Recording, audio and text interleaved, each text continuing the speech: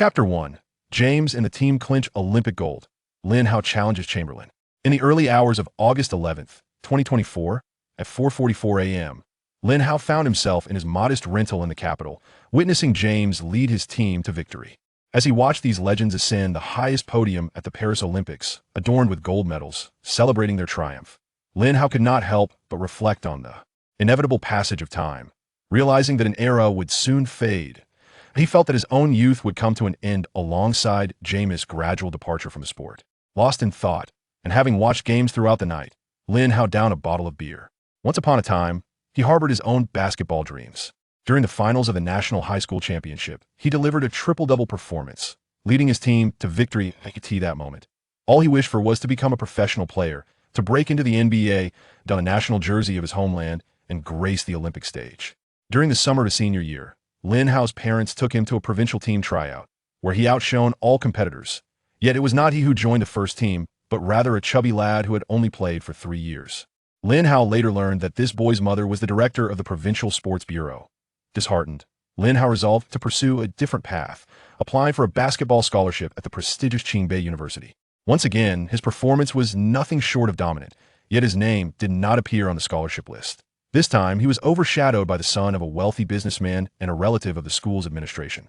After enduring 2 significant setbacks, Lin Hao refused to surrender. He embarked on an intense training regimen.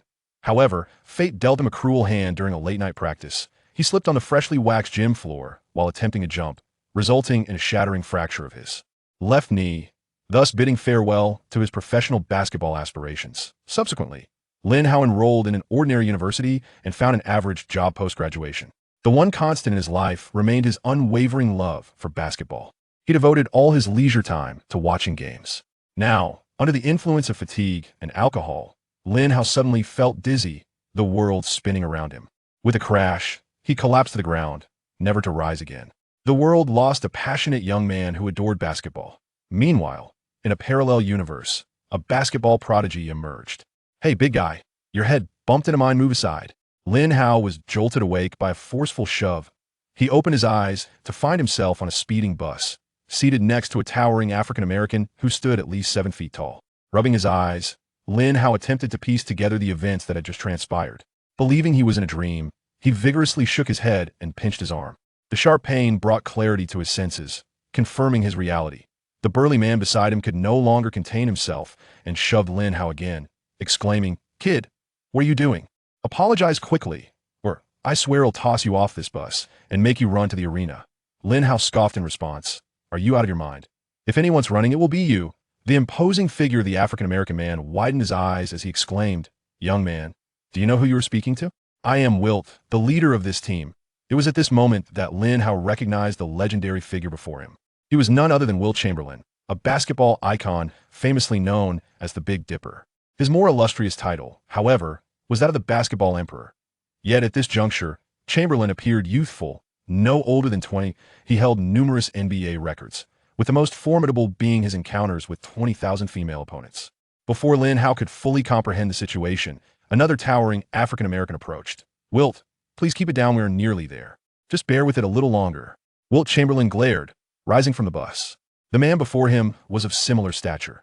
Chamberlain bellowed in anger, "Joel, mind your own business. I am the alpha of this team, and as long as I am here, you shall not ascend." Upon recognizing the individual conversing with Chamberlain, Lin Hao was taken aback. Was this not Joel Embiid? At this point, the process had yet to reign, and his face bore a youthful innocence, his physique not yet the powerhouse it would later become. To encounter both Chamberlain and Embiid, men of the same age, left Lin Hao in disbelief. Embiid retorted defiantly, "Wilt, what gives you the right to claim the top spot? Is it simply the number of your female companions?" What was unfolding? Lin Hao's expression was a canvas of questions. As he pondered this bewildering scenario, a flood of memories surged into his consciousness. He realized he had transcended into an entirely new realm.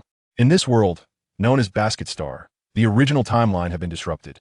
The current date was March 17th, 2046. Aside from players and coaches within the basketball realm, the timeline of most other entities mirrored that of Lin Hao's previous world. In Basket Star, all historical basketball legends were at the peak of their prowess. At this moment, Lin Hao was a member of the Kansas Jayhawks, the sole representative from the Dragon Nation in the NCAA. Prior to the commencement of the season, Kansas University had recruited the original inhabitant of Lin Hao's body, primarily drawn by his height, as the NCAA lacked a 3-second defensive rule, making height a significant advantage. However, the original inhabitant failed to realize his potential. Shortly after arriving in America, he indulged in reckless behavior, engaging in all manner of indiscretions. His nights of revelry and excessive substance use took a toll on his body, leading to his untimely demise on the bus. This unfortunate event granted Lin Hao the opportunity to seize this body, allowing him to pursue his basketball aspirations anew. The Jayhawks boasted a lineage of the finest players in Kansas history, including Wilt Chamberlain, Joel Embiid, Paul Pierce, Danny Manning, Andrew Wiggins, the Morris twins Kelly Oubre, Mario Chalmers, and Kirk Hinrich, among others. At this moment, the bus carrying Lin Hao is en route to the arena. The NCAA March Madness is about to commence. Tomorrow, the University of Kansas will face off against the Texas Longhorns. They are heading to the venue for acclimatization training. Suddenly, a crisp sound echoed in Lin Hao's mind. Congratulations, host. You have been selected by the Supreme Basketball System, becoming the first person from Earth to traverse to the basketball star. Upon binding the Supreme Basketball System, the host may reside in the basketball star and embark on a journey of basketball advancement. Will the host bind the system? Without hesitation, Lin Hao proclaimed his mind bind. Congratulations, host. System binding successful. You have received a beginner's gift package. Lin Hao eagerly opened his system panel. Chapter 2. The body of Wembanyama, the speed of Bolt, the strength of Malone. Lin Hao immediately accessed his beginner's gift package. Congratulations, host. You have acquired absolute human speed from this moment on. You shall possess the peak running speed and instantaneous explosiveness of Usain Bolt. Congratulations, host. You have obtained the mightiest strength in the NBA henceforth. You shall wield the physical power of the legendary Karl Malone. Lin Hao swiftly reviewed his basic data information panel. Host, Lin Hao. Age, 18. Height, 224 centimeters. Weight, 95 kilograms. Wingspan, 244 centimeters.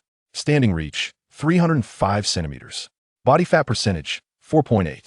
Vertical jump static, 105 centimeters.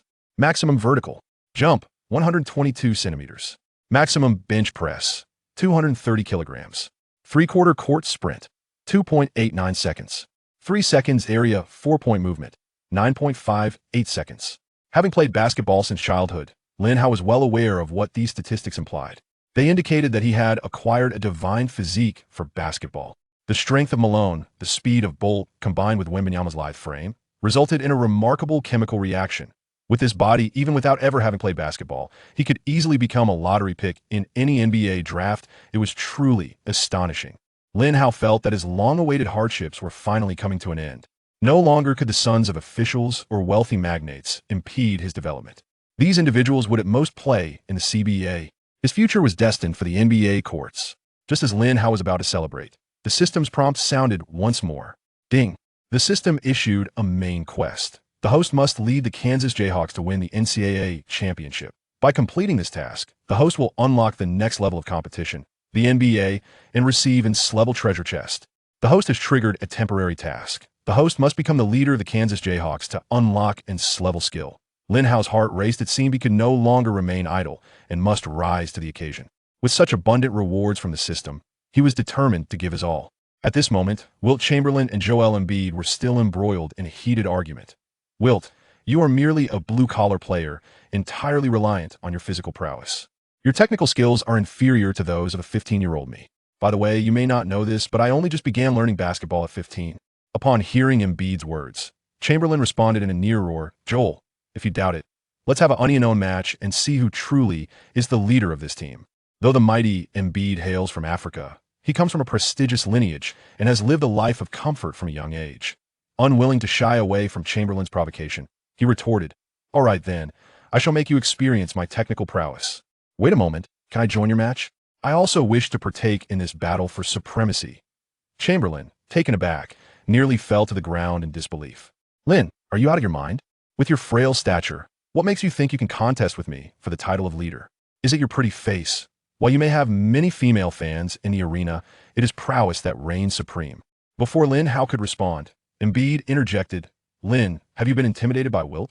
What level are you at to think you can challenge us for leadership? Your immediate goal should be quite clear, to get on the court and play. Embiid expected Lin Hao to meekly retreat to his seat, But to his surprise, Lin chose to confront them heat. Wilt, Joel, listen closely. From this moment forth, the only leader of the Hawks is I, Lin Hao, until I depart from this team. After declaring this, Lin returned to his seat, falling silent. Embiid and Chamberlain exchanged glances, both filled with palpable confusion. They could not fathom what had just transpired. Just moments before, Lin Hao had been assisting them with their luggage, and now he had audaciously proclaimed his desire to dominate them. Wilt Chamberlain muttered to himself, "This kid must be dazed. Once we hit the court, it'll give him a few confrontations to make him aware of his true capabilities." Meanwhile, seated at the back, Larry Brown, the head coach of the Hawks, observed the entire exchange, a subtle smile gracing his face. This Hawks team was lauded by outsiders as a frontrunner for the NCAA championship this season, boasting two exceptionally gifted interior players. Yet, Larry Brown understood that guiding this team to victory would not be a simple task. The interplay between these two could lead to significant internal strife, potentially resulting in a situation where 1 + 1 = less than 2. When both were on the court together, they often hindered one another, leading the team to suffer unexpected defeats against lesser opponents in regional championships. Now, with Lin Hao suddenly stepping in to stir the pot, Larry Brown saw an opportunity to disrupt the existing equilibrium of the team. As the saying goes, one must break to establish. Regardless of the outcome of this contest for supremacy, it would foster healthy competition between Chamberlain and Embiid, which is precisely what Larry Brown hoped to witness. The team's bus swiftly arrived outside the arena, and the players disembarked in succession, entering the venue. Without even removing his coat, Wilt Chamberlain, clad in slippers, charged straight to the basket and executed a thunderous windmill dunk. Boom! At the moment the basketball was slammed into the hoop by Chamberlain, the rim trembled violently. The arena staff stood in stunned silence, their expressions a mix of shock and disbelief. Chamberlain, having landed, approached them, saying, "This hoop is inadequate. You should promptly find someone to reinforce it. I only exerted 30% of my strength. If I had gone all out, the rim would surely have collapsed." The staff nodded vigorously, immediately reporting to their supervisor to request reinforcement for the hoop. Chamberlain then turned to Joel Embiid. "Joel, are you ready? Our duel is about to commence." Embiid glanced at Chamberlain's slippers and replied, "Wilt, let's compete once you've changed into proper attire and shoes. Even if I were to win now, it would lack integrity." Chamberlain scoffed, "Even barefoot, you're no match for me." Embiid, undeterred, shot back, "Wilt, defeat Lin first. If you cannot even best him, then there's no need for you to challenge me." Watching the banter between the two, Lin Hao nearly burst into laughter. This exchange perfectly encapsulated Embiid's cunning nature. He always opted for strategies that favored him, never engaging in battles without confidence. Chamberlain, indeed, was riled up. He turned to Lin Hao. "Lin, do you dare to face me first?" Lin raised his hands in a gesture of indifference, his expression nonchalant. "Whatever, you two will both fall to me. Since you're eager to meet your demise, I shall grant you this opportunity." Chamberlain gritted his teeth and forcefully hurled the basketball towards Lin Hao's chest. Chapter 3. Soaring over Chamberlain, shattering the backboard. Bang! Lin Hao firmly grasped the basketball that Chamberlain had sent his way, leaving everyone present utterly astonished. Chamberlain possessed immense strength. Lifting a teammate who weighed over 200 pounds was akin to cradling a child. The players of the Jayhawk team were convinced that Lin Hao would be toppled by the basketball. Yet, Lin wore a dismissive smile on his face. "Wilt, perhaps you should change into proper shoes to avoid claiming an unearned victory." Chamberlain's refusal to change out of his slippers became his final act of defiance. Though he was taken aback by Lin Hao's grip on the basketball, he stubbornly retorted, "Do I need shoes to defeat you? Let's begin." Lin Hao ceased his banter and launched a fierce offensive. He unleashed the speed of Bolt right from the outset.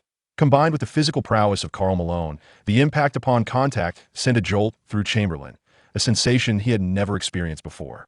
In that fleeting moment of surprise, Lin Hao surged into the paint.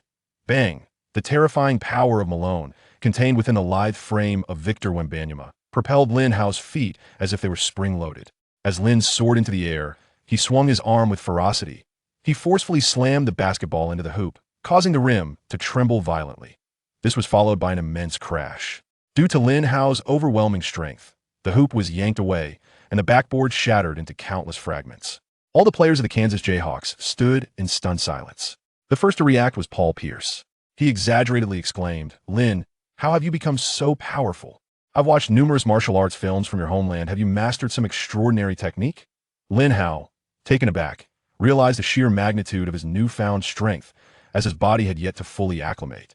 With a feigned calmness, he spread his hands and replied, "Of course not, I simply hadn't unleashed my potential before. In previous games, your presence sufficed, but now, with March Madness upon us, I shall give my all." After speaking, Lin Hao turned to the wide-eyed and open-mouthed Embiid. "Joel, what do you think of that dunk? Would you like to experience it firsthand?" Upon hearing Lin Hao suddenly challenge him, Embiid found himself momentarily at a loss. What? My knee feels a bit uncomfortable today. Moreover, you just finished a match with Wilt. Your stamina can't be at its peak. Perhaps next time." Embiid truly did not anticipate that the Lin Hao of yesterday, who was merely the team's errand boy, could now exhibit such formidable prowess. As a refined egoist, how could Embiid allow himself to be ensnared in a perilous situation? He immediately resorted to the excuse of injury. For other players, injuries may be their lifelong adversaries. However, for Embiid, injuries are both foes and allies. Just as Lin Hao was about to throw some playful jabs at Embiid, he was interrupted by Chamberlain. "Hey kid, I didn't realize you were putting on a show for us all along. Just now, I wasn't paying attention. If I had been more focused, I would never have allowed you to glide past me so effortlessly." Lin Hao shrugged, adopting a nonchalant demeanor. All right, you're right. It's your turn to attack." Lin Hao is well aware that these American players possess an incredibly robust ego. They genuinely believe the earth revolves around them. He truly could not be bothered to waste time debating with Chamberlain. After all, basketball is not played with words. He preferred to let his prowess speak for itself. The two exchanged possession, and Chamberlain took the initiative to attack. Upon receiving the ball, he immediately dribbled forward with ferocity. In his past life, Lin Hao had watched some highlights of Chamberlain and felt that this man resembled a college student intruding upon an elementary school basketball game. In that era's NBA, he exhibited absolute dominance, relying predominantly on his physicality rather than an extensive arsenal of skills to reign supreme in the league. Bang! The moment their bodies collided, a sharp sound echoed. Lin Hao involuntarily staggered back 2 steps. Presently, his strength was comparable to Chamberlain's. Yet the latter possessed a weight advantage and was in a position to assert his force. After pushing Lin Hao aside, a smirk of disdain appeared on Chamberlain's face. "Your physique is hardly impressive." Before the words could fully escape his lips, Chamberlain took a powerful step forward and leaped directly into the air. With a loud rip, his flip-flops disintegrated beneath him due to the sheer force, but this did not hinder his ascent. The players from the nearby Sonya Eagle team instinctively gaped in awe once again, although they had witnessed this spectacle countless times. Seeing Chamberlain showcase his might left them utterly astonished, much like a bank teller who, after counting money daily, would still be wide-eyed upon encountering a refrigerator full of cash. Just as Chamberlain drew back his arm, preparing to slam the basketball into the hoop, Lin Hao, who had just been shoved aside, rapidly reappeared before him. Whack! Lin Hao forcefully swatted the basketball from Chamberlain's grasp. Chamberlain staggered, nearly losing his balance and falling to the ground. The basketball landed on the floor of the opposing half before bouncing out of bounds. As Lin Hao settled onto the court, an expression of calm adorned his face. "Haha. Wilt, didn't you claim you were going to dunk over me? If you wish to score, you'll need to leap a little higher." Upon hearing this, Chamberlain's expression twisted into one of even greater frustration. He pointed at his broken sandals and exclaimed, "Just wait, you young rascal from the Dragon Country. I shall fetch a new pair of shoes and ensure your defeat." With that, Chamberlain dashed barefoot towards the locker room.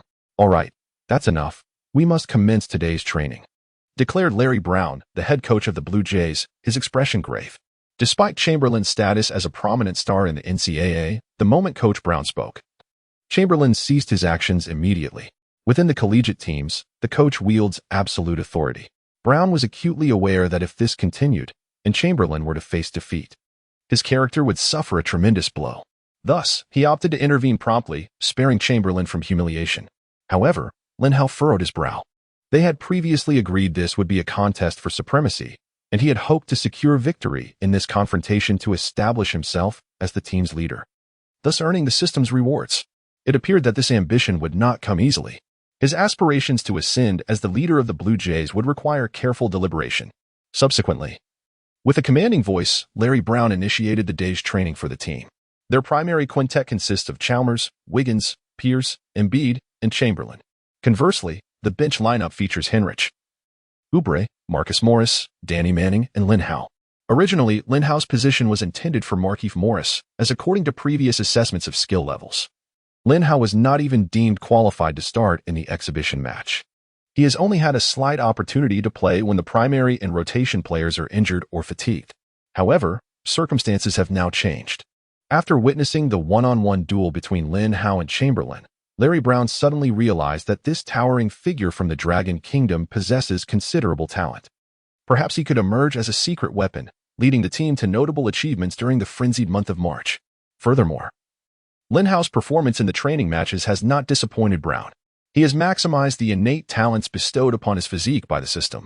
The only source of lamentation for Larry Brown is that, at this moment, Lin Hao lacks the technical prowess to match his physical abilities. Nevertheless, Lin Hao himself remains unperturbed, for he is aware that with the presence of the system, his skills will inevitably improve. Chapter 4. The Madness of March begins. Du Xiaoshui leads the charge. The annual NCAA March Madness has commenced. At this moment, Lin Hao, residing on the planet of basketball, realizes that the fervor for the sport here surpasses that of his former Earth. A single college basketball match in the United States has garnered widespread attention across the entire basketball realm. The Kansas Jayhawks' first opponent in this madness is the Texas Longhorns. Even before the game has commenced, the arena is alive with the sounds of drums and firecrackers, adorned with fluttering red flags, and teeming with throngs of spectators. For this match, both teams will field their regular starting lineups.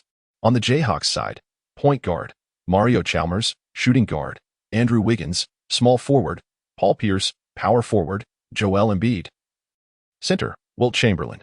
Their adversaries, the Longhorns, have also assembled their strongest lineup. Point guard, TJ Ford, the legendary fastest player in NBA history; shooting guard, Kevin Durant, the most handsome man in the universe, a player of unparalleled legendary status; small forward, Jay Tucker, one of the only two men in the NBA known as the Shoe King; power forward, LaMarcus Aldridge, a tall and stylish mid-range shooter; center, Jared Allen, an all-around defensive powerhouse. Prior to the commencement of the match, the head coach of the Song Sparrowhawks, Larry Brown, summoned the players to gather before him.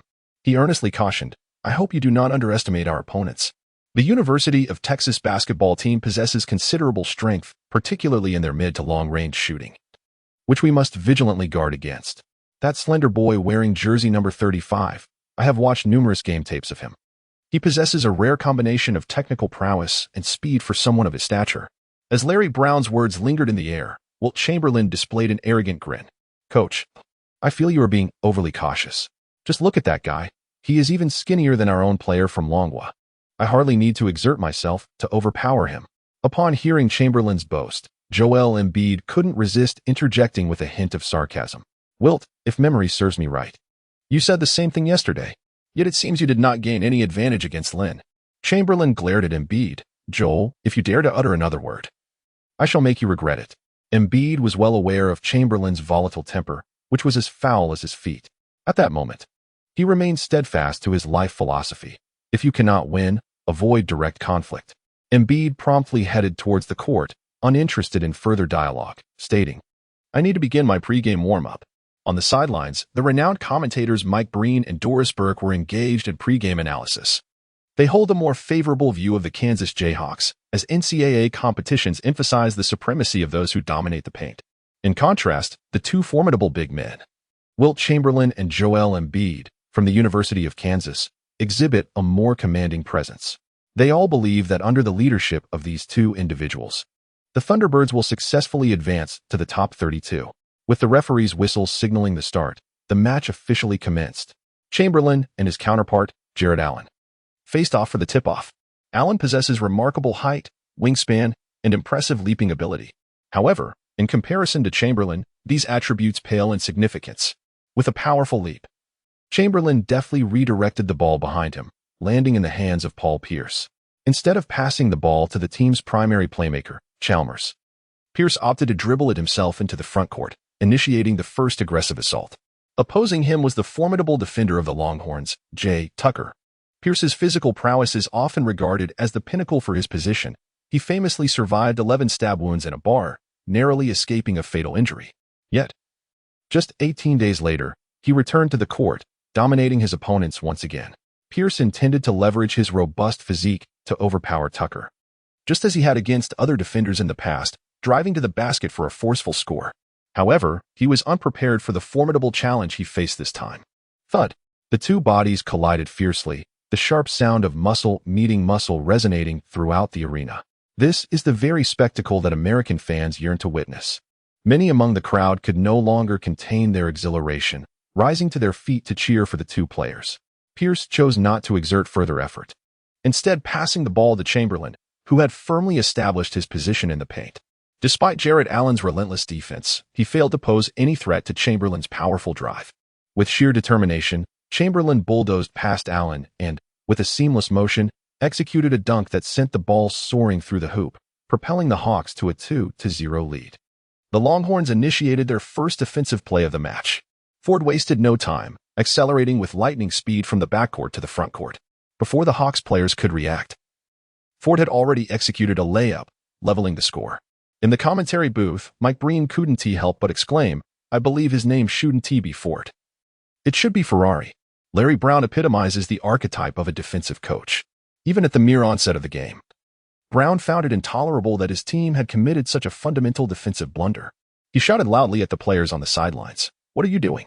Your defensive recovery is far too slow. Why are you allowing such clear openings?"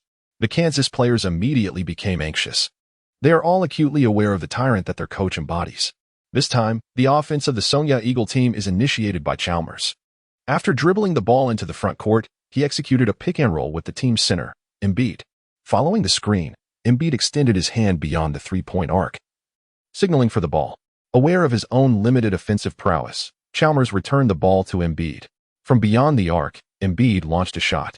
However, under Aldridge's interference, his attempt fell short. The basketball ricocheted off the rim, and Durant secured the rebound. Larry Brown shook his head in disapproval.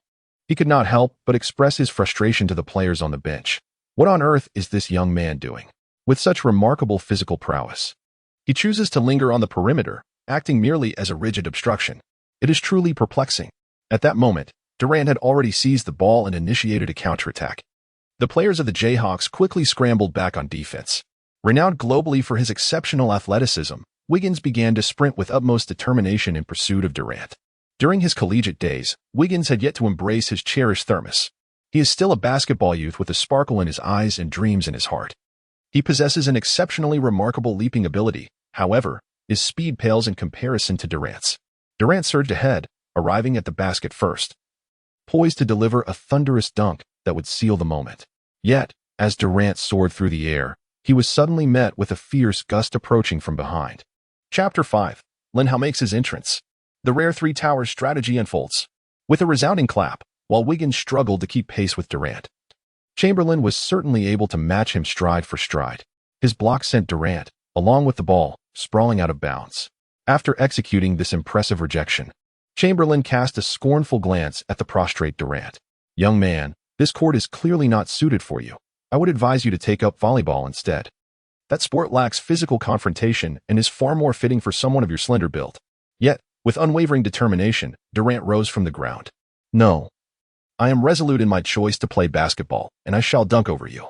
Furthermore, it was you who committed a defensive foul just now."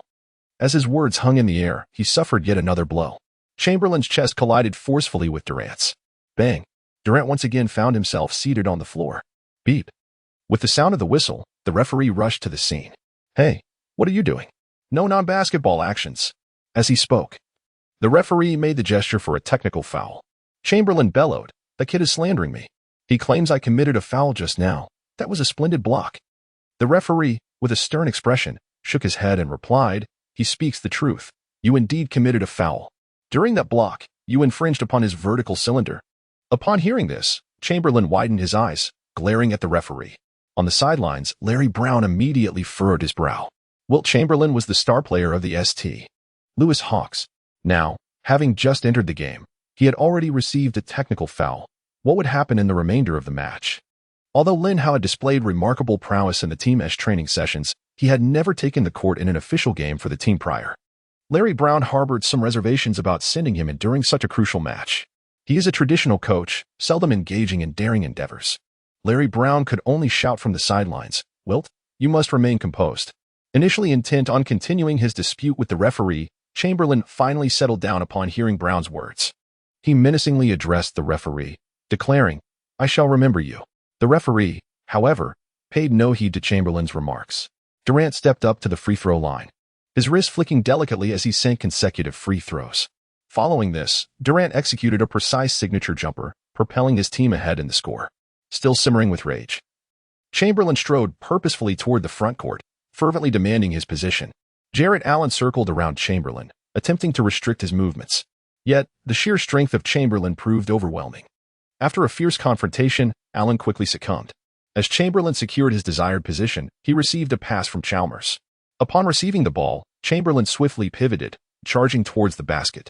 He became unstoppable once more, concluding with a resounding dunk. After the basket, Chamberlain pounded his chest fiercely, roaring, "You pathetic lot, you are no match for me." With that proclamation, Chamberlain swiftly retreated to defense with determined strides. The Texas Longhorns initiated their offensive. They executed a pick-and-roll strategy between positions 2 and 3. J. Tucker fully leveraged his imposing physique to create shooting space for Durant. Durant, embodying the essence of a formidable presence, effortlessly launched a three-pointer from beyond the arc swish. The basketball sailed through the net as Durant turned and walked away. In that moment, Durant undeniably exuded a hint of charisma. On the sidelines, Larry Brown furrowed his brow once more. He realized that his team found it exceedingly difficult to contend with the formidable presence of Durant. For Durant was akin to a glitch on the court, unmatched in speed by anyone taller, and towering over those who could match his pace. He possesses a distinct advantage against any opponent he faces, coupled with his historically elite shooting prowess. Durant is akin to a terrifying weapon on the court, comparable to Wilt Chamberlain. Moreover, unlike Chamberlain, Durant boasts the ability to shoot three-pointers.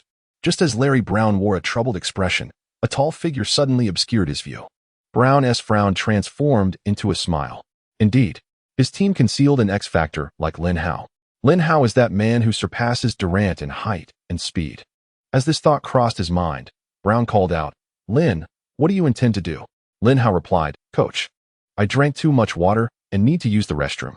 Brown commanded, "Hurry back, prepare to enter the game."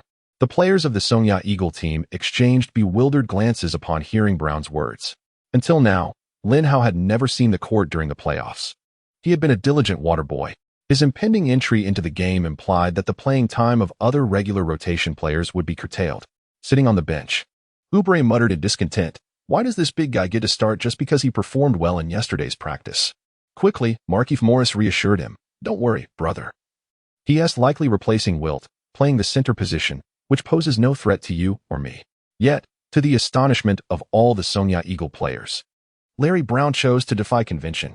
The player he replaced Lin Hao with was Andrew Wiggins. Before Lin Hao took to the court, Brown leaned in and said, "Kid, I have but one request of you. Ensure that number 35 on the opposing team is locked down." Lin Hao raised his left hand, gesturing an OK sign, then strode confidently onto the court. Oubre widened his eyes in disbelief at his teammate, Markieff Morris, thinking, "Is this a joke? This should be my role." Markieff Morris was left speechless. He was at a loss to explain why the coach made such a decision. At the commentary booth by the sidelines, seasoned commentator Mike Breen exclaimed, "This is why Larry Brown has brought in a player from the Dragon Kingdom." His partner, Doris Burke, was equally astonished, exclaiming, "Oh my goodness. This towering figure stands at an astonishing 7 feet 3 inches. How terrifying." They previously employed a dual tower formation, but have now transitioned to a tri-tower setup. Who can withstand such a change? The composed Bruin interrupted Burke's remarks. "Doris, let us not forget that this player named Lin has never set foot on the court before. What does that signify? It indicates that he lacks the prowess to compete at a higher level. I believe Larry Brown's decision to field him is primarily intended to instill a sense of intimidation among the Texas players. This player will not contribute anything of substance." Doris Burke appeared somewhat skeptical. As the most renowned female commentator in the realm of basketball, she felt she possessed a deeper understanding of men than they did themselves. She believed that someone as meticulous as Larry Brown would not take unnecessary risks in such a high-stakes, single-elimination match. Since he has chosen to put Lin Hao on the court, it undoubtedly signifies that Lin Hao possesses considerable talent. Young man, once you step onto the field, ensure you showcase all that you have honed during training. As Lin Hao entered the arena, he heard the commanding words of the team's stalwart, Wilt Chamberlain. Lin Hao responded with a scoff, merely hoping that he would not be a hindrance. Chamberlain was momentarily taken aback by Lin Hao's retort, for within the Kansas Jayhawks, he was undeniably the supreme leader. In both sport and skirmish, none could rival his prowess. Even the illustrious Embiid, known as the Process, dared only to voice the occasional complaint. Thus, when confronted with such audacity from Lin Hao, Chamberlain found himself at a loss. Just then, the Jayhawks initiated a new offensive. And with a fierce glare directed at Lin Hao, Chamberlain strode purposefully towards the front court. He intends to show Lin Hao some color after this match. Chapter 6. The Emperor Embiid fell but rose again. The debuting Lin Hao exhibited remarkable enthusiasm. He immediately set a screen for the team's primary ball handler, Chalmers. At that moment, his opponent was none other than Kevin Durant. Durant was taken aback by Lin Hao's nimble footwork and remarkable speed. After setting the screen for Chalmers, Lin Hao swiftly dashed towards the basket. Chalmers realized that this was a rare opportunity. He swiftly flicked his wrist, attempting to pass the ball to Lin Hao, who had already surged into the paint. However, he overlooked Durant's lengthy reach. With a deft movement, Durant's arm intercepted the passing lane, executing a steal in an instant. Following the steal, Durant nudged the ball forward, propelling it towards the front court. Simultaneously, he stretched his long legs and charged ahead. The fast break at the outset had not culminated in a thunderous dunk, leaving Durant quite vexed. This time, he summoned all his might, accelerating with fervor. As Durant barreled toward the front court, poised to conclude with a spectacular dunk, the crowd erupted in a chorus of gasps. Durant perceived this as the fans rallying behind him, eager to witness his electrifying slam. With this thought in mind, he swung the ball in a grand windmill motion while suspended in the air. Just as Durant was about to execute the dunk, Lin Hao suddenly galloped into the scene. He executed a spectacular two-handed block, completing the rejection with finesse. Unfortunately for Durant, he found himself at a disadvantage. Overwhelmed by Lin Hao, he lost his footing and fell to the ground, twisting his ankle upon impact. Without pausing to celebrate his achievement, Lin Hao swiftly turned and launched the basketball towards the front court. It was a pass reminiscent of a quarterback's long throw, landing directly in the hands of Embiid. At that moment, the only defender in front of the towering figure was Jay Tucker. Embiid perceived Tucker to be a good 15 centimeters shorter and dismissed the notion that he could thwart his powerful drive. Resolute, he initiated a forceful attack, aiming for a thunderous dunk to seal the play. However, he underestimated Tucker, whose lack of height was offset by an abundance of strength and tenacity. Aware that he could not contest Embiid's approach in the air, Tucker opted instead to deliver a fierce shove to Embiid's lower body. The collision caused Embiid to lose his balance midair. Thud! Joel Embiid crashed to the ground. His eyes revealed a look of horror, emitting anguished cries. The spectators at the sidelines were equally disturbed by such a scene. Witnessing Embiid's agony, everyone was convinced he had sustained a grave injury. Perhaps even one that would confine him to a bed for the rest of his life. The Kansas team physician, upon seeing the scene, rushed onto the court. "Joel, please remain still. How do you feel right now?" Amid the physician's concerned inquiries, tears of pain streamed down Embiid's face. "You must show me. For I fear I may have to bid farewell to basketball. I do not know if I will ever walk upright again." Surrounded by the team physicians, Embiid underwent a thorough examination. Jay Tucker was equally astonished by the unfolding events. Durant approached, asking, "Jay, what just transpired? How did you manage to bring him to this state?" Tucker shook his head, responding, "It shouldn't be like this. He appeared so robust. How could a mere collision bring him down?" After a brief assessment, the physicians exchanged glances, each reflecting uncertainty in their eyes. The lead physician stated, "Joel, we believe you are not significantly injured. Why not try to stand and take a few steps?" Upon hearing this, the tears in Embiid's eyes ceased instantaneously. "What? Is it truly nothing serious? I jumped so high, and after landing flat, I cannot possibly be unscathed?" The physician quickly clarified, "Joel, your physique is exceptionally strong. Your muscles have provided remarkable protection. Furthermore, through slow-motion analysis, we can see that you are adept at safeguarding yourself in the face of contact. You did not exert brute force, but rather fell with the momentum." Yet, Embiid remained skeptical of this revelation. He responded with a skeptical expression, "Really? Are you sure? If nothing is wrong, why do I feel such pain?" The team doctors were at a loss as well. "Joel, even ordinary people experience some discomfort after a fall. It's unavoidable. You may take a moment to rest on the sidelines." Beside him, Lin Hao couldn't help but chuckle. He realized that Embiid did not begin his questionable antics upon entering the NBA. It appears he exhibited such behavior even during his college days. A minor injury leads to extensive recuperation, and he collapses at the slightest contact. He stands as appear to harden in the realm of drawing fouls. Despite being exposed, Embiid understands that he must continue to play the role. He painfully rose from the ground and, with the assistance of Chamberlain and Pierce, made his way toward the sidelines. Chamberlain furrowed his brow and remarked, "Buddy, your physique is rather feeble. A mere bump from that short fellow has left you unable to stand straight. Look at me.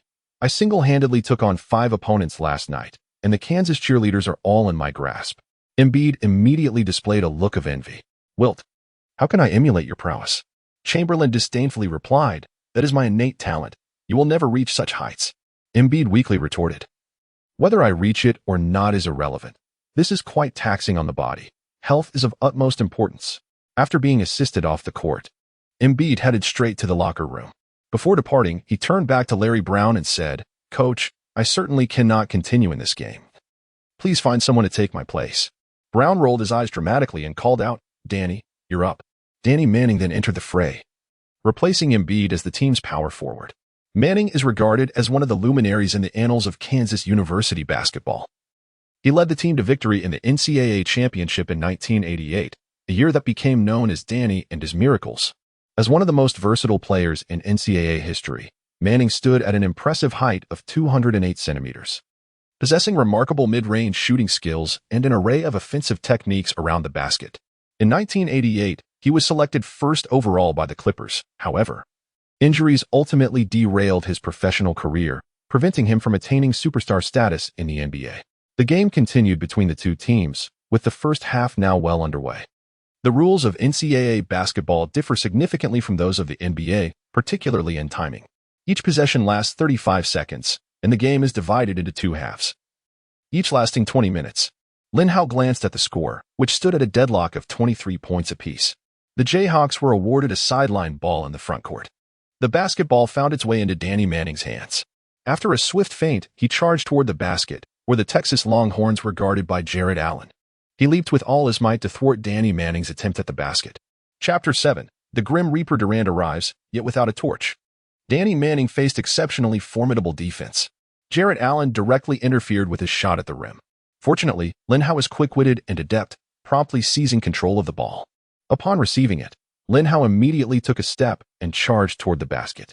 As Jarrett Allen fell to the ground, he swiftly leaped again, intending to block Lin Hao's shot. However, upon witnessing the height of Lin Hao's jump, Allen's expression transformed into one of utter astonishment. He truly did not anticipate that Lin Hao could leap so high. Coupled with his height and wingspan, one could only describe it as a spectacle that obscured the heavens.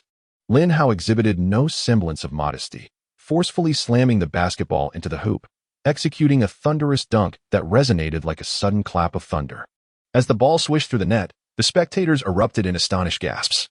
"Goodness, is this towering figure from the Dragon Nation? I had assumed individuals from the Dragon Nation were solely adept at table tennis. Who would have thought they could excel at basketball as well? Do you not perceive how? In his large hands, the basketball resembles a mere ping-pong ball? It is utterly terrifying. I am curious to know the extent of Jarrett Allen's psychological trauma. This is truly a brutal domination." Before Allen could recover from his fall, he was struck again, this time with a forceful shove to his back. He stumbled forward, turning around to glare in anger, only to discover that it was his teammate, Jay Tucker, who had pushed him. "Jay, what on earth are you doing? I understand you are our captain, but you cannot assault me like this."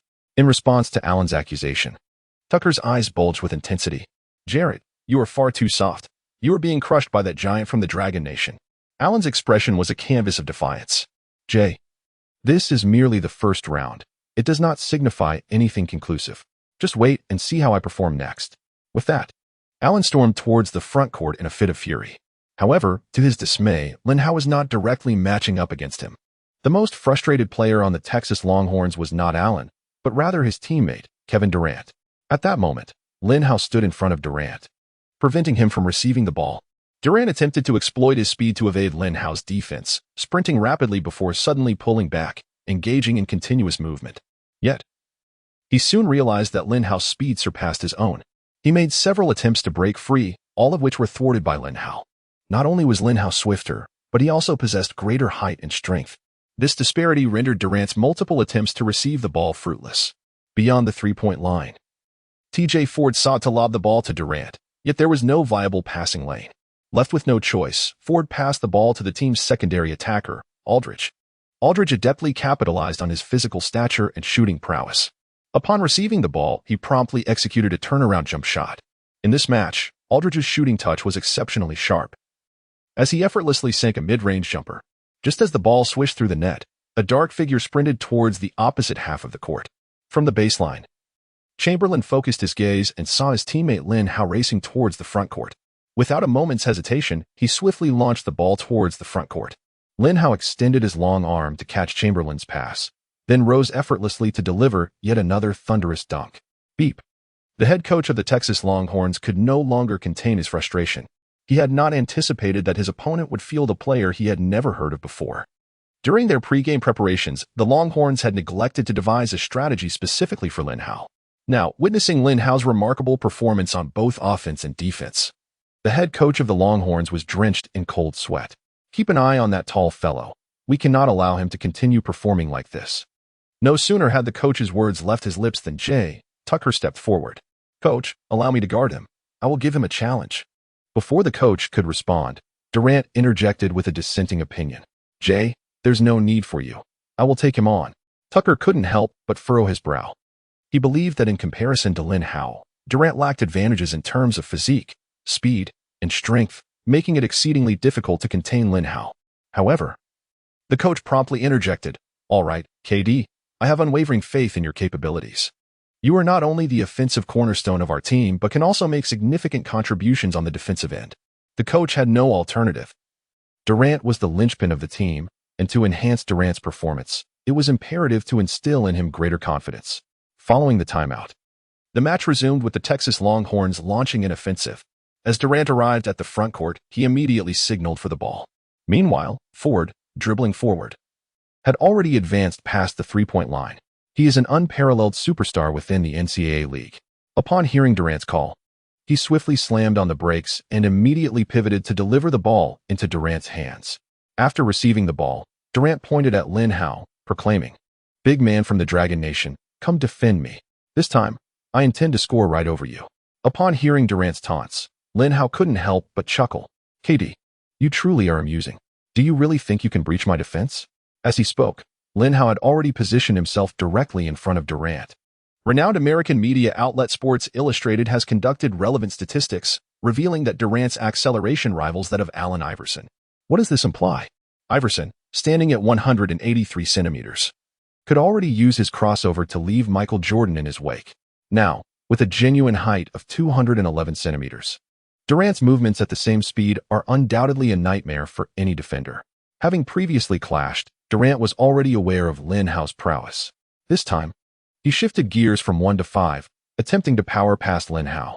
However, he did not anticipate that Lin Hao, arms outstretched, resembled an enormous spider web, consistently enveloping his front.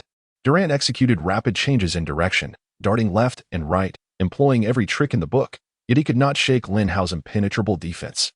Observing sweat trickling down Durant's forehead, a smile reemerged on Lin Hao's face. KD, if all else fails, perhaps you should pass the ball. Although the NCAA allows 35 seconds for each offensive possession, you want to find an opportunity to break through my defenses within that time. Durant, possessing an exceptionally strong sense of pride, found himself completely rattled by Lin Hao's remarks. He gritted his teeth, forcing a few words through the gaps. Damn it. I will surely score a goal over your head. As he spoke, he forcefully charged at Lin Hao. However, in terms of strength, he found himself significantly outmatched. Durant, after 30 seconds of effort, finally reached a position just a step away from the three-point line. With no other option, he attempted a desperate jump shot, releasing a three-pointer. Crack. Lin Hao leapt up in response, delivering a thunderous volleyball-style block to the Grim Reaper, Durant. In that moment, as night descended, the Grim Reaper had arrived, but had forgotten to bring his torch. The entire crowd erupted in cheers for Lin Hao's remarkable block. Yet, as Lin Hao strode forward to complete the fast break, he was suddenly knocked down. Chapter 8. Chamberlain is ejected, and Embiid rises once more. In slow motion, we see Lin Hao, having executed the block, striding forward, eager to seize control of the ball for a quick attack. But from his diagonal rear, an unexpected figure surged forward, crashing into his midsection. The impact caused Lin Hao to lose his balance and tumble to the ground. Despite possessing Malone's strength at that moment, his lightweight frame made him vulnerable to such a sudden collision. The Kansas players quickly surrounded him. The team leader, Chamberlain, charged towards the perpetrator, Tucker. You fat lout. What do you think you're doing? That was a blatant foul aimed at causing injury. Tucker feigned innocence, replying, "Not at all. I was merely vying for every opportunity." Perhaps it was his body that was too fragile. Before Tucker could finish his sentence, he received a crushing blow to his chest. Bam! It was Chamberlain who had struck him.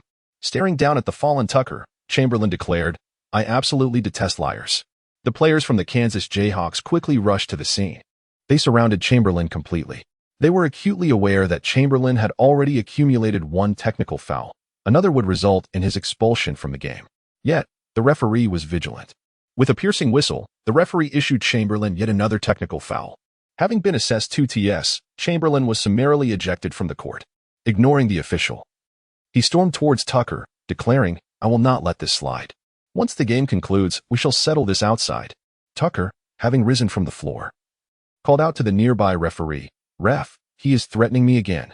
Shouldn't he receive another T?" In swift response, 3 referees converged to separate the two, commanding Chamberlain to vacate the premises at once. Grumbling, Chamberlain made his way off the court. Before entering the players' tunnel, he shouted back at the now upright Lin Hao, "You young man from Dragon Country, ensure you take them down." Lin Hao recognized that this Wilt Chamberlain was a person of passionate conviction, unafraid to express his sentiments. He rather appreciates such individuals. At the very least, they are forthright, expressing their thoughts candidly. Unlike certain self-proclaimed icons, who perpetually utter insincere words while donning a mask of hypocrisy, Lin Hao was significantly impacted by the collision, and the medical team from Kansas escorted him off the field for examination. The height of the Sonya Eagle team's lineup diminished abruptly as all 3 towering players exited the game. On the sidelines, the head coach of the Sonya Eagles, Larry Brown, wore a face contorted with concern. He was acutely aware that his team was confronted with an unprecedented challenge. Across the court, the University of Texas men's basketball team glimpsed a flicker of hope for victory. They launched a formidable offensive, executing a remarkable 12-2 scoring run. By the conclusion of the first half, they held a temporary lead of 42-31 over the Kansas University Jayhawks. The players of the Jayhawks returned to the locker room in a state of despondence. Within their locker room sat 3 towering figures, Wilt Chamberlain, Joel Embiid, and Lin Hao, who had all returned prematurely. Lin Hao had indeed sustained a significant impact. The team physician recommended that he refrain from participating in the second half to prevent exacerbating his injury, with a follow-up MRI scheduled for the next day to further assess the damage. Upon hearing this, Larry Brown immediately addressed Lin Hao, stating, "Lin, we must respect the physician's conclusion. You should not take the court again. Instead, focus on resting." Upon hearing Brown's words, Lin Hao sprang to his feet from the chair. "Coach, I must play. We need to secure this victory, and I want to fight alongside my teammates." Throughout his tenure, whether coaching a college team or later in the NBA, Brown's approach remained consistently resolute. The team he belonged to was undoubtedly a dictatorship. Any command he issued was to be followed without question. Any player daring to challenge him would surely face dire consequences. This was why, after leading the Pistons to victory in the 2004 championship, the players collectively petitioned for the dismissal of this victorious coach. Yet, at this moment, faced with the fresh and audacious challenge from Lin Hao, Larry Brown found himself wavering. In Lin Hao's gaze, he perceived a spark, a resolute determination that was indisputable. After a 6-second pause, Larry Brown sighed and said, "All right, you may take the court." As soon as Brown's words fell, Embiid also rose, exclaiming, "Coach, I can play too." The players of the Hawks turned to Embiid with expressions of skepticism, recalling his earlier frail appearance, as though he could scarcely care for himself in the latter stages of his life. Now, hearing that Lin Hao was ready to play, he too felt a surge of motivation. In fact, just moments ago, Embiid had engaged in a fierce internal struggle, following a tussle between the small black and white players. He ultimately resolved that he must take to the court, as it was in his best interest, with Lin Hao currently nursing a more severe injury than his own. Should Lin take the court while he remained sidelined, it would place Lin on the moral high ground. Furthermore, with Chamberlain unable to play, Embiid would have greater control over the ball, presenting an excellent opportunity to establish his standing within the team and his influence on the court. Most importantly, Embiid felt that his injury was indeed minor and would not hinder his performance. Larry Brown nodded and stated, "Very well. Our starting lineup for the second half will be Mario, Paul, Andrew, Joel, and Lin." Brown understood well that Embiid preferred not to play the center position, as he was averse to physical confrontations with opposing big men. In contrast, Lin Hao, though seemingly slender, showed no fear of such confrontations. His arrangement places the strongest lineup currently available on the field. The Texas Longhorns made no adjustments to their starting lineup. The second half of the match begins. The Longhorns initiate the first attack. Upon seeing Lin Hao re-enter the game, Durant's enthusiasm reignites. He reached out for the ball and pointed at Lin Hao, saying, "Lin, do you dare to come up and defend me?" Lin Hao chuckled once more at Durant's words. "KD, I believe you have it backward. It is you who dares not attack in front of me. Furthermore, in the second half, I want to be guarding you, for you are simply unworthy of my defense." With that, Lin Hao resumed his position as center, stationed beneath the basket. Durant's fragile pride continued to be ground beneath Lin Hao's heel. Although he had an opportunity to shoot from the perimeter, in a bid to prove himself, he insisted on taking the ball with both hands and charging toward the basket. Upon witnessing the disdainful smile on Lin Hao's face, Durant grasped the ball with one hand, intent on executing a dunk over Lin Hao. The two soared into the air simultaneously, locking eyes. However, it was not long before Durant found himself looking up at Lin Hao. Lin Hao's long arms completely obstructed Durant's angle for the attack. In a moment of desperation, Durant regained his composure and quickly passed the ball. The basketball found its way to Jay Tucker beyond the three-point line in the corner. The corner three-pointer was Tucker's offensive forte. For him, catching and shooting was as effortless as eating or sleeping. After receiving the pass, he immediately launched a three-point shot. Chapter 9, Guardian of the Paint, Infinite Blocks Smack. Jay Tucker's three-point attempt was swatted away. When the crowd witnessed the player who had just blocked Tucker's shot, they gasped in astonishment. Goodness, how could this be? Was he just defending KD down low? This Dragon Country player must possess extraordinary skills. I've seen Crouching Tiger, Hidden Dragon, and those characters move just like that. I was watching intently and didn't even catch how he dashed over. I need to see the slow-motion replay. It's terrifying. He is truly a godlike presence on the defensive end. Indeed, it was Lin Hao who had blocked Jay Tucker. The fans, through the live slow-motion replays, finally grasped how Lin Hao had surged from under the basket to the three-point line. It turned out that the instant Tucker received the ball, Lin Hao's feet had just landed. He then executed a swift step and charged toward the corner three-point line. This sequence of movements was as quick as a flash. A thunderclap in clear skies. Tucker stood with his mouth agape, dumbfounded as he watched the slow-motion replay.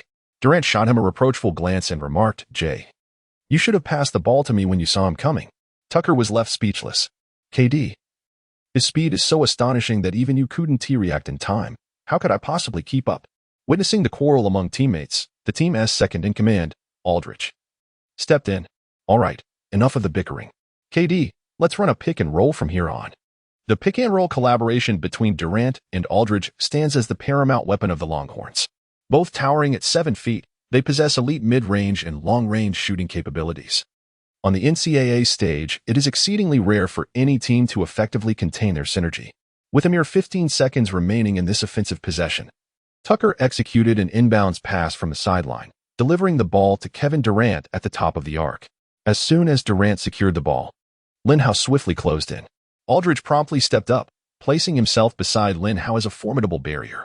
Despite Lin Hao possessing the formidable strength akin to that of Malone, regulations prohibit him from employing brute force to displace Aldridge. Consequently, the Eagles were compelled to switch their defensive assignments. The defender now positioned in front of Durant was none other than the formidable Joel Embiid. While Embiid's agility is commendable among players of his stature, it pales in comparison to Durant's exceptional prowess.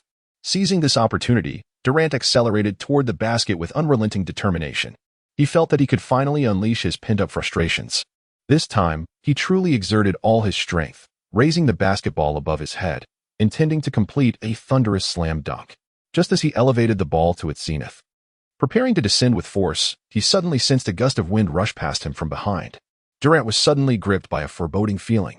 Yet, with his momentum already in motion, he had no choice but to proceed with the dunk. With a resounding thud, it was Lin Hao again. This time, he delivered a resounding block that echoed off the backboard. The roars from the crowd surged to a level that seemed to challenge the limits of human hearing. The commentators at the booth were nearly hoarse from their exuberant shouting. Doris Burke could only scream with a voice that was barely audible, "This guy is simply extraordinary. I feel like divorcing my husband right here, and now to marry him." Mike Breen snorted in response, as if anyone wouldn't want to. But who knows if this Dragon Kingdom player is too rigid about gender? The basketball that Lin Hao had blocked fell into the hands of Joel Embiid, who immediately pivoted and dribbled toward the court. He does not wish for his brilliance to be entirely overshadowed by Lin Hao. He yearned to showcase his talents on such a grand stage. Embiid accelerated with all his might towards the front court. However, just as he crossed the halfway line, he was startled to find someone rushing ahead of him. Quickly, he halted his steps, though his ball-handling skills were commendable. Being a towering figure of 7 feet made long dribbles susceptible to interception. As he focused intently, he recognized that it was Lin Hao who had dashed past him. And he finally felt a sense of relief. In that very moment of his pause, the Texas Longhorn supercharged player, T.J. Ford, surged forward. Embiid, unwilling to relinquish possession of the ball, passed it to Lin Hao in the front court. It was now Lin Hao's time to shine. He received the basketball at the free throw line and immediately, with a fluid motion, struck the ball against the backboard with his left hand. Simultaneously, Lin Hao leapt with all his might, catching the rebound with his right hand, and then executed a breathtaking one-handed windmill dunk. The crowd erupted once more in exuberance. They realized that watching others play basketball cost money, but watching Lin Hao play was a matter of life and death. At this moment, the majority of them had already lost their voices, yet they could not suppress the urge to shout. The head coach of the Texas Longhorns paced anxiously along the sidelines. Witnessing the vanishing lead his team had established in the first half, he immediately called for a timeout. To win this game, the key lay in restraining the towering giant from the Dragon Nation. The Longhorns coach shouted hoarsely, but his players remained silent, their heads bowed. They were indeed taken aback by Lin Hao's astonishing performance. Now, it is time for you to showcase your true prowess. Challenge him. His center of gravity is so elevated that his lower body must be unstable. Get him off the court. Tucker, suddenly receiving the command, was momentarily stunned. He indeed performed the arduous and unsavory tasks on the court, yet he was taken aback when commanded by the coach to become a mere pawn. It appears that the head coach of the Longhorns has truly reached his breaking point. In collegiate basketball, the head coach bears not only the responsibility of training athletes but also that of an educator. It is rare for NCAA coaches to encourage their players to employ underhanded tactics against their opponents. Noticing Tucker's lack of significant reaction, the coach continued, "Jay, you must understand your role. With your talent, the NBA is beyond your reach unless you embrace the label of a villain." For the next minute, Tucker was completely brainwashed by the coach's words. As the timeout concluded, Tucker's determination surged. "Rest assured, Coach, I shall fulfill the task." While he had previously engaged in unsavory activities, he had never done so with such fervor. Now, having received the coach's directive and undergone this mental transformation, Tucker was prepared to unleash his most unscrupulous self on the court. Prior to this, Kansas head coach Larry Brown had already sensed the impending shift. He repeatedly cautioned Lin Hao before his entrance onto the court. "Lin, you must exercise utmost caution. I perceive that our opponents are prepared to give their all." Lin Hao glanced at his bruised ribs from the earlier collision, nodded, and replied nonchalantly, "Rest assured, Coach. We, the people of Dragon Nation, abide by a principle. If one does not offend me, I shall not offend them. But if one offends me, I shall certainly retaliate." With that, Lin Hao resolutely stepped onto the arena, for the decisive moment had arrived. Chapter 10. A devastating blow. The match between the two teams had reached its critical juncture. Tak, who was tasked with leading the charge, surged towards Lin Hao. Lin Hao greeted him with a grin. "Hey bro, it's your team initiating the offense. Why do you come straight for me?" Tak immediately scowled. "What business is it of yours? Today, I must bring you down." Lin Hao remained remarkably composed. For in his past life, he was a seasoned NBA enthusiast, well aware of Tak's capabilities and significance. He understood that as a time traveler.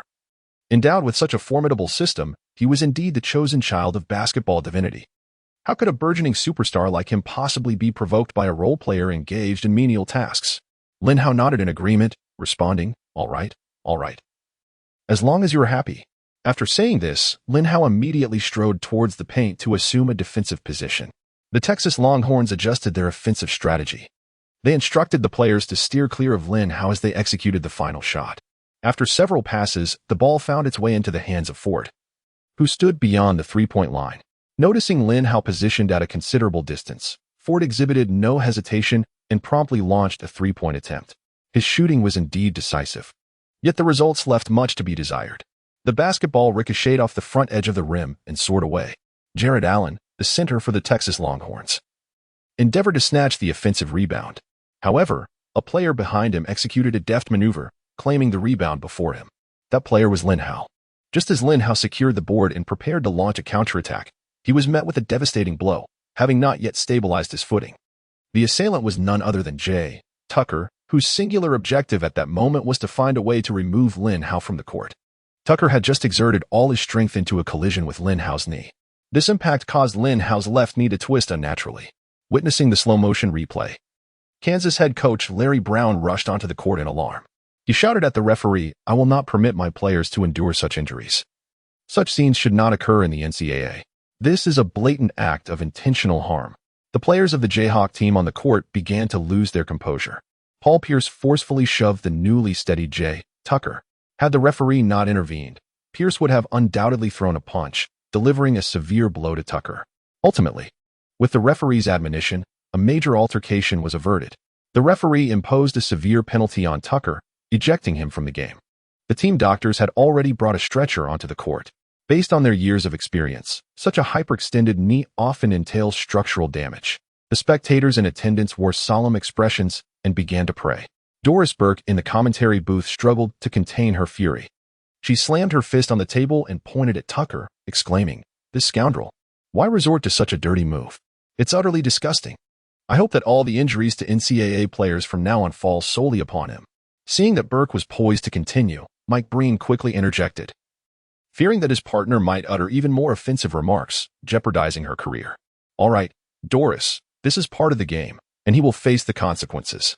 Let us now pray for this giant from the Dragon Kingdom." The team doctor signaled for Embiid and Pierce to assist in lifting Lin Hao onto the stretcher. Suddenly, Lin Hao, who had been lying prone, turned and sat up.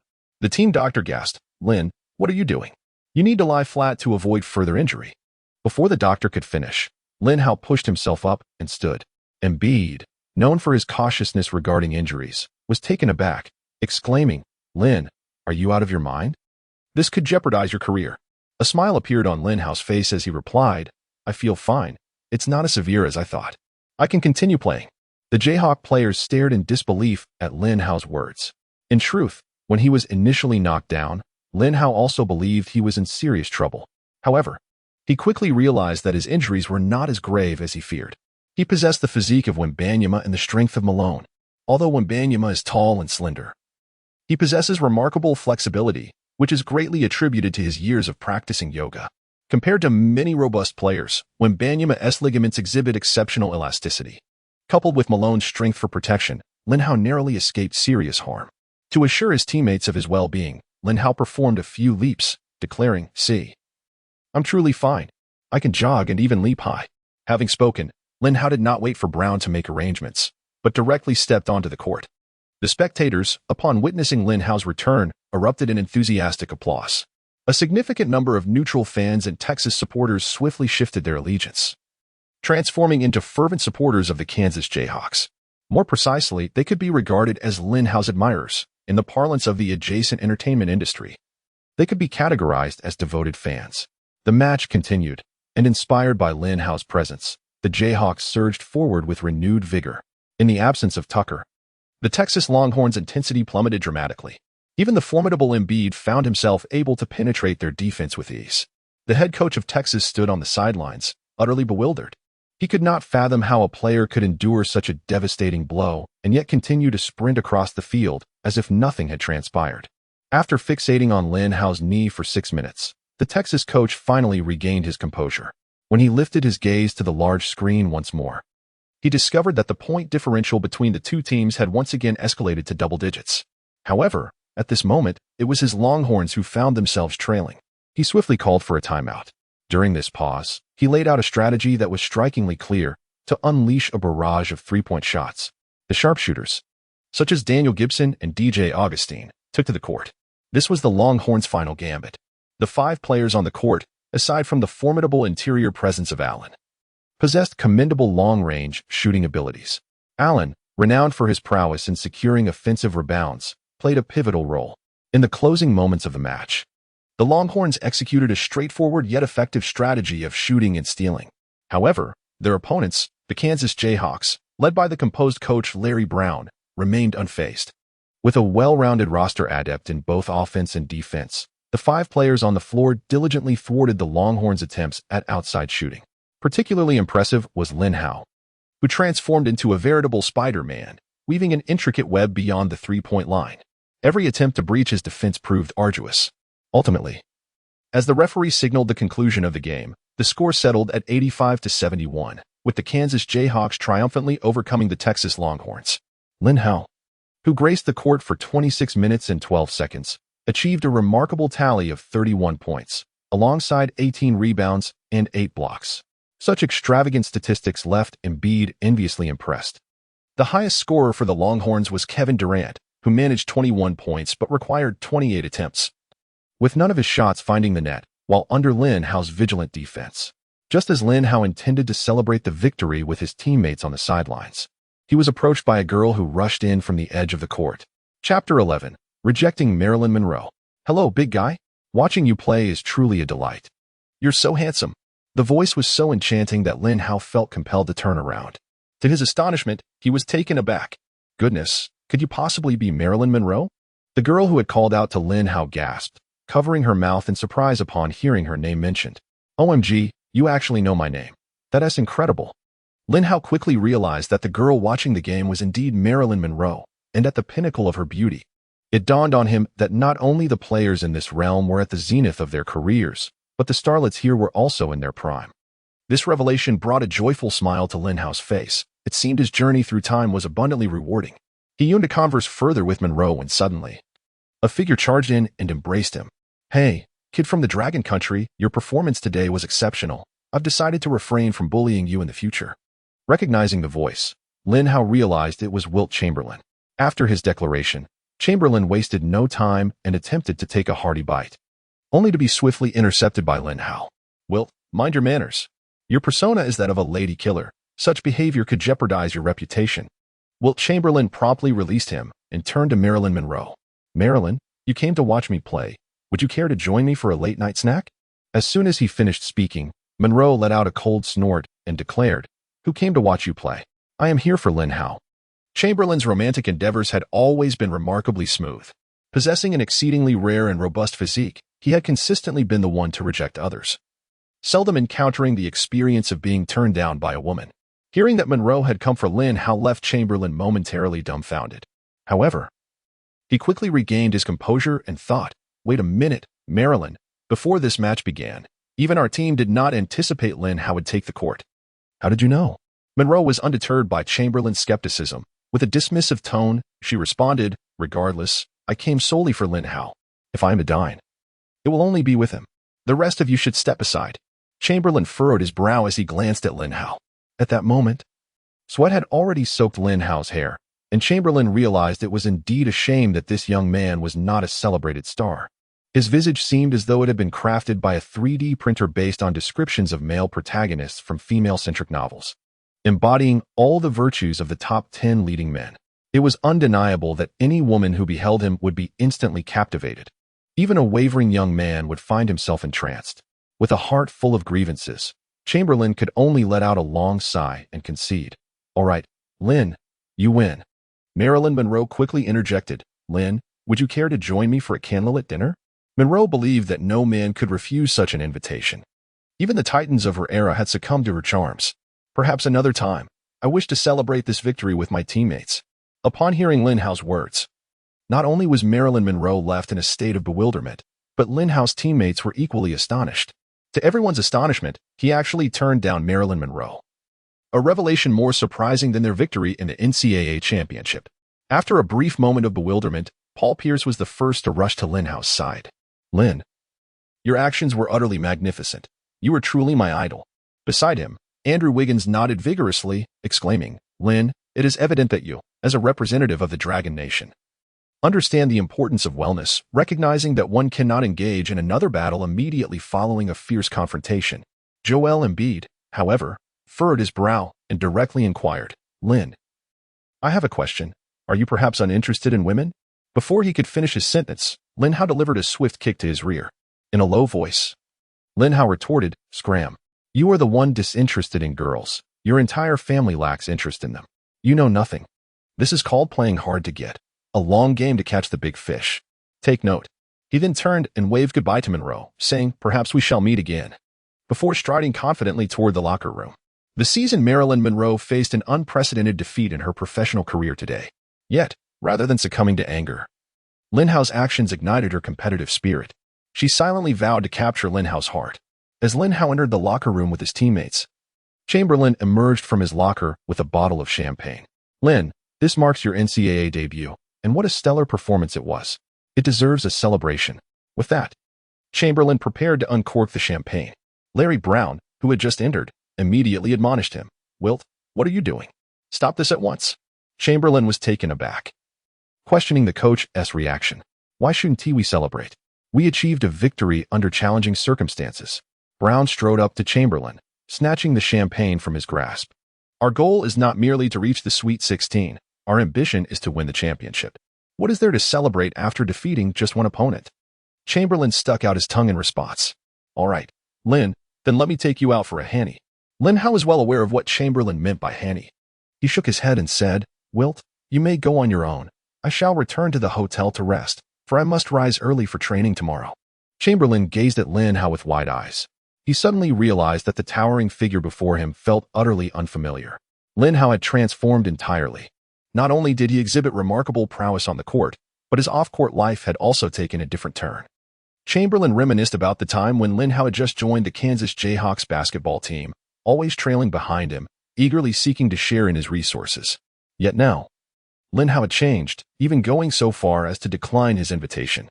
The enthusiastic Chamberlain found himself completely sobered by this unexpected chill of Lin Hao's rejection. He suddenly realized that indulging in nightly escapades had grown rather tedious. Moreover, Wilt Chamberlain had always been the unequivocal sovereign of the court. This overwhelming superiority over his fellow players had gradually diminished his enthusiasm for basketball. However, with Lin Hao's formidable emergence, a sense of crisis began to stir deep within Chamberlain. He rekindled his passion for the game. That evening, Chamberlain chose not to seek the company of female basketball friends. Instead, he sequestered himself in the gym for extra practice. Simultaneously, Lin Hao's response left Larry Brown quite impressed. He realized that this young man was indeed remarkable. Not only could he dominate on the court, but he also exuded a significant aura of leadership off it. Larry Brown felt it was imperative to further establish Lin Hao's tactical position. Should Lin Hao maintain consistent performance in the forthcoming matches, he would elevate him to the role of the team's leader. Chapter 12. Once again triumphant over Chamberlain upon returning to the grand bed of his hotel room, a smile of unprecedented joy illuminated Lin Hao's face. Basketball had always been his passion. Now, he could finally pursue his basketball dreams on a grander stage. Lin Hao eagerly opened his phone to watch footage of other teams' games.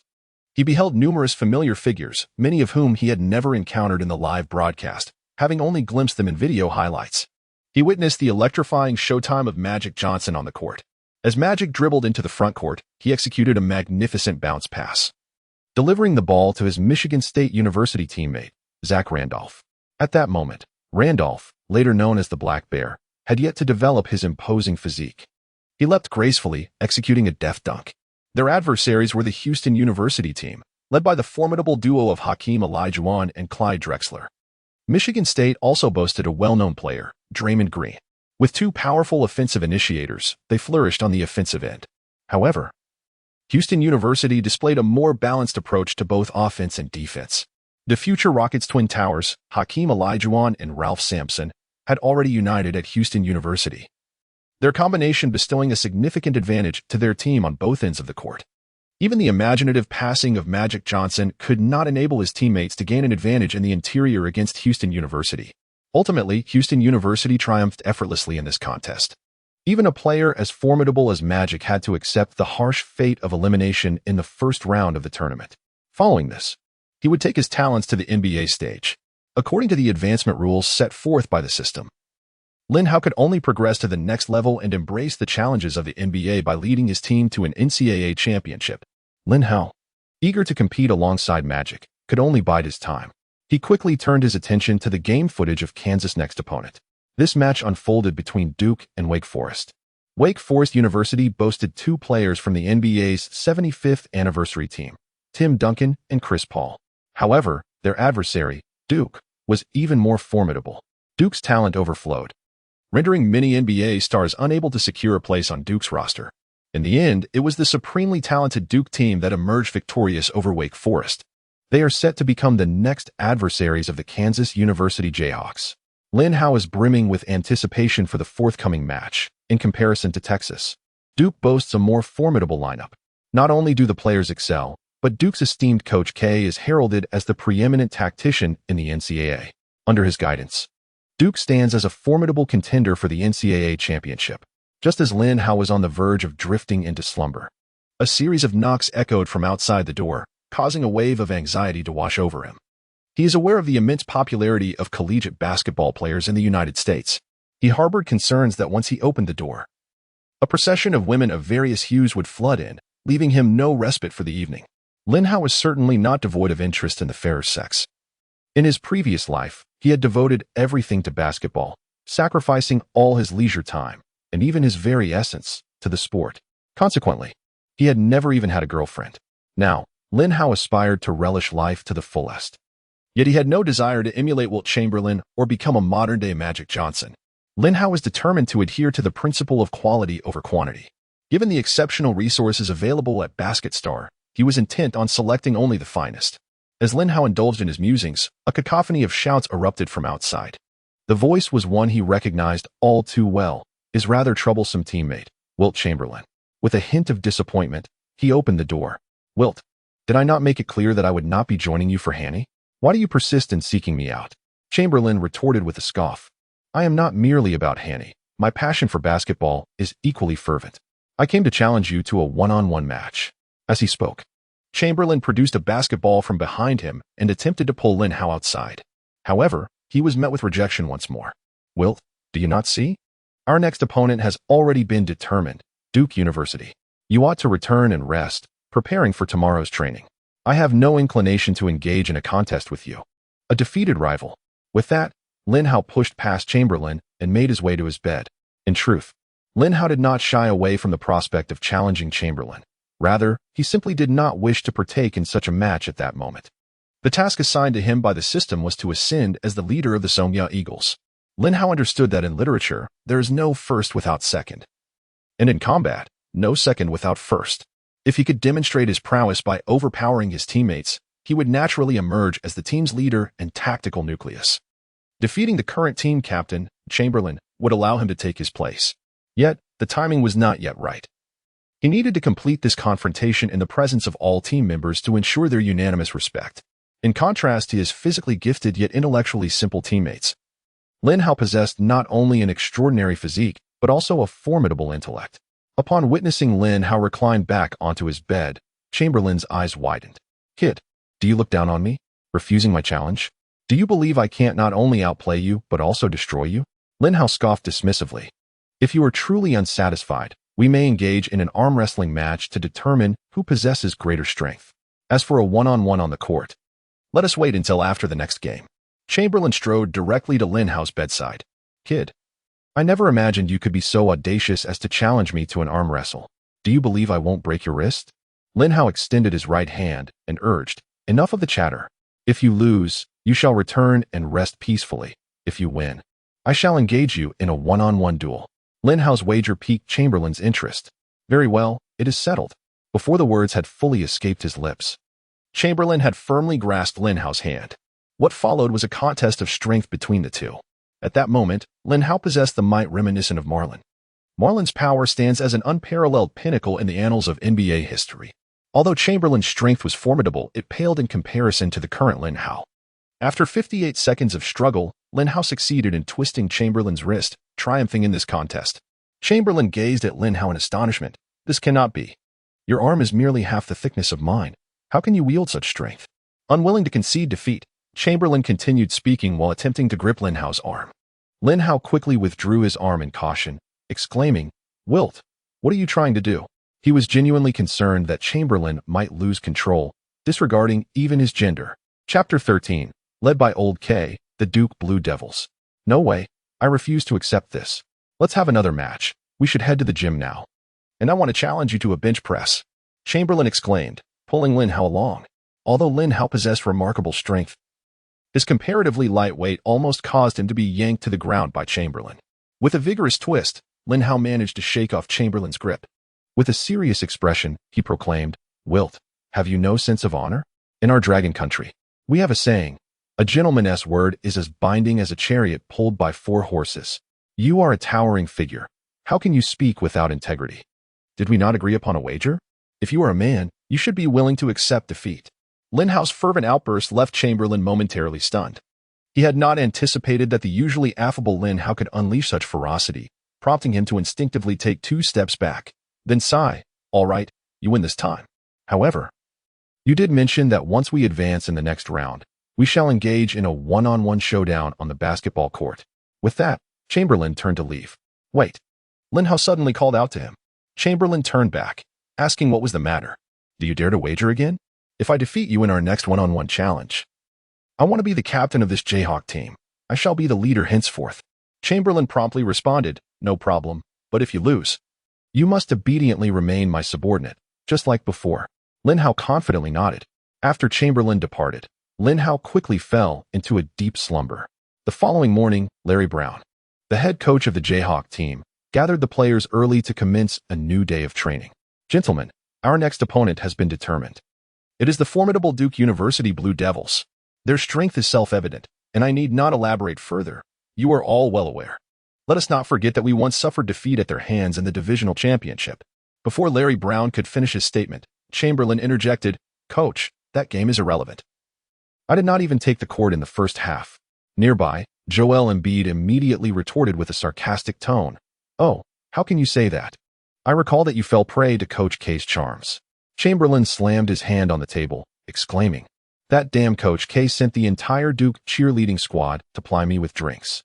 I suspect they may have spiked my beverage. Otherwise, given my tolerance, I would not have lost consciousness."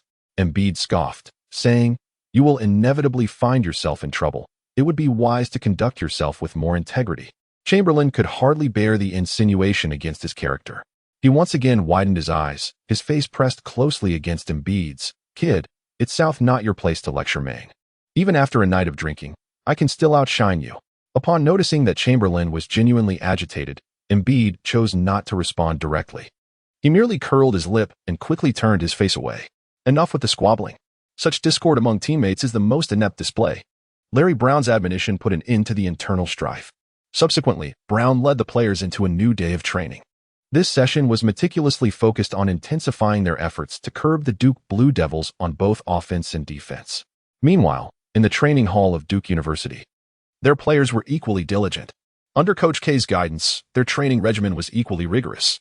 After a session concluded, Coach K gathered the players around him.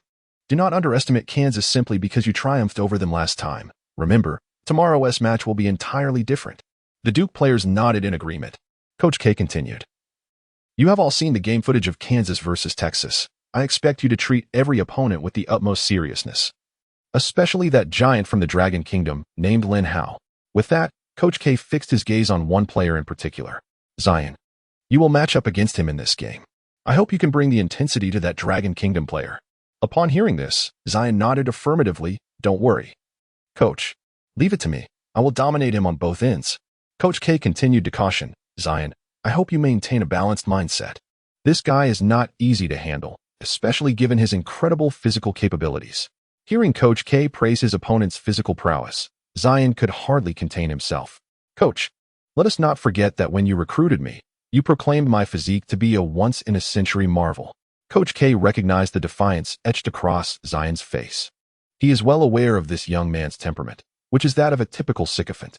Coach K is regarded as the foremost coach in NCAA history, not only due to his remarkable tactical acumen, but also because of his exceptional ability to foster relationships with his players. He possesses the remarkable ability to inspire every player to wholeheartedly dedicate themselves to his cause. Coach Old K gently patted Zion's shoulder, proclaiming, "My dear boy, I still firmly believe you possess a once-in-a-century physical talent. It is precisely for this reason that I have assigned you the task of defending Lin Hao. I am confident that only you can accomplish this mission."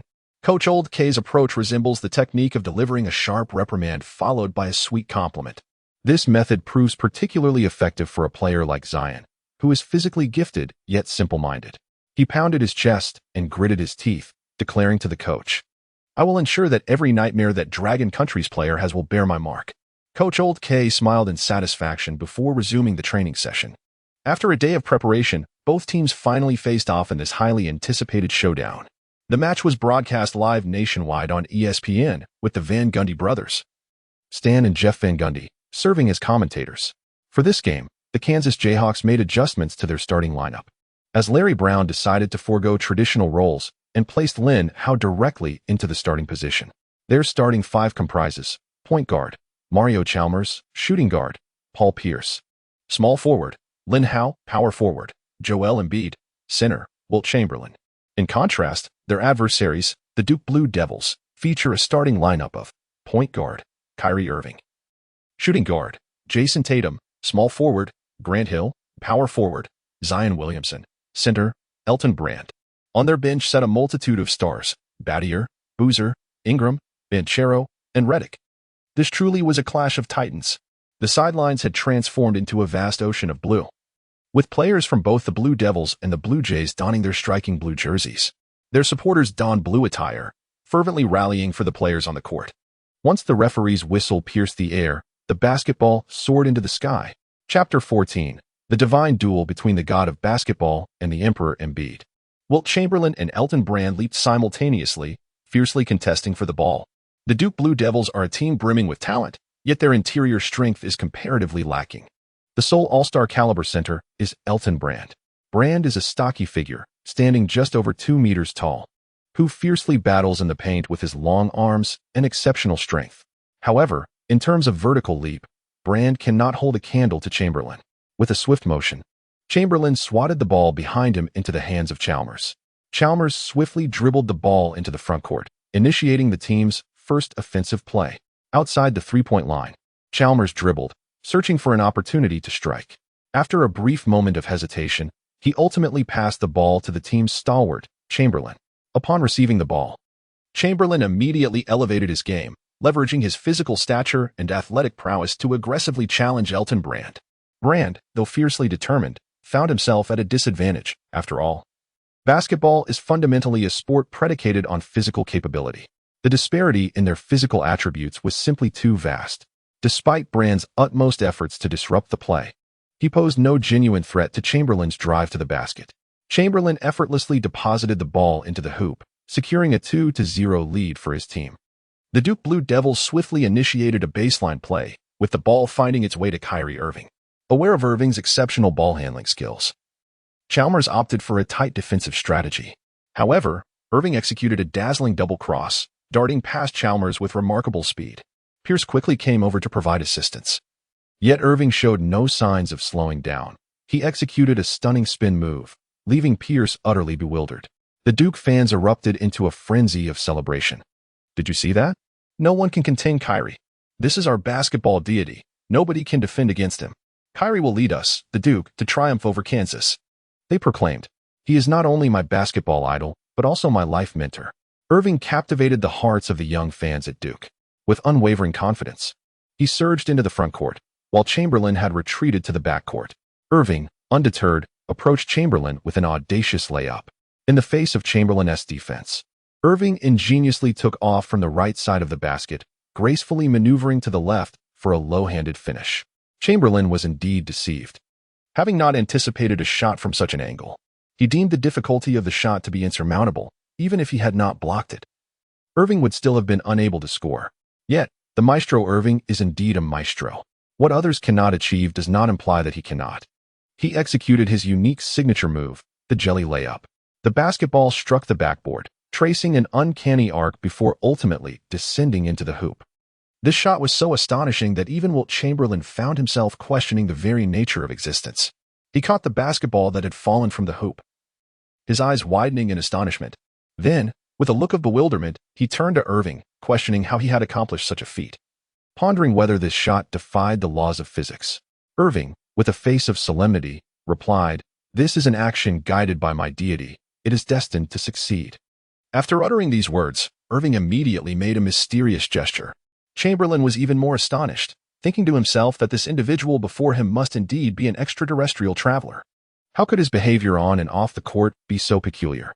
Little did Chamberlain know that an otherworldly being was right beside him, none other than Lin Hao. The Kansas Jayhawks initiated their offense once more. Chalmers brought the ball up the court again. This time, Chamberlain was fervently demanding the ball. However, Chalmers chose not to pass it to him, fully aware that, as a relatively mediocre starting guard, his role was to distribute the ball evenly. Thus, he passed it to the imposing figure of Embiid. Opposing Embiid was Jason Tatum. Given Embiid's height and strength, he could easily overpower Tatum beneath the basket for a strong drive.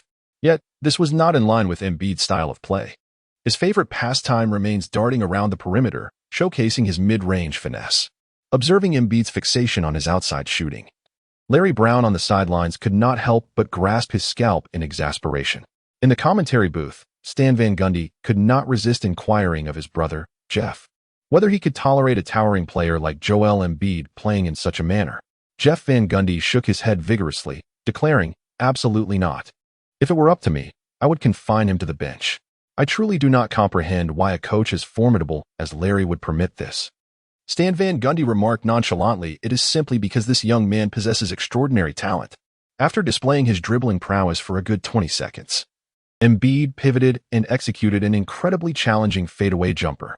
The maneuver was reminiscent of a 7-foot version of Michael Jordan. Of course, constrained by his height and weight, Embiid's movements could never achieve the same ethereal grace as Jordan's. Swish! Embiid's shot sailed directly through the hoop, eliciting a collective gasp from the audience. This encapsulates Embiid's style of play. It may appear ostentatious, yet each basket leaves the fans in awe of his prowess. Following the basket, Embiid continually waved his arms, urging the crowd to amplify their cheers. Larry Brown, unable to contain himself any longer, shouted from the sidelines, "Hurry back on defense." As soon as he finished speaking, Duke launched a swift counterattack. A spherical flash of lightning surged from the right side, striking directly at the Kansas hoop.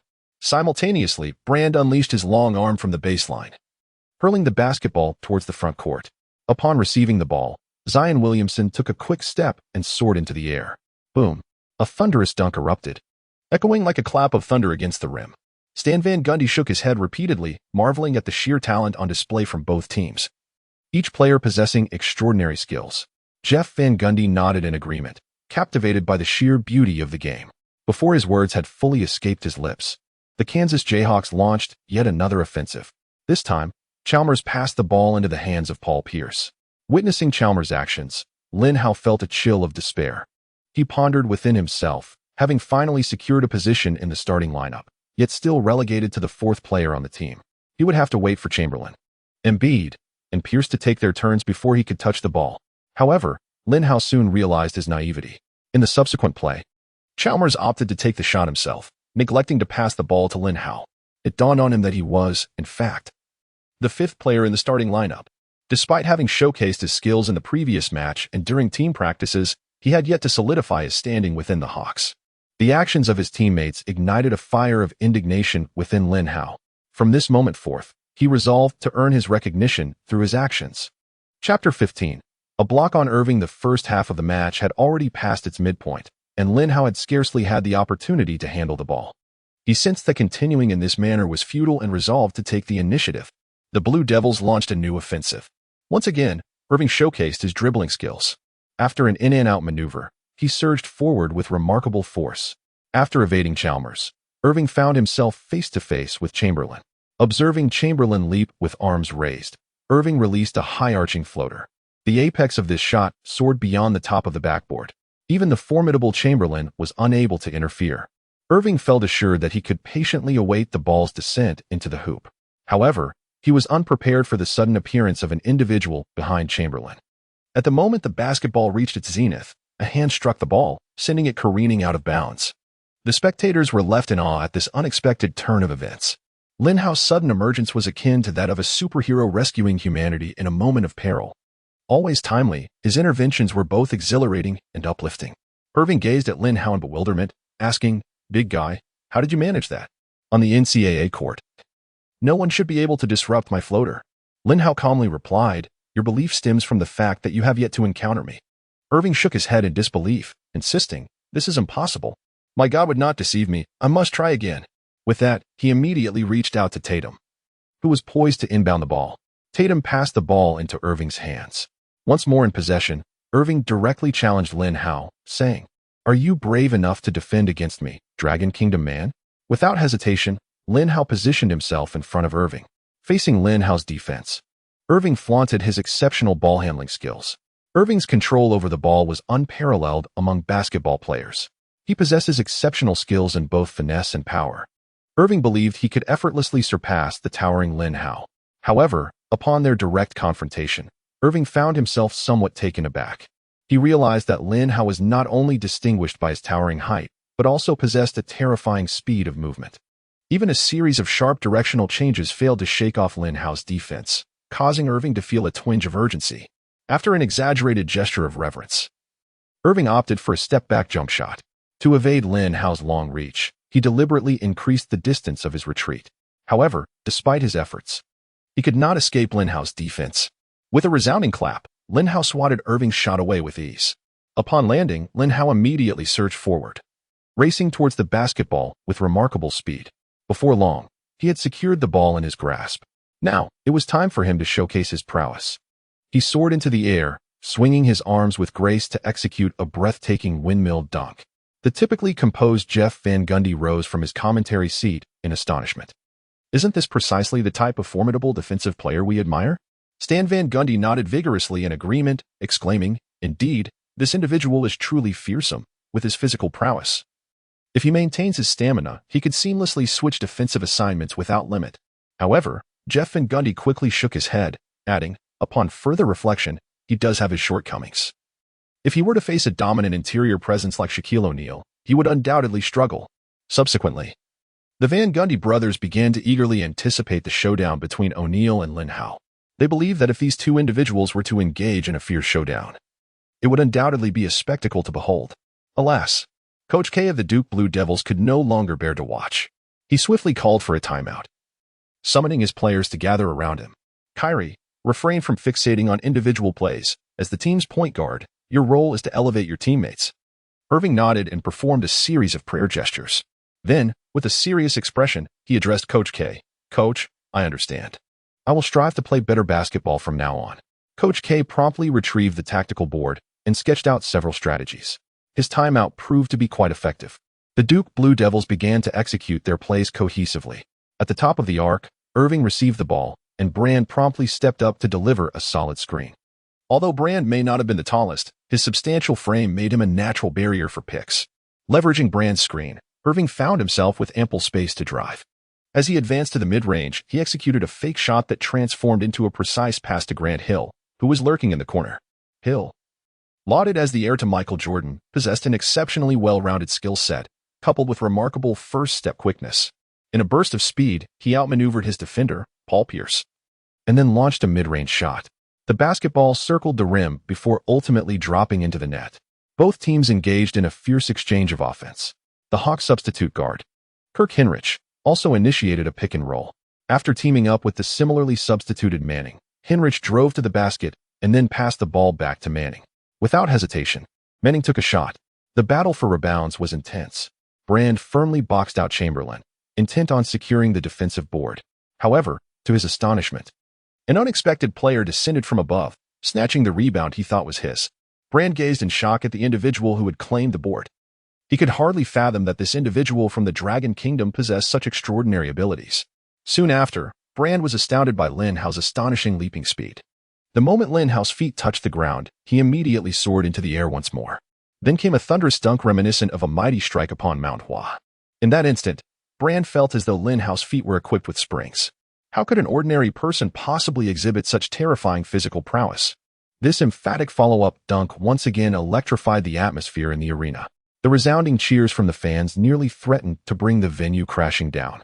Irving resumed dribbling the ball and charged toward the front court. Meanwhile, Coach Old K on the sidelines continued to express his discontent, this time directing his ire at Zion Williamson. He believed that Zion had failed to keep a watchful eye on Lin Hao, which allowed Lin Hao to suddenly become active on the court. "Zion, what are you doing? Do not forget the promise you made to me before the game. You vowed to contain Lin Hao." Lin Hao's performance also left Zion astonished. He had not anticipated that Lin Hao possessed such terrifying physical abilities. However, under the admonition of Coach Old K, Zion eventually regained his composure. He patted his chest and assured Coach Old K, "Rest assured, Coach, I am about to intensify things." With that, Zion Williamson sprinted forward, vociferously calling for the ball from Irving. Indeed, Irving delivered the ball into Zion's hands.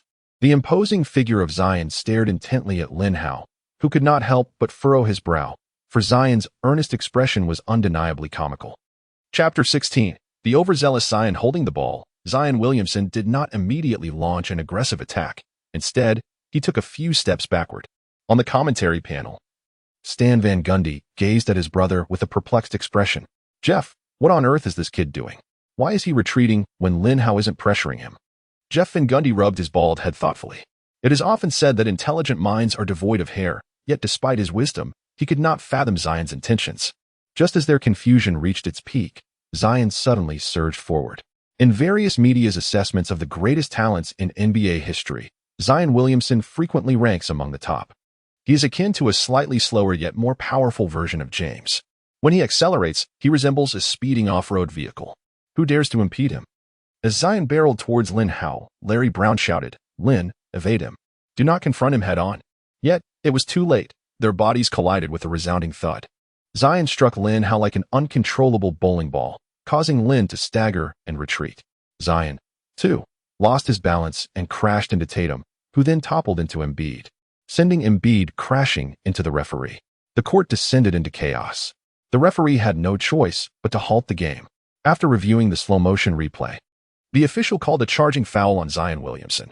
Zion looked at the referee with innocent eyes, protesting, "Why am I being penalized? He clearly obstructed me."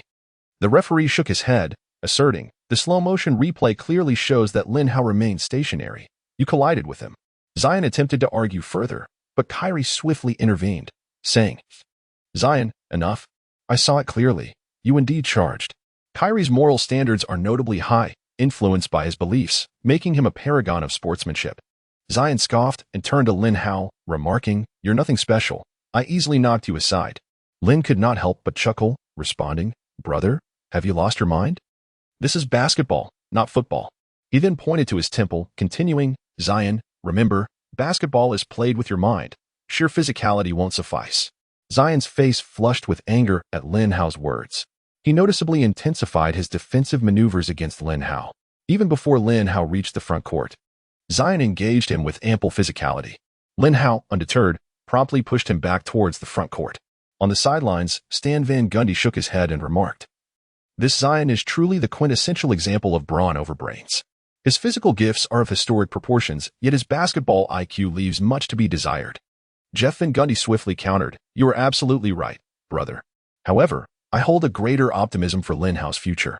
This young man not only possesses a rarer physical talent, but also exhibits a remarkable intelligence and composure that surpasses his peers." Young Van's assertion was not without merit. After all, Lin Hao had lived two lives, and in terms of intelligence, emotional quotient, and basketball acumen, he held a distinct advantage over other NCAA players. The ensuing match between the two teams devolved into a brutal contest. In the waning moments of the first half, the three referees were left blowing their whistles to the point of exhaustion. When the whistle for halftime sounded, the score stood at an even 38. The weariness etched on the players' faces was palpable. However, the Van Gundy brothers were visibly pleased, as this aligned perfectly with their basketball philosophy. The players retreated to their respective locker rooms. Upon entering, Wilt Chamberlain erupted with indignation. "Is this basketball? It resembles a wrestling match, particularly that hefty fellow named Zion. He commits fouls nearly every time. I truly cannot fathom why the referees have not ejected him. What have they been paid?" Wilt continued to vent his frustrations until Larry Brown interjected, "All right, Wilt, enough of that. You sound like a disgruntled housewife. Look at Joel, he isn't complaining like you." Upon hearing this, Joel Embiid offered an awkward smile. For a moment, he found it difficult to discern whether the coach was praising him or belittling him. "If they wish to compete with us in terms of toughness, we need not fear, for we possess superior physical attributes." As Brown spoke, he produced a tactical board and began to formulate strategies for the second half of the match.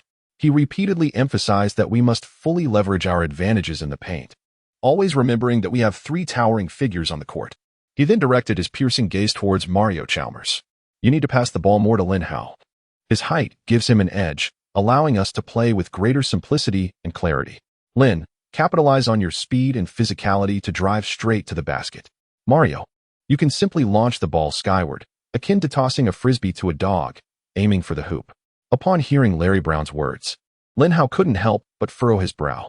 He was undoubtedly aware of the implications behind the coach's words.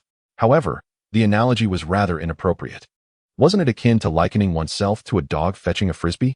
Mario Chalmers kept nodding incessantly. He is acutely aware of his standing within the team. Among the 5 positions in the starting lineup, he is the most susceptible to being replaced.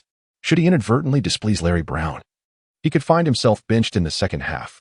It is even conceivable that he might be sidelined entirely. Chalmers, with a beaming smile, assured Lin, "Rest assured, I will pass the ball to you more frequently in the second half." Meanwhile, in the other locker room, Coach K has already discerned Larry Brown's intentions. He anticipated Brown's foresight. "Zion, you must exert yourself even more in the second half, aiming to take down that player from the Dragon Nation. Did I not instruct you to observe how Jay Tucker plays for the Texas Longhorns? I wish for you to approach him as he does Lin Hao." At this moment, Zion was ablaze with passion. Even in moments of calm, he was not one to engage in deep thought or discernment. Moreover, he was currently completely consumed by fervor. Upon hearing the coach's words, he thumped his chest and declared, "Rest assured, Coach, I will give it my all. I shall bring his career to an end." Yet, there was one who could not bear to hear this, and that was Grant Hill, renowned as the NBA's foremost gentleman. He immediately addressed Zion, stating, "This is absolutely unacceptable. Matters on the court must be resolved on the court. You must refrain from causing harm to your opponents." Zion glared intensely at Hill. Despite Hill being the captain of the team, Zion, fueled by anger, was unyielding. "Stop pretending to be the good guy." Chapter 17. The camera lens shattered. As the threat of internal conflict loomed over the team, Coach K swiftly intervened. Renowned as a legendary NCAA coach and later the head coach of the United States men's basketball team, Coach K truly possessed remarkable skills. Under his persuasive guidance, the players from Duke University gradually regained their composure. Coach K continued, "You must remember, expressing anger toward your teammates is the most inept display of character. If you have fury, direct it toward your adversaries." Zion Williamson sprang up energetically, exclaiming, "Coach, you are absolutely right. Rest assured, I will make that Dragon Country player pay dearly." With that, he stormed out of the locker room.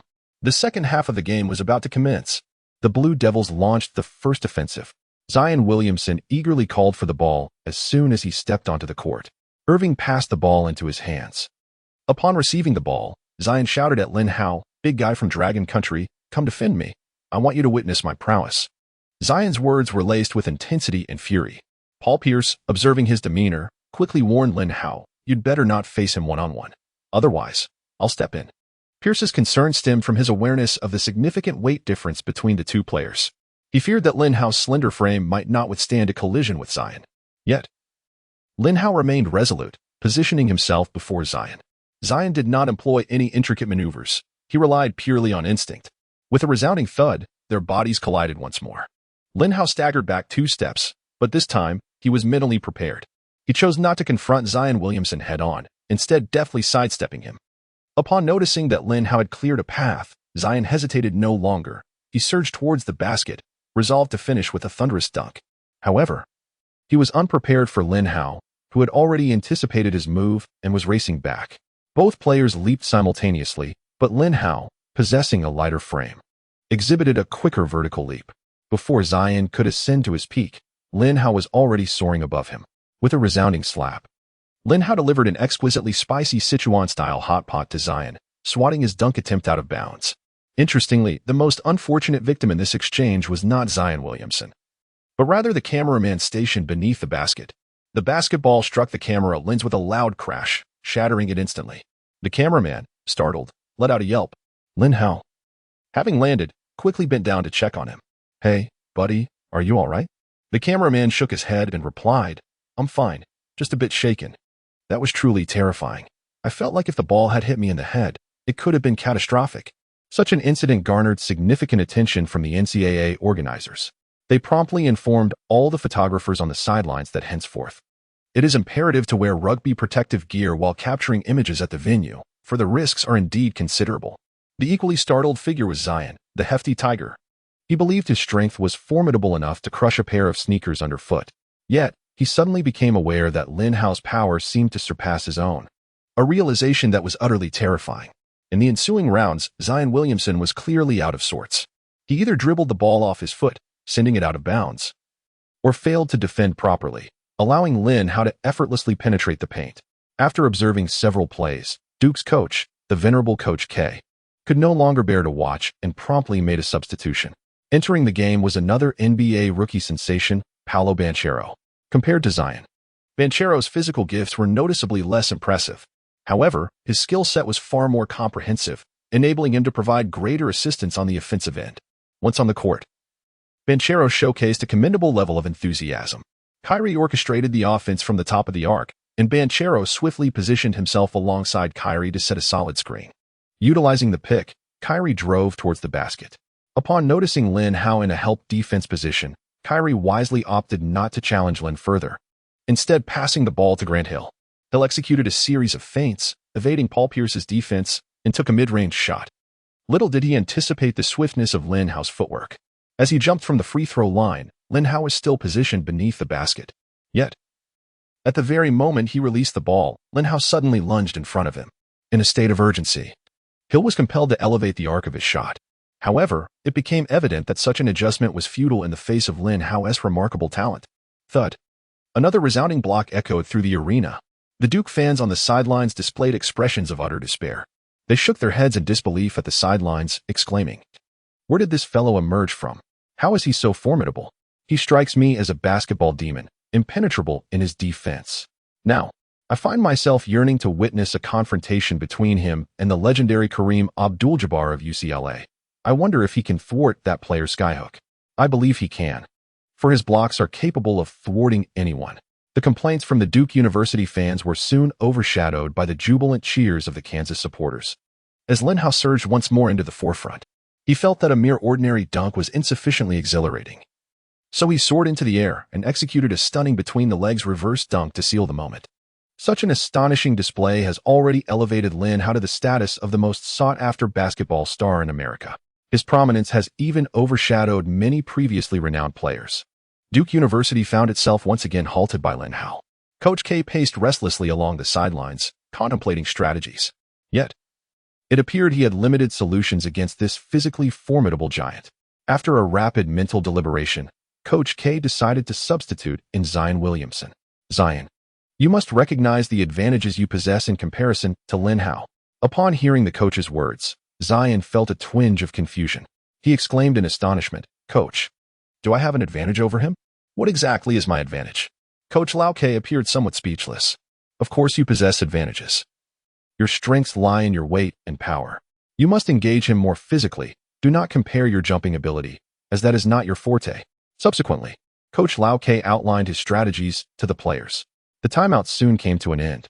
Just before the players were about to step onto the court, Coach Lao K, with a grave expression, admonished, "Gentlemen, the opponent's talent is evidently superior to ours. If we fail to execute our strategies effectively, this match will essentially be lost." Influenced by the coach's fervor, the Duke players steeled themselves for the impending battle. Each of their faces bore the indomitable resolve to fight to the bitter end. Chapter 18. Chamberlain has been expelled once more. The Kansas Jayhawks had just established an 8-point lead. The players' mindset gradually began to ease. They perceived the strength of the opposing Duke Blue Devils to be rather unimpressive. Particularly, Wilt Chamberlain, the leader of the Jayhawks, looked disdainfully at the players across the court. "You lot of trash, do you even deserve to be called a championship contender?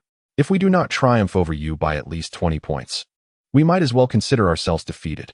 The Duke players, already driven by fierce determination, were instantly incensed by Chamberlain's words. The first to leap forward was Elton Brand. He stepped forward and forcefully pushed Chamberlain aside. "Hey, what nonsense are you spouting? Let us not forget that your team is our vanquished foe in the division championship. You lost to us by over 20 points. Brand truly had a knack for stirring the pot." Chamberlain, who already harbored resentment over the matter, was instantly incensed upon hearing Brand's words. "You little brat, stop the chatter and witness how I will obliterate you." With that, Chamberlain charged at Brand, colliding his shoulder into him. He initially intended to collide with Brand, aiming to push him aside. However, due to the disparity in their heights, his impact landed squarely on Brand's throat. With a resounding thud, Brand collapsed to the ground, clutching his neck and writhing in agony. Chamberlain spread his arms in disbelief, casting a glance at the referee, questioning whether such theatrics could go unpunished. This is the NCAA arena, not a Hollywood set. Shouldn't a player like that be penalized? Upon hearing his protest, the referee indeed blew the whistle. With a sharp sound, he addressed Chamberlain, stating, "Wilt, your actions have exceeded the bounds of fair play and pose a serious threat to the safety of your opponent. According to the rules, you are hereby ejected from the game." In an instant, Chamberlain was engulfed in fury. He had already been ejected in the previous game, and now, as the final moments approached, he found himself expelled once more. His violent temper was simply unbearable. Chamberlain reached out, intending to grab the referee by his collar. Fortunately, Pierce, with remarkable acuity, swiftly embraced Chamberlain, preventing him from incurring further penalties. Chamberlain's face was etched with resentment and fury. As he made his way off the court, he pointed at Duke's head coach, the venerable Coach K, and unleashed a torrent of invective. "How dare you, you wretched old fool! You deceitful, cunning old man! Why do you always target me? Rest assured, I will not let this go unpunished." He unleashed a torrent of words towards old K. Naturally, the Duke players were reluctant to accept this. On the sidelines, Ingram, Battier, Reddick, and others gathered around, engaging in a heated exchange of insults with Chamberlain. However, these individuals displayed considerable cleverness. They would not engage in physical contact with Chamberlain. Given Chamberlain's extraordinary physical prowess, any ordinary individual attempting to grapple with him would essentially be courting disaster. It was not until Larry Brown made his entrance that the verbal altercation was quelled. Brown approached Chamberlain from behind and commanded, "Enough of this embarrassment. It is time to leave the court." Chamberlain, pounding his chest in frustration, replied, "Coach, I refuse to concede. That guy is clearly plotting against me." Brown gently patted his back, saying, "I am well aware of that, but such is part of the game of basketball. Rest assured, I shall ensure that justice is served on your behalf." Chamberlain exited the court once more. The Duke fans rejoiced, as the pressure on their team's interior defense had somewhat diminished. However, Coach K of Duke remained less than pleased, fully cognizant that Kansas had triumphed in their previous match without Chamberlain. Yet, they still had Lin Hao, whose explosive performance had propelled Kansas past Texas and into the round of 32. With Chamberlain now sidelined, the critical task was to contain Lin Hao. After Chamberlain's departure, Brand stood up immediately, having previously been sprawled on the floor, unconscious. Lin Hao could not suppress his laughter, exclaiming, "My friend, you truly are a remarkable actor. I believe basketball is somewhat hindering your talents. You should pursue acting instead, for it holds greater promise." Brand gazed at Lin Hao with an innocent expression, responding, "Brother, what are you talking about? I fail to comprehend." As a seasoned basketball enthusiast in his past life, Lin Hao was acutely aware of Brand's history. After retiring, he joined the management of the Philadelphia 76ers and subsequently ascended to the role of general manager. Leadership and performance share certain similarities, both demanding exceptional skill in their respective arts. Now, Lin Hao has finally come to appreciate the remarkable prowess of Brand's performance. He refrained from further idle chatter with his opponent and immediately focused his energy on the court. Brand executed 2 consecutive successful free throws. The Blue Devils signaled for a sideline throw-in. The basketball found its way into Irving's hands. Zion Williamson advanced to set a screen for Irving. Lin Hao switched to guard Irving. At that moment, Brand surged forward from the opposite side. He and Zion executed a closing tactic, effectively trapping Lin Hao in the middle and denying him any space to maneuver. Meanwhile, the other 3 players from Duke engaged in a 3-on-4 situation. This strategy left the Van Gundy brothers in the commentary booth utterly baffled. Jeff Van Gundy turned to his brother Stan and inquired, "Brother, what does Coach K's strategy mean? I have seen localized 3-on-4 tactics that exploit numerical advantages against opponents, but this 3-on-4 approach seems to place them at a disadvantage." After a moment of frantic contemplation, Stan Van Gundy provided his insight. "I believe they are intimidated by Lin Hao's defense. Their objective is clear. It matters not if they are outnumbered in certain areas, as long as they prevent Lin Hao from participating in the defense." Stan Van Gundy accurately discerned Coach K's intentions. During this offensive play, Irving aggressively drove to the basket, executing a highly challenging layup while contending with Embiid, the ball hitting the backboard before obediently falling through the hoop. Embiid's defensive prowess is indeed among the finest for centers, yet he still falls significantly short when compared to Lin Hao. The score gap had narrowed by 4 points, prompting a sense of urgency in Larry Brown. He shouted loudly at the team's point guard, Mario Chalmers, "Have you forgotten everything I just told you? Execute our strategy." Only then did Chalmers realize that, having played so smoothly just moments ago, he had neglected to follow the coach's instructions. As he dribbled the ball into the front court, he intended to follow Brown's directive and lob the ball toward the rim. However, he abruptly halted as he noticed Lin Hao being double-teamed. Zion and Brand had employed the same tactic, effectively sandwiching Lin Hao between them. After a brief moment of hesitation, Chalmers decided to pass the ball to the paint. Chapter 19. Truth. Paul Pierce becomes the bodyguard Lin Hao observed as Chalmers directed the ball toward the basket. He promptly turned around, attempting to soar and complete the alley-oop. However, two formidable opponents loomed beside him, Big Tiger Zion and the Ship King Brand. Though individually, neither of them possesses strength comparable to Lin Hao, their combined efforts surpass him. Furthermore, Lin Hao, fixated on driving towards the basket, neglects his footing. Suddenly, with a thud, the two collide and bring Lin Hao crashing to the ground. The referee's whistle pierces the air, signaling a blocking foul against Brand. On the sidelines, Larry Brown expresses his discontent, questioning why only one foul was called when both players clearly committed infractions. The referee, somewhat at a loss, acknowledges the lack of precedent for adjudicating two simultaneous fouls against opposing players. Meanwhile, Coach Old K seizes the moment to encourage his team, proclaiming, "Well done. You must exhibit your most tenacious defense." As Lin Hao passes by, he does not hold back, retorting sharply, "Is this what you call tenacity? This is outright intentional foul." Coach Old K, seasoned and astute, remains unfazed. He paid no heed to Lin Hao's remarks and instead turned his attention towards Zion and Brand. With the defensive intensity displayed moments ago, if they could not withstand such pressure, they would inevitably concede. In an instant, Lin Hao comprehended the old fox's intention. Old K sought to provoke Lin Hao with such comments, hoping to incite him to lose his composure and act as Chamberlain once did. However, Lin Hao was no Chamberlain. Having lived two lives, he discerned Old K's cunning ploy. Meanwhile, Larry Brown made a substitution adjustment. He substituted Chalmers off the court. Brown believed Chalmers' pass was woefully inadequate, essentially putting his teammate in jeopardy. The newly introduced Kirk Hinrich possessed superior passing skills. Kansas prepared for a baseline inbounds play. Paul Pierce delivered the ball into the capable hands of Embiid. The Duke basketball team continued to have Tatum and Embiid face off against each other. They have discerned that the towering 7-foot figure of Embiid need not rely on the paint. This is because he seldom ventures inward. Upon receiving the ball, Embiid begins to weave and sway, much to the dismay of the sideline coach, Larry Brown. Brown cannot restrain himself and exclaims, "Joel, please cease your dribbling. If it becomes too arduous, pass the ball to Lin Hao." Upon hearing his coach's words, Embiid is far from pleased. With Chamberlain absent from the court, he has finally seized a rare opportunity to assume the role of leader. How could he so readily relinquish this chance to Lin Hao?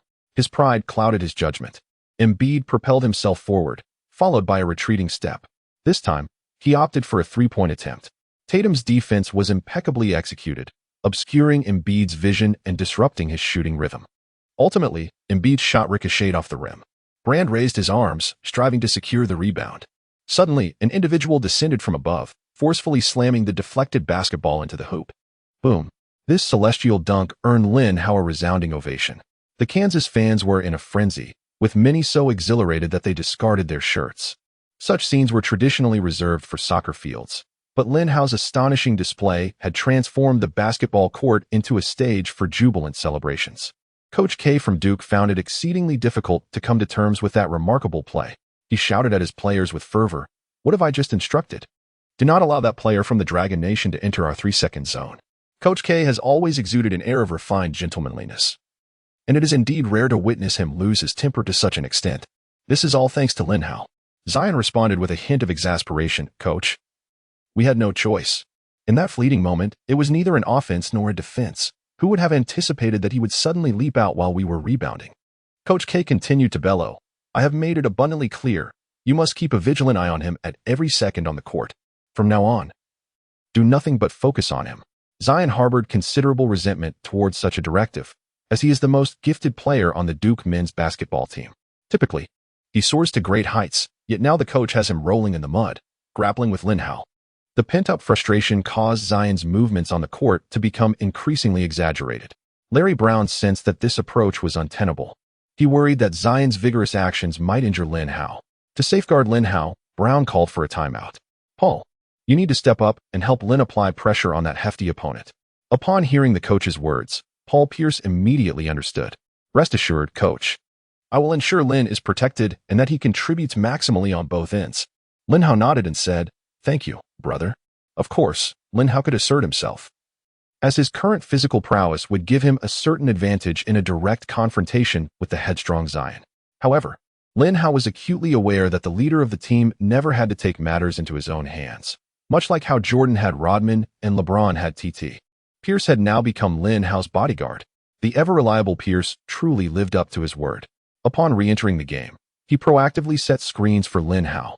Zion attempted to bulldoze through Pierce to continue defending Lin Hao. Yet, Pierce's physicality was no less formidable, and his basketball intellect was even sharper. At the moment Zion barreled toward him, Pierce's elbow was raised at just the right angle. The impact was perfectly timed, leaving Zion momentarily breathless.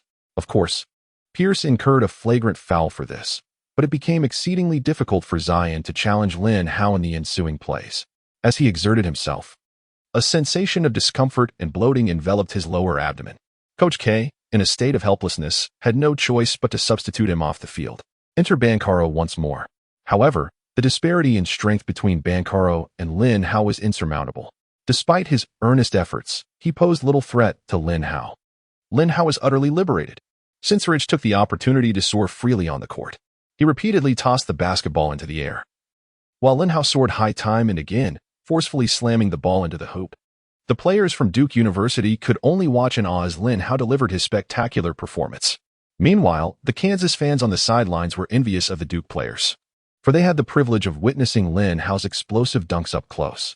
The match concluded with the Kansas Jayhawks emerging victorious, the final score resting at 89-76.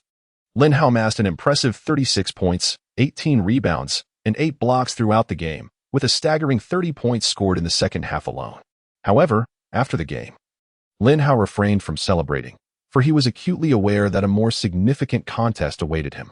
Chapter 20, the most powerful old one. 5 before the Kansas Jayhawks players could revel in their victory, one individual interrupted their celebration. "Hey, the game isn't over yet. I still have a duel with Lin," proclaimed Wilt Chamberlain, the current leader of their team. Joel Embiid, somewhat impatient, retorted, "Wilt, what are you talking about? The game has concluded." Chamberlain, with a serious demeanor, replied, "This is crucial. I wish to engage Lin Hao in a one-on-one challenge. The victor shall be deemed the leader of the team, and the subsequent strategies will revolve around him." Embiid immediately broke into a smug smile. "Wilt, shouldn't he, the coach, decide how the team's strategies are structured? Can you truly dictate that?" Chamberlain shot him a fierce glare. "Are you questioning my authority, young man? If you're unconvinced, after I finish with Lin, I can face you as well. But our confrontation won't take place on the basketball court. I am well aware of your basketball prowess. Let us settle this in an octagonal cage match. Do you dare accept?" Embiid, of course, was not bold enough to agree. He is acutely aware of the formidable strength of Chamberlain's physique. Were the two to engage in a bout within the octagonal cage, he would undoubtedly face utter defeat. The reason he removed the coach is that regardless of who assumes the role of leader between the two, it no longer pertains to him or Embiid. He certainly aspired to be the leader. Enough of the bickering. Since you all wish to compete in this manner, I have no objections. This could foster healthy competition within the team. Larry Brown spoke directly. Embiid furrowed his brow, inwardly cursing. This old man is something else. He might as well just appoint me as the leader. Though both of them were physically formidable, they were nothing but roughnecks, lacking the finesse I possess. The two soon positioned themselves before the basket. As before, Chamberlain handed the ball directly to Lin Hao. "Go ahead, initiate the attack." Lin Hao retorted with disdain. "Wilt, by international standards, the shorter player should take the free throw. If you fail to score, I shall proceed." Chamberlain gritted his teeth and approached the free throw line. Bang! The basketball ricocheted off the rim. Lin Hao smiled slightly, thinking to himself, "I knew you wouldn't make it." According to the rules they had established, the first to reach 11 points would emerge victorious in this confrontation. After obtaining the ball, Lin Hao did not hold back and charged forward. Chamberlain was already prepared, delivering a powerful collision to Lin Hao. The impact was indeed forceful, preventing Lin Hao from continuing his drive to the basket. Chamberlain felt a surge of satisfaction, believing he had contained Lin Hao. However, what Chamberlain did not anticipate was Lin Hao's sudden leap. With both feet firmly planted on the ground, he soared into the air, delivering a thunder slam dunk to Chamberlain. The resounding impact of this extraordinary long-distance dunk left everyone present in utter astonishment. Each of their faces was etched with astonishment. The Morris brothers pinched each other's thighs, emitting a series of anguished cries. Goodness, it appears we are not dreaming. This is indeed real, and this fellow is utterly terrifying. Indeed, to leap from just a step before the free throw line and perform a dunk over Wilt is astonishing. Wilt Chamberlain himself was equally taken aback. Previously, it was he who dominated the court with his powerful dunks over others. The number of players capable of dunking over him in the entire NCAA league is exceedingly few. Even more alarming is that Lin Hao's dunk is unlike any traditional dunk. Chamberlain thought he had contained Lin Hao, yet he was still unable to stop him. Wilt, stop dawdling. It's your turn to attack, Lin Hao said as he passed the ball into Chamberlain's hands. Upon receiving the basketball, Chamberlain forcefully slapped it with both hands. Then, he dribbled towards Lin Hao, launching an aggressive offensive. Chamberlain charged forward with great strides, colliding fiercely with Lin Hao. Compared to Lin Hao, Chamberlain's greatest advantage lies in his weight. With a sudden thrust, Lin Hao instinctively took 2 steps back. Zhang Buoluan felt that his opportunity had finally arrived. He soared into the air with eager anticipation, aiming to deliver a thunderous dunk to Lin Hao. Yet, Lin Hao's speed was unparalleled. The advantages of his lighter frame became evident as he effortlessly ascended into the air once more. Suspended midair, Chamberlain couldn't help but furrow his brow. He was acutely aware that if he attempted a forceful dunk, there was a considerable likelihood that Lin Hao would block him. Yet, at that moment, he found himself devoid of alternatives and could only muster the courage to charge forward. With a resounding thud, Lin Hao's block came as anticipated. As both athletes soared into the air, Wilt Chamberlain's weight advantage became insignificant. Lin Hao decisively thwarted his attempt. From the sidelines, Embiid could not contain his scorn, exclaiming, "Wilt, you are merely inviting your own humiliation. You clearly cannot contend with Lin Hao. The only one capable of defeating him on this team is undoubtedly me." Chamberlain promptly turned his head towards Embiid, retorting, "Silence yourself." To which Embiid complied, indeed falling silent. He worries that with Chamberlain's temperament, he might indeed erupt in a fit of rage, abandon the game, and come over to deliver a beating. The clash between the two continues. It is now Lin Hao's turn to attack. Lin Hao, holding the ball with one hand, executed a grand loop. This time, Chamberlain opted to advance his defense, denying Lin Hao ample space. He charged forward, fiercely thrusting against Lin Hao's lower body. However, he overlooked the fact that Lin Hao possessed 2 remarkably long legs that attracted global attention. He truly is a figure whose legs extend far beneath his navel. Lin Hao effortlessly launched a shot from beyond the 3-point line. With a decisive stride of his right leg diagonally forward, he advanced. Chamberlain quickly shifted to the side. Yet Lin Hao immediately propelled himself with another powerful step towards the basket. These 2 strides were indeed remarkably formidable, leaving all spectators utterly astonished. Oubre, leaping in excitement, exclaimed, "This is the true god of basketball, utterly invincible." This time, Lin Hao opted not for a dunk, but elegantly executed a layup to score. After all, in his previous life, Lin Hao was a player of the Nike MV level, although his skills may not rival those of NBA players. Such fundamental maneuvers were still well within his grasp.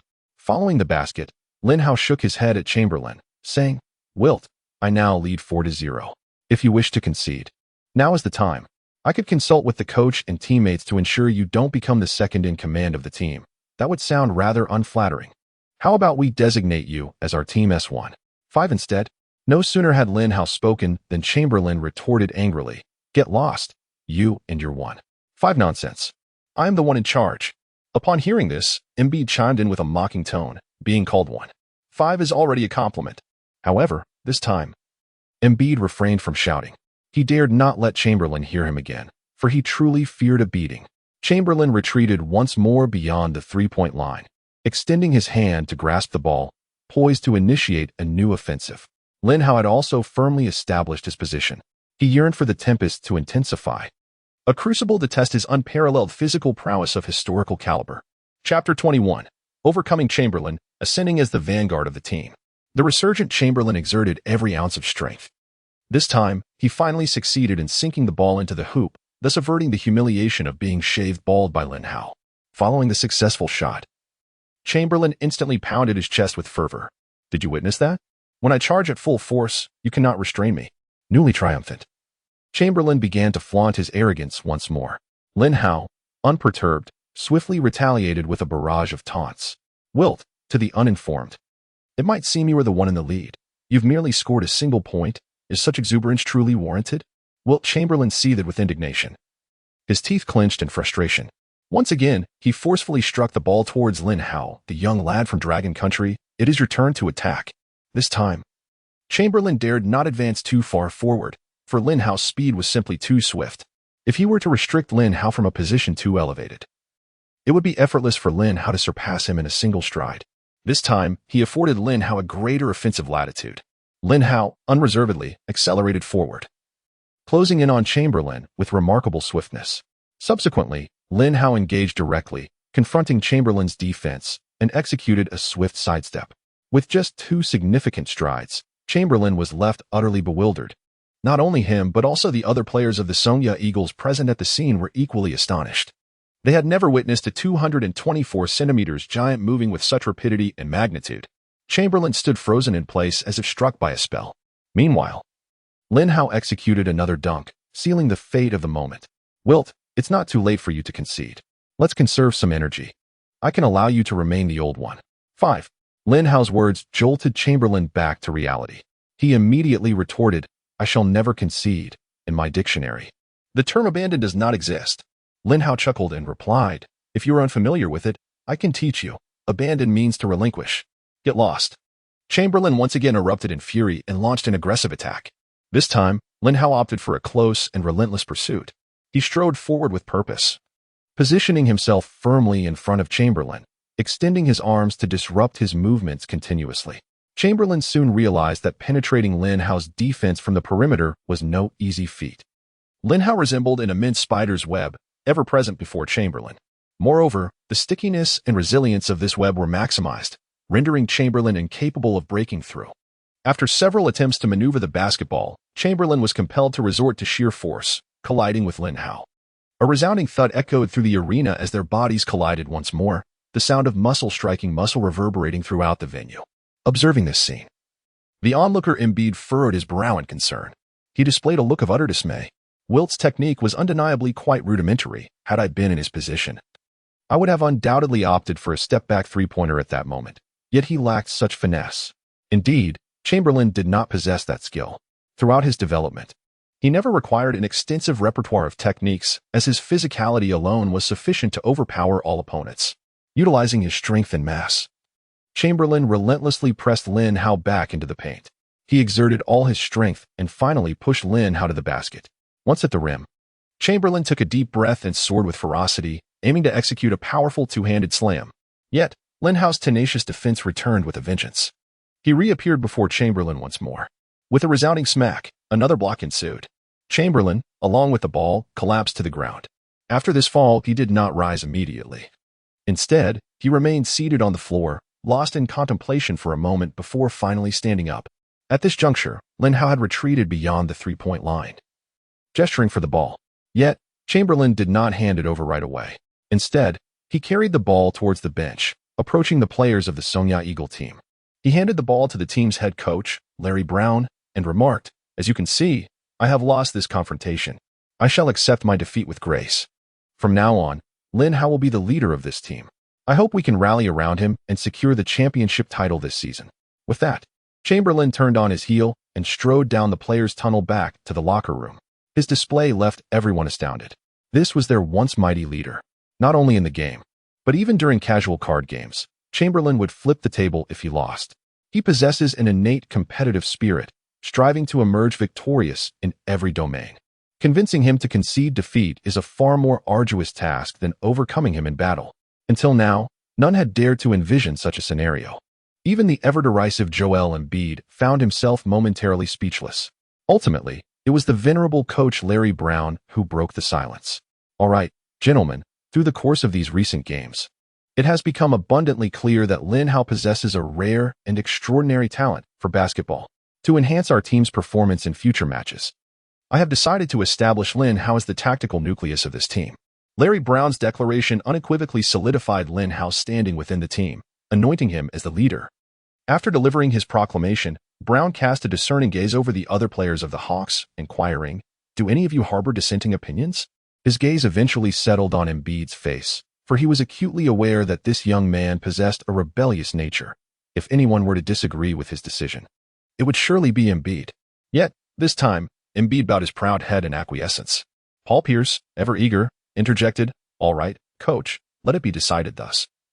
There shall be no objections, as we have all witnessed Lin Hao's prowess." Brown nodded in agreement and then turned his attention back to Lin. "Lin, although you are now the core of the team, you must not relax your standards. Your physical attributes are indeed impressive, but in the most critical moments of the game, relying solely on physical prowess is insufficient. Moreover, your technical skills remain relatively underdeveloped. This aspect requires fortification." A confident smile graced Lin Hao's face as he reassured, "Rest assured, Coach, I am not devoid of technique. It's merely that in the preceding matches, I did not need to employ any skill to secure victory over our opponents." Upon hearing Lin Hao's words, Brown could not help but furrow his brow. He perceives Lin Hao, along with Chamberlain and Embiid, as exceptionally gifted interior players, possessing not only extraordinary physical attributes but also a certain arrogance in their demeanor. Through his observations over the past few days, Brown has discerned that Lin Hao relies heavily on his instincts while playing. He did not exhibit any notable skills. Brown does not believe that a player with exceptional technique would choose to refrain from employing it during a match. He believed that Lin Hao was merely boasting. Yet, unbeknownst to him, the moment he designated Lin Hao as the leader of the team, a series of system prompts resonated in Lin Hao's mind. Ding! Congratulations, host, for completing the temporary task of becoming the leader of the Kansas Jayhawk Eagles. Chapter 22. Acquiring Curry's three-point shooting skills. The host shall receive Stephen Curry's elite three-point shooting technique. Upon hearing such a delightful notification from the system, Lin Hao felt a surge of confidence. He understood that his journey in basketball would become increasingly smooth. With such explosive physical talent complemented by superior shooting skills, Lin Hao was destined to embody the perfect balance of both inside and outside play, aligning seamlessly with the modern Moneyball strategy. Larry Brown expressed his concerns. "Lin, our next opponent has been determined. To advance to the top 8, we must triumph over Louisiana State, led by Shaquille O'Neal." Upon hearing O'Neal's name, many players on the Jayhawk Eagles displayed looks of astonishment, fully aware of the terror that O'Neal represented. He was undoubtedly the most formidable force in the NCAA arena.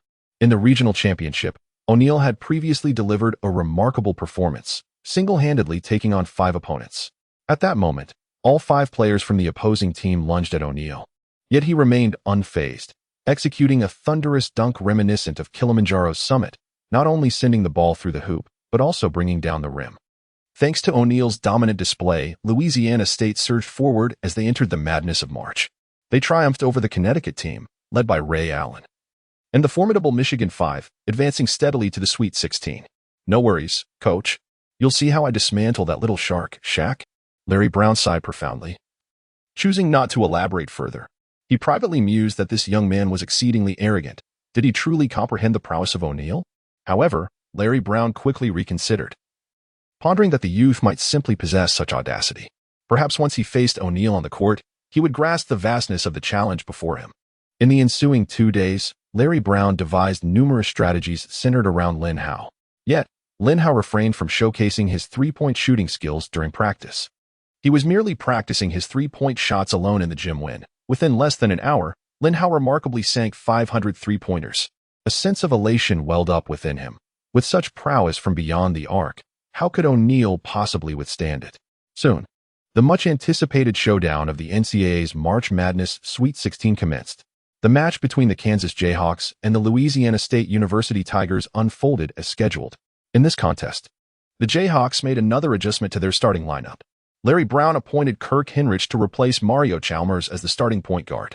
The other positions remained unchanged from the previous game, comprising point guard, Kirk Hinrich, shooting guard, Paul Pierce, small forward, Lin Hao, power forward, Joel Embiid, center, Wilt Chamberlain. Their adversaries, the Louisiana State University Tigers, fielded their most formidable lineup. Point guard, Mahmoud Abdul-Rauf, a prototype for the draft reminiscent of the prodigious Stephen Curry. Shooting guard, Pete Maravich, affectionately known as Pistol, one of the legends of the 75, whose style of play is as exquisite as that of the illustrious Jason Williams. Small forward, Ben Simmons, well, there's little need for introduction. Those in the know understand his prowess, and he remains remarkably formidable in the NCAA. Power forward, Bob Pettit, an ancient sage and superstar of the 1950s, possessing commendable shooting capabilities. Center, Shaquille O'Neal, an indomitable force in the paint. Commentating on this match are the renowned duo, Mike Breen and Doris Burke. Doris, the moment I have been eagerly awaiting is upon us. I am keen to witness Shaq's formidable clash with Lin Hao. Upon hearing her partner Breen's words, Doris Burke immediately furrowed her brow, revealing her displeasure. Mike, what are you anticipating? Can you not wish for a favorable outcome for Lin Hao? How can his physique withstand the force of Shaquille O'Neal's onslaught? Breen recognized Burke's irritation and dared not pursue the topic further, fully aware of her admiration for Lin Hao. This, of course, is not to be blamed on Doris Burke. With Lin Hao's striking appearance, charisma, and performance on the court, it is impossible for any young woman not to be captivated by him. Mike Breen offered an awkward smile, suggesting, "All right, let us focus on the game." At that moment, the referee tossed the ball into the air at center court. Wilt Chamberlain leapt into the air, attempting to effortlessly tip the ball behind him as usual. However, this time he was outmatched. Shaq soared higher than he did. Bang! At this point, O'Neal had yet to become the bulkier figure he would later embody in his career. His physique was adorned with muscles, and his leaping ability was equally astonishing. O'Neal passed the ball to Simmons, who immediately dribbled forward, initiating the team's first offensive play. Opposing Simmons was Lin Hao. Upon seeing Simmons with the ball, Lin couldn't help but chuckle. "Go ahead and shoot. I won't guard your shot, for I am well aware of your limitations." After saying this, Lin retreated directly to the paint. Within 3 meters of Simmons, there was not a single defender. Little did Simmons anticipate that Lin would employ such a strategic ruse right from the outset. After a brief moment of hesitation, he ultimately decided to attempt a three-point shot himself. Bang! Indeed, it clanged off the rim. Just as Chamberlain prepared to secure the rebound, an overwhelming force surged from behind, shoving him aside. Boom! O'Neal barreled through Chamberlain, executing a ferocious putback dunk. The fans from Louisiana were taken by surprise, right from the outset. O'Neal unleashed his ferocity upon the rim. They all believed that in this match, O'Neal would dominate as he had in previous games. What were Chamberlain, Embiid, or Lin Hao to him? They were utterly ineffective in the face of O'Neal's prowess. Although it was merely the first shot of the game, the fans from Louisiana could hardly contain their excitement. They shouted fervently from the sidelines, "MV." Chamberlain, however, was vociferously complaining to the referee, asserting that his actions were undoubtedly a foul. No one should be able to push him aside without committing a transgression. The referee paid no heed to Chamberlain's protests. He continued to grumble incessantly until Lin Hao finally spoke up. "All right, Wilt, cease your complaints. If you feel aggrieved by that last play, take it upon yourself to retaliate in the next round and demonstrate your superiority." Lin Hao believed that as the leader, he ought to embody the essence of leadership. Upon hearing Lin Hao's words, Chamberlain indeed fell silent. He strode purposefully towards the front court, fervently demanding the ball to launch an aggressive offensive against O'Neal. Kirk Hinrich executed a bounce pass, delivering the ball into the hands of Chamberlain. After a moment of hesitation, Chamberlain opted for a direct confrontation with O'Neal. The two titans clashed, their strengths evenly matched, yet O'Neal's weight offered him an undeniable advantage. Chamberlain struggled to assert his presence against O'Neal's formidable defense. In a moment of desperation, he resorted to a jump shot. Chapter 23. Overturning the Hawk King, a duel with the original Curry. Given Chamberlain's towering height, wingspan, and leaping ability, his choice to shoot was one that few could contest. Even the mighty Shaquille could only watch as the basketball sailed past his fingertips towards the hoop. However, this was not a frequent method of attack for Chamberlain. The ball failed to find its mark, ricocheting off the front of the rim. Louisiana's power forward, Pettit, sought to claim the rebound. Yet, a figure had already positioned himself in front of him to seize the ball. Turning around, Pettit discovered that the rebound had been secured by Kansas player Lin Hao. He swiftly turned to face Lin Hao. "You, a player from Dragon Nation, dare to snatch a rebound in front of me?" After days of living on the basketball star, Lin Hao had come to understand the character traits of the players on this planet, as well as their unwavering perceptions. For instance, Petit was a player from the 1950s, an era still steeped in white supremacy. Wilt Chamberlain and Bill Russell entered the league just a few years after him. Yet, even as he was overshadowed on the court by these African-American prodigies, he remained a towering figure off it. Such is the limitation of historical context. The Petit inhabiting basketball star still carried the inherent arrogance of the old white elite. Hearing Petit's words, Lin Hao was immediately enraged. "I don't care if you're the original Hawk King or one of the top 75 stars. In my presence, you are nothing but a worthless white interior player. Fuck." With a fierce roar, Lin Hao leaped into the air, Petit, of course, was unwilling to concede. How could he allow an Asian player to dunk over him? Boom. Their bodies collided midair, a clear verdict of superiority. Lin Hao's physical prowess fell short of Petit's. It was evident that Petit had indeed reaped the benefits of his era. If his capabilities were to be transposed to the 21st century, he would likely amount to merely a David Lee. With a powerful dunk, Lin Hao slammed the ball into the hoop. Poor Petit, upon the impact from Lin Hao, lost his balance in midair and was sent sprawling out of bounds. Even worse off were the photographers beneath the basket, who knew all too well the pain of being crushed by a 200-pound behemoth. Amidst the cacophony of cries, Lin Hao turned to leave, only to collide with Shaquille O'Neal. O'Neal stared wide-eyed at Lin Hao. Still simmering with anger, Lin Hao unleashed his fury upon Petit's teammates. "What are you staring at?" Suddenly confronted by Lin Hao's challenge, O'Neal found himself momentarily speechless. Although O'Neal was significantly stronger than Lin Hao, he was nonetheless intimidated by Lin Hao's formidable presence. He merely responded weakly, saying he would just take a casual look. Lin Hao chose to ignore him. Darting towards the backcourt, poised for the opponent's offensive move, Petit, struggling to rise from the ground, pointed an accusatory finger at Lin Hao and cursed vehemently. "You better watch out. I am determined to obliterate you." As he spoke, he sprinted towards the front court. The Louisiana State University Tigers' Ralph dribbled the ball into the offensive zone. He plays with remarkable determination. Just past the halfway line, he unleashed an extraordinary long-range three-pointer.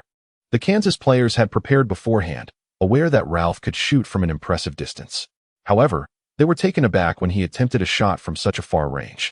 Not only were the Kansas players astonished, but Ralph's own teammates were equally bewildered.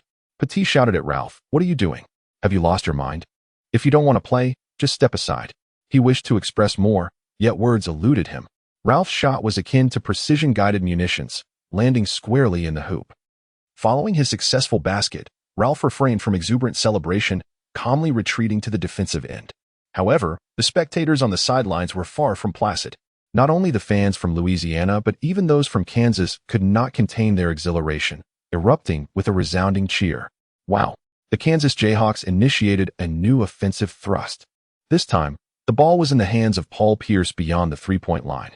Pierce tapped his head, signaling for Embiid to set a screen. Embiid complied, positioning himself beside Pierce. As Pierce closely maneuvered against Embiid's frame, he dribbled towards the basket. In NCAA play, there is no defensive 3-second violation. Shaquille O'Neal steadfastly guarded the paint. Upon reaching the basket, Pierce realized that his aggressive drive might not breach O'Neal's formidable defense. He opted to pass the ball back to Embiid, who was stationed beyond the three-point line. Without hesitation, the Giant took his shot from distance. Bang! He struck the iron with fury. Larry Brown, fuming on the sidelines, leaped in exasperation, questioning why such a towering figure would choose to shoot from the perimeter. Shaquille O'Neal secured the rebound and distributed the ball to the fast-breaking Ralph. Ralph received the basketball in the front court. He made no adjustments and launched a long-range shot without hesitation. Swish! Another precise three-pointer found its way into the basket. With Ralph's 2 three-pointers, the Louisiana State Tigers established a flawless lead of 8-2. Lin Hao realized that this Ralph indeed possessed remarkable talent. No wonder he was considered a prototype during Curry's draft. His shooting style, releasing the ball as soon as he crossed half-court, bore a striking resemblance to that of Curry. Of course, Ralph's shooting consistency still lagged behind Curry's. However, when he was in the zone, he could be just as formidable. Fortunately, in this match, his shooting touch was on point. Larry Brown was beginning to lose his patience. He shouted loudly at Kirk Hinrich, who was matched up against Ralph, urging him not to grant any opportunities. As soon as he gets the ball, apply relentless pressure. Hinrich nodded repeatedly. This time, Hinrich passed the ball to Lin Hao during the offensive play. Lin Hao received the ball at the top of the arc beyond the three-point line. Facing off against Ben Simmons. Simmons possessed impressive physical attributes and demonstrated formidable defensive prowess. In this match, the head coach of Louisiana State entrusted the responsibility of defending Lin Hao to him. Ben Simmons had conducted considerable preparation prior to the game. He realized that Lin Hao possessed both remarkable speed and strength, yet Lin Hao had not showcased any shooting prowess in the preceding matches. This time, his defensive strategy was one of retreat, affording Lin Hao a modicum of shooting space. Observing that Simmons stood 2 steps away, Lin Hao showed no hesitation and unleashed a three-point shot. Witnessing Lin Hao, much like Embiid, shoot directly from beyond the arc, Larry Brown raised his hands to his head in disbelief. He lamented, "It is indeed a challenge to master the skills, yet so effortless to falter. How is it that you, young man, have also begun to shoot three-pointers?" Swish. Lin Hao's three-pointer accurately found its way into the basket. Larry Brown's previously furrowed brow instantly relaxed. He silently exclaimed, "This young man truly possesses remarkable talent. With him on our team, we shall be invincible." The two commentators on the sidelines exchanged glances with one another. They both perceived astonishment in each other's gaze. Goodness, when did Lin Hao begin to shoot three-pointers? Chapter 24. The first person to be outmaneuvered by Lin Hao. After scoring, Lin Hao calmly addressed Ben Simmons, who stood before him. "Brother, you might as well refrain from defending me. It's futile. If this causes you to develop a case of the yips, I cannot bear the responsibility. Perhaps you should stick to what you excel at, driving luxury cars and enjoying the company of ladies, rather than playing basketball." Lin Hao's unexpected remark left Ben Simmons momentarily speechless. He even felt that Lin Hao's words seemed to carry a semblance of truth. At that moment, Petit shouted loudly at Simmons, "You half-read fool.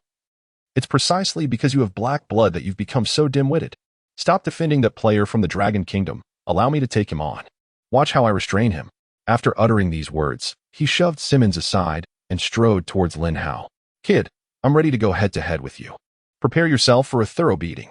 Lin Hao was not incensed by Petit's provocation. Instead, he found the latter's arrogance quite laughable. Much like the antagonists in Klitsch D. Webb novels, the louder they clamored and the more they postured, the harsher their inevitable downfall would be. The Louisiana State Tigers initiated their offensive. Ralph dribbled the ball into the front court, and this time, Kirk Henrich learned from previous mistakes and denied Ralph any space for a long-range shot, lunging directly in front of him. Ralph was left with no choice but to pass the ball to Peter Maravich. Faced with Paul Pierce's defense, Pistol Maravich showcased his dazzling skills. Maravich was one of the most popular players of the 1970s, not merely for his formidable scoring ability, but also for his flamboyant playing style that was ahead of its time. He is none other than the more formidable scorer, the flamboyant white chocolate, Williams. Maravich executed a dramatic change of direction, followed by a splendid spin, effortlessly eluding Pierce. Confronted by the looming defense of Chamberlain, he delivered a masterful pass, threading the ball directly into the hands of the formidable Shaquille O'Neal in the paint.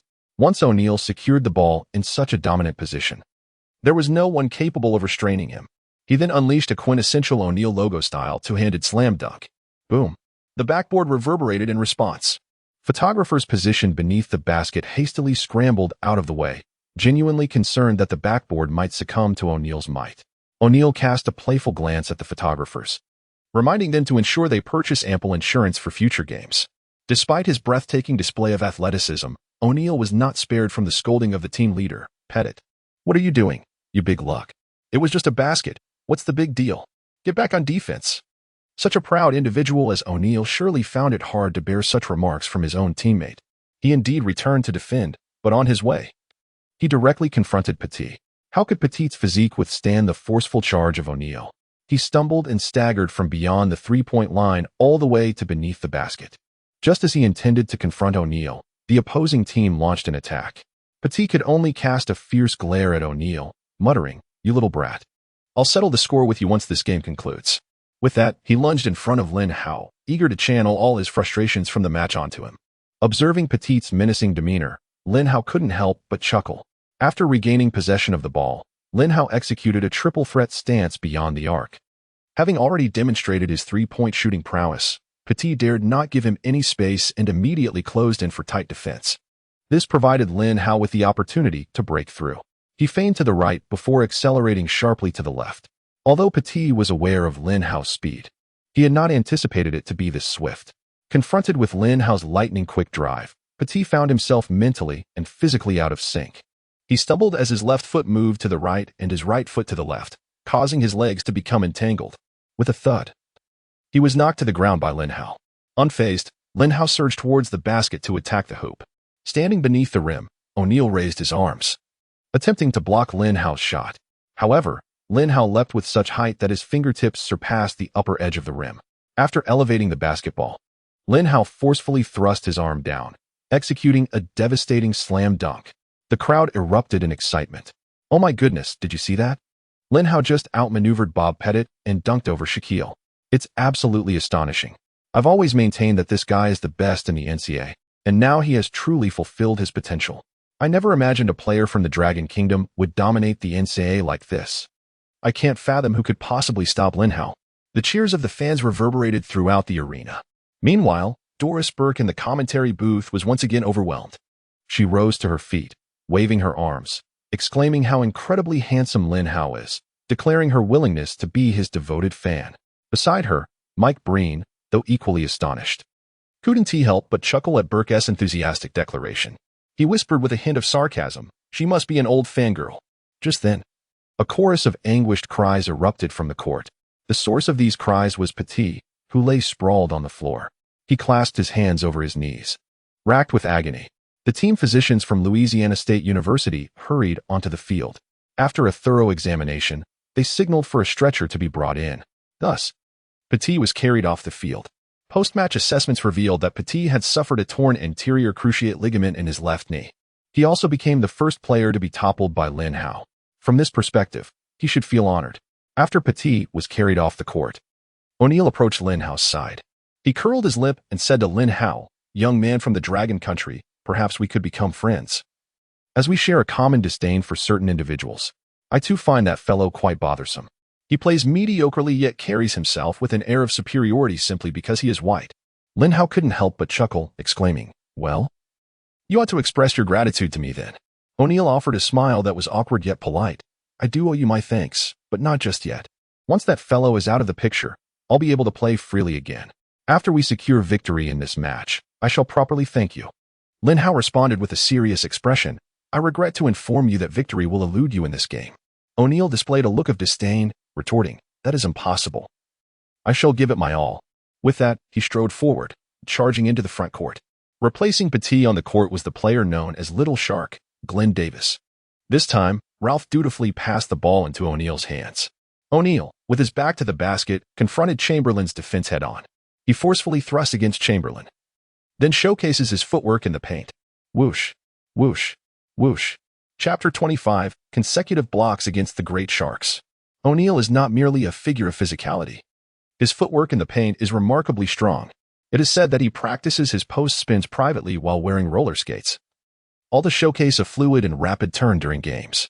Even the legendary Wilt Chamberlain could not thwart Shaquille O'Neal's extraordinary pivot.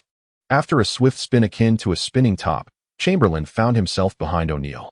What follows is a spectacular display from the big Aristotle. He rose with great force, delivering a resounding slam of the basketball into the hoop. Following the successful shot, O'Neal struck his chest with fervor, unleashing a roar directed at the players of the Blue Jays. Little Shark, Glenn Davis, swiftly approached, leaping into the air to engage in a celebratory chest bump with O'Neal. While Glenn Davis may not possess the prowess of Pettit, his personality resonates more harmoniously with the athletes on the court. Upon his entrance to the game, the Louisiana Tigers displayed a palpable surge of fervor. The Blue Jay Hawks initiated a renewed offensive onslaught. Sinrich advanced the ball into the front court, directly passing it to Lin Hao at the arc's pinnacle, subsequently signaling his teammates to spread out. This exemplifies the hallmark of an adept point guard. He refrains from monopolizing the ball, entrusting it to the team's most formidable scorer. As Lin Hao seized the ball, he found himself matched against Ben Simmons once more. In contrast to their previous encounter, Simmons exhibited a markedly tighter defense this time around. He was aware of Lin Hao's remarkable capabilities and dared not defend against his shots any longer. However, such close proximity provided Lin Hao with ample space to drive past. Although Simmons possessed considerable physical prowess, he still fell short when compared to Lin Hao. Swish. Lin Hao took a bold step forward, surging past Simmons with ease. Upon witnessing this, Glenn Davis immediately rushed over to intercept Lin Hao's path. Lin Hao did not evade. Instead, he collided directly with Davis. Bang! Like a boulder. Davis was forcefully pushed aside by Lin Hao's momentum. He staggered unsteadily, retreating repeatedly until he collided with O'Neal behind him. O'Neal was also thrown off balance by the impact. However, Lin Hao did not cease his advance. He took a step forward and erupted with explosive force. Boom! Another violent slam dunk. The crowd was once again in an uproar. Doris Burke at the commentary table gazed in astonishment at her colleague, Mike Breen. "Mike, how is it possible that someone as hefty as Glenn Davis could be so easily knocked aside by Lin Hao?" Mike Breen promptly provided an explanation. "It's quite simple, clearly. You haven't grasped the principles of physics. Kinetic energy is related to both speed and mass. Although Lin Hao is light, his speed is remarkable. Upon hearing Breen's words, Burke experienced an epiphany. At that moment, Lin Hao shook his head at both the big and little sharks, remarking, "You've truly wasted your bulk," with a gentle nudge. "You both go flying." Little shark Glenn Davis, known for his fiery temperament, was ignited by Lin Hao's taunt. "Pass me the ball. I will show him my true power," he demanded, sprinting forward while reaching out for the ball from Ralph, who was dribbling ahead. Ralph complied, passing the ball to Davis. Upon receiving it, Davis pointed menacingly at Lin Hao. "You claim to be formidable. Do you dare to defend against me?" Lin Hao, of course, did not hesitate and positioned himself directly in front of Davis. Davis swayed his body and charged towards Lin Hao. Bang! The two bodies collided forcefully. Despite his robust physique, Davis managed to push Lin Hao aside. He then sprang up, aiming to deliver a thunderous dunk to Lin Hao. However, he was unprepared for Lin Hao, who swiftly returned to block him. Slap! Lin Hao pinned both Davis and the basketball down. Davis attempted to rise again to attack the rim, but once more, he fell victim to Lin Hao's relentless rejection. After suffering consecutive brutal blocks, Davis began to question his very existence. Fortunately, Shaquille O'Neal was nearby, clapping for the ball to assist Davis in overcoming this predicament. "Quick, give me the ball." Davis complied, passing it to O'Neal. Upon receiving the ball, O'Neal immediately leaped, intent on finishing with a thunderous dunk. Yet, he too could not evade Lin Hao's block. Slap! Lin Hao thwarted his attempt as well. Alone beneath the basket of the Jayhawks, Lin Hao erected an impenetrable net of defense. He repeatedly thwarted the opposing players' attempts to penetrate the basket, prompting the head coach of Louisiana State University to call a timeout. "Let us refrain from forcefully attacking the rim. Do we not possess elite shooters on our team? Let us embrace more shots from beyond the arc and minimize our forays into the paint." The coach himself could scarcely believe these words had escaped his lips. For everyone was well aware that Louisiana State's most formidable player was none other than the great Shaquille O'Neal. He is the most formidable force beneath the basket in the NCAA. Upon hearing the coach's words, O'Neal immediately expressed his dissatisfaction. "Coach, we cannot rely solely on three-point shots. I possess a distinct advantage in the paint. I was not attentive earlier, but if I focus, that player from the Dragon Nation will surely be no match for me." O'Neal, standing at an imposing height of 2.16 meters, exuded an unparalleled sense of pressure as he leaned down to converse with the coach. The head coach of Louisiana State nodded in acknowledgement, saying, "Very well, give it another shot. If it proves too challenging, pass the ball out. We need to integrate both inside and outside plays." O'Neal nodded confidently. "Rest assured, Coach, I will dominate him." Without looking back, he strode onto the court, his expression now gravely serious. Once on the court, he aggressively positioned himself in the paint. Coincidentally, Chamberlain had just exited for a breather, and Embiid was certainly unwilling to engage O'Neal in a physical tussle beneath the basket. The responsibility of defending O'Neal fell squarely on Lin Hao's shoulders. O'Neal glared at Lin Hao, declaring, "You shall receive no mercy from me." Lin Hao, unfazed, smirked in response, "Bring forth your utmost strength." Malowich lofted the ball into O'Neal's waiting hands. Upon receiving the ball, O'Neal executed a powerful shoulder charge. Thud! Lin Hao experienced an unprecedented force of impact, one even stronger than that of Chamberlain. O'Neal outweighed Lin Hao by nearly 100 pounds, affording him a significant weight advantage. He skillfully maneuvered his bulk, pushing Lin Hao aside before rising powerfully to attempt a thunderous dunk. However, just as he ascended into the air, Lin Hao leapt once more, positioning himself in front of O'Neal.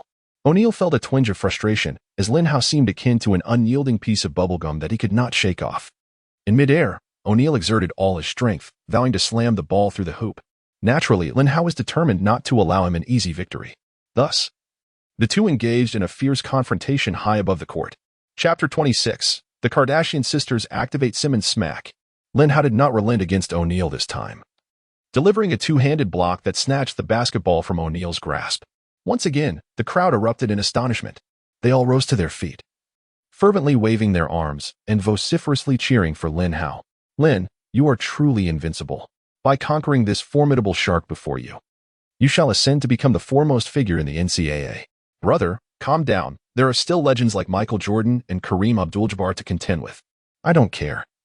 In my heart, Lin Hao is the most extraordinary of all. That block just now is so astounding that none of those greats could have achieved it." Indeed, Lin Hao's recent block was nothing short of breathtaking. Not only were the fans left in utter disbelief, but even his opponents stared wide-eyed, unable to fathom the spectacle unfolding before them. On the bench of Louisiana State University, a mournful atmosphere had already settled in. Beep. The head coach swiftly called for a timeout. He is concerned that the players' mentality may be significantly affected, prompting him to urgently summon them to the sidelines for psychological reassurance. The once jovial O'Neal now bears a notably stoic expression. He plopped down onto the chair in silence. After 2 minutes of mental rejuvenation, the players returned to the field. The head coach of Louisiana State let out a deep sigh. He felt that if the game continued in this manner, his team would struggle to endure the first half. The crux of the matter now lay in containing that player from Lanxing, who was poised to dismantle their team. After saying this, the head coach cast a sweeping glance over his players. He couldn't help but furrow his brow once more, for among his players, it was challenging to find someone capable of containing Lin Hao. Ultimately, he had no choice but to focus his attention on Ben Simmons, as he was indeed the most formidable defender on the team. He approached Ben Simmons and exclaimed, "Ben, did you see how many beautiful female fans are at the sidelines? It seems the Kardashian sisters have also arrived." Initially listless, Ben Simmons's eyes widened immediately upon hearing the coach's words. He followed the direction indicated by his coach and indeed beheld a group of strikingly beautiful women, among whom were the sisters of the Kardashian clan. In particular, Kendall Jenner captivated his attention profoundly. Observing the change in his gaze, the coach felt a surge of delight within. He immediately continued, "Ben, as someone who has experienced it all, I possess a profound understanding of a woman's heart. They are drawn to the strongest of men. You must surpass Lin Hao and become the finest player on the court, and they will naturally gravitate towards you." Emotionally stirred, Ben Simmons rose to his feet. "Coach, is that truly the case? Can it really be that simple?" The coach patted Simmons on the shoulder, reassuring him, "Indeed, my boy. Now hurry and give it your all on the court." Simmons dashed towards the arena. "Coach, that guy cannot be the best player on the court. I am." The coach turned around to discover that it was O'Neal who had spoken. He had not anticipated that this giant would also harbor such interest in the fairer sex. A renewed spark ignited in O'Neal's eyes. As a seasoned coach, he understood well that for college players of this age, young women represented the most rewarding incentive, even more enticing than a championship title. Upon returning to the court, the players from Louisiana State exhibited a noticeable increase in vigor. The Kansas players, still acclimating to the pace, found themselves caught off guard as Louisiana State launched a surge of offensive prowess. By the conclusion of the first half, Louisiana State had erased the point deficit, and the two teams retreated to their respective locker rooms with a tied score of 43. Upon entering the locker room, Chamberlain was profoundly dissatisfied with his performance in the first half. He lifted the chair high and brought it down forcefully onto the ground. Lin Hao immediately patted his shoulder. "Wilt, you did quite well." His teammates were filled with concern for Lin Hao. They all understood the terrifying nature of Chamberlain when he was enraged, for he truly became unrecognizable to those close to him. However, what they did not anticipate was that, at this moment, Chamberlain was not in a fit of anger. He merely gasped in response, "I played terribly, utterly defeated by that rotund adversary. I am filled with resentment." Lin Hao continued to reassure him, "It matters not. The match is only halfway through. I have faith that in the second half, you will surely overpower him." Chamberlain gazed at Lin Hao in astonishment. "Brother, do you genuinely believe I still possess the capability? I was once the world's premier center, yet I have just succumbed to your prowess. And now I am on the verge of succumbing to that rotund foe. Can I truly rise again?" Lin Hao, with unwavering conviction, met Chamberlain's gaze. "Of course you can. In the second half, let us execute more collaborations and unleash your full potential." Upon hearing Lin Hao's words, it was not Chamberlain who felt the most exhilaration, but rather Larry Brown, the head coach of Kansas, standing in the locker room. He did not anticipate that Lin Hao, at such a young age, would exude an abundance of leadership charisma. He promptly retrieved the tactical board and illustrated several pick-and-roll strategies for Lin Hao and Chamberlain. Although Lin Hao's passing ability remains rather average at this juncture, his individual prowess is exceptionally formidable, drawing the defensive focus of opponents squarely upon him. This consequently creates abundant opportunities for his Kansas teammates, as any successful pass to them results in remarkably easy shooting chances. This phenomenon exemplifies the gravitational pull of a superstar. Many luminaries in the sport, due to their extraordinary capabilities, only begin to facilitate their teammates' scoring opportunities later in their careers, when athleticism wanes. Individuals like Lin Hao, who possess the innate foresight to assist teammates even during their collegiate years, are indeed a rarity. This explains the mixed emotions of joy and astonishment experienced by Larry Brown. After a thorough strategy briefing, the players of the Kansas Jayhawks stepped onto the court, while the athletes from Louisiana State had also arrived at the arena. They were diligently preparing for the commencement of the second half. Soon, the second half of the match began for both teams. The Kansas Jayhawks were the first to launch an assault. As soon as Sinrich received the ball, he passed it to Lin Hao. The moment Lin Hao grasped the ball, Simmons charged towards him.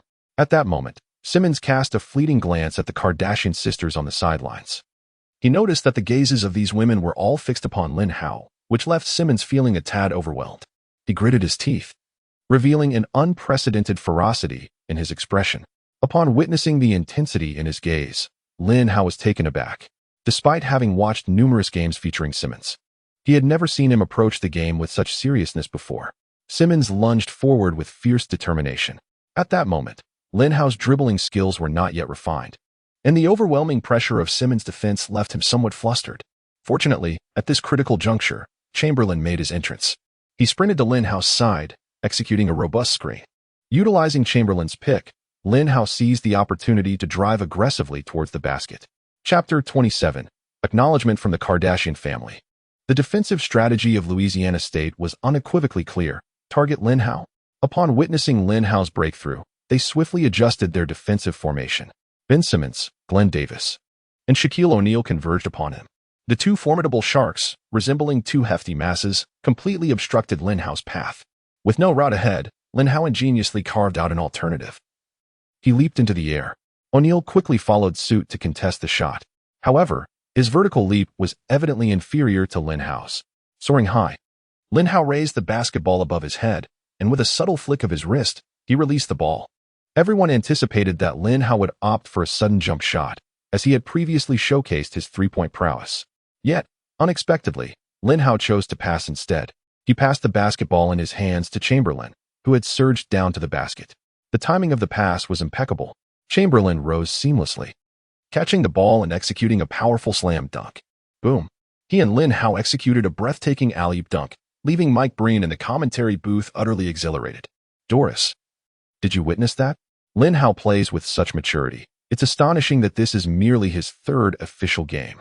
Doris Burke, upon hearing this, felt an immense sense of pride. Ah, the man I admire must be both mature and youthful, brimming with vitality. Mike Breen, slightly taken aback, found himself at a loss for words. However, the audience was even more electrified, particularly the Kardashian sisters. They rose from their seats, striking poses to showcase their allure to Lin Hao, who had just delivered a brilliant assist. Unfortunately, Lin Hao's focus was entirely on celebrating this magnificent basket with Wilt Chamberlain, oblivious to their attention. Yet, the sisters' antics did not escape the notice of Ben Simmons, who watched with gritted teeth. He unleashed a torrent of rage upon his teammate, O'Neal.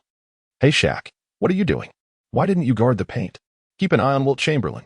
Upon hearing this, O'Neal was equally incensed. What nonsense are you spouting? Didn't the coach instruct us to focus our defense on Lin Hao? Simmons, now seething with fury, retorted, this is a clear sign of your distrust in me. Rest assured, I alone can contain him. With that declaration, Simmons immediately reached for the ball, dribbling it towards the front court. This time, he refrained from passing to his teammates, instead charging directly towards the basket. Although this was not his forte, he was consumed by his emotions, disregarding all else. Confronted by Lin Hao, who guarded the rim with tenacity, Simmons launched a fierce assault. However, Lin Hao's defensive prowess was beyond what the diminutive Simmons could overcome. The clash culminated in a resounding defeat for Simmons, as Lin Hao executed a formidable block, sending Simmons' shot soaring away. The rebound was seized by Kirk Hinrich. With his teammate now in possession of the ball, Lin Hao chose to disregard everything else. He surged forward with unbridled determination, charging into the front court. Simmons, now consumed by frustration and anger, was resolute in preventing Lin Hao from effortlessly executing another layup. This time, he relentlessly pursued from behind.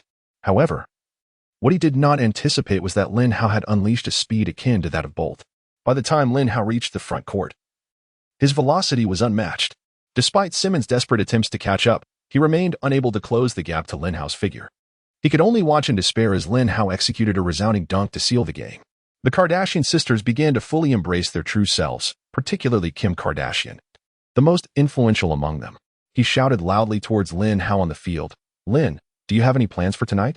Would you care to come over to our place for a party? The 5 of us sisters will keep you company. And if you prefer not to have any other boys around, we will be there for you. Kim Kardashian's invitation was truly irresistible. Even Chamberlain, who had just been frustrated with his own performance, found himself tempted by the offer. He approached Lin Hao's side and said, "Lin, I truly believe this is a splendid opportunity. I have but one request. Could you possibly take me along?" Lin Hao smiled faintly and retorted with a dismissive "get lost." Ben Simmons, having endured multiple provocations, was perilously close to losing his composure. As he strode forward, he incessantly hurled insults at Lin Hao, declaring, "Lin, I refuse to believe that you can defeat me. You are merely fortunate to have made some incredible shots." In contrast, Lin Hao remained remarkably composed. He nodded with a smile, casually remarking that no matter how you speak, even if your words are grounded in truth, what significance does it hold? Regardless, we shall seize victory in this match. Furthermore, I shall be honored as the most valuable player of the game. By the way, there is one more thing you ought to be aware of. I shall also garner the admiration of many more young ladies. With that, Lin Hao strode back to the defense. Simmons had indeed been testing the limits of his defenses on multiple occasions. He gritted his teeth, ready to launch a new offensive. The head coach of Louisiana State University could no longer bear to watch. He shouted loudly at Simmons, "Ben, you need to play more intelligently. I hope you can pass the ball to your teammates." Simmons was originally the strongest playmaker for the Louisiana State Tigers. However, utterly engrossed in the game, he failed to notice the support available around him. In his eyes, there exists only the hoop, and in his heart, there resides solely Lin Hao. During this phase, he orchestrates the play from the arc's pinnacle. The imposing figures of Big Shark O'Neal and the big baby Glenn Davis simultaneously surge forward. The duo executes a strategy reminiscent of elevator doors closing. Originally devised for shooters, this tactic is frequently employed by the Warriors to grant Clay and Curry opportunities for shots. Louisiana State also utilizes a similar strategy, tailored for Ralph and Pistol Pete Maravich. This time, the ball is in Simmons' possession, and O'Neal is already poised and prepared. He feigned a screen to draw Lin Hao in, and then swiftly advanced, launching himself towards the basket. O'Neal anticipated that with Ben Simmons' exceptional passing ability, a splendid assist would surely be forthcoming, allowing him to effortlessly score an open layup. However, in a moment of reckless abandon, the already exuberant Ben Simmons opted not to pass. Instead, he inexplicably attempted a three-point shot. Ben Simmons' proficiency in three-point shooting is truly difficult to articulate. Those who understand, understand. With a flurry of movements as fierce as a tiger, he executed a pull-up jumper for three. Whoosh! The basketball soared in an odd arc, careening off the backboard with a classic air ball. This left the bench of Louisiana State University in utter disbelief. Their head coach also let out a deep sigh. He pondered silently, could it be that I am mistaken? Should I not have encouraged Ben Simmons? Observing his current state, it appeared that the team was drawing ever closer to losing this match. Chapter 28. Simmons' confrontation with Embiid, the head coach of Louisiana State, hesitated momentarily but ultimately chose not to substitute Ben Simmons. Their on-court talent paled in comparison to that of Kansas University. Simmons was a physical presence second only to Shaquille O'Neal on their team. Removing him would result in their opponents overwhelming them. Contemplating this, he could only shout, "Ben, you must pass the ball more to your teammates. Girls adore men who share." Yet at that moment, Ben Simmons was consumed by fury, paying no heed to the coach's words. In his eyes, there was only Lin Hao. This time, the Kansas Jayhawks launched their offense. Kirk Henrich, upon arriving at the front court, passed the ball directly into Lin Hao's hands. Ben Simmons once again positioned himself in front of Lin Hao. The two players were merely 2 steps away from the three-point line. Shaquille O'Neal could not help but exclaim loudly, "You don't need to guard him so closely. He cannot shoot from that distance." Simmons contemplated this and realized the truth in O'Neal's statement. Lin Hao is indeed capable of shooting from beyond the arc, but not from such a far range. He thought to himself, I can simply guard him at the three-point line. With this in mind, Simmons took a step back, landing on the three-point line. Little did he anticipate that at that very moment, Lin Hao had already leaped and released the ball. Simmons' attempt to rush back was futile. Swish! Like a full moon drawn from a bow, he shot like a tiger. Behold Lin Hao. Lin Hao executed an exceptionally long three-point shot, and the basketball soared directly through the hoop. After scoring, Lin Hao shook his head at Ben Simmons, signaling, "You shouldn't have stepped back." Having said that, Lin Hao promptly turned and made his way back to the defensive end, modestly concealing his prowess. The fans on the sidelines erupted once more, overwhelmed by Lin Hao's electrifying performance. They all came to the realization that watching Lin Hao play basketball was far more exhilarating than viewing a Hollywood blockbuster featuring superheroes. Having been exposed to the formulaic nature of such films, audiences often become aware of the predictable patterns. Yet, the brilliance of Lin Hao lies in his ability to triumph without relying on conventional techniques. At any moment, he can unveil an unexpected tactic from his arsenal, perpetually delivering surprises. At this juncture, Ben Simmons was seething with rage, his fists clenched tightly, akin to a firecracker poised to explode. As fate would have it, Embiid approached Simmons just then. Witnessing Lin Hao mercilessly dominate Simmons, he seized the opportunity to humiliate him further. "Brother, I advise you to reconsider your basketball career. With your basketball IQ, it seems you may have to bid farewell to the top leagues. You possess quite the handsome visage. Perhaps you should consider a career as a male model instead." Before Embiid could finish his taunt, Simmons's fist had already made contact. Bang! With a single blow, Embiid's nose was left askew. In that moment, Embiid fully grasped the consequences of his scathing remarks. Tears streamed down his cheeks, spilling forth in abundance. The referee's whistle sounded immediately, resulting in the expulsion of Ben Simmons from the game. Even in his ejection, Simmons was not the most unfortunate individual. That title undoubtedly belonged to the loquacious Embiid. Not only is he unable to participate in the match, but he must also endure the agony of a disfigured nose. Fortunately, Embiid does not earn his living based on looks. Otherwise, his despair would be profound.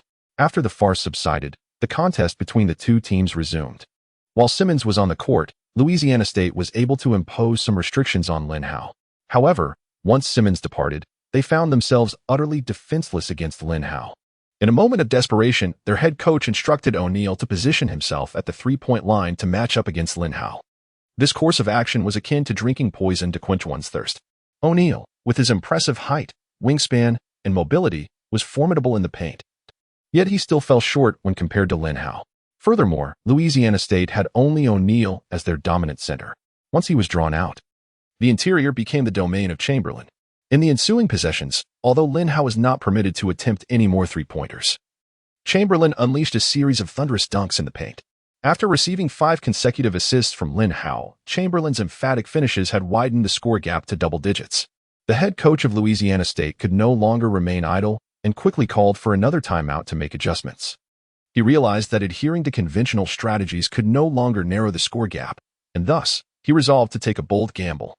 At this juncture, he entrusted a significant portion of the ball to the two perimeter players, Peter Maravich and Ralph, granting them unrestrained freedom to shoot. Shaquille O'Neal and Davis assumed the role of defensive barriers, immediately engaging in pick-and-roll plays. Coincidentally, both players exhibited exceptional shooting accuracy in this match. Leveraging their perimeter prowess, Louisiana State managed to diminish the score disparity. Observing the narrowing gap, Larry Brown could no longer remain passive and promptly called a timeout. "They have three-pointers. And so do we. Paul, Kirk, if you get an opportunity, take the shot." Upon hearing this, Wilt Chamberlain swiftly responded, "And don't forget Lin. His three-point shooting percentage is a perfect 100 in this game." Larry Brown hesitated momentarily, recalling that Lin had not demonstrated his three-point shooting ability in previous matches. Thus, in such a critical moment, he leaned more towards the established shooters. Nevertheless, Larry Brown was acutely aware that Lin was now the leader of the team and deserved greater opportunities to shine. With this in mind, he resolutely declared, "You are right. Lin, if you find an opening, shoot boldly. Your three-point shot is reliable." Lin nodded confidently. "Don't worry, coach. Even if you hadn't said anything, I would still take the shot." Larry Brown chuckled awkwardly. The Lin he knew had transformed significantly. He was no longer the lamb waiting to be slaughtered. Now, he radiated the self-assurance of a superstar, akin to those legendary figures throughout history. As the timeout concluded, the players of the Blue Jays re-entered the court. Paul Pierce initiated the inbound pass, delivering the basketball to Henrich. Henrich promptly distributed the ball to Lin, who positioned himself at the free throw line. O'Neal charged toward him. After showcasing his triple threat stance, Lin surged forward aggressively. O'Neal retreated repeatedly, but he was unprepared for Lin's sudden maneuver. Instead of driving to the basket, Lin executed a dramatic step back, catching O'Neal completely off guard. He could no longer catch up with Lin Hao's pace.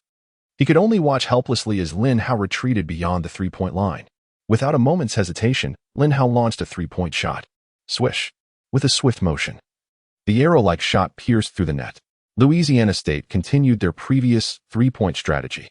This time, the legendary pistol Pete Maravich took aim from beyond the arc. Shaquille O'Neal used his massive frame to set a solid screen for Maravich. But then, an unexpected turn of events occurred. Chapter 29, the best defensive player Kardashian. Smack. The basketball shot by Pistol Pete Maravich was swatted away. The player who made the block was none other than Lin Hao. This block was executed over Shaquille O'Neal.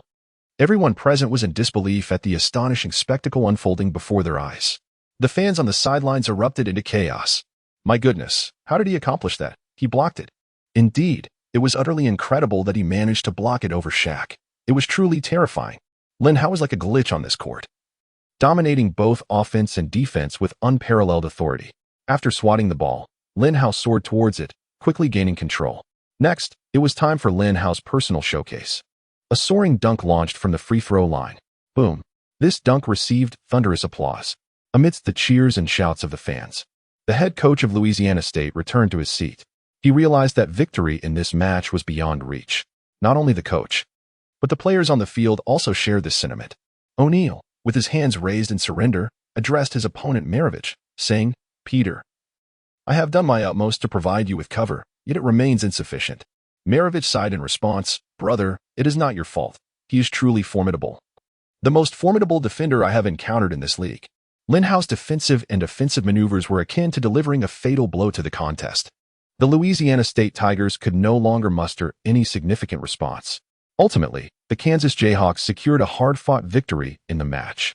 Lin Hao concluded the game with an astounding tally of 37 points, 16 rebounds, 8 blocks, and 8 assists. Such a near quadruple-double performance was nothing short of terrifying. As the game neared its conclusion with just 3 minutes remaining, the fans on the sidelines erupted in unison, chanting MVP. After the referee blew the final whistle, many fans could no longer contain their excitement and rushed onto the court.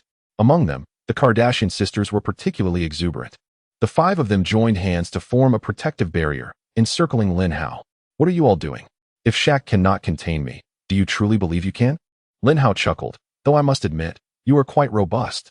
Leading the charge, Kim Kardashian burst into laughter. At that moment, Khloe Kardashian chimed in, "Lin, come home with us. The room has already been prepared by the nanny." After her words, she threw a flirtatious glance at Lin Hao, causing his heart to flutter involuntarily. His body involuntarily recoiled a step. It appeared that the impact of the Kardashian sisters was even more formidable than that of Shaquille O'Neal. If the 5 Kardashian sisters were tasked with defending against Lin Hao, they might truly succeed in restraining him. As Lin Hao stepped back, he inadvertently trod upon Kendall Jenner behind him. "Oh my goodness, that hurt." Hearing Jenner's exclamation, Lin Hao hastily advanced a step. However, by this time, the encirclement of the Kardashian clan had already tightened. He collided directly with Kim Kardashian. Fortunately, Kim Kardashian's substantial presence prevented her from being toppled by Lin Hao's momentum. Nevertheless, the impact caused Kim Kardashian to lose her balance, and instinctively she lunged forward, enveloping Lin Hao in her embrace. Witnessing Kim's proactive approach, the Kardashian sisters wasted no time and commenced their offensive. Meanwhile, Larry Brown, who had just stepped onto the court, furrowed his brow in concern. He turned to Wilt Chamberlain beside him and said, "Wilt, stop dawdling. Quickly call a few brothers to rescue Lin Hao." Chamberlain shook his head and replied meaningfully, "This is what he deserves. The coach has trained him so well, some rewards are only fitting. You need not concern yourself with this today." With that, Chamberlain took hold of Larry Brown and headed towards the players' tunnel. Larry Brown, unable to resist the force of Chamberlain's pull, followed him back to the locker room despite his lingering worries about Lin Hao's safety. The other players of the Jayhawks looked on with envy. Oubre turned to Paul Pierce and asked, "Paul, when will I ever be surrounded by the Kardashian sisters like Lin?" Pierce sighed, Who wouldn't want that? It's just that these girls are drawn to the strongest." At this, Pierce couldn't help but feel a tinge of melancholy. Once upon a time, he was the Michael Jordan of his own world. Yet, in comparison to a prodigy like Lin Hao, the gap was undeniably vast. At that moment, Andrew Wiggins, clutching a thermos, spoke up. "Guys, I'm not envious of Lin at all. My ambition is to become the most enduring player in basketball history. I never engage in activities that could jeopardize my health. Look, this is the herbal tea recipe Lin shared with me, infused with goji berries, red dates, ginger, angelica, cotinopsis, and brown sugar. Would you like to try some?" Having lost his starting position, Wiggins had chosen a different path. If he could no longer be the strongest player, then he would strive to be the most enduring. Upon hearing this, both Pierce and Oubre exchanged incredulous glances. Generally, African Americans do not favor health regimens. They prioritize immediate pleasures, especially for these young, vigorous athletes. Oubre candidly remarked, "Andrew, I have no interest in that." To put it bluntly, if it meant being surrounded by the Kardashian sisters like Lin, I'd gladly give up 10 years of basketball. No, to be more precise, I'd willingly forego 10 years of my life. With that, he continued to gaze at Lin Hao with envy until Pierce forcibly pulled him away. Meanwhile, Lin Hao, caught in the thrall of the Kardashian sisters, held a flicker of hope that his teammates would come to his rescue, only to realize that they had all departed. He hastily remarked, "Ladies, I must retreat to the dressing room for a shower and then prepare for the post-match interview. Until we meet again." Kim Kardashian promptly responded, "Lin, we cannot allow you to leave today, for we are acutely aware that once you depart, such a splendid opportunity will be lost." Upon uttering these words, Kim exchanged a knowing glance with her sisters, who were evidently well-trained. They swiftly changed their formation. Kim and Khloe Kardashian seized Lin Hao's arms, while Kendall and Kylie Jenner grasped his legs. The eldest of the Kardashian clan, Kourtney Kardashian, supported Lin's waist.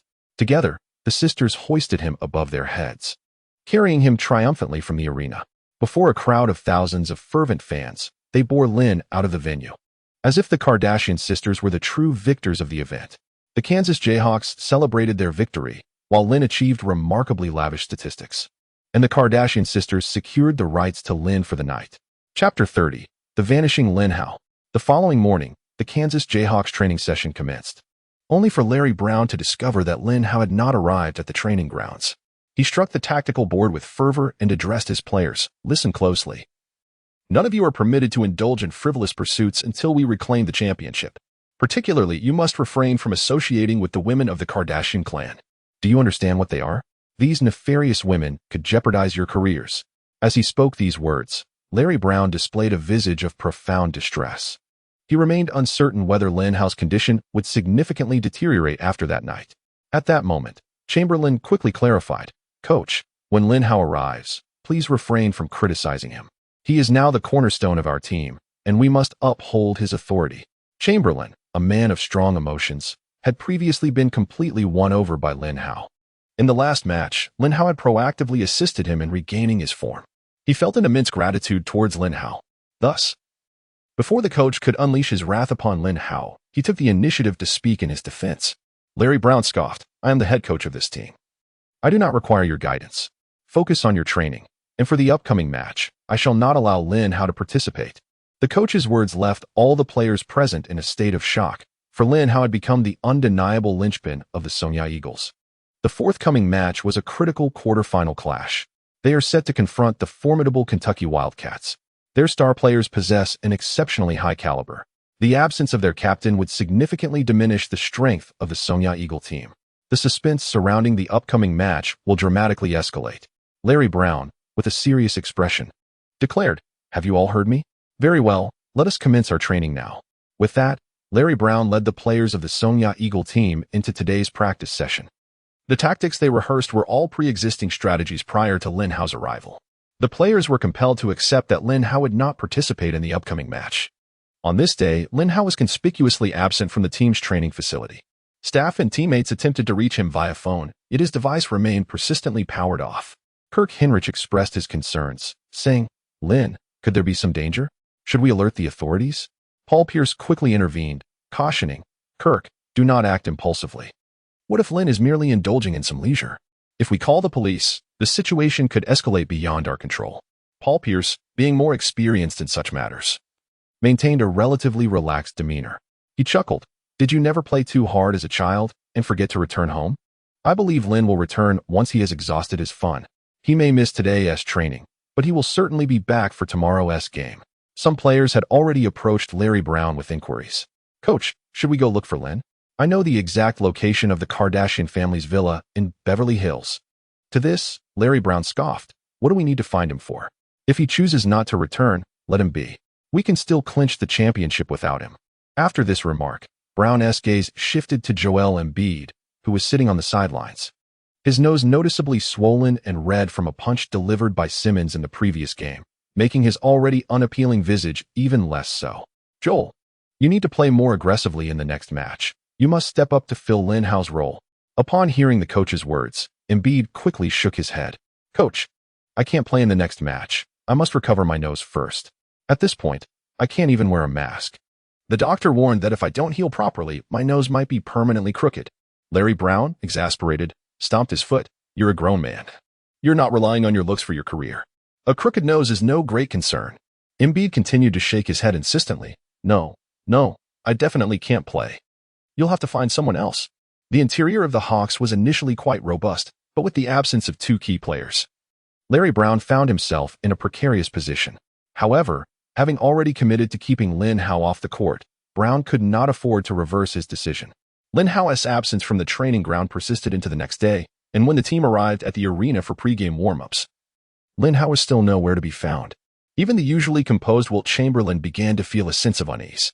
He could not help but say to Paul Pierce, Paul, why don't we go look for Lin Hao? I'm worried that kid might be in trouble. Pierce furrowed his brow in agreement. Indeed. He is a foreigner in this land. Having gone missing for a day and a night in America, there might truly be some danger lurking. Chamberlain nodded. It would be wise not to involve the police. If this matter reaches their ears and eventually becomes public, it could have dire repercussions for Lin Hao and our team. Pierce quickly reassured him. Don't worry, Wilt. I have some connections in the underworld. I'll send them to inquire. No sooner had Pierce spoken than a tall figure emerged from the corridor leading to the locker room. The players of the Eagles breathed a sigh of relief upon seeing Lin Hao finally return before the game. However, it was evident that Lin Hao was not in his usual form.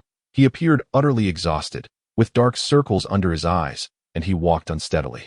Chamberlain hurried to Lin Hao's side, expressing his concern. Brother, where have you been? We were all worried sick. Lin Hao waved his hand dismissively. I finally understand why Lamar Odom ended up in CU. This is truly unbearable. Oubre immediately approached. Lin, what on earth happened? You must tell me. I want to learn. Lin Hao offered a wry smile. I really can't divulge. One word and this narrative would be silenced. Paul Pierce sighed. Lin, you've managed to anger the coach. He declared you wouldn't be playing in this game. Upon hearing Pierce's words, Lin Hao felt a surge of relief. Really? That's wonderful. I can finally take a break. You all practice. I'll head back to the locker room for a quick nap. The players of the Eagles watched Lin Hao's retreating figure with a complex mixture of emotions. Chamberlain couldn't help but remark, it seems Lin Hao is still lacking in this regard compared to me.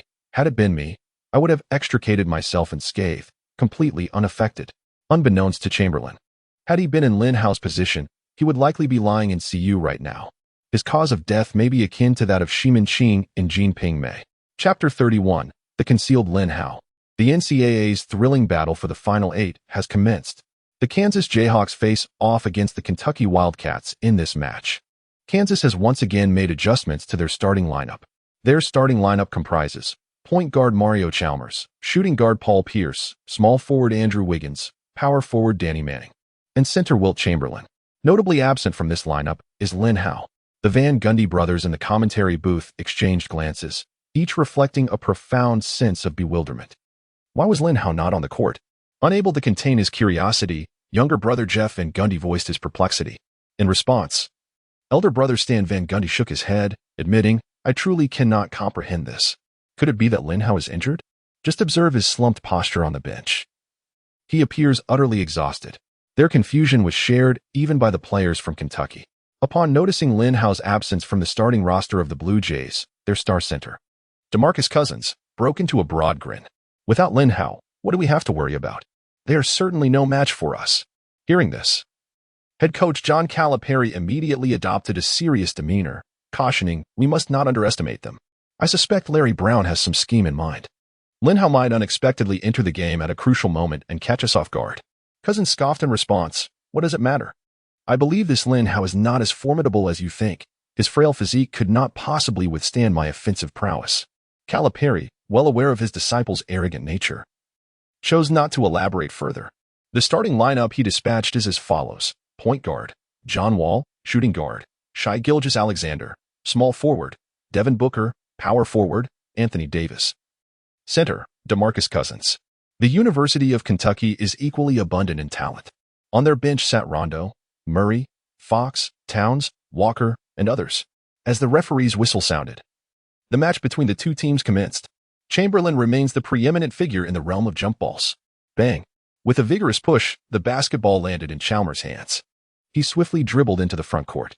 The focal point of the team shifted back to Chamberlain. Following a screen, Chamberlain made a rapid cut to the basket, and Chalmers' pass was impeccably timed.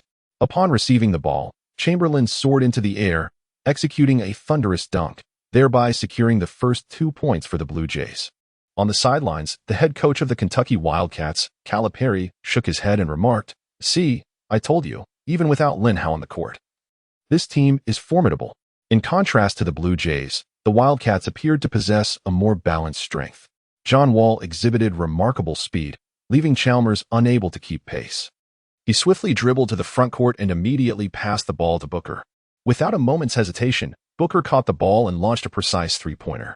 The Jayhawks executed their strategy with remarkable simplicity, continuing to relentlessly attack the weakness of Chamberlain. On the court, Chamberlain maximized his physical advantages. Although Anthony Davis possessed legendary defensive skills, he found himself largely ineffective against Chamberlain. The latter relied on his sheer physicality, employing minimal techniques to overpower his opponent. With less than 10 minutes elapsed in the first half, both of Kentucky's towering interior players had already accumulated 2 fouls each. Nevertheless, they maintained a lead in the score. Due to Chamberlain's mediocre free throw shooting and Kentucky's superior perimeter firepower compared to the Jayhawks, Calipari decided to abandon defense altogether. He positioned a formidable artillery beyond the three-point line, substituting Karl Anthony Towns for DeMarcus Cousins. Despite standing at 7 feet tall, Towns played with the finesse of a perimeter player. He refrained from driving to the basket, consistently opting to shoot from beyond the three-point line. This compelled Wilt Chamberlain to extend his defense towards him, thereby affording other Kentucky players greater opportunities to penetrate the paint. By halftime, despite Chamberlain's impressive tally of 23 points, Kentucky maintained a 10-point lead over Kansas, standing at 53-43. Observing from the bench, Embiid remarked to Chamberlain, "Wilt, your play is quite problematic. You are too engrossed in individual efforts and failing to elevate your teammates." Upon hearing this, Chamberlain immediately erupted in anger, exclaiming, "Joel, do you believe I won't deliver a punch that sends your nose back to where it belongs?" Aware of Chamberlain's temperament, Embiid understood that further provocation could lead to dire consequences. Left with no choice, he weakly muttered, "You are merely a brute. I shall not stoop to your level." At that moment, the team's head coach, Larry Brown, furrowed his brow in concern. He is acutely aware that trailing by double digits at halftime in an NCAA game presents a formidable challenge to overcome. He turned to glance at Lin Hao, who was yawning in the corner of the changing room, his brow furrowing even deeper. Brown felt a flicker of uncertainty. He was engaged in a fierce internal struggle regarding whether or not to allow Lin Hao to take the field. He felt truly conflicted. Ultimately, he resolved not to let Lin Hao play, especially after having spoken so resolutely before the match commenced. Brown first offered some words of comfort to the players, then proceeded to strategize for the second half of the game. His strategy primarily revolves around defense. As a coach with a defensive mindset, Brown firmly believes that victories are secured through solid defense. Even with a historically exceptional offensive player like Iverson on his roster, he insists that his 76ers build their foundation on defensive prowess. Presently, his approach is distinctly defined. All other players are focused entirely on defense, while only Chamberlain has the liberty to take the initiative on offense. Observing this arrangement, the sidelined Embiid lamented to his fellow spectator Lin Hao, "This is it. I feel like we are doomed in this game." Lin Hao, stifling a yawn and displaying impatience, retorted, "Enough with the complaints. If you feel that way, why not take to the court and change the current situation?" Embiid muttered, "I do possess that capability, yet my body fails me. What about you? Why aren't you playing?" Lin Hao shrugged, "I could play, but I must adhere to the coach's directives."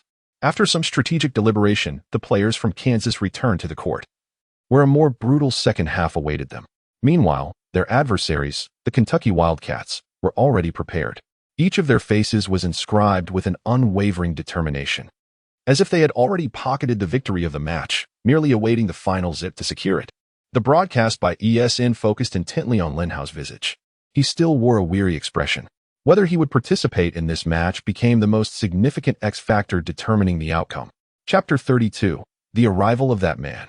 In the second half, The Kentucky Wildcats made adjustments to their starting lineup, allowing Towns to replace Cousins in the starting five. This decision from Coach Calipari left Cousins quite displeased. "Coach, you shouldn't do this. It's evident that I am a superior player compared to Carl. I've never lost to him in one-on-one. He's merely a softie." Calipari offered little explanation in return, simply stating, "His three-point shooting is more accurate than yours." This left Cousins speechless, as Calipari's assertion was indeed factual. Although Cousins could dominate in a one-on-one match against Towns, his inferior three-point shooting skills rendered him unable to take the court in this game. Kentucky's strategy was unequivocal.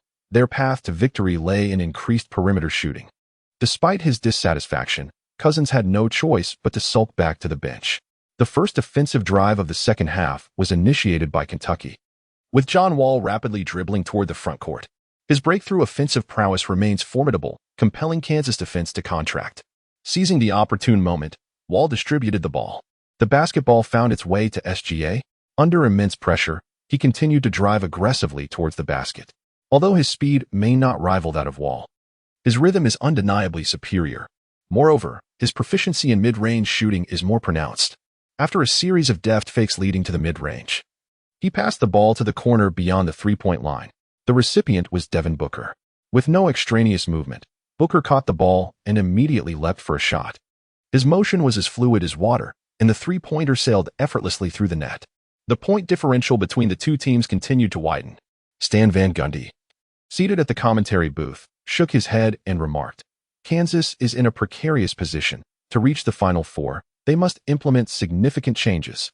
His brother, Jeff Van Gundy, immediately remarked, "In truth, enacting change is rather straightforward. Simply placing Lin Hao on the court would resolve all issues." Stan Van Gundy sighed. "I am well aware of that, but the problem lies in the fact that Lin has yet to take the floor. I suspect he will not participate in this match." Kansas's offense continues to primarily focus on Chamberlain. He is undoubtedly formidable. No one in Kentucky's interior can contain him. They could only watch as he effortlessly dunked the ball into the hoop or committed fouls that sent Chamberlain to the free throw line. However, the Kentucky fans remained unperturbed, for the point gap between the two teams continued to widen. Chamberlain averaged 1.5 points per offensive play. Yet Kentucky exhibited remarkable precision in their three-point shooting during this match. By the second half, their three-point shooting percentage had soared to 60, allowing them to amass 1.8 points per possession. As the point difference approached 20, Larry Brown, the head coach of the Kansas Jayhawks, was compelled to call a timeout.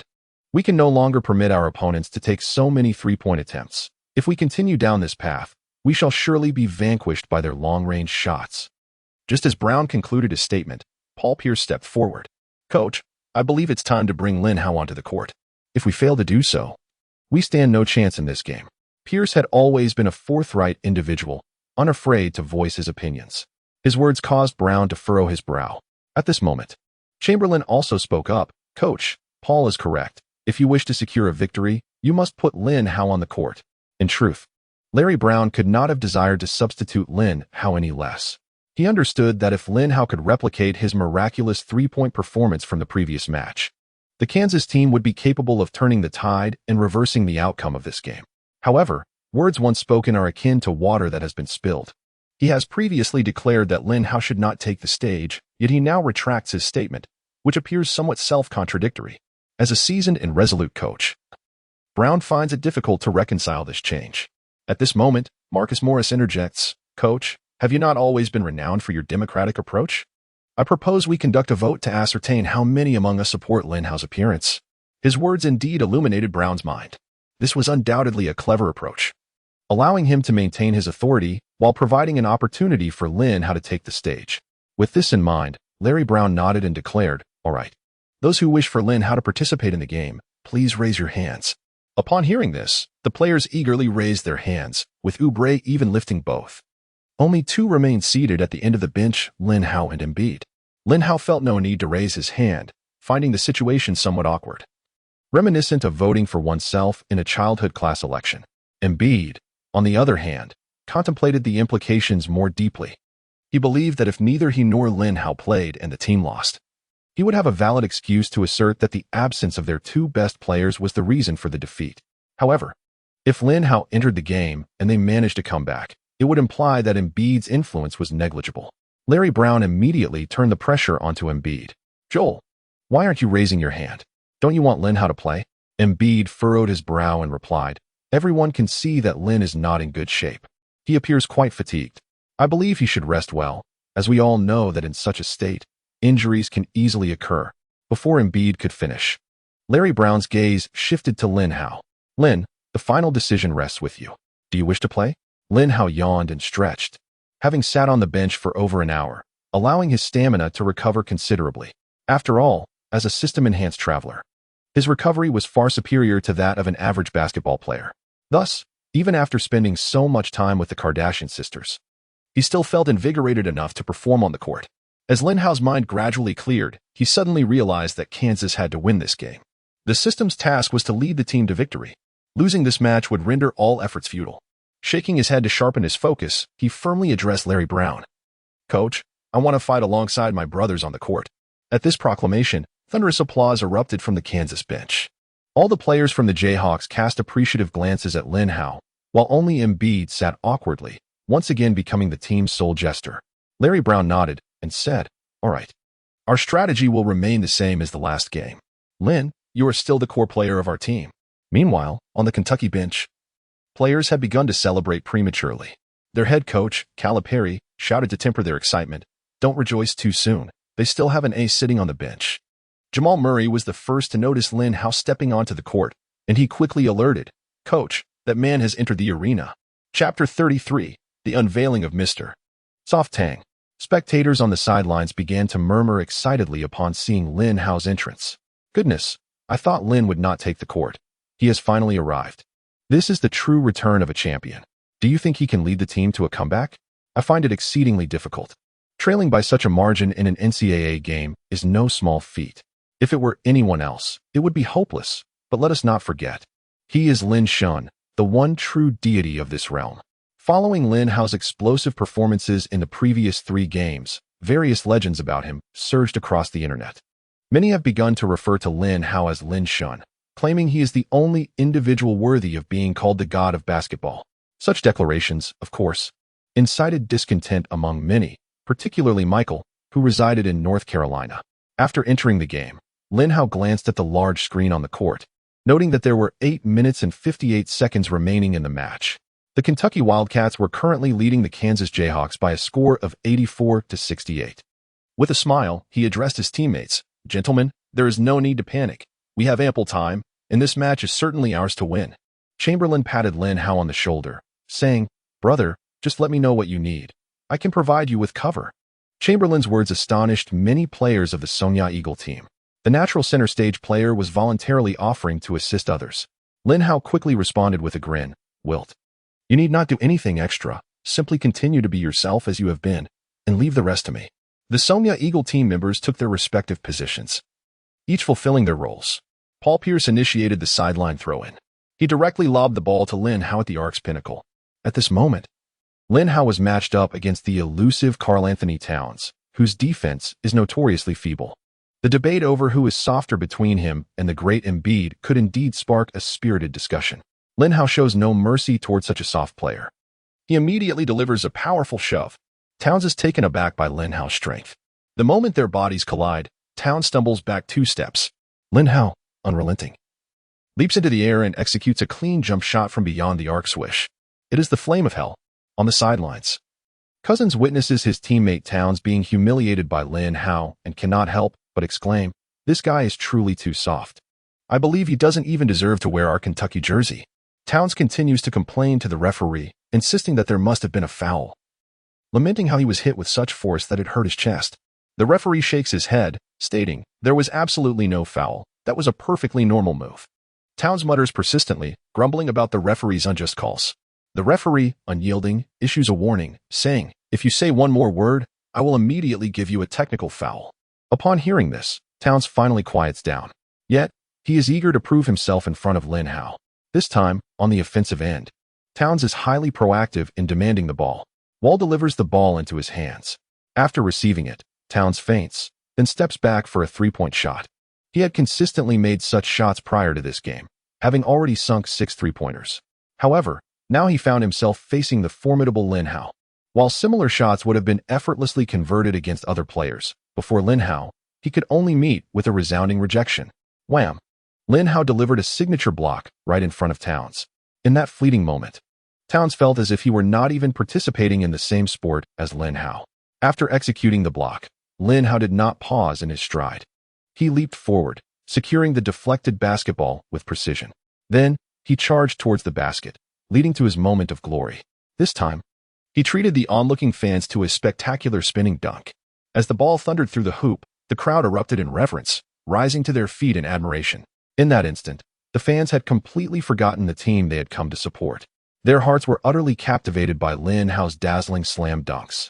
In their eyes, there was nothing but the agile figure of Lin Hao. Beep. After Lin Hao scored 5 consecutive points, the head coach of the Kentucky team, Calipari, promptly called for a timeout. He was acutely aware that the momentum had shifted in favor of the Kansas team. Should this trend continue unchecked, his own team could face an abrupt turnaround. How many times must I emphasize this? You must contain that player from Dragon Country. Do not allow him to score with ease. Calipari shouted hysterically, striking his tactical board. Following this, he directed his gaze toward Towns.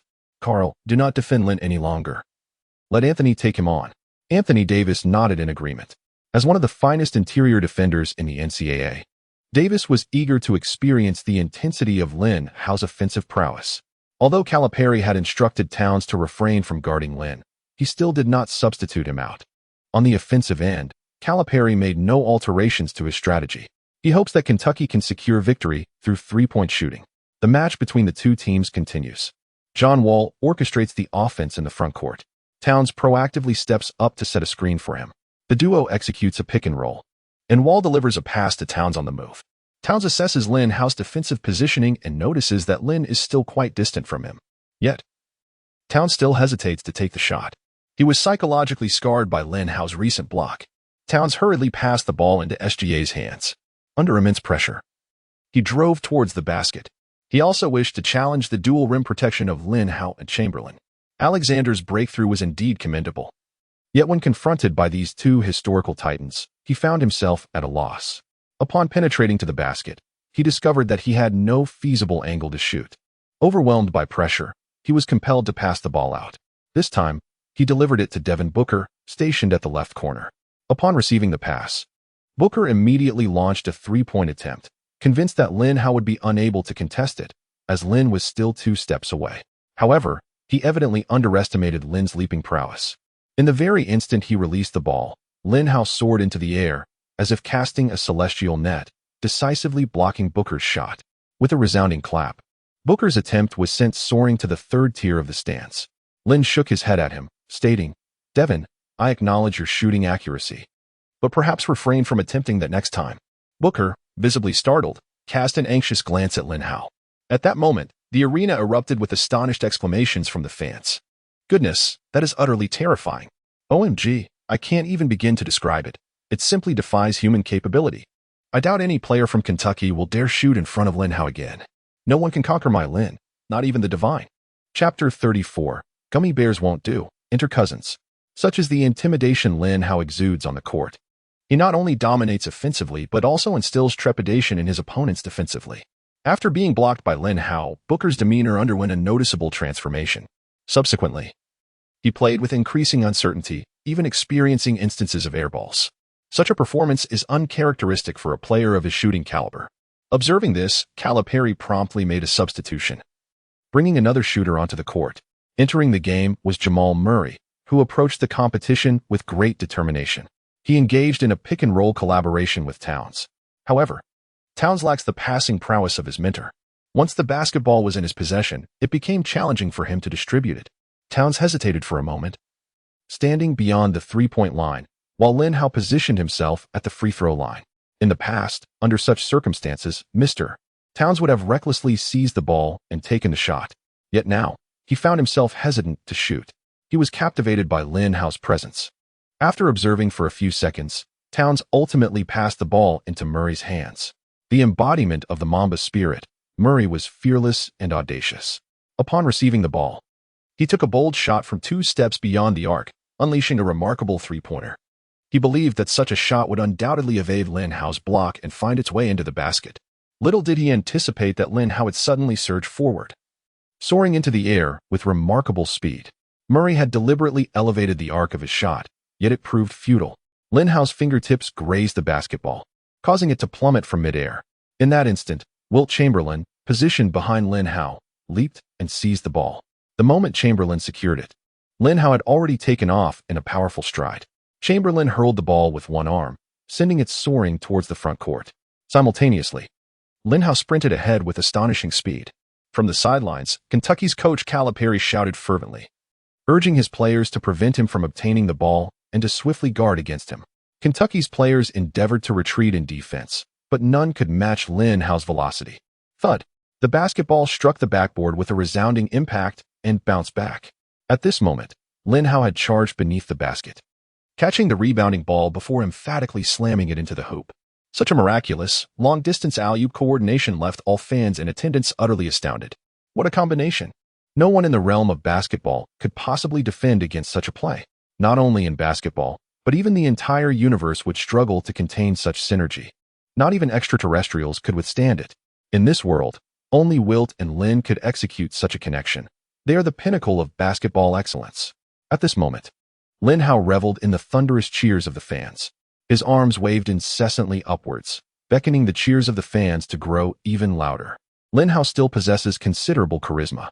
With such fervent provocation, the fans could no longer contain themselves, erupting into frenzied cheers. Chamberlain, equally exhilarated, rushed to Lin Hao, and the two collided in a jubilant chest bump. Chamberlain affectionately ruffled Lin Hao's hair, exclaiming, "Lin, the synergy we share is truly exhilarating. It brings me more joy than executing a slam dunk." Lin Hao chuckled heartily, reflecting to himself that it seemed Chamberlain had truly come into his own. It is worth noting that Chamberlain, on the NBA stage, had not only claimed titles as the leading scorer and rebounder, but had also been crowned the assist leader. He possesses exceptional playmaking abilities. However, Zhang Bachin felt that previously there had been no player within the team worthy of his assists. Now, that player has emerged, Lin Hao. The Kentucky players grew increasingly agitated. As they brought the ball to the front court, Murray took a shot from beyond the arc. The basketball ricocheted off the front of the rim and bounced away. Coach Calipari could no longer remain seated. He bellowed, "What is the rush? We are the ones in the lead now. Why not secure our position and advance gradually?" He spoke the truth. However, at that moment, his players were in a heightened state of excitement, utterly unable to absorb his words. He could only continue to shout loudly, quickly fall back. Do not give Lin Hao any opportunity. Kansas's offense was equally decisive. After Sinrich dribbled the ball to the front court, he immediately passed it to Lin Hao at the top of the arc. The moment Lin Hao received the ball, Anthony Davis lunged toward him, spreading his arms wide to obstruct his path, determined not to allow him a chance to shoot. Lin Hao smiled subtly, exuding confidence and disdain. He executed a triple threat move against the defense. Davis stepped forward, opting for tight defense, which presented Lin Hao with an excellent opportunity to break through. In a flash, Lin Hao took a significant step forward. The speed of that step was astonishing, even with Davis's agility. He could not keep pace with Lin Hao and could only watch helplessly as Lin Hao surged past him. On the sidelines, Coach Calipari shook his head repeatedly, questioning how they could defend like this and urging the others to step up and provide support. Amidst the coach's shouts, another interior player, Towns, rushed to the basket to protect the rim. However, his efforts were in vain. Rising up, Lin Hao executed a powerful dunk to seal the play. Towns attempted to contest, leaping with arms raised to block, but his hands could not reach the basketball, only grazing Lin Hao's elbow. The referee's whistle pierced the air, signaling a foul. Not only had Towns failed to stop Lin Hao, but he also gifted Lin Hao an opportunity for a 2-1. Coach Calipari's fury was palpable. His gaze fixed upon the bench, he called out to DeMarcus, "Get ready to take the court, replace that soft player." Upon hearing this, DeMarcus Cousins sprang to his feet. "Coach, you should have made this decision long ago. I am the most valuable player on this team." With that, Cousins charged onto the court. He patted Towns on the shoulder and said, "Go on, take a break, leave him to me." Towns muttered incessantly, "This is infuriating. That guy is simply inhuman.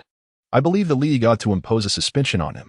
Cousins cast a disdainful glance at him and remarked, "Come on, if you can't win, then stop complaining." After speaking, Cousins shifted his focus to Lin Hao. "Kid, it's my turn now.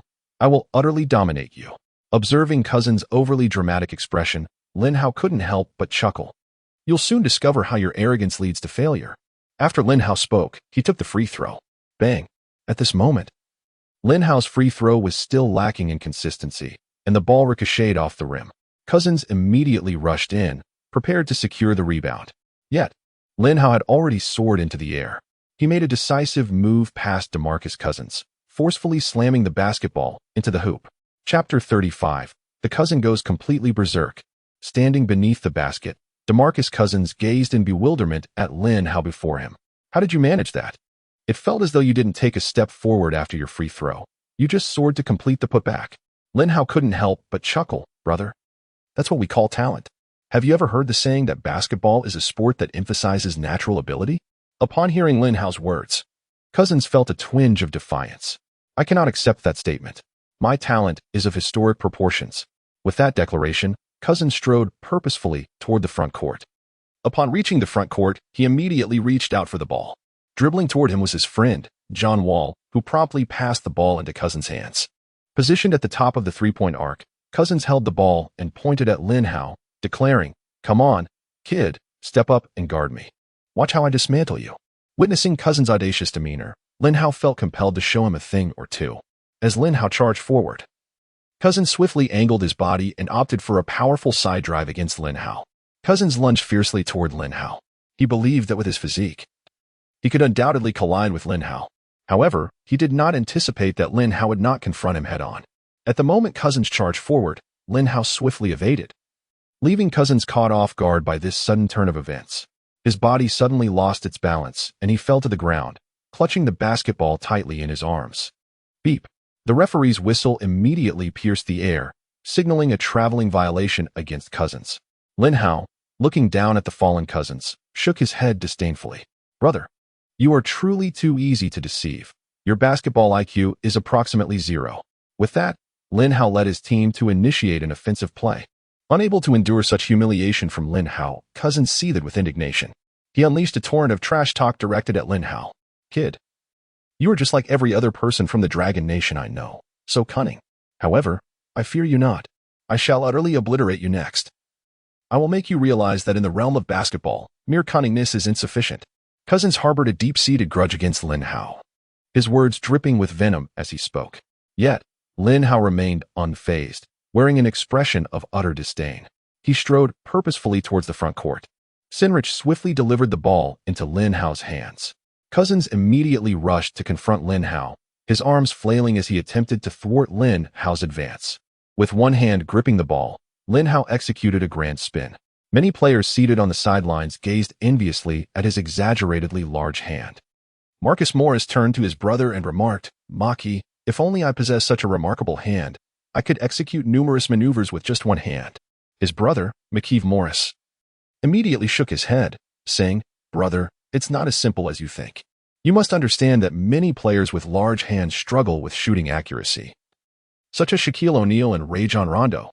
Marcus, however, disagreed with his brother's assertion, replying, "Brother, your perspective is rather one-sided. Just look at how large Lin Hao's hands are. And yet his shooting is remarkably precise." As soon as his words fell, Lin Hao sprang into action. This time, Lin Hao held the ball in one hand, spun it around, and then suddenly leaped into the air. Before him, Cousins was completely engrossed. As soon as he saw Lin Hao take the shot, he lunged forward. Swish! Lin Hao's three-pointer swished directly through the hoop. Simultaneously, Cousins charged too fiercely, knocking Lin Hao to the ground. Beep! The referee's whistle pierced the air, calling a foul on Cousins for the three-point violation. Calipari, witnessing this spectacle, erupted in fury from the sidelines. He bellowed, "Useless, utterly useless. If you cannot defend, just let him shoot. Why must you incur another foul?" Cousins directed his ire towards the referee. "Why am I being called for a foul?" He clearly took a step forward. "I did not commit a foul." Cousins incessantly berated the referee until the official could no longer endure it. The whistle blew once more, this time resulting in a technical foul against Cousins. Calipari, infuriated, slammed the tactical board down, exclaiming, "This guy has lost his mind again. Carl, hurry up and substitute him." Upon receiving the order, Karl Anthony Towns immediately dashed onto the court. He attempted to pull Cousins off the court, yet at that moment, Cousins, the prodigious talent, was entirely consumed by the heat of the game. He disregarded whether Towns was an adversary or an ally, delivering a forceful elbow that sent Towns sprawling.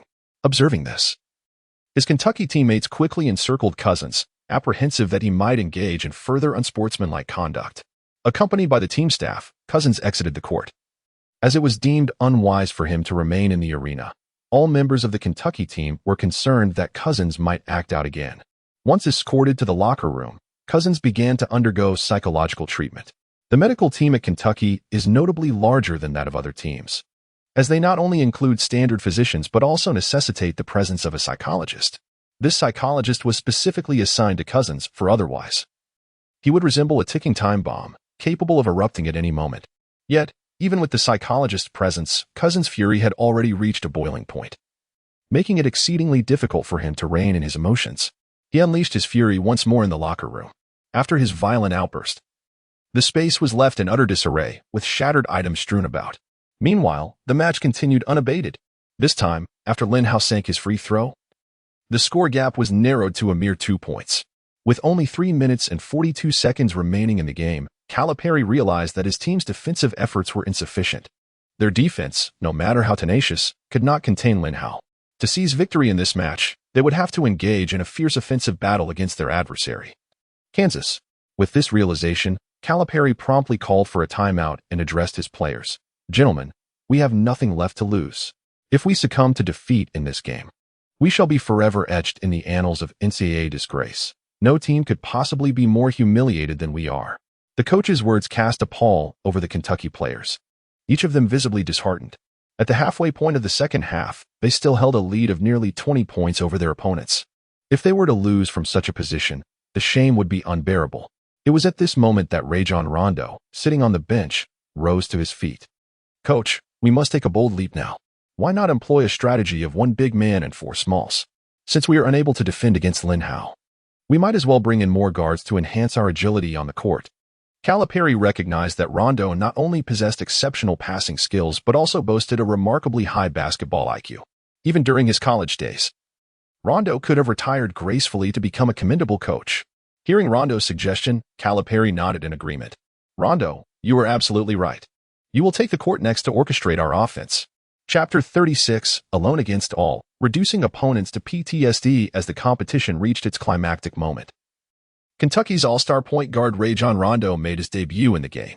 His absence until this point was not due to a desire to keep him benched, but rather because of the abundance of talent on the Kentucky roster. The backcourt was particularly crowded with stars like Wall, Fox, and Murray.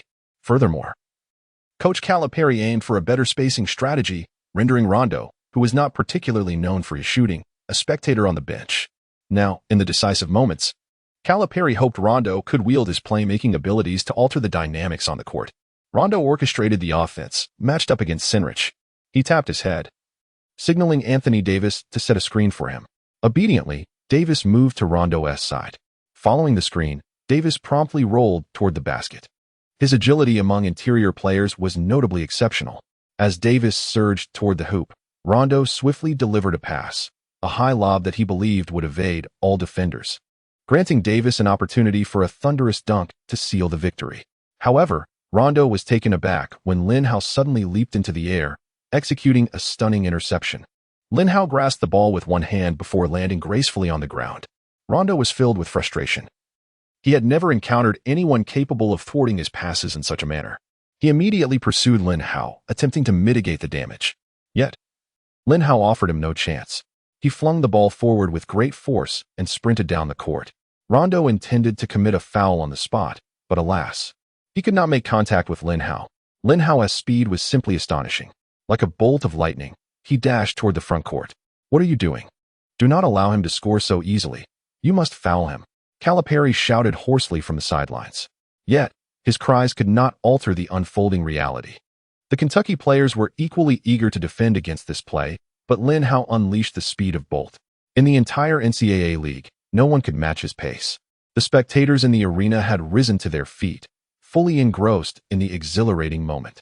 They waved their arms in unison, cheering for Lin Hao, who had already gained momentum. Without hesitation, Lin Hao chose to leap from just a step before the free throw line. In midair, he executed a stunning between-the-legs layup. The combination of Ma Long's strength and Wembanyama's physique endowed Lin Hao with not only remarkable explosiveness, but also exceptional flexibility. He can accomplish feats in midair that other tall players cannot. When Lin Hao executed a spectacular dunk with a between-the-legs maneuver, the crowd erupted once more. Lin Hao's performance was truly astonishing. I am genuinely in awe. Brother, are you only impressed now? I have been thoroughly captivated since Lin Hao played his very first game. All right, you raucous men, cease your chatter. I have but one aspiration, and that is to become Lin Hao's girlfriend. Young lady, your dream is indeed beautiful. But I must responsibly inform you to abandon such fantasies, for they are utterly unattainable. What this brother said holds truth. There are countless young female stars in their prime on this planet, all queuing for Lin Hao's attention, and you would not even make it to the line. The discussions among the fans have long surpassed the scope of the game itself. In their hearts, the outcome of this match has already been decided. Although Lin Hao's dunk has brought the two teams back to a level score, nearly everyone present is convinced that the Kansas Jayhawks will emerge as the ultimate victors. This belief is shared not only by the fans, but also by the players of the Kentucky Wildcats. Fox on the bench shook his head repeatedly. He couldn't help but exclaim, "We are undoubtedly doomed. This towering giant from the Dragon Nation is akin to a glitch on the NCAA court. I believe no one can rival him." Upon hearing his words, Coach Calipari, standing at the edge of the court, was visibly shaken. He pointed at Fox and unleashed a torrent of invective. "You scoundrel! You traitor! You are utterly unworthy of being my player. Disappear from my sight at once." Upon hearing the coach's words, Fox hesitated momentarily. In a moment of confusion, he found himself at a loss, for he believed that he had spoken nothing but the truth. Why then did the coach behave in such a manner? Observing the furious countenance of Calipari, the assistant coach hastily approached Fox. "Child, it would be best for you to retreat to the locker room for a while. Your presence here serves no beneficial purpose." With no alternative, Fox averted his gaze and exited the court. Meanwhile, Calipari continued to vociferously rally the players. "You must all summon your vigor. There can be no hint of complacency. Give your all on the court." The Kentucky Wildcats pressed on, with Rondo spearheading the offensive. He orchestrates the offense in the front court. This time, it is Booker who sets the screen for him. Following the pick, Rondo advances forward and, with a sudden flick of his wrist, delivers a behind-the-back bounce pass. The basketball ricochets into the hands of Booker, who, however, does not release his shot in time. His hesitation stemmed from a deep-seated apprehension towards Lin Hao. He was apprehensive that Lin Hao might suddenly take flight from an unexpected direction, delivering a resounding blow. Throughout the match, Kentucky's players encountered numerous such predicaments. Rendering them as skittish as startled birds, the basketball had become a veritable hot potato. Until, from a distance, the fervent shouts of Kentucky's coach Calipari echoed through the arena. "Hey, what are you hesitating for? Is there a better opportunity than this? Shoot the ball." Upon hearing his coach's exhortation, Devin Booker finally took his shot. However, the greatest fear of a shooter is indecision. Had he opted to shoot the moment he received the ball, his shooting accuracy might have soared to between 60 to 80%. Yet, after lingering too long, even a wide-open opportunity significantly diminishes his chances of success. Bang! Booker's shot collided forcefully with the front of the rim, resulting in a notably loud clang. Beneath the basket, Anthony Davis exerted all his effort to secure the offensive rebound. Despite his Herculean strength, his efforts bore little fruit, as he faced the formidable Twin Towers of Kansas. Chamberlain aggressively pressed against Davis with his robust physique, causing Davis, who was already airborne, to lose his balance. Meanwhile, Lin Hao leapt with all his might, securing the rebound. Immediately after obtaining the ball, Lin Hao passed it to Sinrich and then strode purposefully towards the front court. Certainly, Lin Hao's swift advance following the rebound would have been the most efficient tactic, but his current ball handling skills did not permit such a play. Thus, he entrusted the ball to the more adept point guard before utilizing his speed to breach the defense. Calipari's voice had escalated to a near roar. "Hurry up and stop him. I don't care what methods you use. You must halt him." Chapter 37. The coach was ejected. The fervor of Calipari's shouts transformed the atmosphere into a different kind of competition. The players of the Kentucky Wildcats began to frantically converge upon Lin Hao. Their actions are reckless and unrestrained. Fouls are committed without hesitation, malice is evident, and expulsions are executed without remorse. They indeed adhered to the directives of Coach Calipari, focusing solely on preventing Lin Hao from scoring directly. Observing the movements of the opposing players, Kansas's coach, Larry Brown, became increasingly anxious. He shouted loudly to Lin Hao, "Lin, you must be cautious. It is evident that the opponent is intent on committing a foul against you. Please, do not get injured." As he spoke, Rondo's large hand had already firmly grasped Lin Hao's arm. Lin Hao, entirely focused on dashing forward, was oblivious to Rondo's lunge. By the time he sensed a gust of ominous wind approaching from behind, it was too late for any adjustments. Bang! Splash!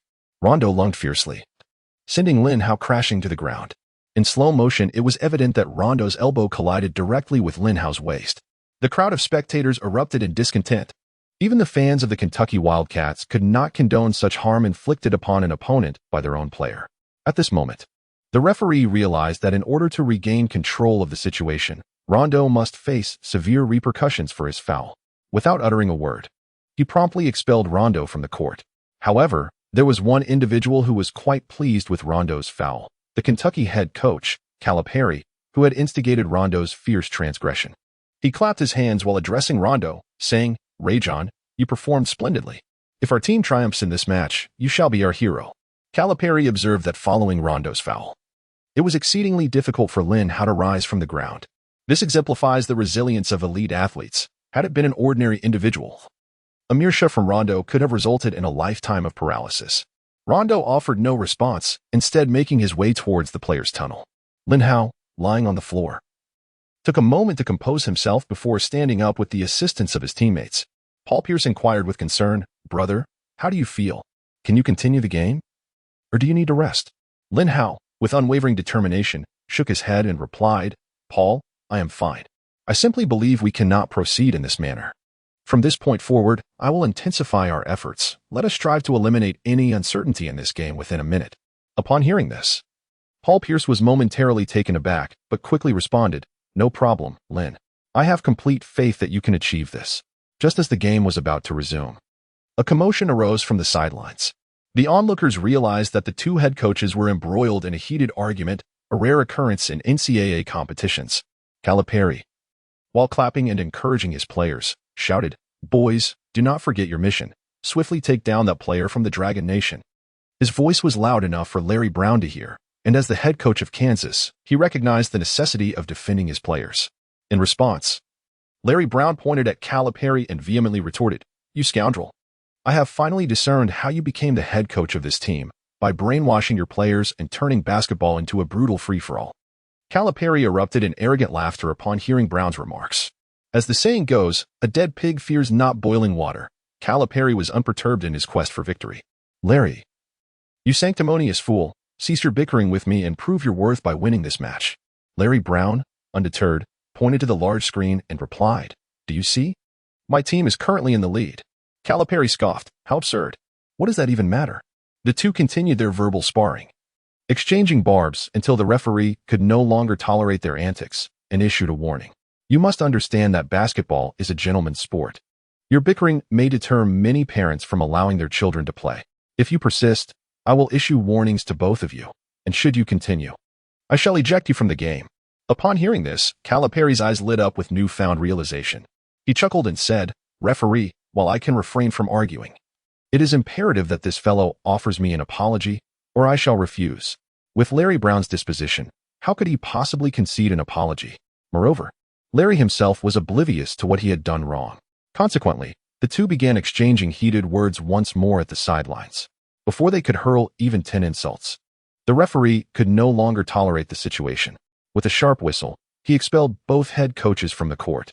Witnessing the sudden upheaval, with even the head coaches banished, the players from both teams experienced a shift in their mental state. The Kentucky side found themselves in a state of disarray.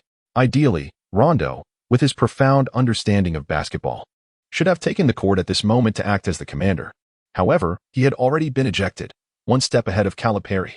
Without their head coach, Kentucky resembled a collection of disjointed parts.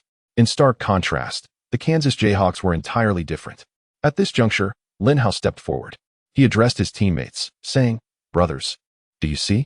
Our opponents are resorting to their underhanded schemes once more, and our head coach has been ejected. In the upcoming match, we shall fight not only for honor but also for our coach, Larry." Lin Hao is truly a born orator. His words were truly impassioned and stirring, evoking strong emotions. Particularly among the African-American players, many are fervent and easily swayed by the tide of sentiment. Upon hearing Lin Hao's words, they eagerly rubbed their fists and were filled with an overwhelming desire to rush onto the field and engage in battle with their opponents. fueled by an unyielding determination. Kansas swiftly seized the initiative on the court. Following their remarkable comeback, Kansas advanced with relentless momentum, employing every tactic at their disposal. The opponents, the Kentucky Wildcats, were utterly powerless to retaliate. Consequently, they were swept away by Kansas in a decisive wave, culminating in a final score of 108-97 as the referee sounded the buzzer to signal the end of the match. Scoring over 100 points during the NCAA's March Madness is indeed a rare achievement, and Lin Hao undeniably played a pivotal role in this feat. Although his time on the court was limited, his performance was remarkably comprehensive. With almost solitary effort, he led his team to a stunning comeback. Witnessing his adversary secure victory left Calipari in a state of utter dismay in the locker room. He directly smashed the television in the locker room to smithereens. Chapter 38, The Remedy for Insomnia, Kardashian. The Kansas Jayhawks have advanced to the Final Four. After the match concluded, Chamberlain rushed to Lin Hao, lifting him up in an exuberant embrace, exclaiming, "Lin, you are simply magnificent. You are our hero." The words, uttered from Chamberlain's lips, astonished the players of the Jayhawks, as he had always been known for his arrogance. Once he set Lin Hao down, Chamberlain clapped him on the shoulder and inquired, "Lin, how do you wish to celebrate today? You have triumphed over the Kardashian sisters. Shall we indulge in something even more exhilarating?" Lin Hao promptly shook his head, replying, "Wilt, to be honest, I crave nothing but a good night's sleep." With that, he made his way toward the locker room, where the Kansas team had all gathered. Their head coach, Larry Brown, refrained from criticizing Lin Hao, fully aware that without him, their journey would have reached a premature end. Nevertheless, Larry Brown emphasized the importance of discipline within the team. "I hope you all understand that this is the critical moment. After winning 2 more games, you can play however you wish, but now is not the time for relaxation." His words were evidently directed at Lin Hao. However, Lin Hao's attention was entirely elsewhere. As he stifled yawns, clearly fatigued, recognizing Lin Hao's exhaustion, Larry Brown promptly announced a break, instructing the players to return to their accommodations for rest. Upon arriving at the hotel, Lin Hao flung himself onto the bed and promptly drifted into a deep slumber. In that moment, he felt as though the notion of insomnia was a mere myth. If anyone truly suffered from sleeplessness, they could simply summon the Kardashian sisters after experiencing their presence. Anyone would fall asleep instantly, devoid of dreams. When Lin Hao awoke the next day, it was already noon. He sprang from his bed with an agility reminiscent of a carp leaping from the water. Lin Hao hastily donned his training attire and rushed outside, anxious about the prospect of missing yet another practice. After all, Lin Hao was now the leader of the team, and he earnestly desired to set a commendable example for his teammates. However, before he could burst through the hotel door, he encountered Embiid. "Hey Lin, what are you doing? Why are you out here without pants?" Embiid exclaimed. Upon hearing his words, Lin Hao glanced down in startled realization. In his haste and disorientation, he had neglected to put on his trousers, emerging only in a shirt and his underwear. "I was too rushed. I'll go back and change into pants. You tell the coach I'll be there shortly." Embiid lazily replied, "What's the rush? There's no morning practice today, and the afternoon session doesn't start until 2:30. You've got time." Lin Hao widened his eyes in disbelief. "When did the coach say that? I wasn't aware." Embiid stretched and looked at Lin Hao with a quizzical expression. "Wasn't that a group text sent last night? You didn't go out partying again, did you?" Upon hearing this, Lin Hao shot Embiid a fierce glare. "Partying? Please. I was utterly exhausted and fell asleep without even checking my phone." With a mischievous grin, Embiid remarked, "Lin, I don't see you overly fatigued on the court. Is it perhaps that you find it more tiring being with the Kardashians? Can you share some details?" Before Embiid could finish, Lin Hao delivered a swift kick to his backside. "Get lost," he retorted.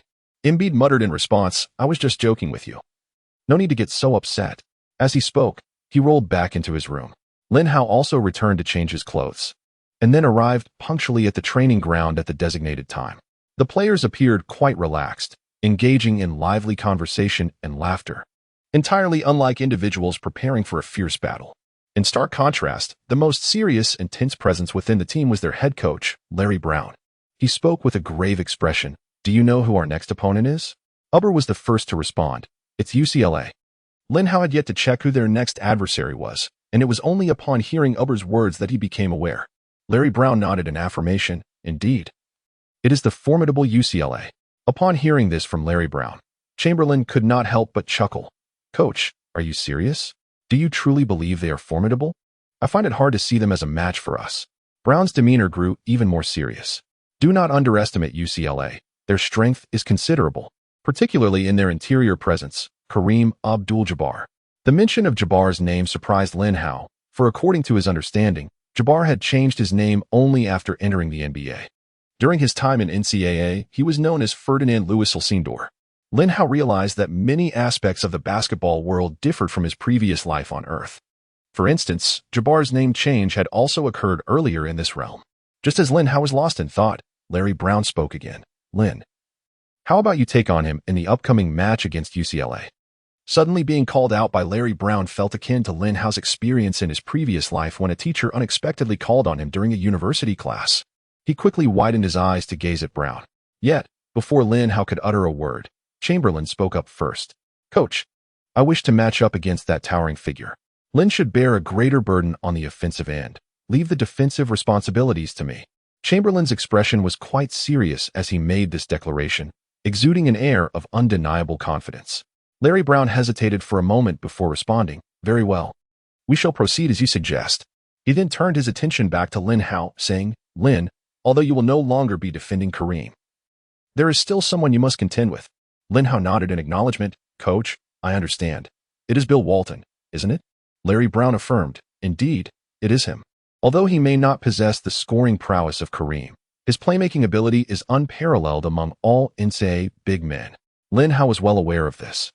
Had it not been for injuries, Bill Walton would have undoubtedly achieved even greater heights in the realm of basketball. He once led the Trail Blazers to secure the first championship in the team's history. His performances on the NCAA stage were even more remarkable than during his time in the NBA.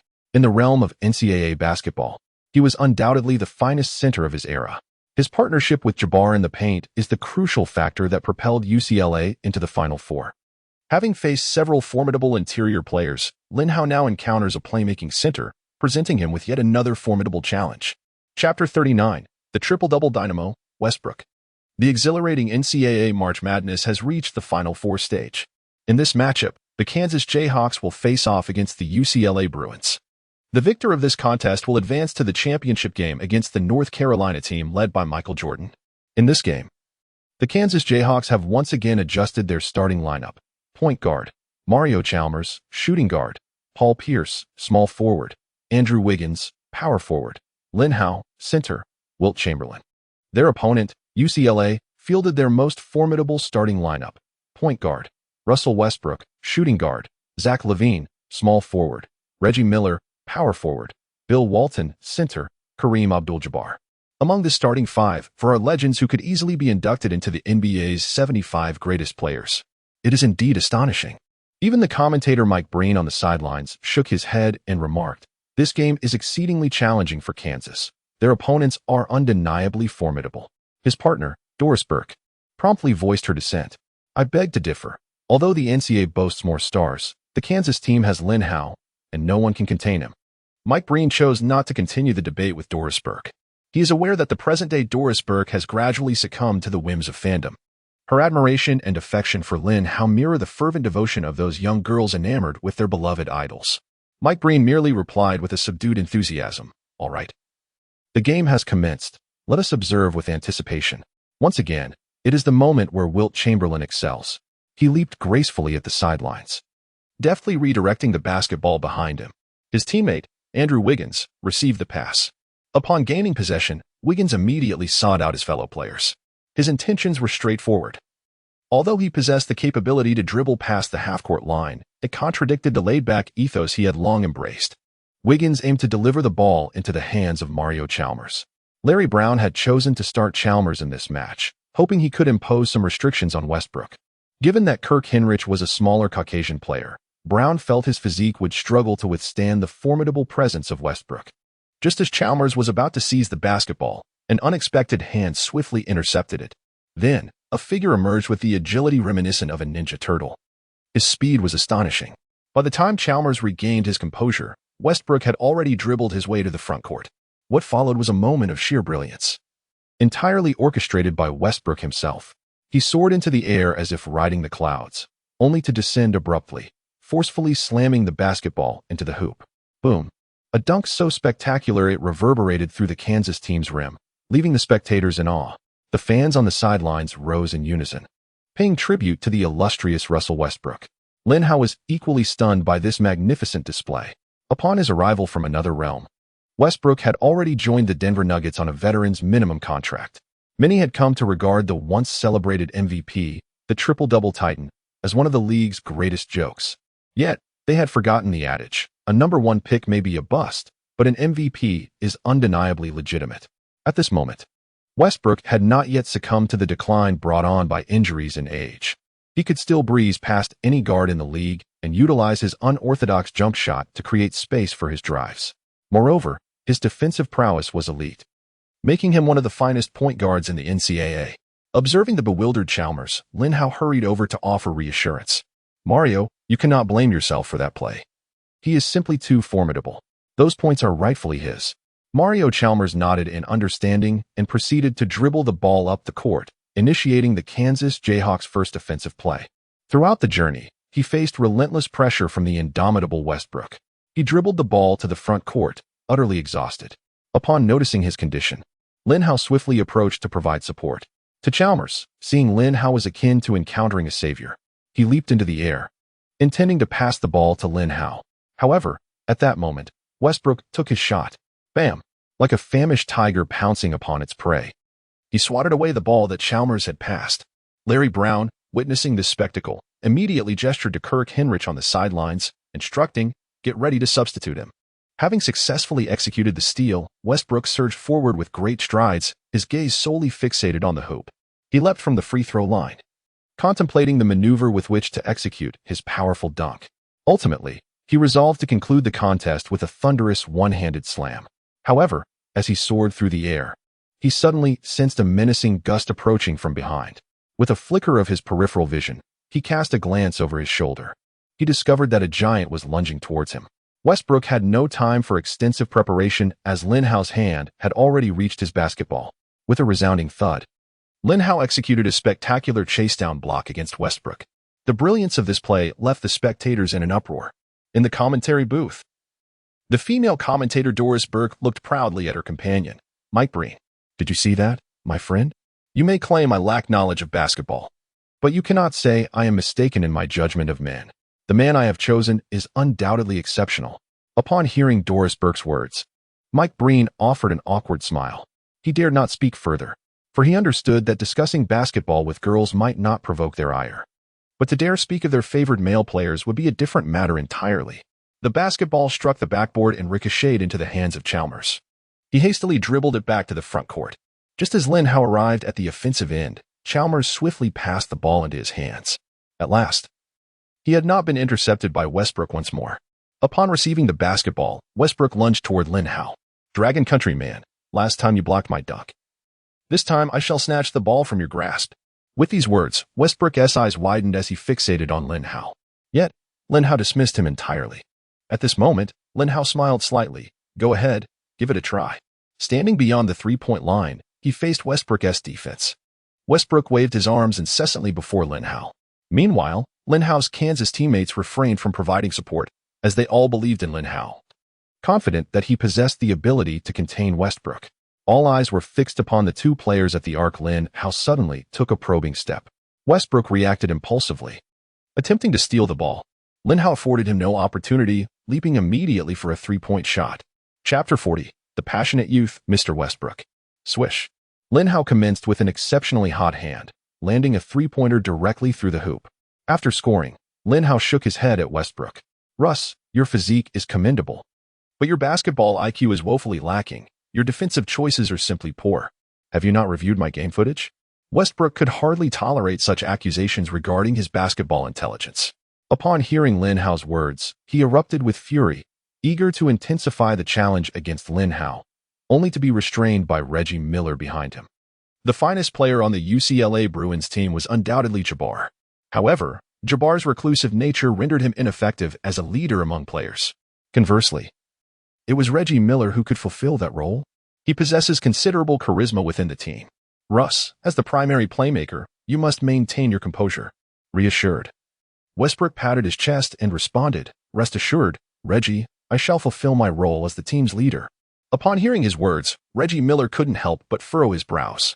He pondered to himself, "What you say seems rather inaccurate. I believe I am the true leader of this team." However, Reggie Miller was well aware of Russell Westbrook's character. He did not engage in excessive debate with Westbrook, merely stating, "Russ, it is our turn to initiate the offense. I hope you can perform well this time." Westbrook's eyes widened in response, as he reached out for the ball to commence the attack. Chalmers, a premier defensive perimeter player in the NCAA, found himself utterly unable to withstand the formidable onslaught of Westbrook. Westbrook exemplifies a player whose combination of power and speed is exceptionally refined. He did not require overly intricate ball handling techniques. Unlike Irving, who dazzled with his mesmerizing dribbling, Westbrook executed a simple change of direction to bypass Mario Chalmers effortlessly. After evading the Kansas defense, Westbrook's sole focus was the hoop. Reggie Miller, lurking in the corner, clapped and called out, "Russ, don't fixate on individual plays. Look to the perimeter. I'm right here waiting." Yet, in that moment, Westbrook was lost in the thrill of the game, oblivious to Miller's words. He even disregarded LeBron's advice. How could he possibly heed Miller? This time, Westbrook boldly opted for a fierce attack at the basket. Having been thoroughly outplayed by Lin Hao on both ends moments earlier, he was determined to retaliate. With both hands gripping the ball, he charged at Lin Hao with unyielding force. But Lin Hao was not about to relent. He met Westbrook with a thunderous block. With a resounding smack, the ball was sent soaring into the backcourt. In tandem with the block, Lin Hao surged forward, racing towards the basketball. Upon witnessing this, Westbrook immediately matched Lin Hao's speed, engaging in a sprint akin to a 100-meter dash on the NCAA stage. Their strides were nearly identical, yet Lin Hao's legs were undeniably longer. His single stride equated to 1.5 of Westbrook's, swiftly granting him a positional advantage. However, within Westbrook's lexicon, the term abandon has never found a place. As Lin Hao appeared poised to seize control of the ball, Westbrook propelled himself into action, launching his body with a powerful push from both feet. At last, Westbrook triumphed over Lin Hao, securing the basketball in his grasp before Lin could react. Yet, at that moment, Westbrook's body had lost its equilibrium, propelled by his own momentum. He found himself unable to halt his trajectory within the confines of the court after reaching the basket. He charged out of the court, ball in hand, leaving the spectators in awe of Westbrook's remarkable performance. They all spontaneously applauded Westbrook. On the sidelines, the legendary UCLA coach John Wooden also joined in the applause for Westbrook. He addressed the UCLA players on the sidelines, stating, "Russ's fervent desire for victory and his relentless spirit represent a lost art. You all must learn from him." Sitting on the bench, the bearded Byron Davis complained to Kevin Love beside him, "I can't help but feel this is futile. The possession still belongs to Kansas." Kevin Love replied with a wry smile, "My friend, you must understand that there exists a form of effort that is merely perceived as such by others." The passionate Westbrook, due to his fierce hustle, ended up with bloodied elbows and knees. He had to receive treatment on the sidelines. Stepping in for him was none other than the bearded Davis, who had just mocked him moments earlier, before James Harden rose to prominence. Baron Davis was the most renowned bearded figure on the NBA court. He is a highly proficient scoring guard, possessing exceptional abilities in both penetration and shooting. The Kansas Jayhawks initiated a sideline play, handing the basketball to Paul Pierce. At the top of the arc, Pierce seized the ball and, leveraging his weight, attempted to take on Reggie Miller. However, he soon realized that despite Miller's slender appearance, he possessed remarkable physical resilience. Miller relentlessly applied pressure on Pierce, making it exceedingly challenging for even a formidable player like Pierce to assert his dominance beneath the basket. In a moment of urgency, Pierce was compelled to pass the ball, which found its way into the hands of Andrew Wiggins, who had just created a favorable opportunity for himself. He seized the opportunity, leaping to take a three-point shot. Swish. With a swift motion, Kansas struck gold with 2 three-pointers right at the outset. This left UCLA's passing maestro, John Wooden, somewhat exasperated. He shouted from the sidelines, "Gentlemen, you must bolster your defense. Do not allow them any more open opportunities for three-point shots." UCLA launched a counterattack. Their offensive strategy was executed with remarkable precision.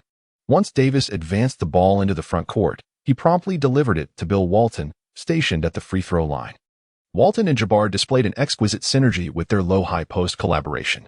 Jabbar received Walton's pass beneath the basket. Unfazed by Chamberlain's tenacious defense, Jabbar boldly engaged in a vigorous physical confrontation. This clash caused Chamberlain to stagger backward. In that fleeting moment of Chamberlain's retreat, Jabbar took his shot. His inaugural attack was a graceful skyhook. With a flick of his wrist, the basketball soared effortlessly into the hoop. Following the basket, Jabbar calmly made his way to the front court. For him, executing a hook shot was as mundane as the daily rituals of eating and sleeping. On the sidelines, commentator Mike Breen could not help but remark to his partner, "Doris, how would you assess Kareem's shot?" Doris Burke shrugged her shoulders and replied, "The shot indeed went in, but it lacked finesse, especially when compared to Lin Hao's basket." Mike Breen was left speechless. He simply could not comprehend the distinction. After all, what difference could there be between two-point shots? Moreover, in his eyes, Kareem Abdul-Jabbar's skyhook possessed a certain aesthetic appeal. At this moment, he finally realized that women and men perceive the game of basketball through entirely different lenses. Chapter 41. The Dunk and the Skyhook of Jabbar. The match between the two teams continued. The Kansas Jayhawks initiated a new offensive surge, with their point guard, Chalmers, advancing the ball into the front court. In contrast to Westbrook, the more laid-back Davis was less aggressive on the defensive end, allowing Chalmers to smoothly bring the ball forward. Upon reaching the front court, Chalmers promptly passed the ball to Lin Hao. This time, his defender was Walton, known as the Red Giant, who exhibited remarkable prowess on both offense and defense. However, he had never encountered a player like Lin Hao before, one who combined such height with terrifying speed. Lin Hao assumed a triple threat position before Walton. Noticing that Walton did not close in, Lin Hao executed a sudden jump shot, launching a three-pointer. Walton had never witnessed such a playing style, especially from an interior player. Just as Lin Hao released the ball, Walton lunged forward, but it was already too late. Swish. Lin Hao, with a graceful bow and arrow motion beyond the three-point line, scored an astonishing long-range three-pointer. As the ball swished through the net, the commentator Doris Burke sprang to life once more. She immediately turned to her partner, Mike Breen, exclaiming, "Did you see that? A shot so stylish, there's no way Kareem could replicate it." Mike Breen nodded in agreement. Indeed. After all, Kareem Abdul-Jabbar is a traditional interior player. His movements are characteristic of an interior player. However, what Lin Hao just executed was a shooting technique reminiscent of Curry's. How could Jabbar possibly replicate that? After scoring, Lin Hao shook his head towards Bill Walton, conveying, "Brother, with that kind of defense, you're bound to be unable to stop me. It's time to rethink your defensive strategy." Walton, unperturbed, proceeded to advance to the front court. The UCLA team employed a tactic similar to the previous one, with Bill Walton orchestrating the offense from the free throw line. This time, however, Lin Hao intensified his defense, making it exceedingly difficult for Walton to facilitate a pass into the paint. While the ball could not reach the interior, opportunities still existed beyond the three-point line.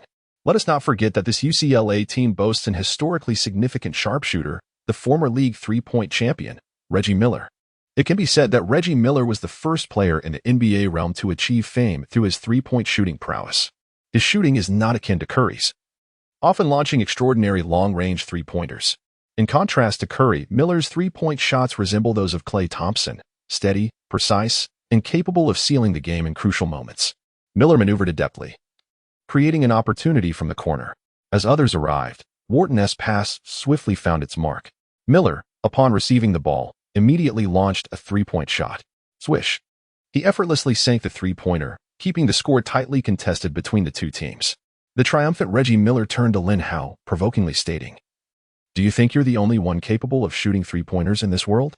It's merely one shot. What's so impressive about that?" Lin Hao chuckled in response, "Reggie, do you know what makes you formidable? It's not your three-point shooting, but rather your mouth. I would gladly crown you as the supreme trash talker of the NCAA." Miller retorted, "You're only partially correct. My verbal prowess is indeed formidable, yet my skills are even more potent. I can not only silence you with my words, but also dominate the game with my basketball prowess." Lin Hao dismissed any further banter with Miller. He was acutely aware of Reggie Miller's prowess in trash talk. Kansas initiated a new offensive round. This time, it was Lin Hao who secured the basketball beyond the three-point line, facing off against Bill Walton. Confronted with Lin Hao's triple threat, Walton chose not to retreat. He lunged forward, following Kareem Abdul-Jabbar's instruction. Jabbar had previously stated, "Bill, don't let him shoot a three-pointer. Allow him to drive in, but remember, I'm still here under the basket." Walton considered this advice, realizing that having a giant like Jabbar stationed beneath the rim was indeed advantageous. Even if Lin Hao managed to score 2 points in the paint, it was preferable to allowing him an open shot from beyond the arc. Thus, Walton advanced to the arc, tightly guarding Lin Hao, denying him any space. However, he drastically underestimated Lin Hao's speed. Even Westbrook struggled to keep up with Lin Hao, let alone Walton. It was as if Walton had been momentarily paralyzed by Lin Hao's agility, standing still in his tracks. Meanwhile, Lin Hao strode confidently towards the basket. Jabbar, positioned to protect the rim, noticed Lin Hao charging towards him and quickly raised his arms to interfere. The two collided midair. Boom. In that moment, Lin Hao exhibited a formidable display of strength. Soaring through the air, he barreled past Jabbar and emphatically slammed the ball into the hoop. The spectators on the sidelines gasped in awe, shaking their heads in disbelief, marveling at Lin Hao's performance. I can now confirm. This individual is the most powerful player on the planet, they mused. Indeed, no player in the league could contain Lin Hao. Jabbar, known as the Skyhook, appeared almost like a large toy in Lin Hao's presence. Not only were the fans astonished, but even the legendary UCLA coach John Wooden wore an expression of disbelief, struggling to comprehend the spectacle unfolding before his eyes.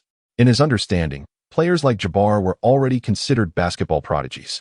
He could not comprehend how a 224 centimeters giant could possess a burst of power surpassing that of Westbrook.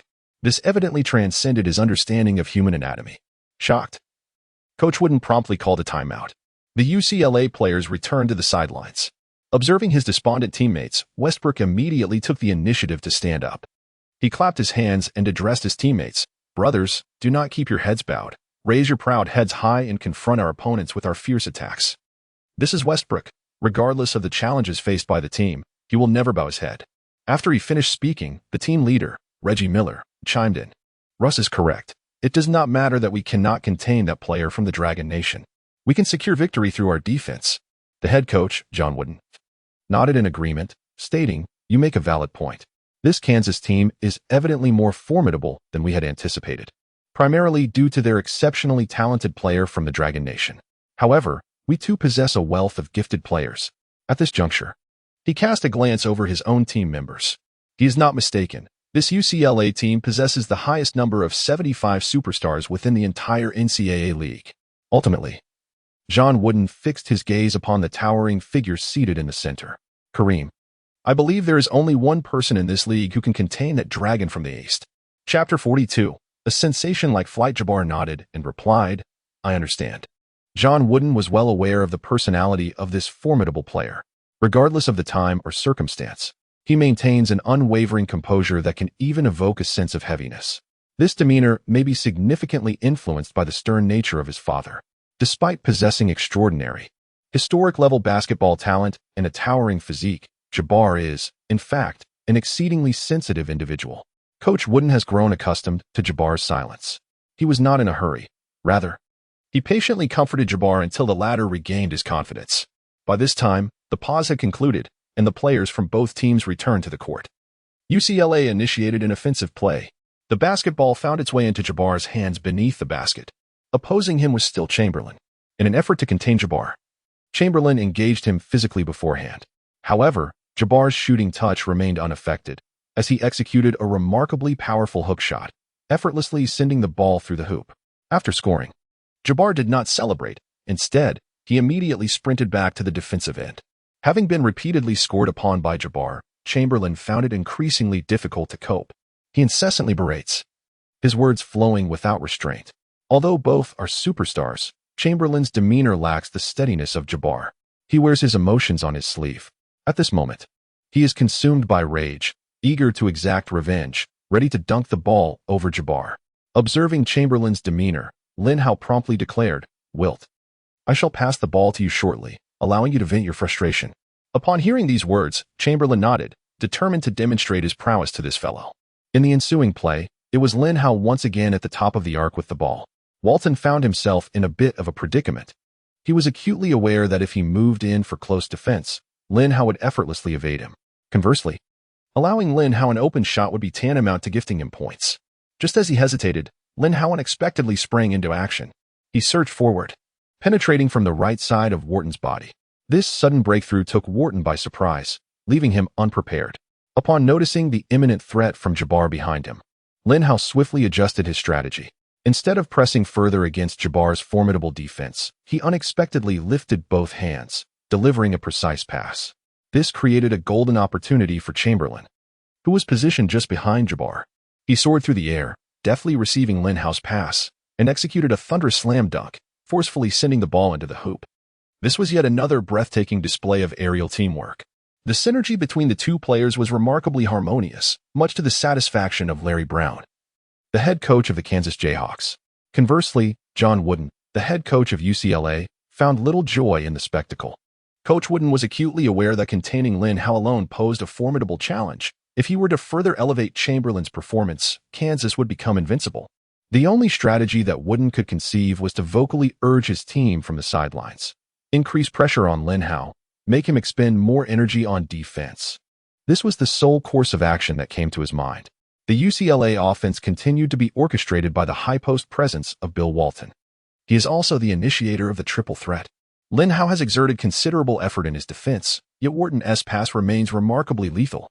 This time, the opportunity for UCLA is seized by Zach LaVine. Upon receiving the pass, he swiftly took the shot, effortlessly sinking a three-pointer. The Kansas Jayhawks executed a rapid baseline inbounds. Chamberlain delivered the ball into Chalmers' hands. Chalmers quickly advanced to the front court, while Lin Hao had already made significant strides towards the basket. Coach Wooden appeared to be on the verge of losing composure.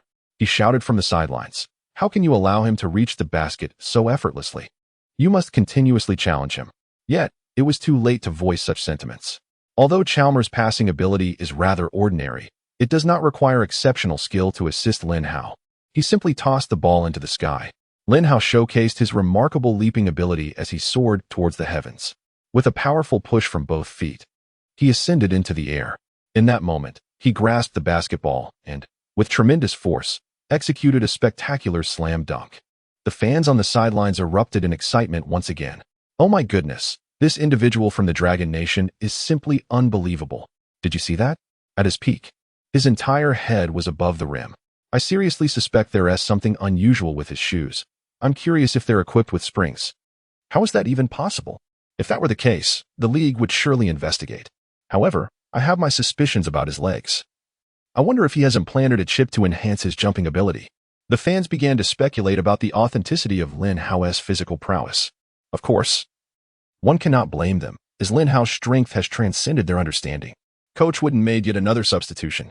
He reintroduced Westbrook, who had just been substituted off the court. Simultaneously, Kevin Love made his entrance, taking the place of Zach LaVine, who had recently scored a three-pointer. His intention behind the personnel adjustment is exceedingly clear: to impose greater restrictions on Lin Hao. He hoped to have Love and Walton double-team Lin Hao. The game continued. UCLA initiated their offense. Westbrook held the ball at the top of the arc. Love and Walton positioned themselves on either side, setting screens for Westbrook. In an instant, Westbrook transformed his speed from first gear to fifth, charging forward with powerful strides. Observing his aggressive advance, players from both teams felt a twinge of concern. The Kansas players were somewhat wary of Westbrook's explosive drive. Even with Lin Hao and Chamberlain, two formidable rim protectors, patrolling the paint, Westbrook's athletic prowess was undeniably extraordinary. Meanwhile, the UCLA players were well aware of Westbrook's capabilities. They were concerned that Westbrook might lose control once again. However, on this occasion, Westbrook's performance was commendable. He did not recklessly pursue a singular path. As he drove towards the basket, he opted against an aggressive attack and instead deftly passed the ball through a narrow gap. The recipient was Reggie Miller, positioned just beyond the three-point line at the left corner. Swish! Miller sank another three-pointer. The shooters from UCLA exhibited commendable prowess throughout the game. It was precisely due to their robust performance that the score remained closely contested. By the conclusion of the first half, the teams were tied at 39 points apiece. Both head coaches recognized that a swift victory was unlikely, given the presence of numerous superstars on both rosters. Thus, the match was destined to be a protracted battle. The players from both teams then retreated to their respective locker rooms. As they walked towards the locker room, Embiid leaned in closer to Lin and whispered, "Lin, I just saw Marilyn Monroe cheering for you from the sidelines." Lin looked at him in surprise. "Really? My focus has been entirely on the court. I didn't even notice who was on the sidelines." Embiid suddenly became animated. "Lin, I sense you have little interest in Marilyn Monroe. And you certainly have no shortage of starlets. Why not let her come to me?" Chapter 43. The eccentric lineups of both teams. "Get lost," Lin retorted bluntly, simultaneously delivering a playful kick to Embiid's backside. "Ouch." My goodness. He let out two agonizing cries in quick succession. The forceful kicks came from Lin Hao and Chamberlain, both delivering significant blows that caused Embiid to wail in distress. Before Lin Hao could utter a word, Chamberlain spoke up first. You are truly repugnant. Should I ever hear such words from you again, I shall strike you every time we meet. Despite having over 20,000 female admirers, Chamberlain is a man of principle. He holds Embiid's behavior in contempt. Embiid, with a face full of indignation, retorted, I was merely joking. Besides, Wilt, it's Marilyn Monroe we're talking about. Who among us Americans wouldn't be captivated? Bang, bang. Before he could finish speaking, he received two kicks, both delivered by the same individual, Chamberlain. You, a mere Cameroonian, pretending to be an American. At this moment, Embiid found himself utterly stripped of his foundation. In an effort to shed his negative image, he resolved to initiate a transformation upon returning to the locker room. He addressed his coach, Larry Brown, saying, Coach, I yearn to play basketball. Larry Brown gazed at Embiid in astonishment. Joel, did I hear you correctly? Did you not mention that your nose has yet to heal? And that wearing a mask would compromise your image? Are you certain you are prepared to step onto the court? Embiid shrugged his shoulders. I have recuperated sufficiently. I wish to display my tough guy persona to the fans. After all, isn't the legendary center Kareem Abdul-Jabbar on the opposing side? I must challenge him. Before Embiid could finish his statement, Wilt Chamberlain's soaring kick was upon him once more. Fortunately, this time, Embiid reacted swiftly, as he indeed possesses remarkable physical prowess. Moreover, having been bitten by a snake once, one harbors a fear of ropes for a decade. His peripheral vision was fixated on Chamberlain's feet. The moment Chamberlain lifted his foot, Embiid shot forward like a rocket. He then covered his backside with both hands and exclaimed to Larry Brown, Coach, I must report this. This guy is bullying his teammates. Larry Brown found himself in a state of bemusement. Embiid was undeniably a star player in the NCAA, yet his antics often left one speechless. All right, enough of this. Let us discuss serious matters. Joel, are you really fit to play? Embiid nodded affirmatively. I am completely fine. However, Chamberlain was relentless, pointing directly at Embiid and demanding, you better clarify who the top center is. Faced with Chamberlain's imposing demeanor, Embiid dared not evade the confrontation and promptly responded, you are the top center, all right. Chamberlain snorted in disdain, of course it's me. If you claimed Lin Hao is a better player than I am, I might concede. But to assert that the guy opposite is the top center is simply absurd. Larry Brown swiftly intervened to restore order in the locker room, proceeding to outline the strategies for the second half of the game. Meanwhile, in the opposing locker room, the legendary UCLA coach John Wooden was also strategizing for his team. He resolved to persist with his trio of towering players in the second half, allowing his team's three-star big men, Jabbar, Walton, and Love, to grace the court simultaneously. Soon, the second half of the match commenced. Observing the starting lineups of both teams, the commentator Mike Breen was taken aback. Remarkably, both teams featured three interior players, making this indeed a most peculiar contest. His partner, Doris Burke, immediately remarked, Mike, I believe Lin Hao cannot be classified strictly as an interior player. He is capable of playing any position on the court. Mike Breen furrowed his brow, contemplating Burke's assertion. He found Burke's words quite reasonable. Given Lin Hao's speed and shooting ability, he indeed possesses the capability to excel in perimeter play. However, Lin Hao's ball handling skills are not yet sufficiently refined. Otherwise, he would be capable of playing all five positions. As the referee's whistle sounded, UCLA swiftly initiated their offensive strategy. Once again, it was Westbrook who secured the ball in the frontcourt, facing off against Chalmers. Westbrook showed no mercy, aggressively driving towards Chalmers. Despite Chalmers' diligent defense, he was swiftly surpassed by Westbrook. The disparity between an ordinary player and a top-tier superstar primarily lies in their physical prowess. Many skills that appear impressive are fundamentally rooted in innate athleticism. Midway through his advance, Westbrook suddenly leaped, executing a signature zombie jump shot. Due to the abruptness of his shot, Joel Embiid, standing before him, was caught unprepared, left to merely watch as Westbrook completed his iconic jump shot. Chamberlain once again expressed his frustration towards Embiid, exclaiming, Joel, what on earth are you doing? How can you just stand there and watch him score right in front of you? Embiid shrugged, what could I do? His shot was just too sudden.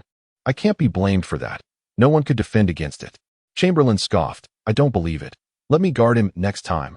Observing the escalating verbal spat between the two, Lin Hao promptly interjected, all right, enough of your bickering. It's time for us to attack. Chalmers was once again subjected to Westbrook's relentless defensive pressure, on the verge of being completely shut down and unable to advance the ball. Lin Hao quickly pointed to the sky and shouted, "Mario, if it comes to it, just throw it up." Upon hearing Lin Hao's call, Mario Chalmers suddenly grasped the situation. He lifted the basketball high above his head with both hands. Lin Hao once again showcased his extraordinary physical talent before the watchful eyes of the crowd. He suddenly soared above the crowd and plucked the basketball from the air. Subsequently, Lin Hao sprinted towards the hoop with great strides. Observing this, UCLA's perimeter player Reggie Miller swiftly approached.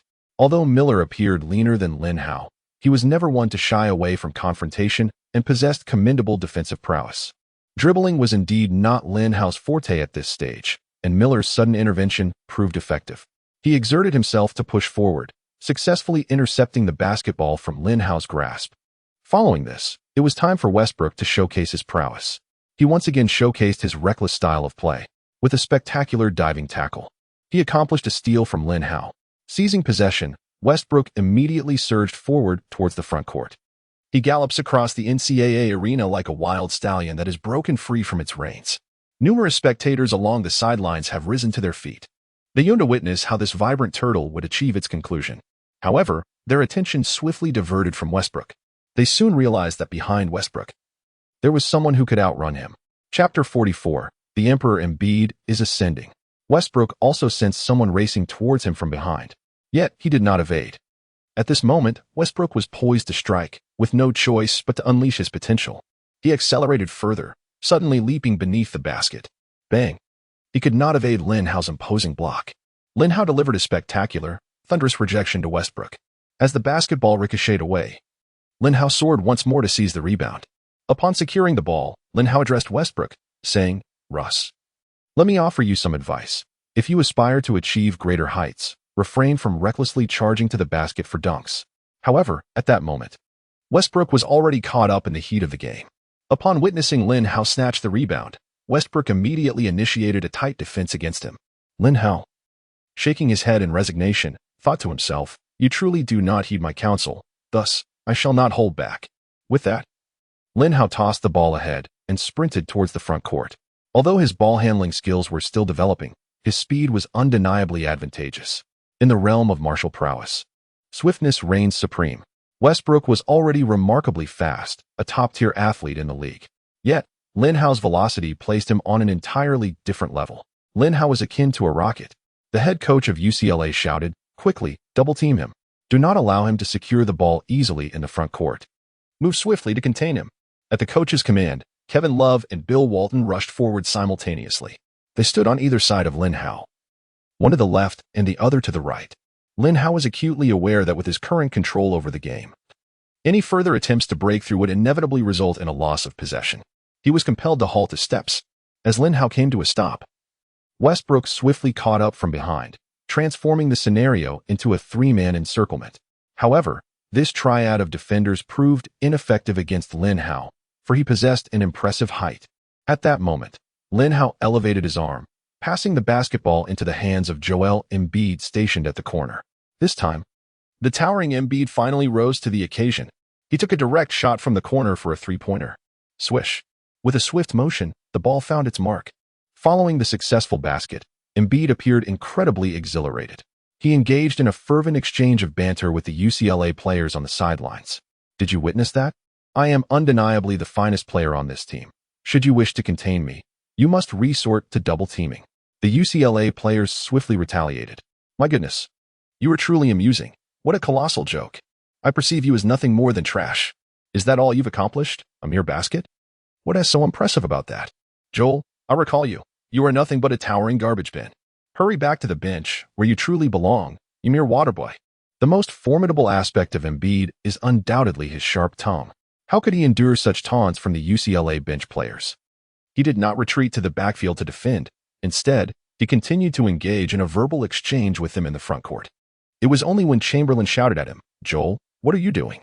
Hurry back on defense," that he realized the gravity of the situation. However, it was already too late. UCLA seized the opportunity to create a 5-on-4 advantage. Kevin Love did not squander this golden opportunity. Swish! He made a remarkable three-pointer. Infuriated, Chamberlain strode over to Miao Chang and delivered a swift kick to Embiid's backside. "You imbecile, what on earth are you doing? Why aren't you defending after scoring?" At that moment, Embiid resolved to become the leader of the team once he entered the NBA. He certainly does not wish to endure such bullying from his teammates any longer. The players from UCLA on the bench erupted into laughter. They burst into laughter, mocking Embiid, who had just moments ago been ready to unleash his fury, now rendered timid. Embiid pouted, pointing at the players on the bench, exclaiming, "You bunch of benchwarmers. I shall obliterate you." After declaring this, Embiid reached out for the ball. At that moment, Lin Hao, who was holding the ball, promptly passed it into Embiid's hands. Seizing the opportunity, Embiid sprang into action. After he executed a three-threat maneuver, he immediately launched a three-pointer. Swish! The Embiid phenomenon had begun to unfold. Lin Hao nodded in satisfaction, recognizing that Embiid indeed possessed remarkable talent. After all, he was an MVP-caliber player in the NBA regular season. Although Embiid would eventually become a subject of ridicule, his prowess was undeniable. In the year 2024, to which Lin Hao had traversed, Embiid was regarded as the second-best center of his time. Following this basket, Embiid was about to unleash some trash talk when Chamberlain promptly restrained him. "Enough with the meaningless chatter. Retreat to the backcourt and focus on defense." Embiid had no choice but to comply, aware that disobedience could result in Chamberlain delivering a punishing blow. Thus, he sealed his lips and returned to the defensive position. UCLA's offensive strategy revolved around the pick-and-roll collaboration between Westbrook and Bill Walton.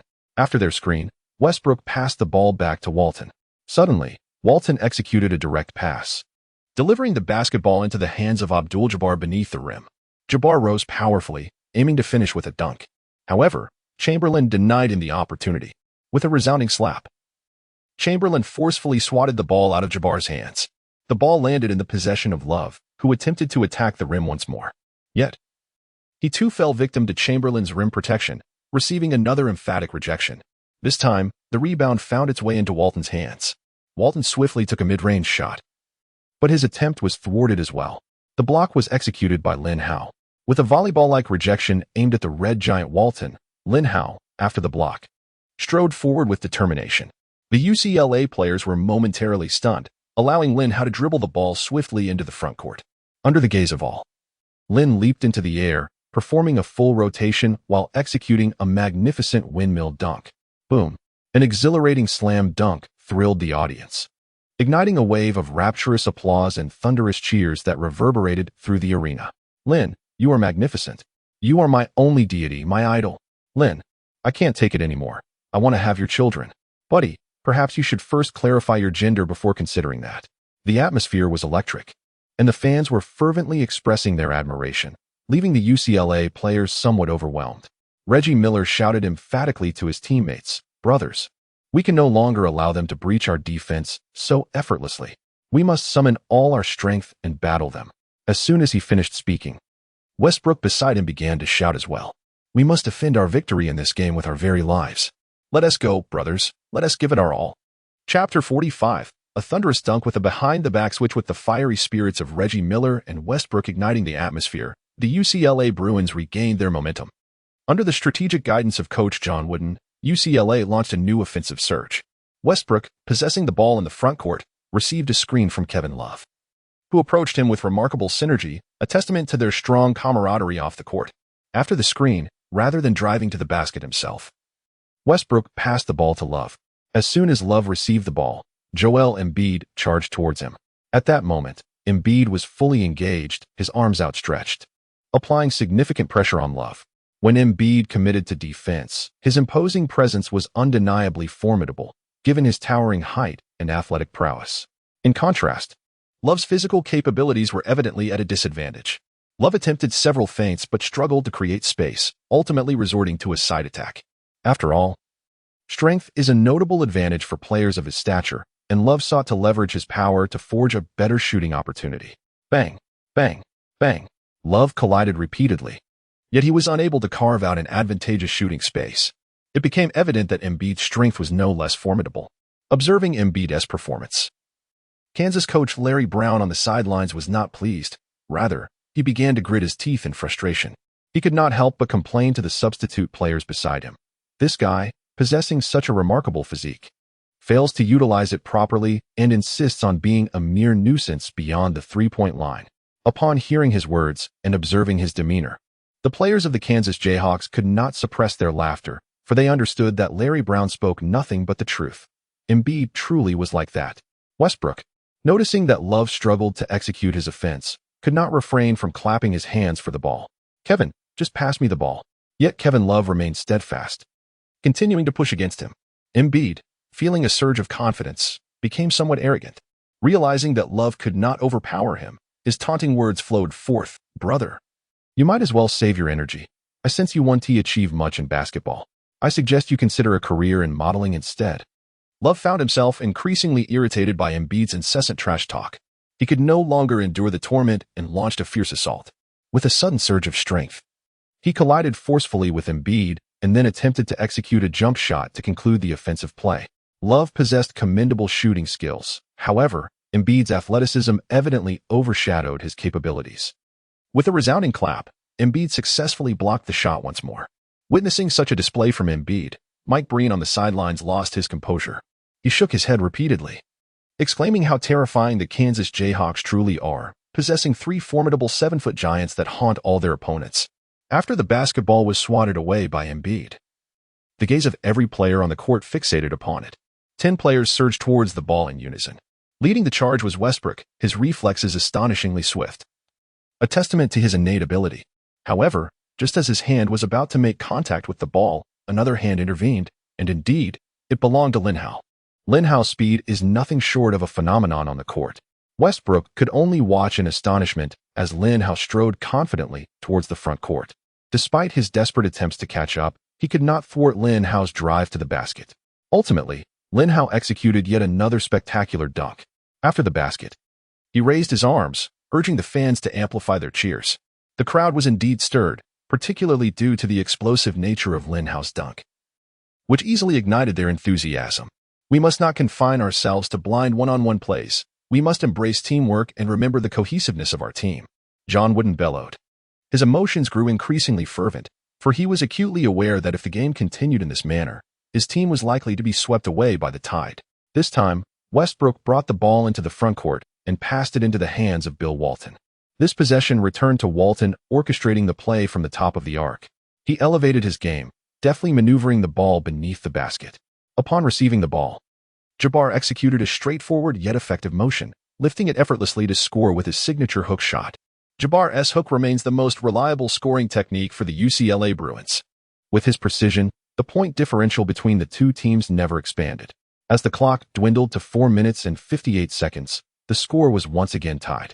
Lin Hao glanced at the scoreboard, which read 78-78. He turned to his teammates and declared, "Gentlemen, it's time to seize this game." Wilt Chamberlain sighed, lamenting, "It's my fault. I failed to contain that Kareem, allowing him to score so many hooks." Lin Hao reassured him, "It's all right, brother. His hook is indeed challenging to defend against. It's not solely your responsibility. We shall double-team him." Chamberlain looked at Lin Hao in disbelief. "What? Do you mean we should both trap him?" Lin Hao shook his head vigorously. "No, Wilt. You continue to defend him while I will make my presence felt at the opportune moment." Chamberlain, slightly perplexed, had little time to ponder further, for another offensive surge from UCLA was upon them. This time, Westbrook delivered the ball directly into Jabbar's hands beneath the basket.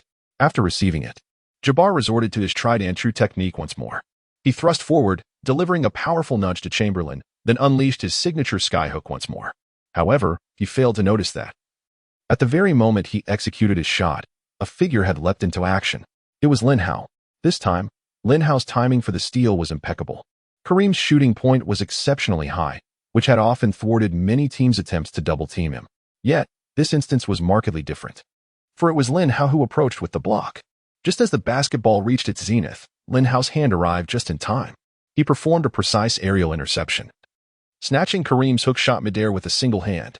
The spectators on the sidelines erupted in astonishment once again.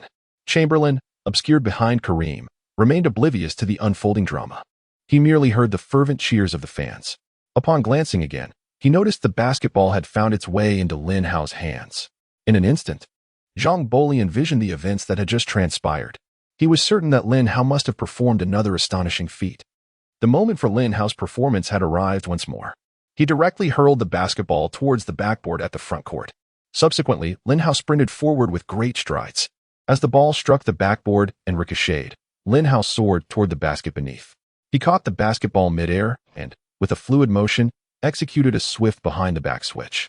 Ultimately, Lin Hao emphatically slammed the ball into the hoop, every movement executed with grace and seamless precision. The spectators were left in awe. It was undoubtedly the most exhilarating moment they had ever witnessed in their lives. Chapter 46. The Moment of Miller. Oh my God, Mike. Do you now concede that Lin is the finest player in the world? Doris Burke, from the commentary booth, pointedly questioned Mike Breen. It felt akin to a whimsical fairy asking her close friend whether her beloved idol was indeed the most extraordinary man in existence. Mike Breen was acutely aware that a negative response could precipitate the most significant blunder of his commentary career. He could only muster the courage to say, yes, indeed. He is truly remarkable. Lin had come to understand that for a fervent admirer like Doris Burke, his best course of action was to extol the virtues of Lin Hao. After all, Lin Hao had become the idol of Doris Burke. Yet, he was not merely her idol. Several women on the sidelines regarded him with the same reverence. For instance, sitting courtside, Marilyn Monroe was utterly captivated by Lin Hao's performance. At that moment, she silently resolved to capture Lin Hao's attention after the game concluded. How did you achieve that? Jabbar inquired earnestly as he approached Lin Hao. Lin Hao shrugged nonchalantly. It's not difficult. You simply need to jump a little higher. Jabbar quickly retorted, that's absolutely impossible. No one can contain my skyhook. Lin Hao shook his head. If you don't believe me, I shall block you once more. Or you may try again. Jabbar darted briskly toward the front court. As anticipated, UCLA's offense was once again directed to Jabbar. Kansas's defensive strategy remained unchanged, with Chamberlain tightly guarding Jabbar. This time, Jabbar deliberately elevated the arc of his shot. Yet, he still faced interference from Lin Hao. Although Lin Hao could not snatch the basketball from midair, he succeeded in swatting it out of bounds. Brother, do you believe it now? Lin Hao said with a smile. Jabbar's face was a portrait of disbelief. He incessantly muttered, impossible. This is absolutely unattainable. You cannot possibly guard me. After uttering these words, Jabbar reached out for the ball once more. However, this time, the dribbling Westbrook did not pass the ball into Jabbar's hands. Westbrook discerned that Jabbar's skyhook would not evade Lin Hao's impending block. Instead, he delivered the ball to Reggie Miller. This was UCLA's ultimate maneuver. Upon receiving the pass, Miller immediately launched a three-point shot. Swish. The ball effortlessly found its way through the net. Reggie Miller is precisely that type of player. The more critical the moment, the more accurate his three-pointers become. After scoring, Miller placed his hand before his throat, mimicking a slicing gesture. He directly taunted his opponent, Paul Pierce, saying, "What are you doing? It was merely a three-pointer. What's so remarkable about that?" Reggie Miller shrugged his shoulders, a look of disdain on his face, as if to say, "Brother, you simply cannot guard me. Scoring over you is far too easy." After this, Miller jubilantly sprinted back to the defensive end. His actions clearly infuriated the truth, Pierce. He extended his hand to receive the ball and sprinted toward the front court. Dribbling forward, Pierce pointed at Reggie Miller and challenged, "Come and defend me. Let's see how I can dismantle you." Miller approached him with a dismissive expression, retorting, "You lack the ability." Pierce was genuinely incensed by Miller's taunts. Even the legendary Michael Jordan struggled to withstand Miller's verbal onslaught, let alone Paul Pierce. Observing Miller's lean physique, Pierce was determined to use his own strength to overpower him. As soon as he arrived, he embodied an unyielding force. Although Miller defended tenaciously, he was ultimately at a disadvantage due to his weight. When Pierce made his advance, Miller was compelled to take 2 steps back. Had Pierce opted for a turnaround jumper at that moment, none could have thwarted him. However, Pierce refrained, feeling that his resolve had yet to be fully expressed, and he continued to press forward with vigor. He relentlessly pushed Miller back to the vicinity of the basket. And only then did Pierce rise powerfully. He believed that only by delivering a forceful dunk on Miller could he find solace within himself. However, the basketball court is not a venue for settling personal vendettas. Often, the more one yearns for revenge, the more prone one becomes to errors. Pierce indeed pushed Reggie Miller aside, but as he leaped into the air, Jabbar arrived just in time. With a resounding slap, Jabbar swatted the ball away. Westbrook, like a bolt of lightning, seized the ball and charged down the court, initiating a fierce offensive. Nevertheless, the Kansas Jayhawks defense was remarkably swift. Uncharacteristically, Westbrook refrained from rushing. He lingered just beyond the three-point line, dribbling the ball slowly until Miller reached the front court. In an instant, Westbrook passed the ball into Miller's hands. The moment Miller received it, he released a shot. Swish. With a swift flick of his wrist, another three-pointer found its way into the net. As the shot went in, UCLA reclaimed the lead over Kansas, with less than a minute remaining in the game. Larry Brown, noticing Miller's fiery performance, promptly called for a timeout. "Gentlemen, you must understand that Miller is on fire. Someone must step up to defend him. Who among you can take on this task?" Before Brown's words had fully settled, Paul Pierce spoke up. "Coach, I can contain him. I am absolutely capable of stopping him, leaving him with no opportunity." Larry Brown shook his head firmly. "No, Paul. You are better suited to guard heavier forwards. Defending Reggie requires a more agile physique, someone who can keep pace with him." Pierce felt a twinge of disappointment at Brown's response. Yet, for the sake of victory, Brown disregarded Pierce's feelings. At this juncture in the match, triumph was paramount. Every star must serve the greater goal of winning. "Andrew, do you believe you can keep up with Reggie Miller?" Brown turned his gaze to Andrew Wiggins. Wiggins took a sip from his thermos and replied slowly, "Coach, I've been sitting on the bench for quite some time now. If I were to suddenly engage in such high-intensity play, the risk of injury would be significant. To prolong my career, I must choose to support my teammates from the sidelines. My sincerest apologies." His words nearly sent Brown into a fit of rage. Fortunately, at that moment, someone spoke up, rescuing Larry Brown from the brink of despair. "Coach, I can guard Reggie." Larry Brown turned to see that it was Lin Hao who had spoken. Brown hesitated for a moment. He was not particularly concerned about Lin Hao's defensive capabilities, for he was aware that with Lin Hao's agility, he could effectively contain any player. However, Lin Hao was also tasked with guarding Jabbar. If he were to focus on limiting Miller, who would then defend Jabbar? Chapter 47. Women in love often act foolishly. Just as Larry Brown hesitated, Lin Hao spoke up once more. "Larry, I understand your concerns. Perhaps I can manage to simultaneously restrict both Kareem and Reggie." Upon hearing Lin Hao's assertion, Larry Brown couldn't help but furrow his brow. He was certainly aware of Lin Hao's exceptional prowess, yet even the most formidable players cannot simultaneously restrain two-star athletes. Moreover, with Jabbar and Miller positioned both inside and outside, the notion of containing them both seemed rather implausible. Larry Brown had yet to make a definitive decision when the referee's whistle pierced the air, signaling the players of both teams to return to the court. In a moment of urgency, Wilt Chamberlain, the former leader of the Kansas Jayhawks, spoke up. "Coach, I believe we should give Lin a chance. He has exhibited extraordinary performances in numerous games. Let us grant him another opportunity." With a sigh, Larry Brown replied, "Very well, Lin, you shall defend him. If any issues arise and you require assistance from your teammates, do not hesitate to communicate." Lin Hao nodded with a smile, assuring, "Rest assured, Coach. I will accomplish the task." The players of both teams returned to the court, entering the climactic moments of the match. The Kansas Jayhawks initiated play with an inbounds pass from the backcourt. Dribbling forward was Paul Pierce, who at that moment still harbored a sense of reluctance. He could hardly bear it. Given his capabilities, he could only rank fourth on this team, the Blue Jays. This time, after advancing the ball to the front court, he chose not to pass to his teammates but instead resolved to take matters into his own hands. His opponent was still Reggie Miller. As Pierce charged forward, he muttered curses under his breath. "You little twig, watch how I obliterate you. I shall make you realize that I am the true sovereign of this court." Reggie Miller burst into laughter, mocking him. "You are a defeated foe. Not only do you lack the skill to match me on the court, but even your trash talk is woefully inadequate." This time, Pierce learned from his previous mistakes. He refrained from barreling down to the basket before attempting a forceful drive. Upon reaching the free throw line, he opted for a forceful mid-range shot. Pierce's shooting ability is commendable, even ranking among the mid-tier players in the hierarchy of NBA perimeter stars. However, on this occasion, his emotions were evidently affected. Overwhelmed with excitement, his shot was executed with excessive force. Bang! The basketball struck the rear of the rim and was deflected away. Just as Pierce lamented his missed opportunity for a crucial basket, a figure emerged from the fray, soaring through the air to snatch the rebound, and promptly completed a follow-up dunk. Boom! It was none other than Lin Hao.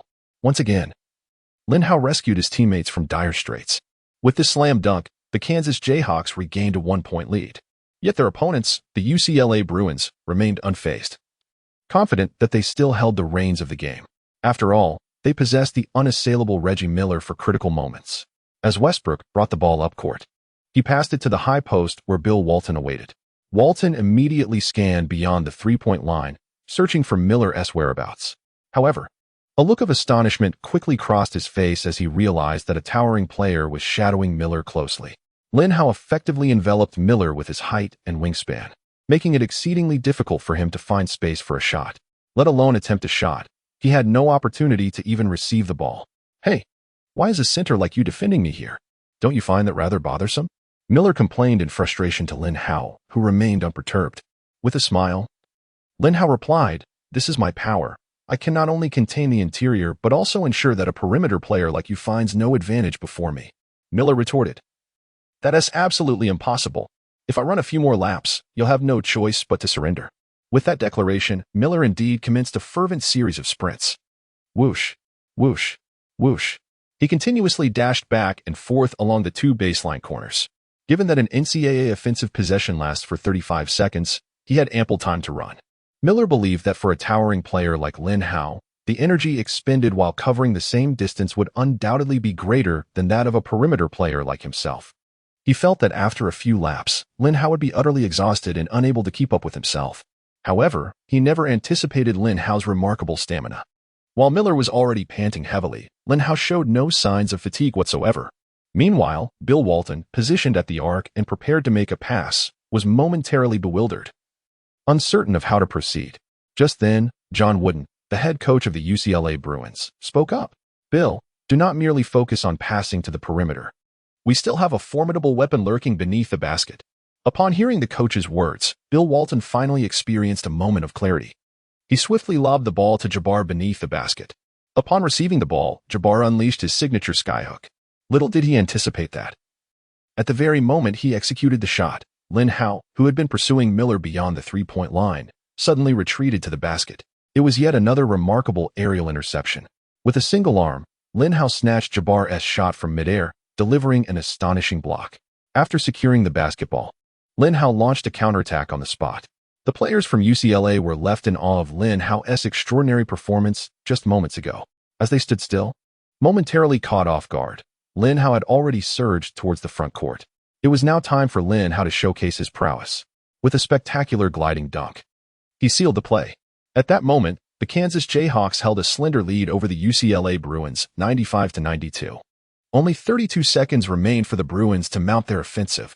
Coach Wooden swiftly called a timeout, summoning his players to the sidelines to strategize for their final assault. The commentator on the sidelines began analyzing this crucial moment. "Mike, who do you think will take the shot for UCLA in this decisive play?" Upon hearing Doris Burke's inquiry, Mike Breen furrowed his brow. "Doris, I once heard that women in love can act foolishly. I never believed it until now. I truly understand the essence of that saying." Doris Burke looked at Mike Breen in astonishment. "What do you mean by that?" Mike Breen shrugged and replied, "You are a prime example. Your admiration for Lin Hao has prompted you to ask such a naive question. Even a fool would know that with a three-point gap, UCLA will certainly pass the ball to their star shooter, Reggie Miller." Blushing, Doris Burke responded, "Mike, how did you figure that out? Do you think Lin Hao has feelings for me as well? I feel like he has been watching me." Chapter 48. A block that sealed the game. Mike Breen was left speechless. He curled his lips and candidly remarked, "Doris, I mean no offense, but Lin Hao is not looking at you. Just take a glance at who is seated behind you." Upon hearing Mike Breen's words, Doris Burke turned to look over her shoulder. As she did, her brow furrowed in disbelief. Behind her sat a stunning blonde, a woman she recognized all too well, one whose name echoed throughout the entirety of America. Sitting just behind Doris Burke was none other than Madonna, in the prime of her illustrious career.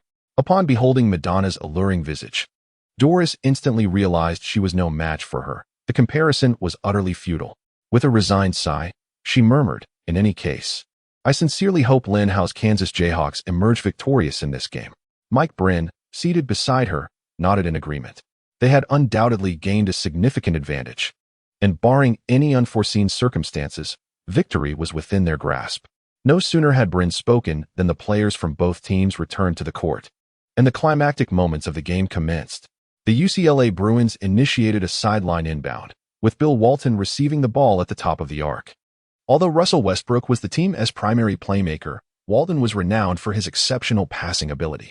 It was well known that the final shot would inevitably land in the hands of Reggie Miller, and the Kansas Jayhawks' defensive focus was squarely on him. Miller began his relentless motion, pursued by Lin Hao.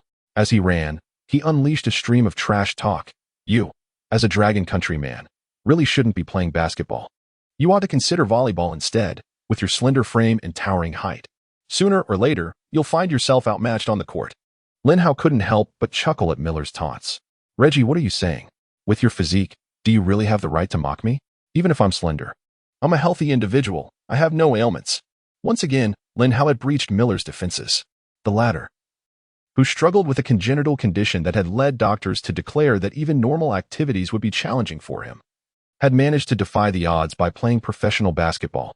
However, he was particularly sensitive about this aspect of his life. Now, having been struck at his vulnerable point by Lin Hao, anger painted Miller's face. Kid, I want to let this go. After the game, we'll settle this in the octagon. This time, not only did Lin Hao laugh, but even Joel Embiid, who was not far from them, joined in. Reggie, with that physique of yours, you really shouldn't be challenging anyone in the octagon. It's a matter of life and death. Yet, at that moment, Miller was completely consumed by rage, disregarding who he was addressing and preparing to retaliate. The scene on the court transformed into a one-man verbal battle. With Miller's words flowing as freely as his legs continued to move, he sprinted fervently, in search of an opportunity to shoot. The UCLA players exerted every ounce of their strength to create favorable shooting chances for Miller. Jabbar and Kevin Love simultaneously approached, flanking Lin Hao on either side.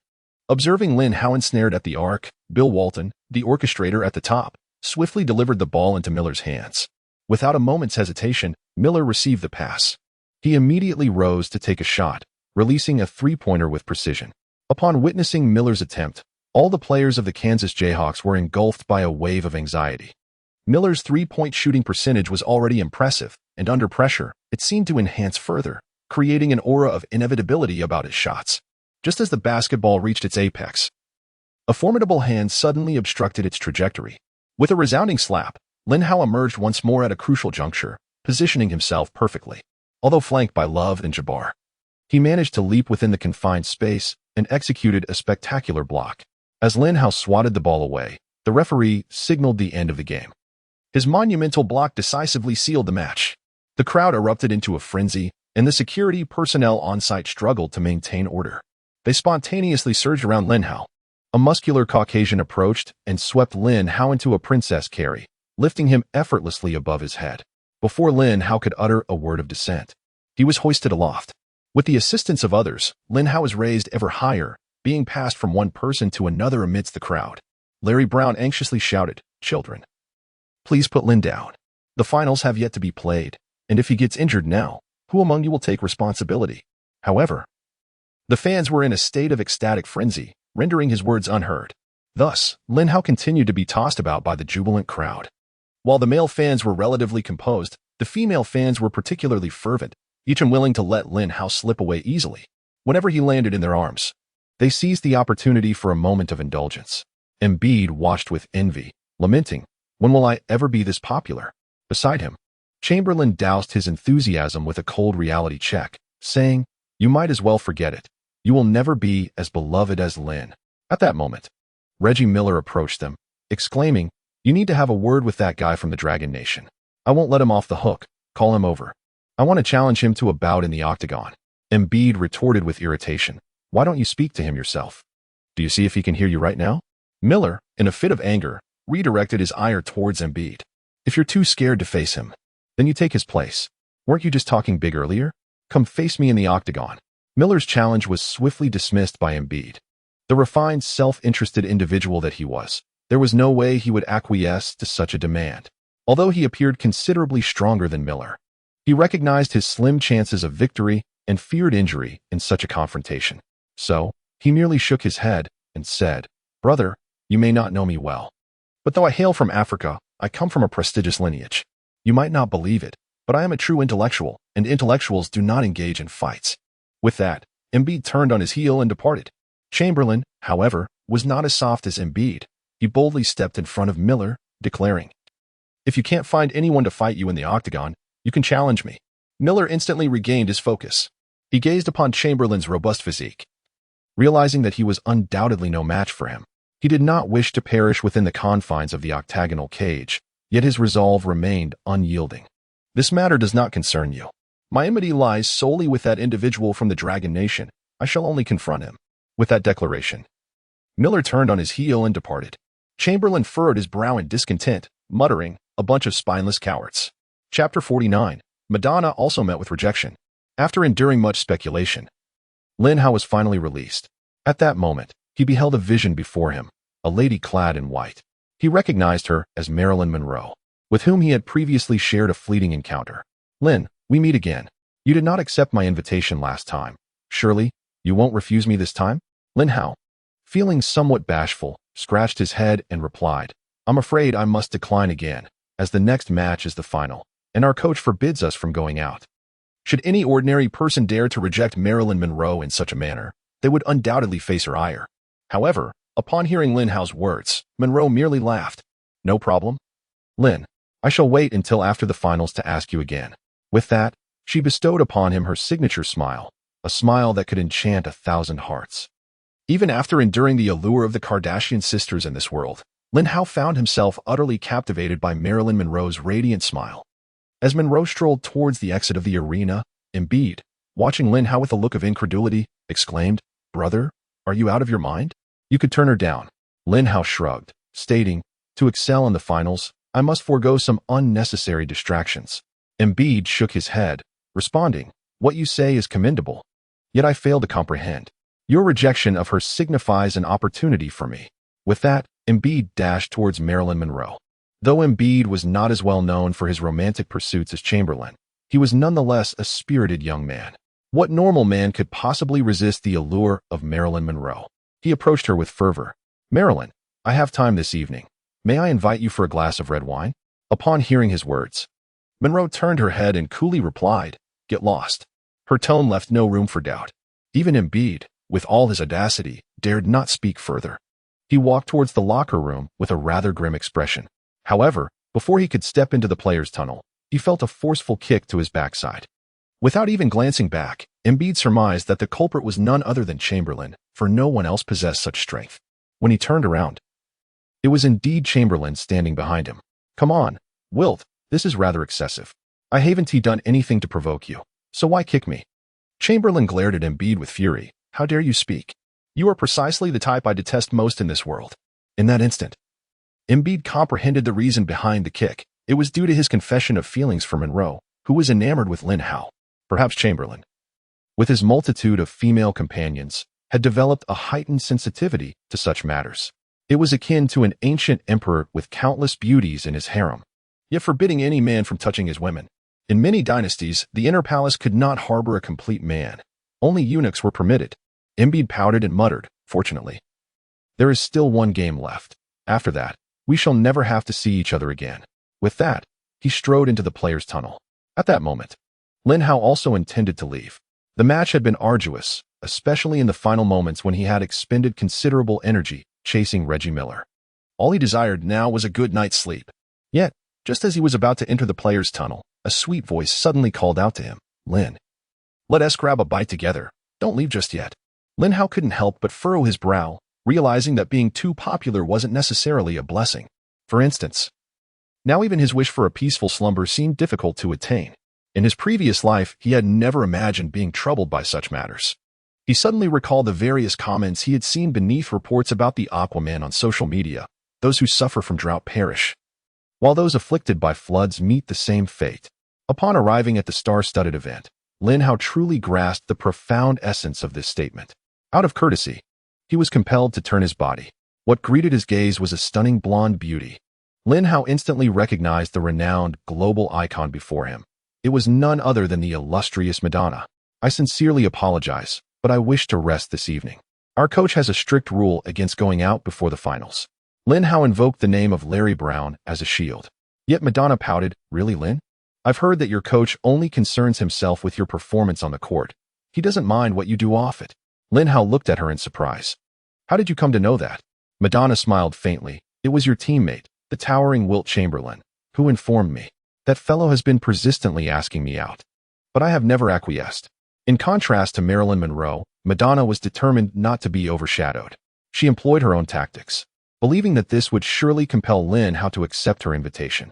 However, to her astonishment, he still chose to decline. I truly apologize, but I really do not wish to go out tonight. With that, Lin Hao strode purposefully toward the locker room. This time, it was Chamberlain who was left in shock. The Madonna, whom he longed for yet could not attain, had not only made an advance toward Lin Hao but had also been rejected. Madonna couldn't help but exclaim, "Why? Am I not sexy enough?"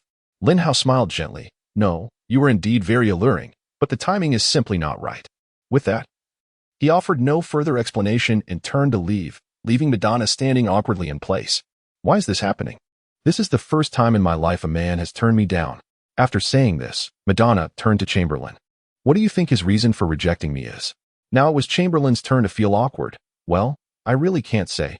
You might want to ask him." Madonna snorted disdainfully and declared, "I will definitely win over this man." With that, she stormed off.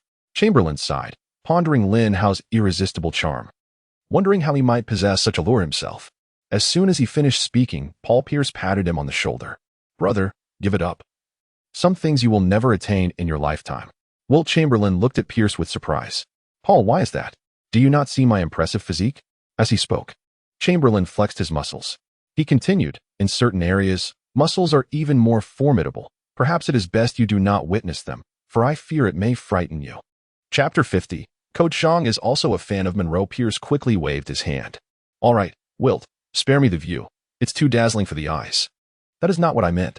Wilt Chamberlain, still perplexed, responded, "But don't girls prefer someone with my muscular build?"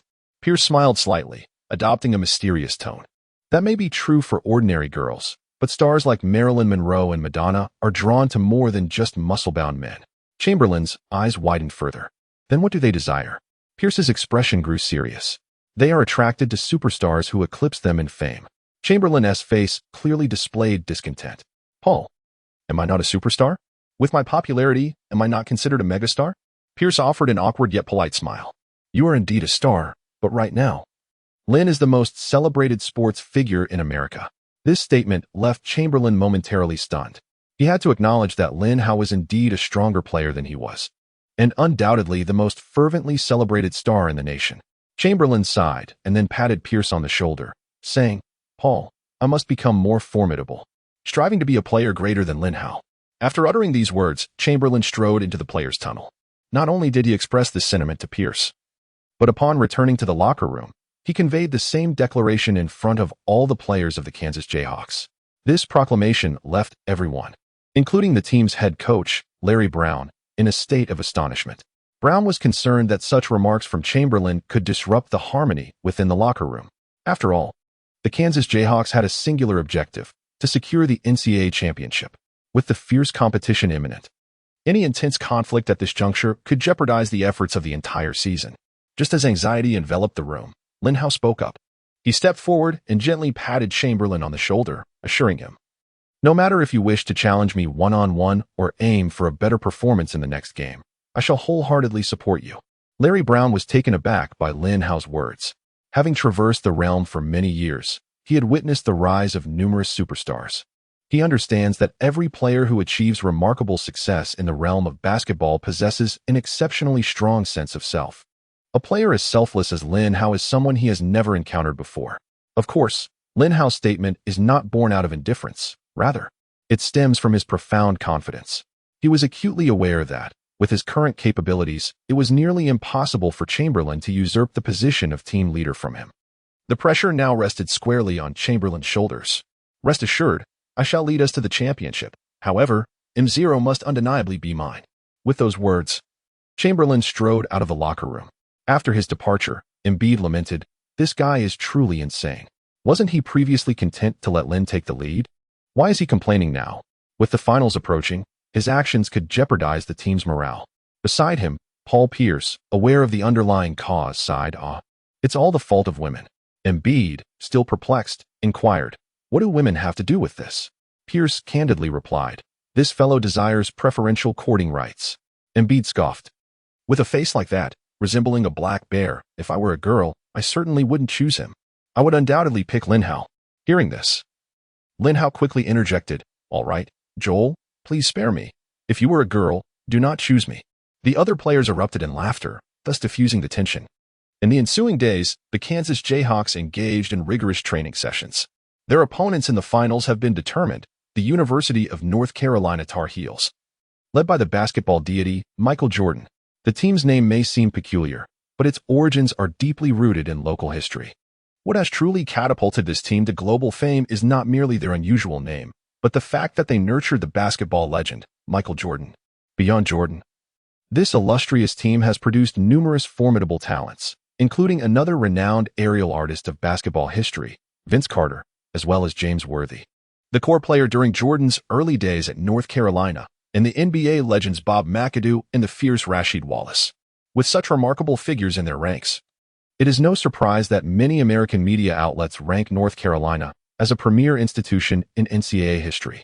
This final showdown between Kansas and North Carolina is heralded by fans as an epic confrontation.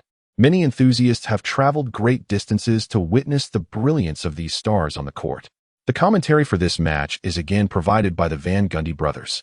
In addition to local American media, representatives from the Dragon Kingdom have also arrived. Two prominent commentators from CCTV, Zhang Weiping and Sun Zhengping, are present. During the pre-game warm-up, Coach Zhang approached Lin Hao. "Little Lin, you really have emerged spectacularly. Who would have thought you would be so impressive at such a young age?" Lin Hao felt a warm familiarity upon seeing Coach Zhang, as he had grown up listening to his commentary. Influenced by Coach Zhang, Lin had also watched numerous videos of Kobe Bryant's gameplay. Now, having the chance for a face-to-face exchange with him, Lin was visibly excited. "Coach Zhang, I am truly thrilled that you are commentating my game." Coach Zhang, ever candid, laughed heartily. "Is it more exciting than watching Marilyn Monroe at your game?" Lin Hao chuckled, a bit shyly. Coach Zhang patted his shoulder, laughing. "My friend, you are indeed bringing honor to the young men of our Dragon Kingdom." Suddenly receiving such exuberant praise from Coach Zhang made Lin a tad bashful. Coach Zhang continued, "To be honest, I am also a fan of Marilyn Monroe. I still have her poster hanging at home. Be sure to bring it along when you go on a date." Just as he finished speaking, Lin Hao heard a woman's voice calling out to him. "Lin, I'm here to cheer for you again. Make sure to perform well in today's game." The speaker was none other than Marilyn Monroe herself, clad in a flowing white dress. Lin Hao was momentarily taken aback, while Coach Zhang involuntarily shivered. Fortunately, Lin quickly steadied Coach Zhang to prevent him from falling. "Hello, Marilyn. I am your devoted fan. Would you be so kind as to give me your autograph?" As Coach Zhang spoke, he produced a postcard emblazoned with a classic image of Marilyn Monroe. Chapter 51. The finals begin. The highly anticipated NCAA championship match has commenced. The competing teams are the Kansas Jayhawks and the North Carolina Tar Heels. Kansas's starting lineup includes point guard, Mario Chalmers; shooting guard, Paul Pierce; small forward, Andrew Wiggins; power forward, Lin Hao; center, Wilt Chamberlain. Coach Larry Brown opted against deploying a tall lineup, primarily to bolster their defense, as North Carolina boasts elite scorers like Jordan and Carter. Fielding too many towering players would hinder their ability to keep pace with such talents. The starting lineup for North Carolina, helmed by Coach Dean Smith, comprises point guard, Raymond Felton; shooting guard, Michael Jordan; small forward, James Worthy; power forward, Rasheed Wallace; center, Bob McAdoo. On the bench sit prolific scorers such as Carter, Stackhouse, and Jamison, all capable of delivering substantial points. Smith's lineup is more balanced, aiming to maintain a stalemate before unleashing his key players at a critical juncture. From the commentary booth, Coach Zhang exclaimed with enthusiasm, "Lin Hao is truly remarkable." Sun Zhengping nodded in agreement. "Indeed. Are you aware of how popular he is in our country? I've heard that companies are willing to offer 9-figure sums for him to endorse their products." Coach Zhang promptly replied, "That is precisely what he deserves. Why should entertainment stars earn such exorbitant amounts while we in sports cannot?" Seeing Lin Hao capable of earning a fortune brings me immense joy. As their conversation unfolded, the match commenced. Chamberlain and McAdoo faced off for the tip-off. McAdoo, known for his offensive prowess as a shorter interior player, was no match for the jumping strength of Chamberlain. With a vigorous effort, Chamberlain tipped the ball behind him, where it was received by Andrew Wiggins. This time, Wiggins refrained from passing to a teammate. He dribbled the ball into the frontcourt himself. Wiggins understood the stakes, while he often played casually in regular games. This was the championship match. A stellar performance here could catapult him into a high draft pick in the NBA, securing a lucrative contract. Upon reaching the frontcourt, Wiggins did not pause. He aimed to exploit the unformed North Carolina defense with a surprise attack. He swiftly dribbled toward the basket, intending to finish with a resounding dunk. However, he was unprepared for the North Carolina player in a blue jersey who leaped toward him, number 23. He presented Andrew Wiggins with a magnificent dunk. Michael Jordan showcased his astonishing leaping ability before a sea of thousands of fans. After executing the block, instead of descending immediately to the ground, he remained suspended in midair, cradling the ball in his other hand. The audience erupted in cheers, with every fan rising to their feet in exuberance. Not just the ordinary spectators. Even Coach Zhang could not help but stand in admiration. He exclaimed with fervor, "This player possesses an extraordinary flair on the court." Meanwhile, Sun Jinping, relishing the spectacle, eagerly inquired, "Director Zhang, in your esteemed opinion, who plays with more elegance, him or Lin Hao?" This question led Director Zhang to grapple with the notion of choosing between two incomparable talents. Michael Jordan swiftly dribbled the ball up court, initiating a counterattack. Not to be outdone, Wiggins, whom he had just blocked, pursued him relentlessly. The two players arrived at the basket on the opposite end of the court, with Wiggins also showcasing remarkable athletic prowess. He leapt simultaneously with Jordan, endeavoring to execute a block against him. Yet, Jordan immediately unleashed his signature move. He executed a deft switch in midair. Upon entering the game, Jordan immediately unleashed his signature move, demonstrating his earnest dedication to this match. With a resounding thud, he completed the switch and layup, sending the ball soaring into the hoop. Upon landing, Jordan playfully stuck out his tongue at Wiggins, a hallmark of his expressive demeanor. Lin Hao, witnessing this spectacle, couldn't help but feel that this old maestro truly exuded charisma. At that moment, Jordan turned his head towards Lin Hao. He cast a disdainful glance at Lin Hao, sneering, "How dare you, a citizen of the Dragon Nation, presume to challenge us Americans? Today, I shall show you your place." Lin Hao responded with a faint smile, "Very well. Let us engage in a proper contest." With that, Lin Hao strode confidently towards the forefront. Chalmers dribbled the ball into the offensive zone. He and the opposing point guard, Felton, were evenly matched in skill. Felton possessed offensive prowess, while Chalmers excelled in defense, rendering their talents effectively balanced. Upon advancing the ball to the front court, Chalmers passed it to Lin Hao, positioned at the arc's summit. Lin Hao faced off against the formidable Rasheed Wallace, known as the Roaring Deity. Lin Hao was acutely aware that this player held the record for the most technical fouls in NBA history. Given recent changes in officiating rules, it was unlikely that anyone would surpass Wallace's infamous record. As Wallace entered the fray, he unleashed a torrent of trash talk, utterly dismissing Lin Hao's presence. "Kid, I know you're riding a wave of popularity, but do you understand why? It's simply because you've yet to encounter me. Now that you have, your doom has arrived." Lin Hao, uninterested in engaging in a verbal spar, executed a swift probing step before leaping directly into a three-point shot, despite Wallace's defense. Lin Hao's release was so rapid that by the time Wallace lunged to contest, the ball had already swished through the net, leaving Wallace momentarily bewildered. Though he had watched numerous game tapes of Lin Hao, he was nonetheless taken aback when confronted with the reality before him. "Brother, I advise you to cease your bravado. Only when you can defend against me for a single round should you dare to speak such trash," Lin Hao declared before turning back to the defensive end, leaving Rasheed Wallace in a state of silent dismay. "Hey, how could you let him sink a three-pointer so easily?" Jordan glared at Rasheed Wallace with evident anger. Wallace shrugged his shoulders, his expression fierce as he replied, "I wasn't paying attention this time. I assure you, I will contain him in the next round." Jordan immediately shot back, "Go on and score against him now." Without hesitation, Rasheed affirmed, "No problem, I will definitely overpower him." With that, he stormed toward the offensive end. As Felton brought the ball up the court, he swiftly passed it to Michael Jordan. Jordan promptly relayed it to Rasheed at the free throw line.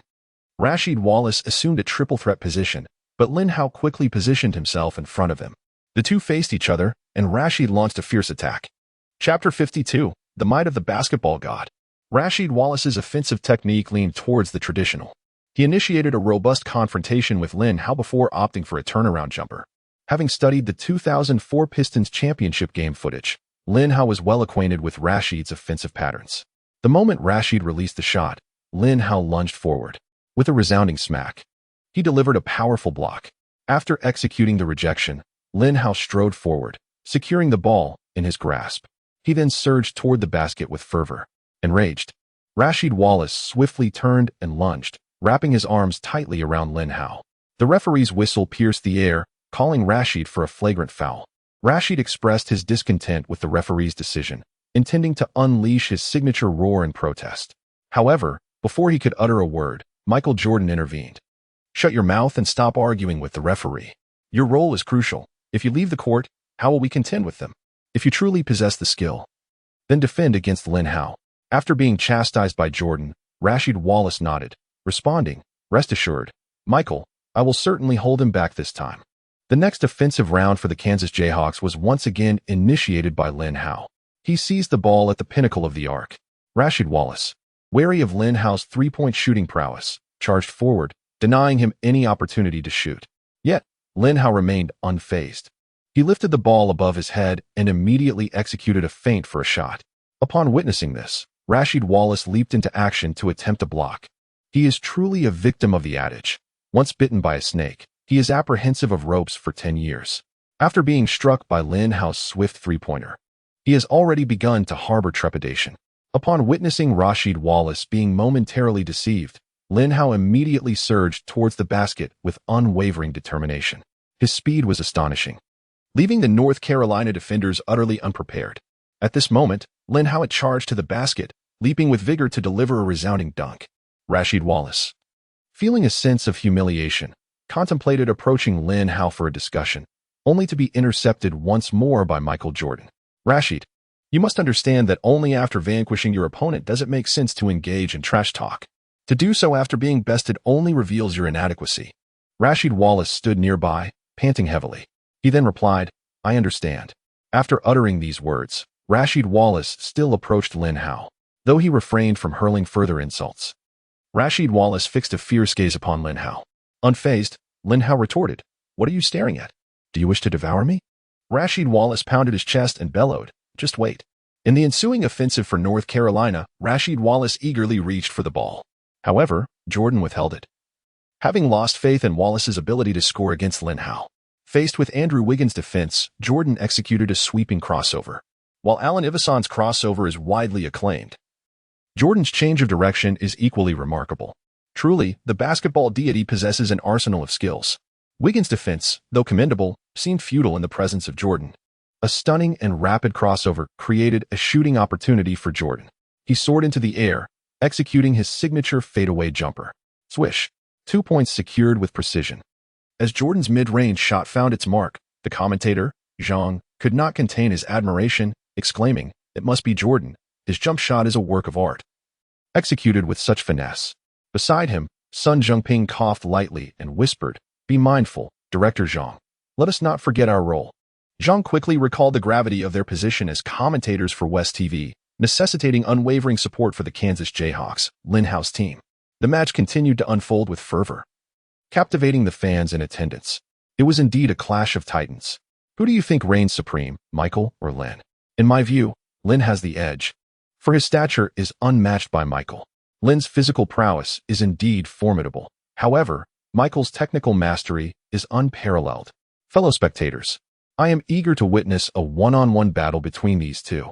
The Kansas Jayhawks initiated a new offensive.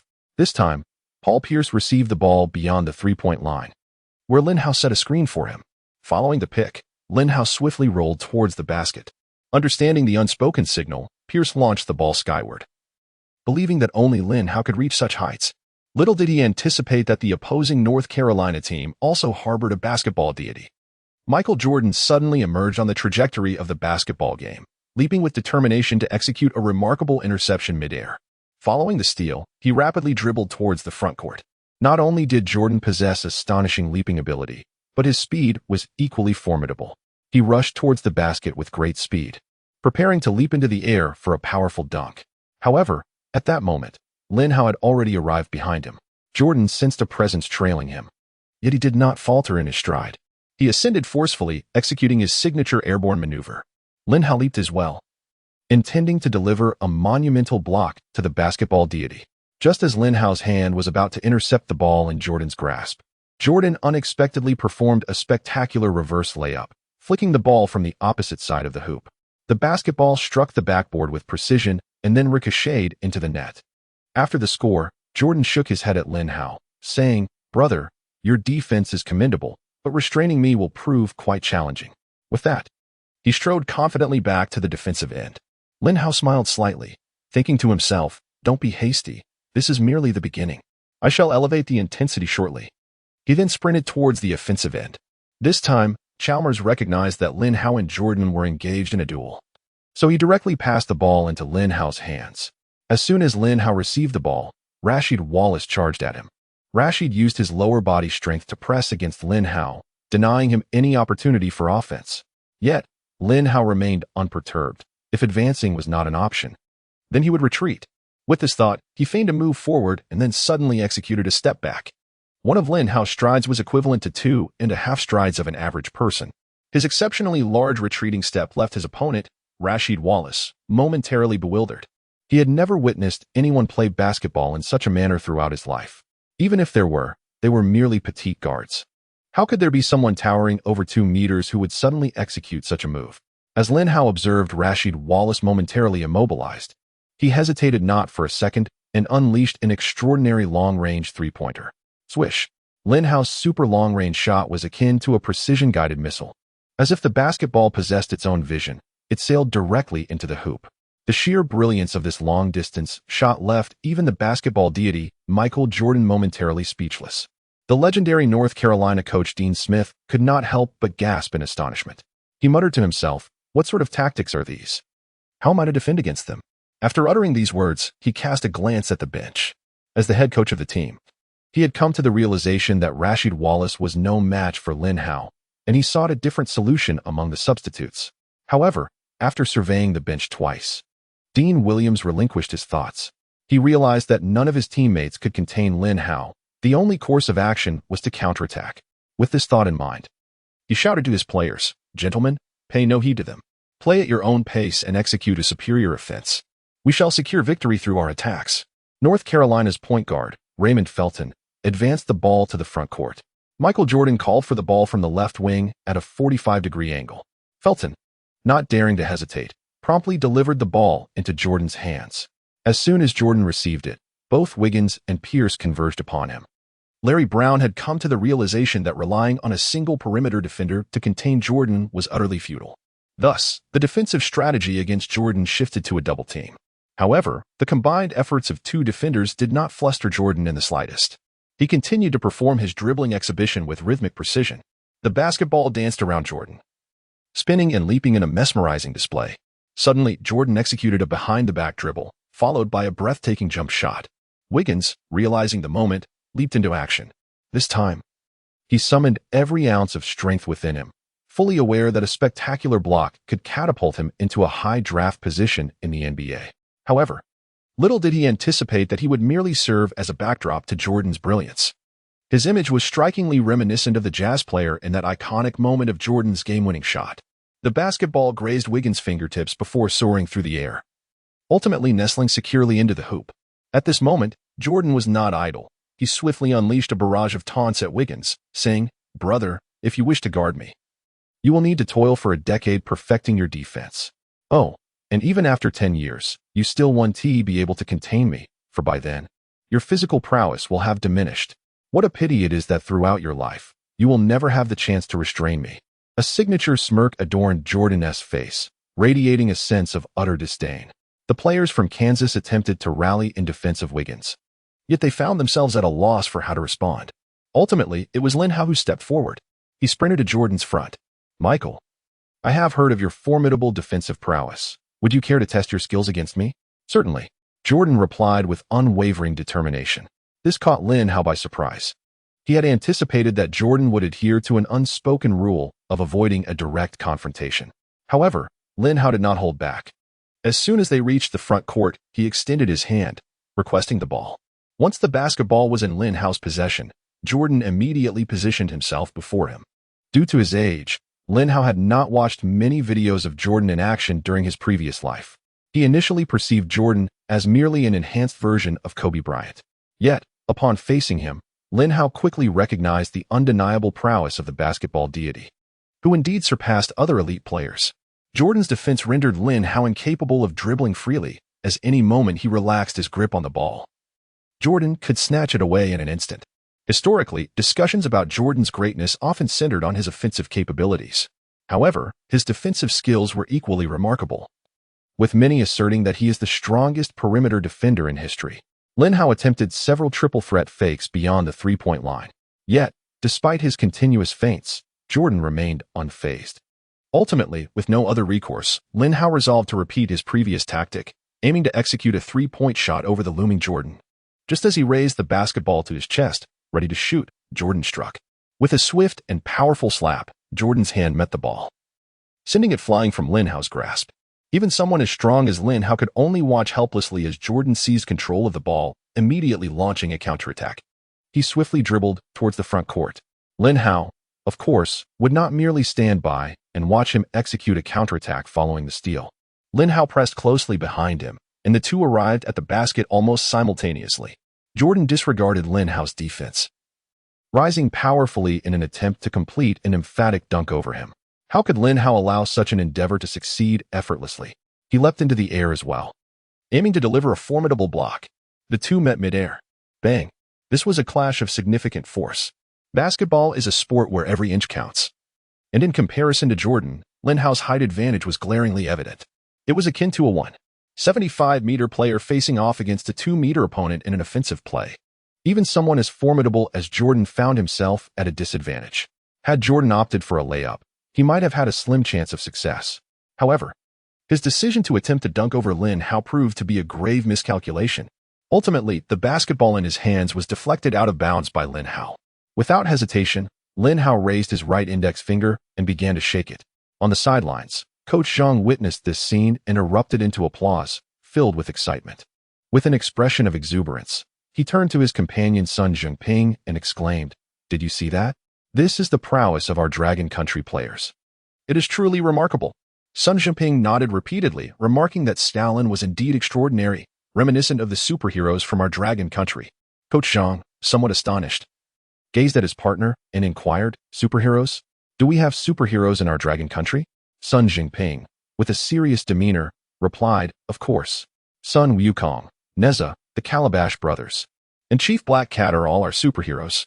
Coach Zhang, feeling a bit awkward, looked at Sun Zhengping before responding, "Let us focus on the match instead." Chapter 54. The True Ace Against the Ace. Under the leadership of their respective captains, the NCAA championship match unfolded with remarkable intensity. As the first half concluded, the North Carolina Tar Heels led the Kansas Jayhawks by 4 points, with a score of 46-42. The players retreated to the locker rooms, where North Carolina's head coach Dean Smith addressed Jordan, saying, "Michael, in the second half, Kansas will intensify their defense against you. I have a feeling they will assign Lin Hao to guard you." A dismissive smile reappeared on Jordan's face. "That is splendid. It is precisely what I desire. I shall defend him in the second half." His words were resolute, exuding an air of undeniable confidence. Coach Smith, well aware of Jordan's personality, recognized that if he disagreed with Jordan's decision, it would lead to a breakdown in communication. Nevertheless, as the head coach, he voiced his concerns. "Michael, I worry that expending too much energy on defense may affect your offensive performance." In response to his coach's worries, Jordan smiled, not with disdain, but with an abundance of self-assurance. Coach Smith understood that a great athlete like Jordan possesses an intrinsically formidable self. In essence, he was obstinate. Even during his NCAA days, this was already evident. Smith could only nod and say, "All right, Michael, then you may limit Lin Hao." Meanwhile, a similar dialogue unfolded in the opposing locker room. Just as Larry Brown pondered who would defend Jordan in the second half, Lin Hao spoke up. "Coach, I will take on the task of guarding Michael." Larry Brown, upon hearing Lin Hao's declaration, was not surprised, for it seemed there was no one more suitable within the team. However, like Coach Zhang, he shared concerns regarding Lin Hao's energy expenditure. "Lin, you must understand that you are the offensive cornerstone of the team. If you deplete too much energy on defense, who will uphold our offense?" In response to Coach Brown's concerns, Lin Hao smiled. "Coach, let us not forget that we have another superstar on our team. I believe Wilt can handle it." Before Lin Hao could finish, Wilt Chamberlain interjected, "Don't worry, Coach, I've got this." At this moment, another player from the corner spoke up. "Coach, don't forget about me. My offensive skills can substitute for Lin." Larry Brown turned to see that it was Joel Embiid, who had rarely seen playing time in this match. Brown couldn't help but furrow his brows and said, "Joel, it's not that I'm criticizing you, but you simply cannot compare to Lin. He may appear slender, yet he attacks the basket with unwavering determination, whereas you, with your robust physique, tend to shy away. As the finals had arrived, Brown no longer held back, openly expressing his dissatisfaction with Embiid. Embiid, feeling somewhat embarrassed, scratched his head and replied, "Coach, am I really that inadequate? But it's the finals, and I still want to participate in the NBA draft. I certainly don't wish to get injured at this crucial moment." Larry Brown, however, remained resolute, responding directly, "No problem, then you need not play." He then scanned the other Kansas players, stating, "If anyone else is afraid of injury, you need not step onto the court. This is a life or death match. Those who take the floor must give their all." It was destined to be a match filled with intensity. As both teams returned to the court, their gazes were filled with fierce determination. On the sidelines, Coach Zhang remarked to Sun Zhongping, "Did you see that? American basketball is indeed formidable. This NCAA final is 100 times more thrilling than our CBA finals." Sun Zhongping, a seasoned commentator from CCTV, immediately countered, "Coach Zhang, let us not forget that the strongest player on either team is from our Dragon Nation." Upon hearing this, Coach Zhang felt a sudden realization. Slapping his thighs, he exclaimed, "You are absolutely right." Meanwhile, the ESPN commentators, the Van Gundy brothers, began discussing the strategies for the second half. "Jeff, how do you think these teams will limit each other's core players in the second half?" In response to Stan Van Gundy's inquiry, Jeff Van Gundy stated, "I believe it's quite possible that the star players will directly match up." Stan Van Gundy looked at his brother with surprise. "Jeff, do you really think so? They are not even players of the same position." Jeff Van Gundy nodded earnestly. "That is inconsequential, whether it's Michael or Lin. Both possess the capability to defend from positions 1 through 5. I am confident they will be able to limit one another." At this moment, the North Carolina Tar Heels initiated their first offensive play of the second half, with Raymond Felton bringing the ball forward. He passed the ball into the hands of Michael Jordan. The moment Jordan grasped the ball, Lin Hao sprang forth. The two legendary players faced off directly. Witnessing this scene, Jeff Van Gundy proudly remarked to his brother Stan Van Gundy, "It seems I possess a deeper understanding of the game." Stan Van Gundy, however, offered no response. Jordan scoffed, "Kid, your coach assigning you to guard me is the greatest blunder of your match." With that, Jordan initiated a powerful drive against Lin Hao. Indeed, Jordan's speed was remarkable, yet it paled in comparison to Lin Hao's bolt-like swiftness. He accelerated continuously, yet Lin Hao remained firmly positioned before him, offering no room for maneuver. Nevertheless, Jordan was unperturbed. His prowess extended beyond mere power plays, as his breathtaking mid-range shot constituted his most formidable weapon. After a few feints, Jordan suddenly soared into the air, executing a mid-range jump shot.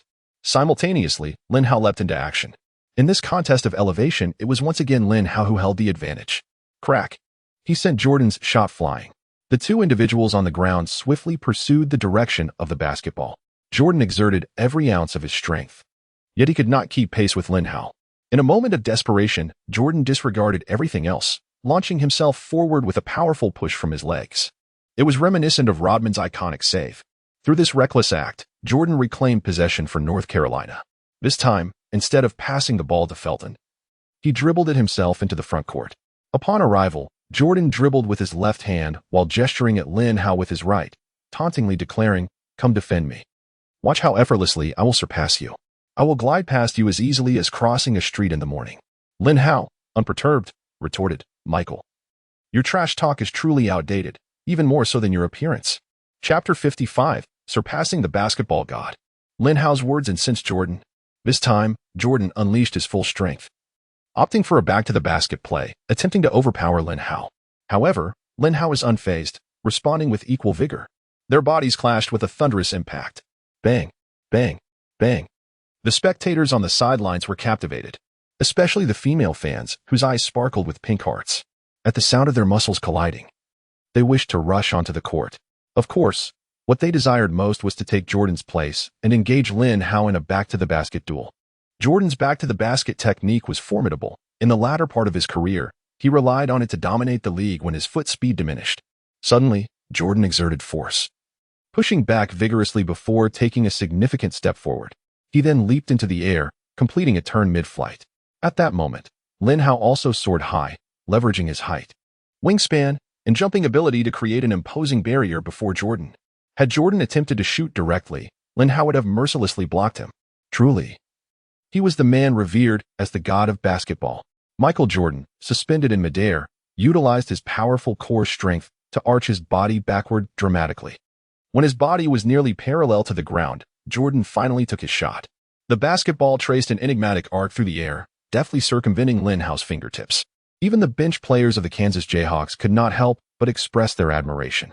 The ball struck the edge of the rim before ultimately cascading into the net. Due to the excessive lean, Jordan lost his bodily equilibrium, and after releasing the shot, he found himself seated on the ground. Lin Hao paid no heed to the fallen basketball deity, stepping over him instead. This provoked collective discontent among the players of the North Carolina Tar Heels, particularly the furious Rasheed Wallace, whose emotions spiraled into utter chaos.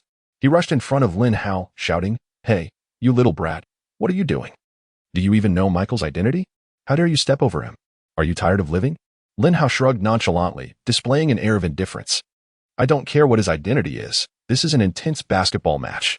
To me, there are only opponents, not idols." With that, Lin Hao continued to stride confidently towards the front court. Rasheed Wallace, still feeling aggrieved, suddenly pushed Lin Hao forcefully, causing him to stumble. This all transpired under the watchful eye of the referee. Beep. The referee's whistle sounded immediately, issuing Rasheed Wallace a technical foul. Having accumulated consecutive technical fouls, Rasheed was unceremoniously expelled from the game. Yet, before departing, Rasheed persisted in his defiance, pointing at Lin Hao and taunting, "Kid, don't leave after the game. We'll settle this in the octagon." Lin Hao cast a disdainful glance at Rasheed, who was being ushered towards the player tunnel, thinking to himself, "Many have challenged me to a fight in the octagon. Who do you think you are?" At that moment, Michael Jordan approached Lin Hao, his gaze piercing. "Dragon Country boy, I will not let you off the hook. You shall be my vanquished foe." Lin Hao continued to rebut everything, including the imposing Michael Jordan before him. "Fine. Let us see what happens if you lose the game." Jordan shook his head. "I cannot lose. Our North Carolina team has not been defeated this season." Lin Hao smirked. "Well, I apologize in advance, for today shall mark your first loss of the season." After executing a free throw, the Kansas Jayhawks prepared for a sideline inbounds play. Lin Hao immediately reached for the ball. Chalmers handed it to him. Lin Hao received the ball at the top of the three-point arc as Michael Jordan lunged at him, fiercely defending his lower body. Lin Hao felt an unprecedented pressure. Jordan's defense was indeed formidable among all players in the NCAA. Only Michael Jordan could exert such defensive pressure on him. Lin Hao understood that he could not afford to dribble the ball carelessly. His ball handling skills were still quite ordinary, and if he put the ball down, Jordan would surely steal it. Fortunately, Lin Hao possessed a distinct advantage. He raised the ball above his head. With his height and wingspan, Jordan hesitated to leap and attempt to intercept. Thus, both players remained in a stalemate. As the shot clock dwindled, a spark of inspiration struck Lin Hao, and he suddenly devised a plan. With a swift flick of his wrist, he launched the ball directly towards the hoop. The suddenness of the action left Jordan momentarily stunned. "Protect the rebound," shouted Coach Smith from the sidelines of North Carolina, but it was too late. A towering giant, standing at an astonishing 224 centimeters, surged forward like a bolt of lightning from beyond the three-point line, hurtling towards the basket. In a remarkable display of athleticism, he leapt and emphatically slammed the rebounding basketball into the hoop. The seamless execution of this sequence left spectators bewildered, unable to discern whether it was a meticulously orchestrated self-alley-oop or a mere follow-up dunk after a missed shot. Coach Zhang couldn't help but exclaim, "What on earth does this mean? Can basketball truly be played like this?" Sun Jinping, nearby, quickly interjected, "Coach Zhang, take it easy. This is a live broadcast on CCTV, and the entire nation is watching." Coach Zhang, visibly exhilarated, responded, "I simply cannot contain my excitement. This play is extraordinary. After a lifetime of playing basketball, I have never witnessed such artistry. Young Lin Hao truly possesses an extraordinary imagination. I would gladly call him a performance artist on the basketball court." Even the typically serious Jeff Van Gundy found himself animated, exclaiming, "Goodness, how did he accomplish that?" Michael was deceived as well. Following the stunning basket, Lin Hao turned and approached Jordan. He shook his head and said to Jordan, "Michael, playing basketball relies not only on physical prowess and technique, but also on intellect. This is where we, the people of Langhua, excel." With that, Lin Hao turned and sprinted towards the backcourt.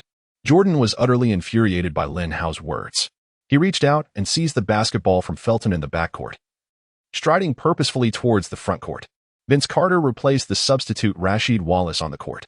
With Jordan and Lin Hao matched up against each other, North Carolina's head coach Smith opted not to substitute in a post player, but instead brought in the team's exceptional sixth man, Carter, to enhance their scoring potential. Carter reached out for the ball, yet Jordan paid him no heed.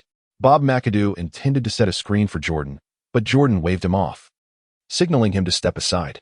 The North Carolina players had no choice but to spread out, silently observing as Jordan went one-on-one against Lin Hao. Chapter 56. The bet between the Van Gundy brothers. Jordan once again initiated a powerful drive.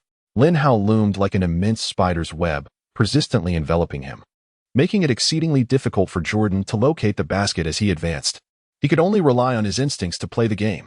After a series of feints, he suddenly executed a step back, then employed the same tactic once more, delivering a breathtaking fadeaway jumper. Jordan's standard fadeaway was already lethal enough to vanquish countless opponents. But when he unleashed his super fadeaway, he truly embodied the essence of a god of destruction, unstoppable and unyielding. The basketball grazed Lin Hao's fingertips before ultimately swishing through the net. For an ordinary player, being subjected to such shots from Jordan would undoubtedly shatter their confidence. However, Lin Hao was no ordinary individual. He was a traveler, bearing the hopes of the Dragon Nation's basketball community. Moreover, he was backed by an extraordinarily powerful system. With these two formidable advantages, Lin Hao feared no one. After the basket, Jordan wore a triumphant expression, saying, "Brother, your defensive skills are indeed impressive. But you simply cannot contain me." Lin Hao, unfazed, retorted, "Michael, it's too early for such declarations. The game is far from over." With that, he disregarded Jordan, his demeanor cool as he sprinted to the front court.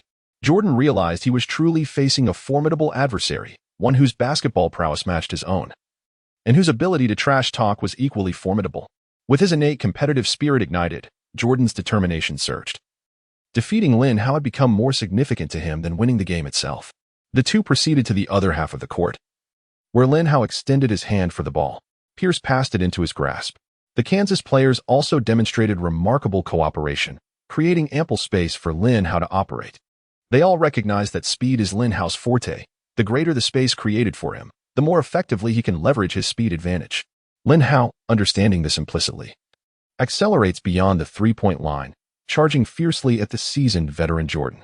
Although Jordan's absolute speed may not rival that of Lin Hao, his hand speed and reaction time are remarkably swift. He struck suddenly, with a sharp sound. As Lin Hao dribbled and attempted to break through, Jordan executed a flawless steal. On the sidelines, Stan Van Gundy shook his head and remarked, "Lin Hao is not yet perfected. His ball-handling skills require further refinement."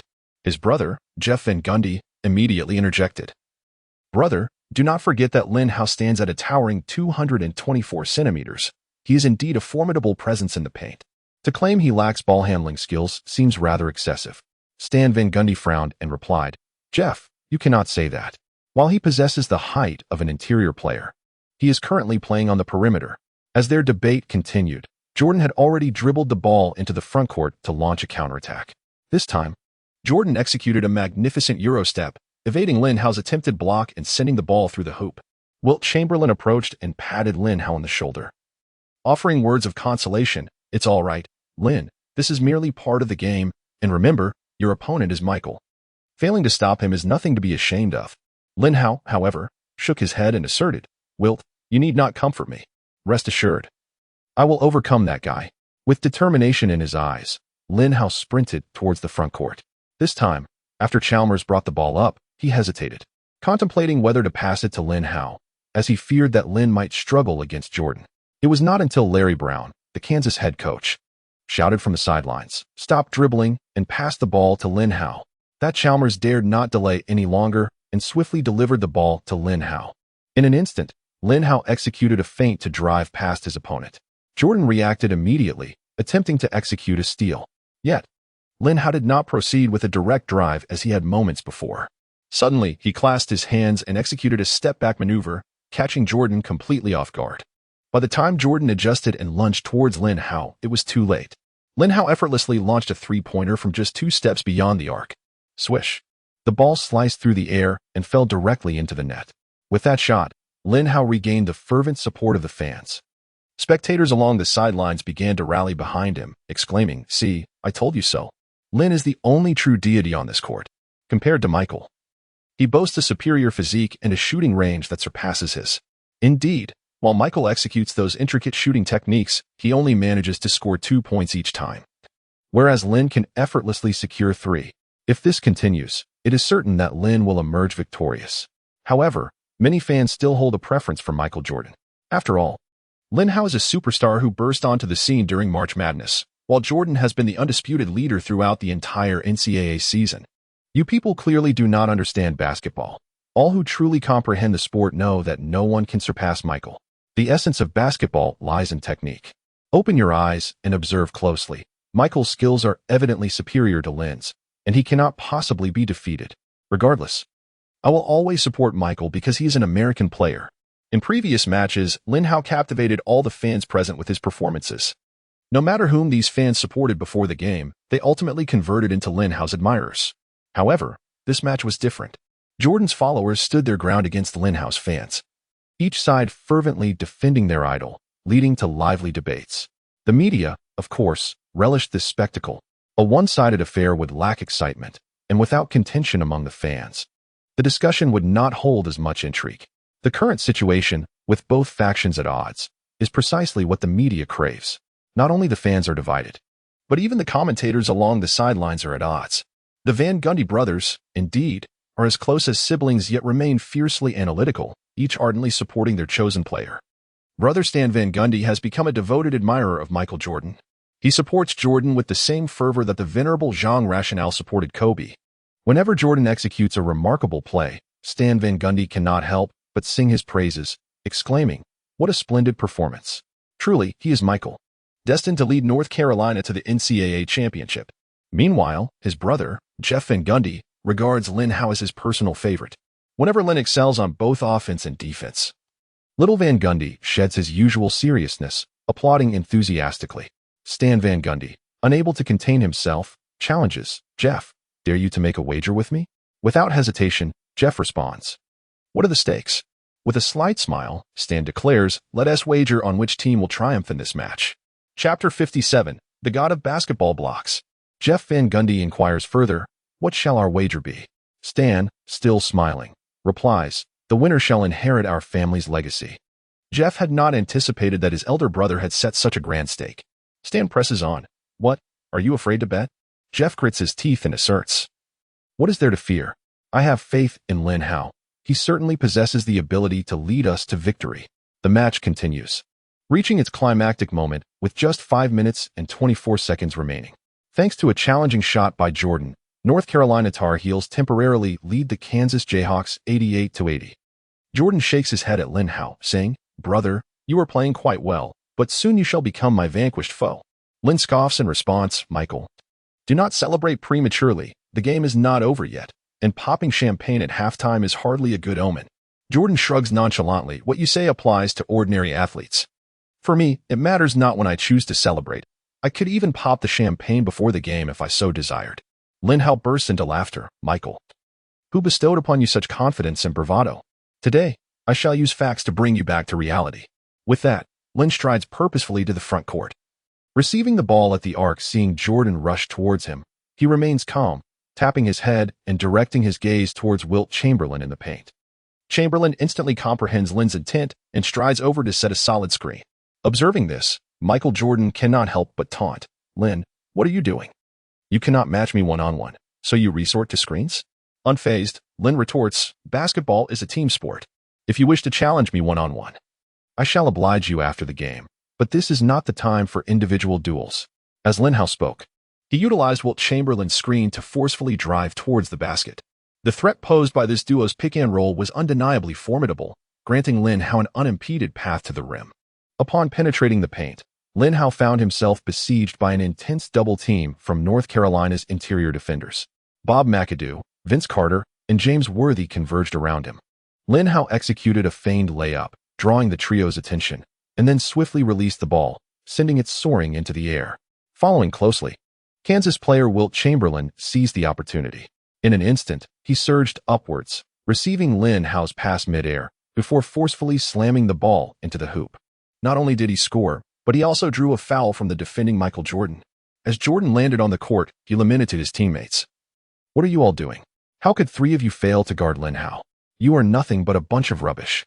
The players from North Carolina were all stars in their own right, each considering themselves a deity of basketball within their personal narratives. Now, suddenly confronted by the wrath of a true basketball god, most of them found it difficult to accept. Bob McAdoo retorted sharply, "Michael, are you aware that in every conceivable aspect, that Dragon Country player has completely outperformed you?" Upon hearing this, Jordan's anger flared. "Bob, what nonsense are you spouting? If you can't articulate anything sensible, you might as well shut that foul mouth of yours." Yet McAdoo persisted, "What I say is the truth. That Dragon Country player understands the importance of uplifting his teammates at this moment, while you only know how to blame others." Concerned that their quarrel might disrupt the team's unity, James Worthy interjected, "All right, enough of this bickering. I believe both of you have valid points, but the priority now is to win this game." As Jordan dribbled the ball forward, he addressed McAdoo. "Do you know why I don't pass the ball to you? Because giving it to you doesn't guarantee a score, while my shooting percentage is a flawless 100. Just as Jordan completed his remark, Lin Hao made his entrance. He intends to fan the flames at this moment, further stirring the chaotic atmosphere within the North Carolina team. He stated directly, "Michael, what on earth are you joking about? How could your shooting percentage possibly reach 100? Do you believe that when I defend you with all my might, your percentage will plummet to 0? Upon hearing this, Jordan unleashed all his fury upon Lin Hao. "You little rascal, I shall not hold back."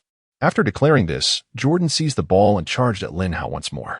Unbeknownst to Jordan, he had, in an unintentional manner, already succumbed to Lin Hao. Of course, it was not on the court that he lost to Lin Hao, but rather in a psychological battle. Lin Hao had successfully enraged Jordan. This fury prevented Jordan from fully exhibiting his advantages during the offense.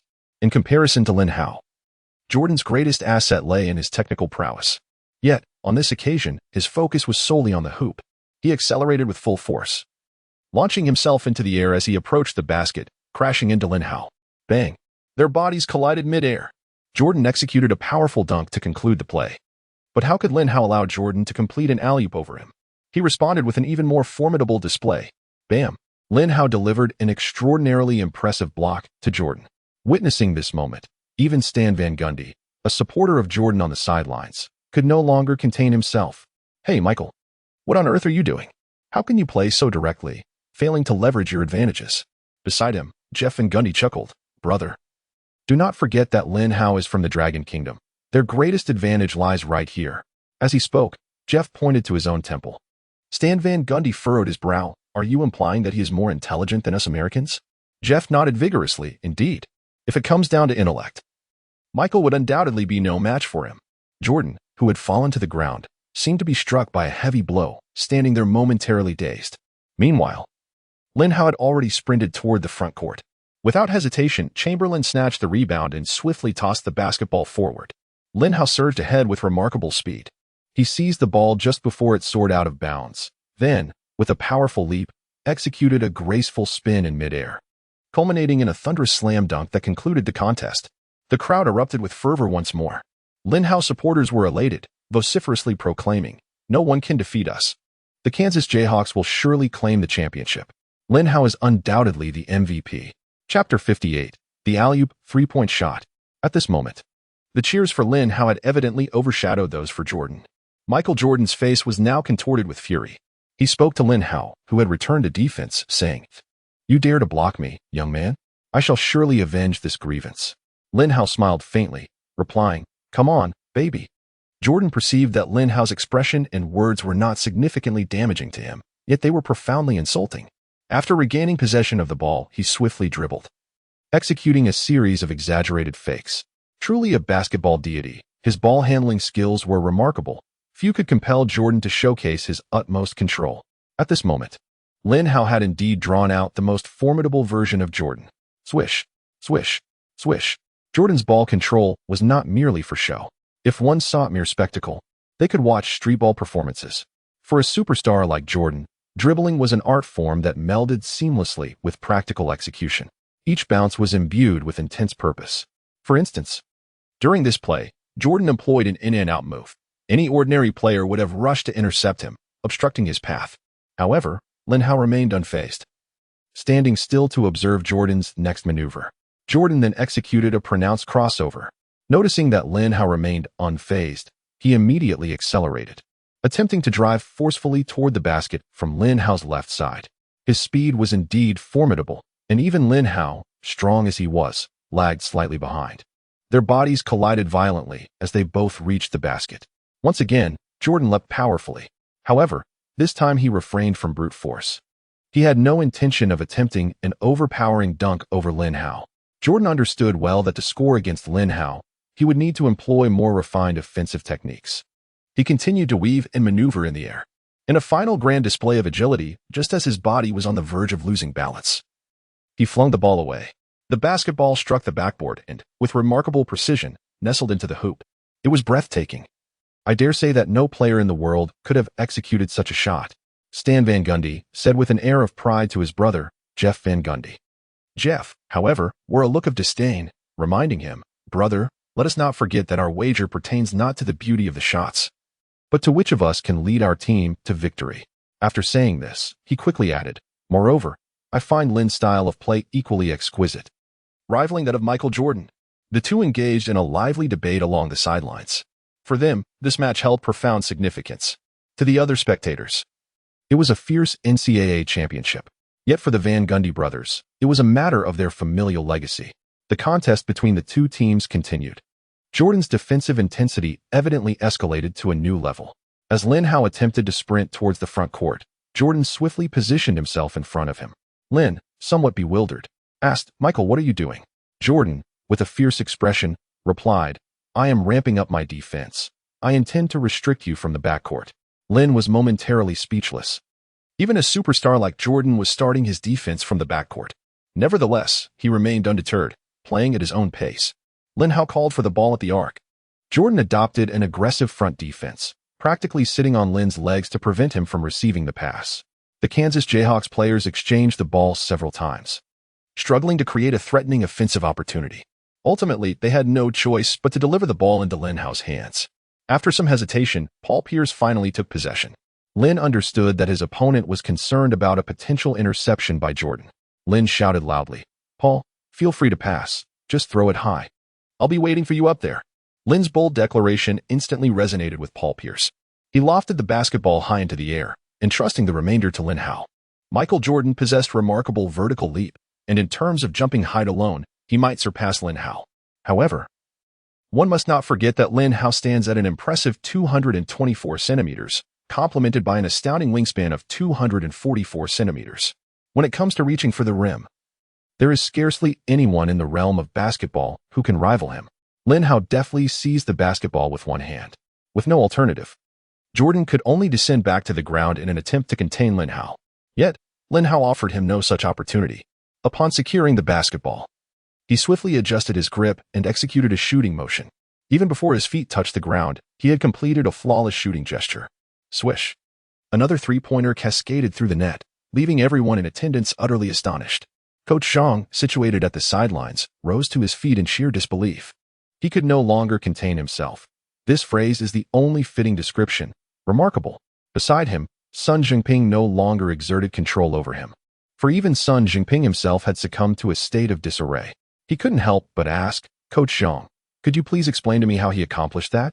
Coach Zhang shook his head repeatedly, saying, "I truly cannot elucidate this. This individual is simply extraordinary, surpassing the imagination of ordinary people."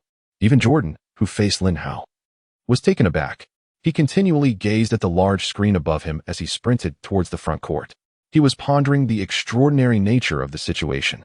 How could someone execute such a move? An alley-oop three-pointer? Paul Pierce, in a surge of excitement, dashed towards Lin Hao, leaping with fervor to collide with him. Bang! Lin Hao stumbled from the impact. "Hey, take it easy. Did I offend you? Do you intend to knock me out on this court?" Pierce sheepishly rubbed the back of his head. "I was just too exhilarated, my friend. I inadvertently became part of a masterpiece." Lin Hao furrowed his brow. "There is no need for such excitement. This is merely a routine maneuver." With that, he retreated to his defensive position. "Michael, catch the ball." Carter, holding the ball for North Carolina, called out to Jordan. Jordan waved his hand dismissively. "You go ahead. I need a moment." At that instant, he was still reeling from the shock Lin Hao had just delivered. Observing Jordan's hesitation, Carter seized the opportunity, thinking, "If the ball is in my hands, why hesitate?" He charged forward, with Wiggins defending against him. Carter utilized his speed to break through Wiggins' defense. Upon spotting Chamberlain guarding the basket, Carter felt invigorated. He took a step back and suddenly surged forward, intending to deliver a thunderous slam dunk over Chamberlain. One of the classic masterpieces in the annals of basketball history is the iconic moment of Carter soaring through the air to dunk over the French giant during the Olympics. This time, Carter envisioned executing a similar feat against the towering presence of Chamberlain. However, reality proved otherwise. Chamberlain leapt with all his might, thwarting Carter's attempt and sending both him and the ball crashing to the ground. Chapter 59. Jordan's frustration in the instant the basketball was swatted away. Lin Hao shot forth like an arrow released from its bow. He swiftly seized control of the ball and then strode purposefully toward the front court. Dean Smith, the head coach of North Carolina, was animatedly urging from the sidelines, "Hurry up, don't let him execute a fast break." Smith was truly unwilling to witness the hard-won victory slip away. The players from North Carolina hurried back on defense, yet none could match Lin Hao's extraordinary speed. Lin Hao charged forward, but instead of driving to the basket for a dunk, he unexpectedly leaped from a step beyond the three-point line. With a tremendous arc, he launched a long-range three-pointer. Swish! Lin Hao's shot exuded an infernal intensity, striking with lethal precision.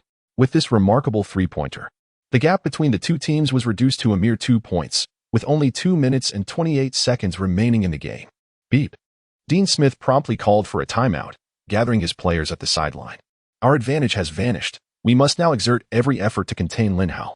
Michael, can you accept assistance from others to double-team him?" Jordan's formidable ego made it impossible for him to acquiesce. He shook his head resolutely. "No, coach, I can contain him." Without waiting for a response from his teammates, he strode back onto the court. Dean Smith could only weakly advise the other North Carolina players, "If Michael loses his mark, you must immediately assist him on defense." The remaining players nodded in agreement. They have grown accustomed to Jordan's persona, no longer surprised by his antics. This time, Michael Jordan demanded the ball directly from the backcourt. Felton, not daring to hesitate, swiftly passed the ball into Jordan's hands. Jordan dribbled the ball forward to initiate the attack, with Lin Hao defending him once again. Throughout this match, the two have faced off countless times. On this occasion, Jordan remained silent, channeling all his focus into the game of basketball.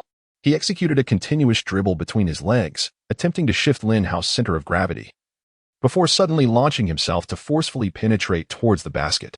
However, Lin Hao maintained an exceptional defensive stance, remaining impervious to Jordan's deceptive maneuvers. Faced with no other option, Jordan was compelled to transform his frontal drive into a back-to-the-basket power play. He cast a glance over his shoulder, revealing a rather fierce expression. Lin Hao instantly realized that this fellow was about to summon all his strength. Indeed, Michael Jordan exerted every ounce of his life force and charged backward with great force. Bang! Their bodies collided with a resounding impact. The spectators on the sidelines found it particularly exhilarating. Such is the aesthetic appreciation of the Americans. They do not favor overly refined techniques. Rather, they prefer a more primal form of confrontation. After the two collided, Michael Jordan finally realized the immense strength of the player from the Dragon Nation behind him. He made no attempt to resist at all. Just as Jordan hesitated, Lin Hao suddenly launched his attack. With a swift motion, he deftly intercepted the ball from Jordan's grasp, and then, employing the same tactic once more, he surged forward towards the front court. Naturally, Jordan was unwilling to concede so easily after Lin Hao's successful steal and ensuing fast break. He pursued Lin Hao at a rapid pace, the two racing towards the basket in tandem. The audience held their breath, acutely aware of the significance of this moment. With only a 2-point margin between the teams, should Lin Hao succeed in scoring, the gap would narrow further. The North Carolina players were equally cognizant of the stakes, exerting every effort to catch up with Lin Hao. Yet, the velocity of Lin Hao, akin to that of a lightning bolt, was unmatched. In a flash, he surged into the paint. Following this, he leapt with great force, delivering a powerful dunk. Michael Jordan, having already breached his defensive assignment, realized he could not catch Lin Hao, but still lunged at him with all his might. This resulted in Lin Hao converting a 2-1 play. As he approached the free throw line, Lin Hao shook his head at Jordan, remarking, "Michael, you shouldn't have committed that foul." Jordan glared at Lin Hao, retorting, "Don't give me that nonsense. I won't let you score again." Unfortunately for Lin Hao, his free throw fell short, bouncing off the rim. McAdoo secured the rebound. Jordan immediately clapped his hands, demanding the ball. "Give it to me now." Aware of Jordan's heightened intensity, McAdoo quickly passed the ball to him. Jordan dribbled into the front court, relentlessly attacking Lin Hao with fervor. Lin Hao, undaunted, engaged in an exhilarating one-on-one battle with Jordan on the NCAA final stage. Under normal circumstances, this would have been a balanced contest, but alas, at this moment, Michael Jordan was consumed by fervor. In his eyes, there existed nothing but the hoop. After a simple change of direction, Jordan attempted to use his body to push Lin Hao aside, intending to dash towards the basket with speed. However, he quickly realized that such a tactic was utterly futile. Lin Hao's defense was as impenetrable as a golden bell, unwavering and steadfast. In a moment of desperation, Jordan resorted to his signature fadeaway jump shot. Yet this time, Lin Hao was well prepared. As Jordan leaped, Lin Hao suddenly lunged forward. With a resounding clap, Lin Hao executed a perfect block against Jordan. Then it was Lin Hao's time to shine. At that moment, North Carolina's head coach, Dean Smith, had transformed into a vintage tape recorder, replaying the excitement. He repeated insistently, urging others to catch up swiftly and prevent the fast break. The North Carolina players were equally determined to contain Lin Hao, yet their speed proved inadequate to match his. They could only watch helplessly as Lin Hao once again charged towards the basket, scoring another 2 points. At this moment, the lead had shifted to the Kansas Jayhawks. The North Carolina head coach had no choice but to call another timeout. During this pause, his sole focus was to calm Jordan down. Michael, you must understand that we all believe you are the greatest basketball player in the world. You can score against anyone, Dean Smith said earnestly to Jordan. However, Jordan paid him no heed.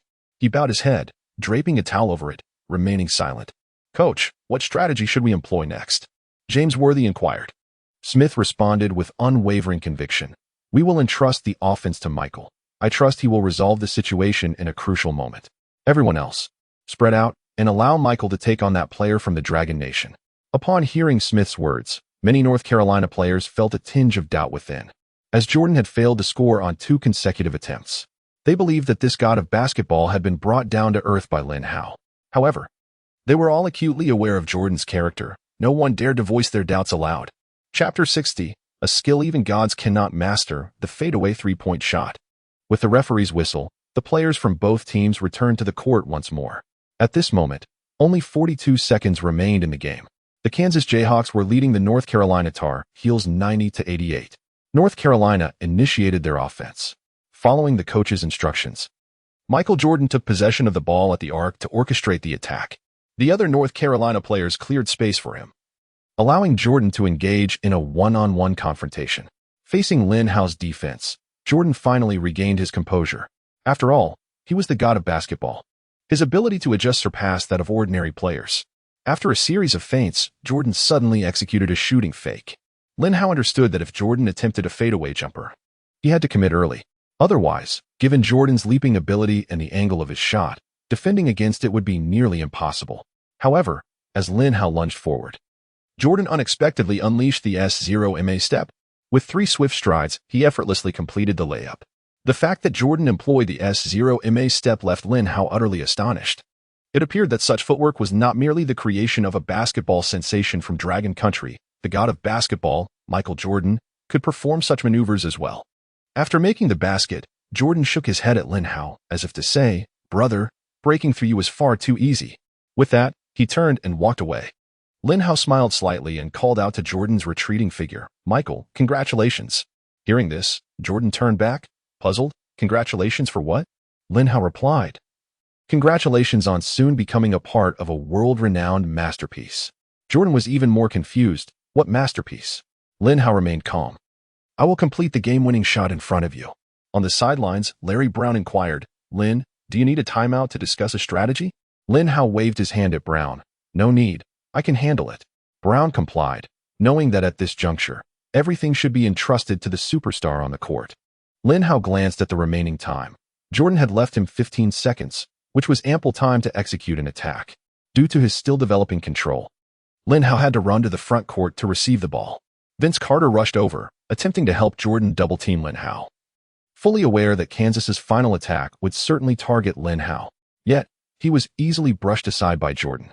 "Don't interfere with me," Carter silently cursed, though he dared not show his displeasure, stepping aside instead. This time, Jordan did not guard against Lin Hao's reception, as he feared Lin Hao might employ the same trick again and attempt an alley-oop three-pointer. He effortlessly received the basketball. The two then commenced their final one-on-one duel. At the sidelines, the commentator from CCTV, Sun Jinping, questioned his companion, Coach Zhang, with perplexity. Why is it that the North Carolina players, fully aware that the last possession would fall to Lin Hao, choose not to double-team him? Coach Zhang chuckled. Do you think they wouldn't want to? It must be Jordan who forbids the double-team. That kid believes he is the greatest player in the world, invulnerable to any offensive breach. Sun Jinping couldn't help but exclaim. Isn't that a touch too arrogant? Coach Zhang shook his head in response. One cannot say that. Players of his caliber often possess such confidence. I recall my youth, playing in domestic leagues, believing no one could rival me. Sun Jinping pressed on. Do you think Jordan can defend against Lin Hao's final shot? Coach Zhang fell silent for a moment before replying. I cannot say for certain. Let us watch the game unfold. He was acutely aware of the significance of Lin Hao's impending shot. Should he succeed, the Kansas Jayhawks would clinch the championship for the season. At such a juncture, players bear immense pressure. Under ordinary circumstances, Coach Zhang would have confidence in Lin Hao's ability to score, yet in this critical moment, he found himself uncertain. Lin Hao held the ball, hesitating to make a move, as he sought to minimize time, aiming to take his shot at the very last moment. He understood that his current ball-handling skills were lacking, and any lapse could easily result in Jordan seizing the opportunity for a steal. Meanwhile, Jordan resorted to trash talk to unsettle Lin Hao, taunting, "You can't even set the ball down. What do you think you can do against me?" Unfazed, Lin Hao adhered to his own rhythm. As seconds ticked away, Jordan tightened his defensive grip on Lin Hao. He knew that Lin Hao would not have time to drive to the basket. All he needed to do was defend against Lin Hao's three-point attempt. If any North Carolina players committed to double-teaming Lin Hao now, they would surely doom him. Yet, no one dared to approach him, fearing Jordan's wrath. With only 3 seconds left on the shot clock, Lin Hao suddenly surged forward. He forcefully collided with Jordan using his own body. The NCAA's rules are comparatively more conducive to physical confrontations than those of the NBA. Thus, when Lin Hao suddenly surged forward with a powerful thrust, the referee did not call a foul. This impact created a space for Lin Hao to leap. Without the slightest hesitation, he soared into the air. Jordan was already prepared, fully aware that Lin Hao's only option for his final attack was a jump shot from beyond the arc. In an instant, Jordan leapt upwards, exerting all his strength to contest Lin Hao's release. Although Jordan faced a significant disadvantage in height and wingspan compared to Lin Hao as the defender, he still held an advantage over the shooter. After all, even the diminutive 5 feet 9 inches Nate Robinson had managed to block the shots of towering giants standing at 7 feet 4 inches. Yet, what Jordan did not anticipate was about to unfold. Lin Hao's leap was not a straightforward ascent and descent. As he reached the apex of his jump, Lin Hao abruptly arched his body backwards with force. This movement evoked memories of his own techniques in Jordan's mind. He thought to himself, "What are you doing? Are you attempting my fadeaway jumper? But this is beyond the three-point line. Could you possibly be executing a fadeaway three-pointer?" Jordan found it hard to believe. After all, a fadeaway mid-range shot already demanded tremendous core strength, and a fadeaway three-pointer would require an even greater level of power.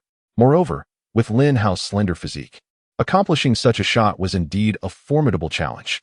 Jordan realized that it was impossible for him to touch the basketball now. He could only disrupt Lin Hao's mindset with words, declaring that the shot was impossible to make, vowing that if it were to succeed, he would consume it. Meanwhile, Lin Hao before him was nearly parallel to the ground. He exerted every ounce of his strength to launch the basketball from his hands. The ball traced an extraordinary arc as it soared toward the hoop. In the arena, everyone held their breath in anticipation. They gazed intently at the basketball. With a resounding thud, the ball struck the edge of the rim. The final whistle echoed throughout the arena, signaling the conclusion of the match. Chapter 61, Sealing the Game. Just as all the North Carolina players exhaled a sigh of relief, the basketball, rebounding high from the rim, ricocheted back into the hoop. It spun within the basket twice before finally rolling in. The final score was etched at 93-90. Lin Hao, with a spectacular fadeaway three-pointer, clinched the victory. In that moment, Lin Hao ascended to the status of a basketball hero in the entire realm of basketball. The momentum from his shot sent him sprawling onto the court. Yet fortified by the strength of Ma Long and the agility of Wembanyama, Lin Hao emerged unscathed. He had not lain on the ground for long when Chamberlain rushed over, effortlessly lifting him in a princess carry. "Lin, I am now completely convinced. You will forever be the leader of our team." With that, he hoisted Lin Hao into the air. The other players of the Kansas Jayhawks, not to be outdone, surrounded them eagerly. Together, they tossed Lin Hao skyward. Hey, you bunch of lunatics, what are you doing? Put me down, I have a fear of heights. Lin Hao shouted from midair. However, his teammates were unfazed by his cries. Joel Embiid laughed heartily. Lin, stop lying. How could you possibly be afraid of heights when you jump so high? Lin Hao retorted, you big fool. It's not the same at all. I truly have a fear of heights. Oh no, I feel dizzy. He suddenly realized that his fear of heights from his past life remained unchanged in this world. In his previous life, he had never dared to ride roller coasters at amusement parks. Now, suspended in the air by his teammates, he genuinely felt lightheaded. Yet, the players from Kansas were simply too exhilarated. Aside from tossing Lin Hao over their heads, they could scarcely conceive of any other means of celebration. Thus, Lin Hao was repeatedly hurled into the air by his teammates until he was rendered completely unconscious. Guys, why do I have a bad feeling about this? Lin's body feels so limp. Danny Manning suddenly remarked with a note of anxiety. Joel Embiid wore an expression of indifference, convinced that Lin was merely feigning. Come on, Lin. Stop pretending. Wilt Chamberlain also sensed that something was increasingly amiss with Lin Hao. He also said to his teammates, all right, brothers, we've celebrated enough. Let us swiftly lay Lin down. They finally placed Lin Hao back on the ground, only to discover that their joy turned to sorrow. Lin Hao had truly fainted. Paul Pierce swiftly exclaimed, Team Doctor, hurry over, Lin Hao has lost consciousness. The team doctor rushed to his side, and fortunately, the situation was not grave. After a swift round of first aid, Lin Hao regained his awareness. Brother, what just happened? You scared me to death, exclaimed Chamberlain, his voice tinged with concern. Lin Hao suppressed his queasiness and responded, I told you all about my acrophobia, yet you refused to believe me. I feel uneasy even sitting in the stands to watch the game, and you tossed me up that high. Lin Hao harbored a few choice words for his teammates, particularly for the big fool, Embiid.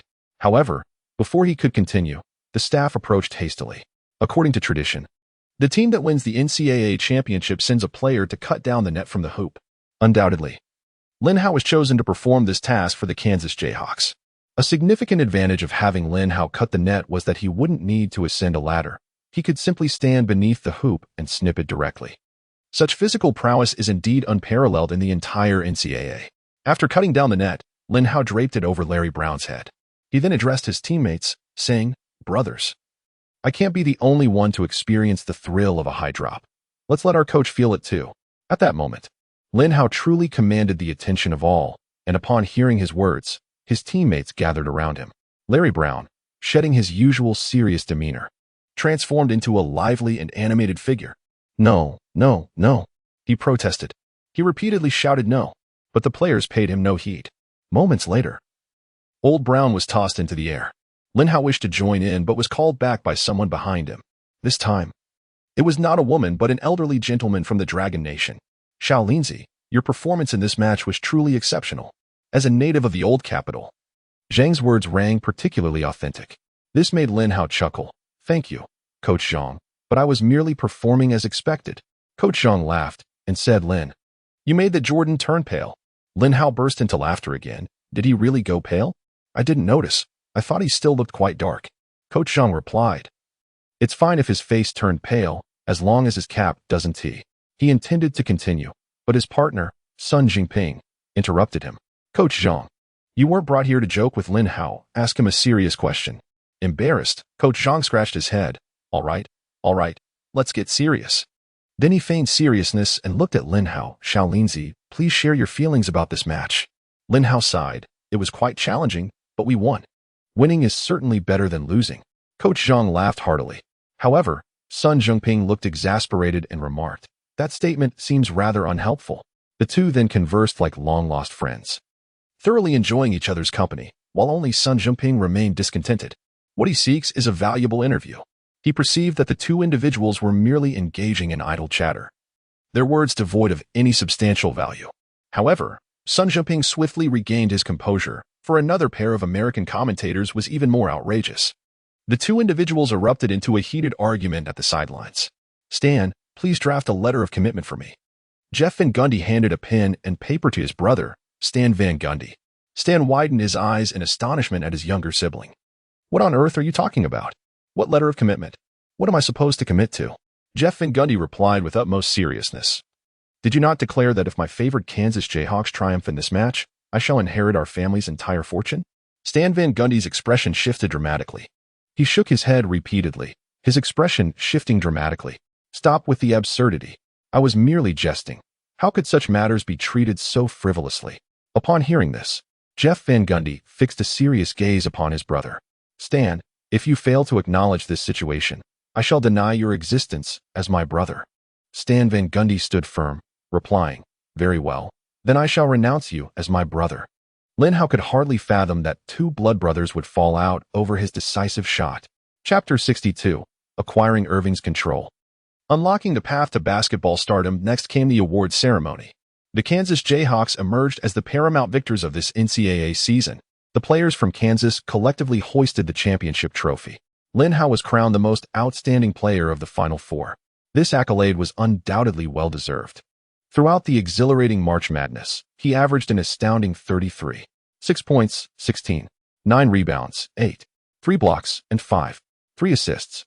After the awards ceremony concluded, Wilt Chamberlain approached Lin Hao. Lin, shall we celebrate this evening? Lin Hao nodded with a smile.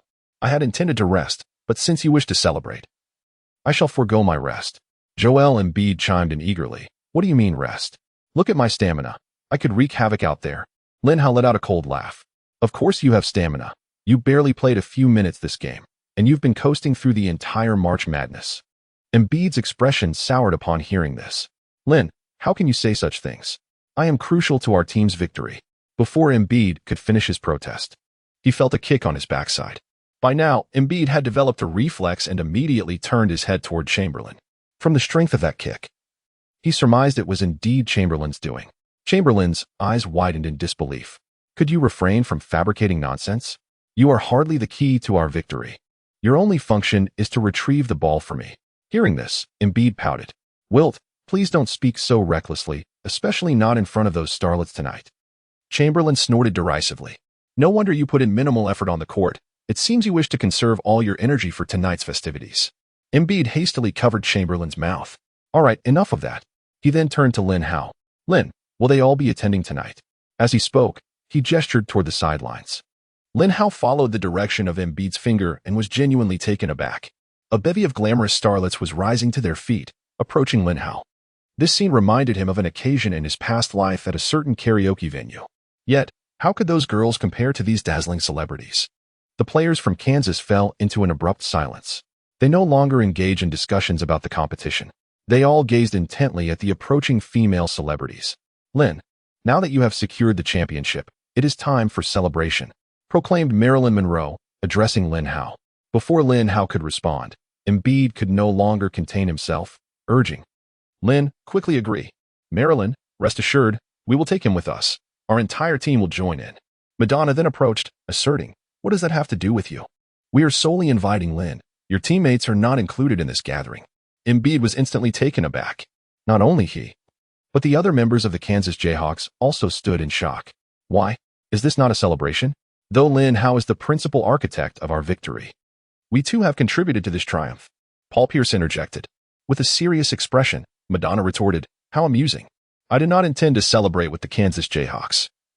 I simply wish to celebrate alongside Lin Hao. Pierce found himself awkwardly at a loss, unsure of how to invite the starlets to join the festivities. His gaze remained fixated on Lin Hao, who, at that moment, was preoccupied with the throng of individuals surrounding him. A resounding sound jolted his mind. Ding. Congratulations to the host for completing the main quest, leading the Kansas Jayhawks to victory in the NCAA championship, and earning M0. The host has received the system reward of Kyrie Irving's ball handling skills, and from now on, he will possess the ability to demonstrate Kyrie Irving's finesse in any competitive environment. Upon hearing such a system notification, Lin Hao could hardly contain the joy swelling within him. However, the system's prompts did not cease there. Upon awakening, the host will unlock a new round of challenges on the path to basketball stardom. Lin Hao was filled with anticipation for this new challenge. Yet, at that moment, he was more eager to celebrate with the array of starlets before him, since he would soon unlock a new journey in basketball after resting. There was no need to maintain relationships with his former teammates. With this thought in mind, Lin Hao resolutely addressed his former comrades. Brothers, all good things must come to an end. I wish you all the best. After speaking, he waved goodbye to the players of the Jayhawks and stepped into the floral embrace of the cheering starlets. who were all beaming with delight as they surrounded Lin Hao and ventured towards the exit. However, before they could leave the arena, a voice called out to him, "Lin Hao, don't go just yet." Turning around, Lin Hao discovered that it was none other than Michael Jordan, who had just competed against him on the court. Seeing Lin Hao pause, Jordan approached him. "Lin, your team triumphed over mine in this game, but I still consider myself the strongest player on the basketball court. I challenge you to a one-on-one match. Let everyone see whose skills reign supreme." Lin Hao erupted in laughter upon hearing this, glancing at the beautiful women surrounding him before turning back to Jordan. "Michael, do you really think I have time to play one-on-one with you? There are so many waiting to challenge me." With that, Lin Hao continued toward the exit of the court. Jordan, unwilling to relent, took a few steps forward but was blocked by Kim Kardashian and Khloe Kardashian. "What are you doing, Michael? Didn't you hear? Lin doesn't want to play with you. He only wants to challenge us, his female basketball friends." Jordan's expression darkened further. "What nonsense are you spouting? Don't compare me to you. Let Lin come over and face me." Kim Kardashian, feeling a surge of anger, stepped forward and shoved Jordan forcefully. He stumbled back, nearly losing his balance. Jordan stared incredulously at the Kardashian sisters, taken aback by their unexpected strength. He had no choice but to relinquish his pursuit of Lin Hao. Thus, Lin Hao, guided by these starlets, exited the arena. They had rented a lavish estate nearby, where they were poised to host an extravagant gathering in Lin Hao's honor. Within this opulent setting, Lin Hao reveled through the night, celebrating with unbridled joy. Days and nights passed in a blur until, at last, Lin Hao succumbed to slumber. After an indeterminate span, he opened his eyes once more. He discovered that everything before him had transformed. Chapter 63, Embarking on the NBA Journey. Upon awakening once more, Lin Hao found himself in a traditional king-sized bedroom. This was strikingly similar to the budget hotels he had frequented in his past life, contrasting sharply with the expansive 5-meter by 5-meter super bed he had occupied prior to his slumber. Lin Hao vigorously shook his head, attempting to rouse himself further. However, before he could complete his efforts, a resounding knock echoed through his room. Hastily, he descended from his bed to open the door. Standing there was an exceptionally robust African-American man. "Brother, why are you only just waking up? Today marks our team's season debut. The coach has been searching for you and has been unable to reach you by phone, so he sent me to find you." As he heard the man's voice, Lin Hao became increasingly alert, realizing that this formidable figure was none other than Ron Artest, one of the NBA's notorious top 10.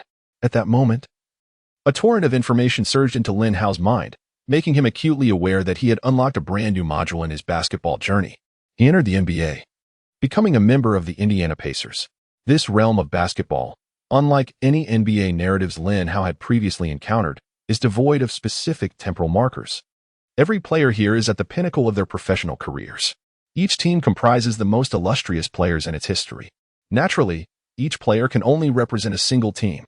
For instance, the 3-time team switcher LeBron James chose to join the Miami Heat, while the 2 legendary centers of the Lakers, Kareem Abdul-Jabbar and Wilt Chamberlain, opted to remain with their original teams. Abdul-Jabbar stands alongside Giannis Antetokounmpo in Milwaukee, while Chamberlain assumes a leadership role with the Warriors. In Lin Hao's current team, the Pacers, the core players, apart from Lin Hao himself, include Reggie Miller, Ron Artest, Danny Granger, Paul George, Jermaine O'Neal, Tyrese Halliburton, Mark Jackson, Miles Turner, Victor Oladipo, Rick Smits, and George McGinnis, among others. Their head coach is the renowned Rick Carlisle. Lin Hao, having honed his skills during his previous NCAA journey with the Stars, has become the unequivocal core of the Pacers. Despite having a player of his caliber, the Pacers are not considered favorites for the NBA championship. The league is replete with stars, almost to the point of saturation. One could say there is a star player for every team, with some even among the water cooler attendants. Furthermore, many of the players Lin Hao previously triumphed over will undoubtedly elevate their performance on the NBA stage. According to the system's framework, during their NCAA tenure, players are at their peak, while in the NBA, they will be at the zenith of their professional careers. "Ron, who is our opponent today?" Lin Hao inquired, rubbing his sleepy eyes as he addressed Ron Artest. Upon hearing Lin Hao's question, Artest's demeanor shifted dramatically. Initially relaxed, he now wore a grim expression. "It's that team full of scoundrels." Lin Hao's eyes widened in confusion. "Scoundrels? Which team?" Artest replied, "Who else could it be? The most loathsome team in this league is undoubtedly the Detroit Pistons. Realization dawned on Lin Hao. It was clear that Artest harbored a deep disdain for the Pistons. The infamous brawl at the Palace of Auburn Hills had led to Artest's suspension for an entire season. That year, the Pacers were deemed the team most likely to break through the Eastern Conference. The incident at the Palace had irrevocably dashed their championship aspirations. With a reassuring smile, Lin Hao patted Artest on the shoulder. "Don't worry, Ron. I will help you avenge this, and we shall give those little Pistons a good beating." Ron Artest nodded in agreement. "All right, Lin, just tell me what you need me to do. We must hurry. The coach is waiting anxiously." Artest led Lin Hao onto the court. After a series of warm-up drills with their teammates, Lin Hao, as the starting center, stepped onto the court. The Pacers were set to face the Detroit Pistons at the Palace of Auburn Hills. The starting lineup deployed by their head coach Rick Carlisle is as follows: point guard, Tyrese Halliburton; shooting guard, Reggie Miller; small forward, Paul George; power forward, Jermaine O'Neal; center, Lin Hao. Conversely, their opponents, the Detroit Pistons, present the following starting lineup: point guard, Isaiah Thomas; shooting guard, Joe Dumars; small forward, Grant Hill; power forward, Ben Wallace; center, Bill Laimbeer. On their bench sat formidable players such as Billups, Hamilton, and Rasheed Wallace. This Pistons team was anchored by the core roster that secured back-to-back championships in the 1990s, complemented by prolific scorers like Hill and defensive stalwarts like Ben. Just before taking the court, Reggie Miller cautioned Lin Hao, "Lin, you must exercise utmost caution. This Pistons team plays quite aggressively. Be mindful not to get injured in the very first game." Lin Hao smiled gently, assuring, "Rest easy, Reggie. I shall emerge unscathed." With the referee's whistle, the match commenced in earnest. Lin Hao faced off against the opposing starting center, Laimbeer, for the jump ball. Laimbeer was notorious for inflicting injuries on many NBA superstars. However, his athletic prowess paled in comparison to Lin Hao's. As both players leaped simultaneously, Laimbeer failed to even graze Lin Hao's elbow. Yet, Laimbeer had no intention of contesting the jump ball with full force. His focus was primarily on the upcoming play. With a shorter hang time, Laimbeer descended to the ground before Lin Hao. He lunged forward the moment he landed, placing his foot directly beneath Lin Hao's. This was an unmistakable act of stepping on someone. It is evident that Lin Hao possesses exceptional control, had it been any other player. Such an action from Laimbeer would have rendered them incapacitated. Even Lin Hao, with his remarkable control, found his balance compromised and fell to the ground. The referee quickly blew the whistle. On the sidelines, the Pacers bench erupted as players rose to their feet. Were it not for the intervention of his teammates, Artest would have charged onto the court to confront Laimbeer. Shouting at Laimbeer, Artest exclaimed, "You thug on the court. You resort to such foul play right from the start. You are clearly intent on injuring my brother." Pacers head coach Rick Carlisle was also voicing his grievances to the referee, insisting this play was exceedingly dangerous. Shouldn't he be ejected from the game? The officials furrowed their brows, engaged in a heated discussion. They have never encountered a situation quite like this before. Chapter 64, The Bad Boy Brigade. After deliberation, the referee did not penalize Rambeer for a malicious foul. Rambeer's performance was remarkably convincing, making it impossible to discern that his actions were intentional, such as Rambeer's innate talent. In other respects, he remains unremarkable, save for his height and weight. His most commendable trait is undoubtedly his acting prowess. Within the confines of the Dragon Kingdom's Penguin live streaming room, commentators Yang Yi and Wang Ming are engulfed in a chorus of criticism. This Lan Bio is truly detestable. His actions threaten to ruin our players. Yang Yi has already leapt up in exasperation. Beside him, Wang Ming hastily reassures, "Mr. Yang, please remain calm. I firmly believe that Lin Hao will be just fine." Indeed, Lin Hao remains unaffected, for he possesses the strength of Karl Malone and the agility of Victor Wembanyama. With a deft movement, Lin Hao executed a spectacular leap. Rising effortlessly from the ground, he gestured to his teammates beside him, assuring them, "Brothers, I am fine. Go after them." Lin Hao held considerable influence within the Pacers, and at his command, his teammates responded resolutely. This time, it was Paul George who initiated the sideline inbounds pass, delivering the basketball into Lin Hao's hands. As soon as he caught the ball at the arc, Ben Wallace lunged toward him. In contrast to Laimbeer, Ben Wallace exhibited superior defensive versatility. His mobility is a rarity among interior players, making him a formidable presence capable of both steals and blocks. However, he remains unaware that Lin Hao is no longer the same player he was during the NCAA Finals. Merely a towering figure who relied on three-point shots and physical drives to the basket. Now, he possesses the ball-handling finesse of Kyrie Irving. He executed it before Ben Wallace. Whoosh, whoosh, whoosh. In Lin Hao's hands, it seemed as though there were two invisible strings, allowing the basketball to dance at his command. Ben Wallace was utterly bewildered. He never anticipated Lin Hao possessed such extraordinary ball-handling skills. Not only was he left in a state of astonishment, but even the players of the Pacers had never witnessed anything like it. In the Penguin livestream, both Yang Yi and Wang Ming were equally taken aback. What is Lin doing? How does he possess such remarkable technique? I have watched every single one of his NCAA games and have never seen him display anything like this, Yang Yi exclaimed in disbelief. Wang Ming, on the other hand, felt a rush of excitement, declaring that this dribbling was simply magnificent. I believe no ordinary guard could match Lin Hao's prowess. Yang Yi scoffed, asserting that there are few in the world capable of such dribbling. Before his words faded, Lin Hao executed an extravagant crossover. It was nothing short of spectacular. A 224 centimeters tall player displaying such exaggerated ball control appeared utterly daunting. Ben Wallace, a player deserving of a place in NBA's all-defensive first team, found himself utterly helpless against Lin Hao. All he could do was watch as Lin Hao surged towards the basket. Ben Wallace shouted to his teammates, urging them to step up their defense. This Pistons team was built on the foundation of defense. Their defensive prowess ranks among the best in the league. The players are well-trained and promptly adjusted their defensive formation. Initially, Joe Dumars intercepted Lin Hao's path with a deft maneuver. He extended his arm to execute a steal. Joe Dumars displayed remarkable judgment. His attempt to intercept the ball was indeed precise and forceful. With a sharp slap, his hand struck the basketball.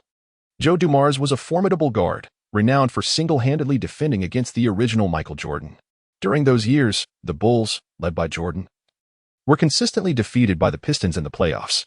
It wasn't until Jordan acquired the support of Dennis Rodman that he finally overcame the bad boys and advanced to the finals, ultimately claiming the championship.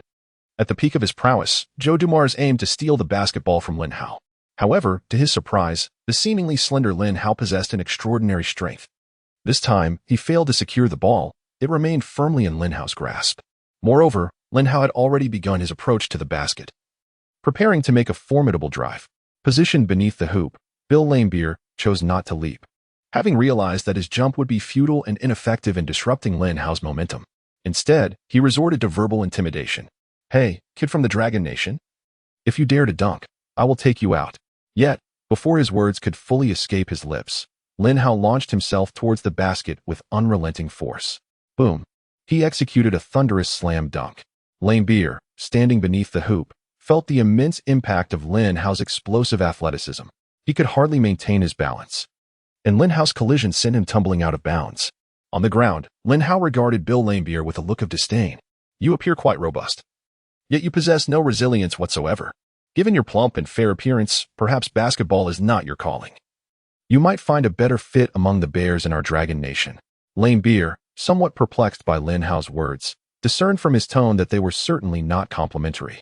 Unwilling to show weakness, Laimbeer retorted, "Stop your blabbering. Do you truly believe that when this game concludes, I won't render you paralyzed for life?" Lin Hao burst into laughter. "Do you honestly think that by the end of this match, one of us will be incapacitated? I assure you, it will not be me." The two continued their banter as they made their way to the opposing half of the court. Their teammates did not intervene. In fact, many were relishing the exchange. Reggie Miller turned to Lin Hao and remarked, "Lin, your trash-talking skills are second only to mine. I believe you can triumph over him." Lin Hao shrugged and smirked. "Reggie, defeating him would be a walk in the park. Even elementary school students in our country could outshine him in trash talk. Choosing to engage with me in this manner is sheer folly on his part." Laimbeer attempted to continue his retort, but his teammate interrupted him. "Bill, hurry up and set a screen for me," called the smiling assassin, Isaiah Thomas, from beyond the three-point line. Isaiah Thomas was the leader of this Pistons team. He spoke, and Lomber dared not disregard his words. Lomber swiftly rushed to his side, setting a screen for him. With the aid of Lamber's screen, the smiling assassin seized the opportunity to break through. His ambition was to exploit his speed and penetrate to the basket. However, standing before him was the formidable defender, Lin Hao. Thomas's intention to tear through Lin Hao's defense with sheer velocity was akin to chasing phantoms, for Lin Hao possessed greater height, speed, and strength. At that moment, Lin Hao loomed like an enormous net, ensnaring Thomas completely. With no alternatives, Thomas could only feint and leap to pass the ball. He attempted to deliver the ball beneath Lin Hao's armpit, but Lin Hao's reflexes were lightning quick. He suddenly executed a pinching maneuver, deflecting the ball away. Thomas, with remarkable agility, swiftly protected the ball, yet time was running short on the shot clock. He passed the ball into the hands of Grant Hill. In an instant, Hill unleashed a rapid shot. Chapter 65, the Eastern Conference's premier power forward versus the Big Ben, Wallace Swish. Grant Hill, heralded as Jordan's successor, exhibited formidable scoring prowess. Lin Hao sensed that this version of Hill was considerably more formidable than the one he had previously encountered. It appeared that this NBA journey would present a far greater challenge compared to his prior NCAA experiences. A hint of a smile graced Lin Hao's face. He relished such challenging endeavors. The Pacers initiated a baseline inbounds play, with their starting point guard, Halliburton, receiving the pass. "Hey, steady your dribble. Don't take reckless shots," Reggie Miller advised as Halliburton advanced with the ball.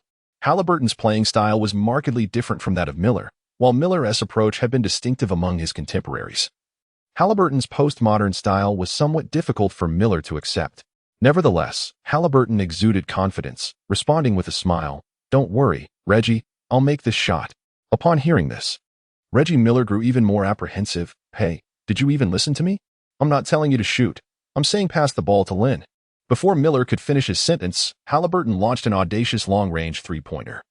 He believed that his towering height of nearly 2 meters granted him a distinct advantage over the smiling assassin, who stood just above 1.8 meters, enabling him to execute a powerful three-point shot. However, he clearly underestimated Isaiah's defensive prowess. The superstars of that era were well-versed in both offense and defense. Just as Halliburton was poised to release the shot, he suddenly realized that the hoop was obscured from his view, the culprit being Thomas's hand blocking his line of sight. No matter how confident Halliburton was in his shooting, a blind shot was simply not an option. In his moment of panic, he launched a shot that barely grazed the rim, which was promptly claimed by Lambier under the basket. Lambier was quick to initiate the transition, swiftly passing the ball to the smiling assassin. Thomas surged forward, instigating a counterattack. With remarkable speed, the smiling assassin reached the basket and leapt into the air, aiming to conclude with a thunderous dunk. Yet, there was someone on the Pacers' side who had other plans. Indeed, it was Lin Hao. No matter how high Thomas could leap, he could not surpass Lin Hao, whose height and wingspan afforded him an astonishing advantage. Rather than saying Lin Hao blocked Thomas, it would be more accurate to say that Thomas delivered the ball directly into Lin Hao's hands. Suspended in midair, Lin Hao executed a perfect block against Thomas. With a resounding smack, he swatted the basketball out of bounds. Reggie Miller, momentarily forgetting to chastise Halliburton, rushed to Lin Hao's side, exclaiming, "Lin, that play was absolutely exquisite." In his excitement, he playfully thumped Lin Hao's chest twice. However, Miller's exuberance was a bit too forceful, causing Lin Hao to cough repeatedly. "Reggie, are you an undercover agent sent by them? You're being a little too rough." Reggie Miller chuckled sheepishly. "Brother, how could that be? I was just overly enthusiastic. That block was magnificent. You have no idea how arrogant Isaiah can be." Lin Hao laughed heartily. "Oh, I'm well aware. Isn't he known for his trash talk? I can't wait to see how exhilarating it would be to trade barbs with him." No sooner had Lin Hao spoken than Isaiah Thomas's trash talk came flying back. "Kid, aside from your height, you're nothing else. If it weren't for my momentary lapse, you wouldn't have been able to block me." Lin Hao erupted in laughter once more. "I've seen shamelessness, but yours takes the cake. Do you even realize what you're saying? Why not give it another shot and see how I block you?" Indeed, the unyielding Isaiah Thomas initiated another assault towards the basket. This time, he leveraged his speed to once again breach Halliburton's defense. On the sidelines, Pacers head coach Rick Carlisle could not help but furrow his brow at the unfolding scene. He initially believed that Halliburton could leverage his height advantage to contain the smiling assassin. However, he was taken aback by how passively the seemingly agile Halliburton responded in front of the smiling assassin. Just moments ago, Halliburton appeared as if he had been rendered immobile, like a statue, standing frozen in place. Although Thomas projected a tough exterior, he was acutely aware of Lin Hao's formidable rim protection. This time, he opted for a mid-range jump shot rather than attacking the basket. Isaiah Thomas, at his pinnacle, was often compared to Magic Johnson due to his exceptional offensive prowess. Swish. A mid-range jumper secured 2 more points for the Pistons. Reggie Miller continued to express his dissatisfaction with Halliburton, exclaiming, "Tyrese, what are you doing? Your defense is far too lax this time. Even my grandmother could defend better than you. Halliburton shrugged his shoulders and replied, Brother, you must understand.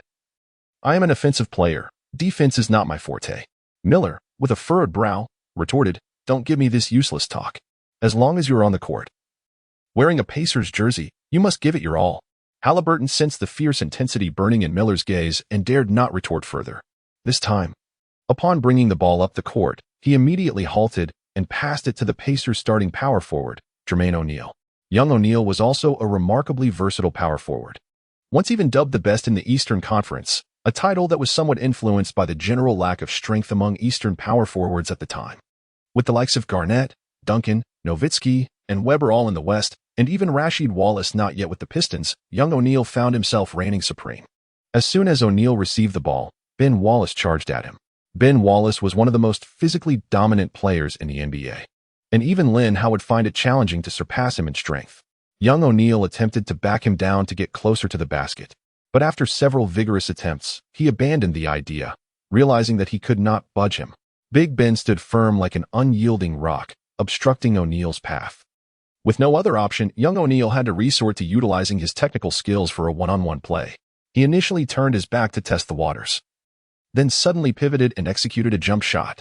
Little Shaquille O'Neal believed that with his height, Ben Wallace could undoubtedly pose no interference.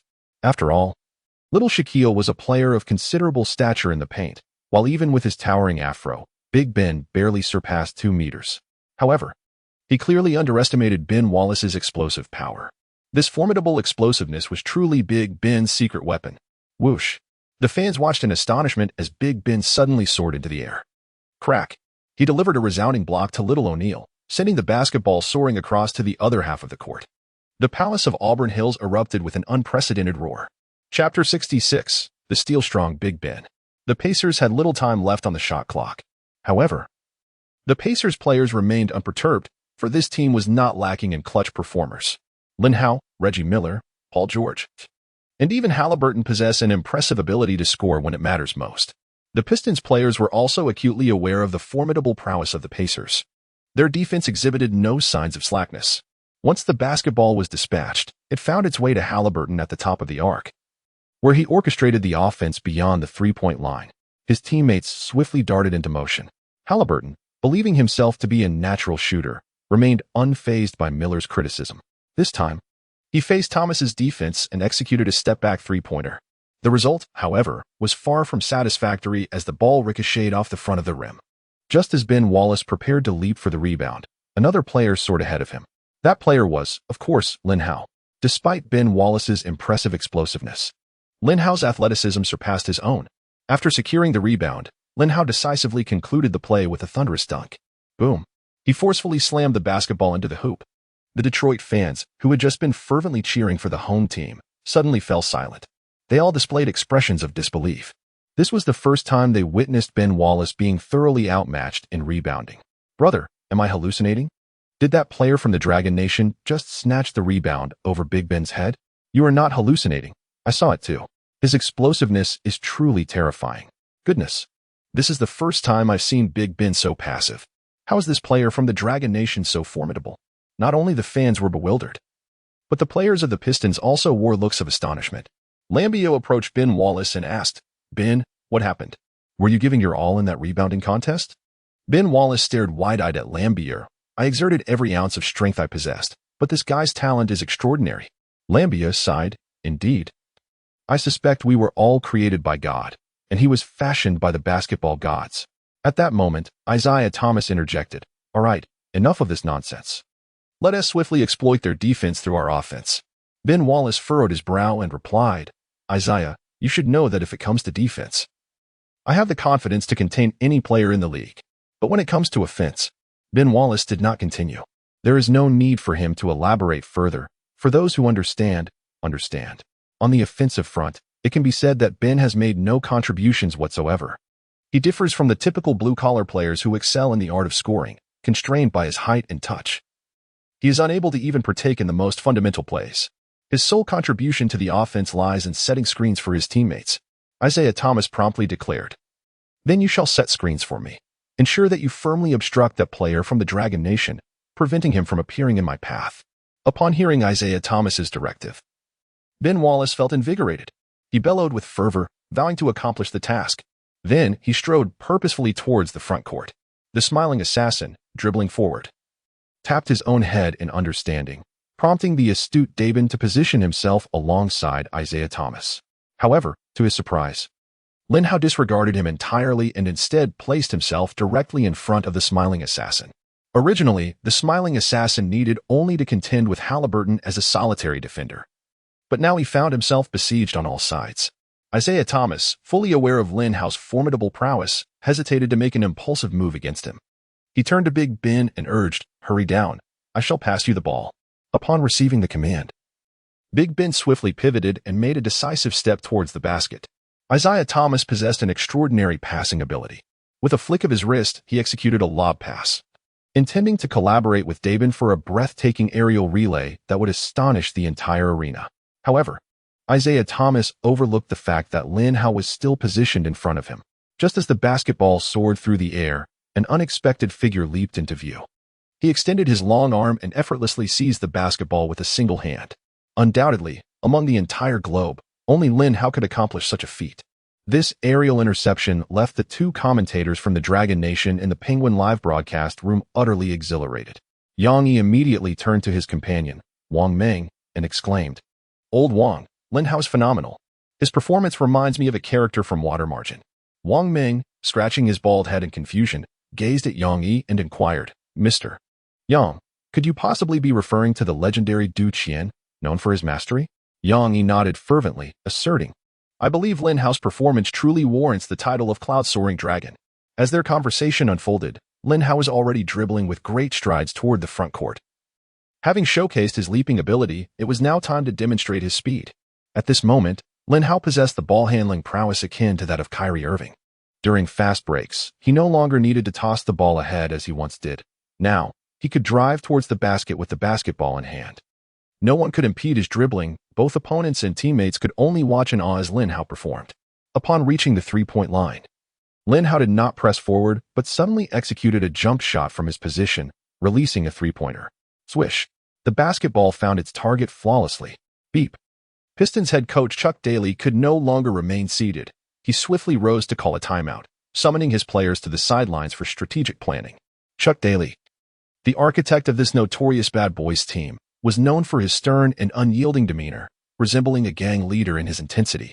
At this moment, he emphatically pounded his tactical board, revealing an expression akin to a fearsome deity. "What are you doing? How could you allow that player from the Dragon Nation to play so effortlessly? Why aren't you double-teaming him?" Rambus interjected, "Coach, it's not that we don't want to double-team. It's just that he hasn't afforded us the opportunity. He is too fast." Chuck Daly, clearly dissatisfied with Rambis's response, retorted, "Stop making excuses. If you positioned your feet beneath his, I refuse to believe he could maintain such speed." The players were taken aback. It was only the first game of the season, and Chuck Daly was already demanding Rambis resort to such aggressive tactics. In the past, such measures were typically reserved for critical playoff matches. Chuck Daly recognized the bewilderment among his players. He provided a direct answer. "It is imperative for you to comprehend that Lin Hao is an imposing force. Should he not be met with a formidable challenge, he is likely to steer his team towards dominance within the league." The players of the Pistons have finally grasped the earnest intentions of their head coach. Chuck Daly believes that this approach serves not only the interests of the Pistons, but also those of other established powerhouse teams within the league. Chapter 67, The Palace Incident. Meanwhile, Rick Carlisle, the head coach of the neighboring Pacers, has also discerned Chuck Daly's intentions. He quickly remarked, "Lin, you must exercise caution. You need to understand what the greatest strength of this Pistons team is." Lin Hao smiled and nodded, recalling their notorious reputation as the bad boys. "Indeed, my recent encounters have confirmed that they are far from virtuous individuals." Rick Carlisle shook his head solemnly. "No, Lin, you do not comprehend. They have yet to reveal even 1% of their true capabilities. If they resort to their underhanded tactics, it will be exceedingly difficult for anyone to evade their grasp." Lin Hao's expression gradually transformed into one of seriousness. "Coach, rest assured, they had better not exceed their bounds. Otherwise, I shall ensure they meet a most dreadful fate." With that, Lin Hao strode directly onto the court.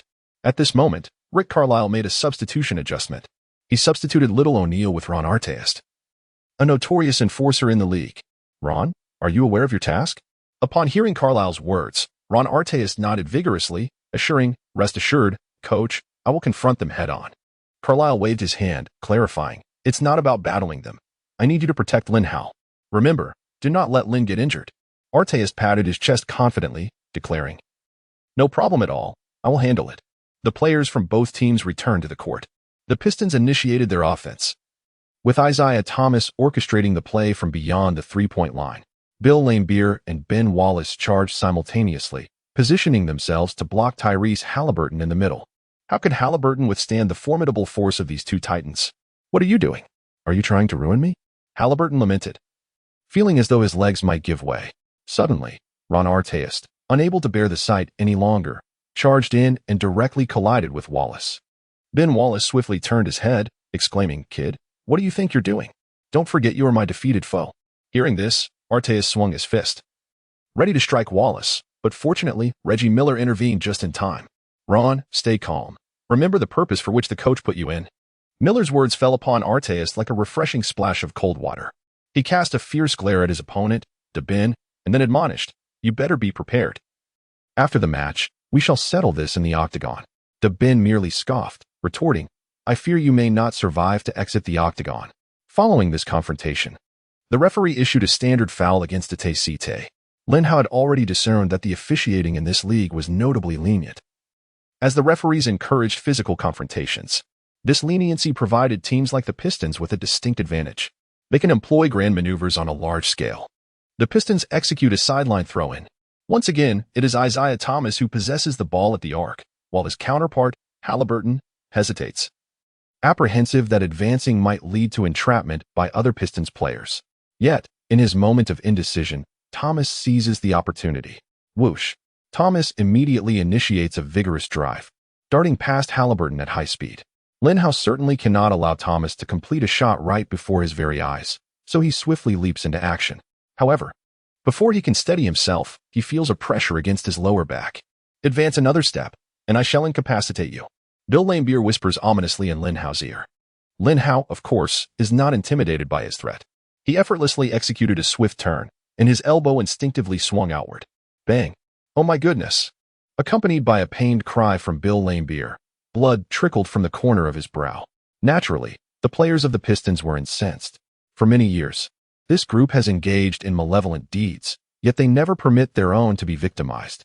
The first to charge forward is the enigmatic assassin, Isaiah Thomas. He forcefully shoved Lin Hao and angrily exclaimed, You little rascal from the Dragon Kingdom dared to commit misdeeds in our Auburn Mountain Palace. Naturally, Lin Hao would not hold back, but before he could act, Reggie Miller intervened. Although Reggie had remained relatively passive during their confrontation with Halliburton, he could not tolerate any threats directed at Lin Hao. He sprang into action immediately, exclaiming, How dare you touch Lin? Do you wish to court death? In a sudden burst of aggression, Reggie Miller forcefully shoved Isaiah Thomas, nearly toppling the smiling assassin to the ground. On the other side, Ben and Artest had already engaged in a fierce scuffle. The unexpected altercation left Yang Yi and Wang Meng, watching from the Penguin live stream, utterly astonished. Mr. Yang, with your extensive experience, have you ever witnessed such a dramatic scene? In response to Wang Meng's inquiry, Yang Yi quickly shook his head, declaring, This is truly unprecedented. I have neither heard of such an event nor seen one before. I believe we could liken this to the malice at the palace. Just look at how excited the fans are on the sidelines. It feels as though they might rush onto the court. The three referees swiftly converged, separating the players from both teams. Not only the referees but also the security personnel rushed in to quell the disturbance. After a brief consultation, the referees rendered their judgment. Lin Hao, Isaiah Thomas, Reggie Miller, Ben Wallace, and Ron Artest were each assessed a technical foul. Rick Carlisle, observing from the sidelines, expressed his dissatisfaction with the referee's decision, questioning why the instigator, Bill Laimbeer, faced no repercussions. The referees wore expressions of resignation, asserting, We officiate according to the rules. Bill did not engage in any overstepping actions. The referee's statement held truth. Indeed, Bill Laimbeer was a masterful performer. He skillfully evaded the referee's judgment with his performance. However, he could not escape the iron elbow of Lin Hao. After receiving a few stitches, Bill Laimbeer returned to the court, his head comically bandaged, resembling a pig's head. Reggie Miller, upon seeing him, could not help but chuckle. Bill, You look absolutely hilarious. I believe you could step right into Hollywood and become a comedian. Lame Beer glared at Miller with wide eyes. You little scrawny guy, get lost. Do you believe that if you utter one more word, I will incapacitate you instantly? Miller, sticking out his tongue and making faces, retorted, I don't believe it. Go on, try to incapacitate me. Of course, Lame Beer was merely jesting. He had no intention of escalating the situation, concerned that he might further injure his already battered brow. Chapter 68. The struggle for mating rights. The discord between the two teams finally subsided, paving the way for a genuine and fierce brawl. The team physicians became the busiest individuals in this match. The players were continuously receiving medical attention. Indeed, it was a fiercely contested match. The two commentators in the Penguin livestream were genuinely astonished by the unfolding scene. Mr. Yang, this match is exceedingly brutal. I am truly concerned that Lin Hao might sustain an injury under such intense competition. Wang Ming grimaced while nervously rubbing his balding head, revealing his genuine trepidation. Beside him, the cunning Yang Yi feigned calmness, asserting, let us not forget that Lin Hao is one of our own from Dragon Nation. His experiences in confrontation far surpass those of these American players. As Yang Yi anticipated, after 3 quarters of play, Lin Hao remained unscathed. Not only that, but he also emerged as the highest scorer of the game, amassing 30 points by the end of the 3rd quarter. This performance was utterly unacceptable to the Pistons head coach. Chuck Daly, how are you defending? Aren't you all renowned for your defensive prowess? Why is he allowed to score so freely? Daly glared intensely at the Pistons players in front of him. It was Ben Wallace who spoke first. Coach, this guy is really formidable. His strength rivals mine, and his speed exceeds it. Despite his tall and lean appearance, he is quite resilient. Before he could finish, Daly expressed his discontent. I don't care. This is our season's opening game, and we must secure a victory. At this moment, Chuck Daly's eyes bulged with intensity as he fixed his gaze on Ben Wallace. Despite Wallace's imposing physique, he found himself slightly intimidated under Daly's fierce stare. After all, even someone as formidable as Ben Wallace could not withstand Daly's pressure. At that moment, Bill Lamebeer also chimed in. Ben, it's unlikely we can rely on a single player to injure that Dragon Nation player. How about we team up to take him down? Ben Wallace had always been reluctant to associate with Lamebeer, believing him to be overly devious. Although Wallace often played with significant force, he seldom aimed to injure his opponents. Conversely, Lamebeer consistently sought to harm those he faced. What do you want me to do? Ben Wallace squeezed out a few words through clenched teeth. Lamebeer smiled slightly. It's simple. You continue to confront Lin Hao with your brute strength, and I will handle the rest. Just as Ben Wallace was about to retort, Chuck Daly interjected, Ben, do as Bill suggests. His experience in this matter far exceeds yours. With no alternative, Ben Wallace could only nod in acquiescence. The two teams returned to the court, and the 4th quarter commenced. The Indiana Pacers initiated their offensive play, with Halliburton dribbling the ball up court to orchestrate the attack. He passed the ball into the hands of Paul George, who went one-on-one against Grant Hill. After a dazzling display of dribbling, George launched a step-back 3-pointer. He is the kind of player who captivates audiences in highlight reels. For both his moves and his persona exude charm. The shot swished through the net, prompting cheers and ecstatic shouts from numerous female fans in attendance. Paul, you are truly magnificent. This shot felt as if it had entered my very being, filling me with joy. Another voice interjected. Humph, your taste is rather pedestrian. How can he compare to Lin? In my eyes, Lin Hao is the most dashing player on the court. Is that even a question? But do you realize how sought after Lin is? I've heard that Marilyn Monroe and Madonna have feuded over him. It's unlikely we stand a chance. Comparatively, Paul George has a glimmer of possibility. I don't care. I would rather remain single than settle for anyone but Lin Hao. Lin Hao, I adore you. I want to bear your children. The attention of men invariably strays toward women. Hearing the fervent cheers for Lin Hao from the sidelines, the Pistons players felt their morale waver once again. Lamebeer approached Ben Wallace and said, Ben, did you see that? This is our home court. Can you really stand by and watch our female fans be swept away by Lin Hao? Ben Wallace shrugged. Brother, I certainly don't relish this situation. But what can I do? I'm not as handsome as Lin Hao. Lamebeer shook his head. You clearly don't understand women. They don't only favor looks. You must show them that you surpass Lin Hao in skill, and they will come to like you. Ben Wallace hesitated. Is that really the case? Lamebeer, now assuming the role of a love guru, replied with conviction, It must be. I speak from experience. Just trust me. With that, he strode confidently toward the front court. Big Ben pondered that there might be some truth in his words. Although it was their turn to attack, he instinctively made his way toward Lin Hao. Lin Hao didn't bother to defend against him, fully aware of Big Ben's minimal impact on the offense. Yet, Ben insisted on backing into Lin Hao for position. Lin Hao couldn't help but chuckle. "Ben, what are you doing? What has inspired you to try backing me down?" Ben Wallace felt humiliated, fervently demanding. "I need to prove that I am the superior player." Lin Hao erupted in laughter. "Brother, you are merely a blue-collar worker. What do you have to compare with me? Just stick to your dirty work." The smiling assassin, Isaiah Thomas, dribbled hesitantly to the side.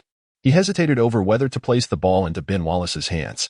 He too believed that Ben Wallace lacked such capability.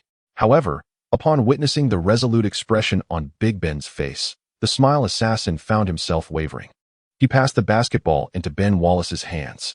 Upon receiving the ball, Ben Wallace thrust his backside forcefully against Lin Hao. Lin Hao did not exert himself fully in defense. Instead, he retreated, allowing Ben to advance to the basket. Ben Wallace then launched into an aggressive jump, intending to deliver a thunderous dunk over Lin Hao. However, it turned out he was overestimating himself. Lin Hao executed a magnificent block, igniting the crowd at the Palace of Auburn Hills once again. "Wow, Lin, you truly are impressive. Lin, you made that pompadoured grotesque look utterly foolish. What a pathetic player, daring to challenge our Lin Hao. I hope he now understands Lin's prowess." Although this is the home court of the Pistons, Lin Hao's presence has attracted numerous female fans who ordinarily do not watch basketball. Their cheers quickly drowned out Ben Wallace's roar. "Ben, if this continues, you will completely lose your appeal here. Rally yourself and take down that dragon country fellow." Bill Laimbeer continued to stoke the flames from the sidelines. Chapter 69, The Pistons Self-Destruct. Ben Wallace is now completely overwhelmed. He began to relentlessly confront Lin Hao from the very start of the game. The spectators on the sidelines reacted with a chorus of boos at his treatment of Lin Hao. In the Penguin livestream, Yang Yi expressed his admiration for the scene, exclaiming how impressive Lin Hao was for conquering the Palace of Auburn Hills. Wang Ming immediately inquired, "Mr. Yang, do you believe that Lin Hao can now be considered the greatest figure in the history of basketball in Longhua?" Yang Yi gazed at Wang Ming in astonishment, responding, "Old Wang, what are you talking about? What do you mean by the greatest in basketball history? He is currently the foremost figure in the history of sports in Longhua." Wang Ming secretly gave Yang Yi a thumbs up, thinking to himself that it was no wonder he was a senior. His skill in flattery was something I could learn from for quite some time. Lin Hao, upon witnessing the fierce visage of Ben Wallace, couldn't help but feel a surge of excitement.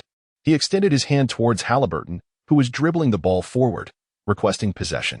Halliburton, not daring to delay, promptly delivered the ball into Lin Hao's hands. After securing the ball, Lin Hao turned to Ben Wallace with a grin and said, "Little Ben, do you believe I can make you fall to the ground?" Upon hearing these words, Ben Wallace's expression instantly shifted to one of ferocity, his teeth clenched in anger. He bellowed vehemently, "There is absolutely no possibility of that. I will not allow you to pass by me. Do you not realize that I am the foremost defensive bastion in this league?" Ben Wallace's words elicited a hearty laugh from Lin Hao. "My dear brother, I wouldn't categorize you as a bastion. At best, you resemble a mere security door." Upon finishing his quip, Lin Hao executed an extravagant crossover. By the time Ben Wallace registered the situation, Lin Hao had swiftly glided past him. Ben Wallace immediately pivoted and lunged towards Lin Hao once more. However, Lin Hao did not rush towards the basket. He halted, chuckling as he addressed Ben Wallace. "It is truly effortless to get past you. Even a toddler in a wheelchair could defend better than you." In that moment, Ben Wallace was rendered speechless, unable to muster any retorts, resorting instead to a series of grunts as he positioned himself once again in front of Lin Hao. This time, Lin Hao deftly tapped forward with his left hand, shifting Ben Wallace's center of gravity. In a swift motion, Lin Hao used his right hand to strike the basketball, executing a seamless pullback. A splendid display reminiscent of Sam God, leaving Ben Wallace utterly perplexed and confounded. His body twisted like a great hemp rope, contorted together. Lin Hao had yet to push forward, and he executed another in-out. Ben Wallace endeavored to withstand Lin Hao's relentless assault with all his might. Yet his mind and body were no longer in sync, entangled with one another. Thud. Ben Wallace fell heavily to the ground. The spectators on the sidelines erupted in waves of derisive laughter. Having already faced humiliation, Ben Wallace was now utterly out of control. He rose once more, lunging towards Lin Hao with wild abandon. "Watch out, Lin!" Reginald Miller shouted from the corner. Lin Hao sensed a fierce gust of wind approaching from behind him. He would certainly not be harmed by Ben Wallace so easily. Lin Hao seized the moment to execute a magnificent swift turn.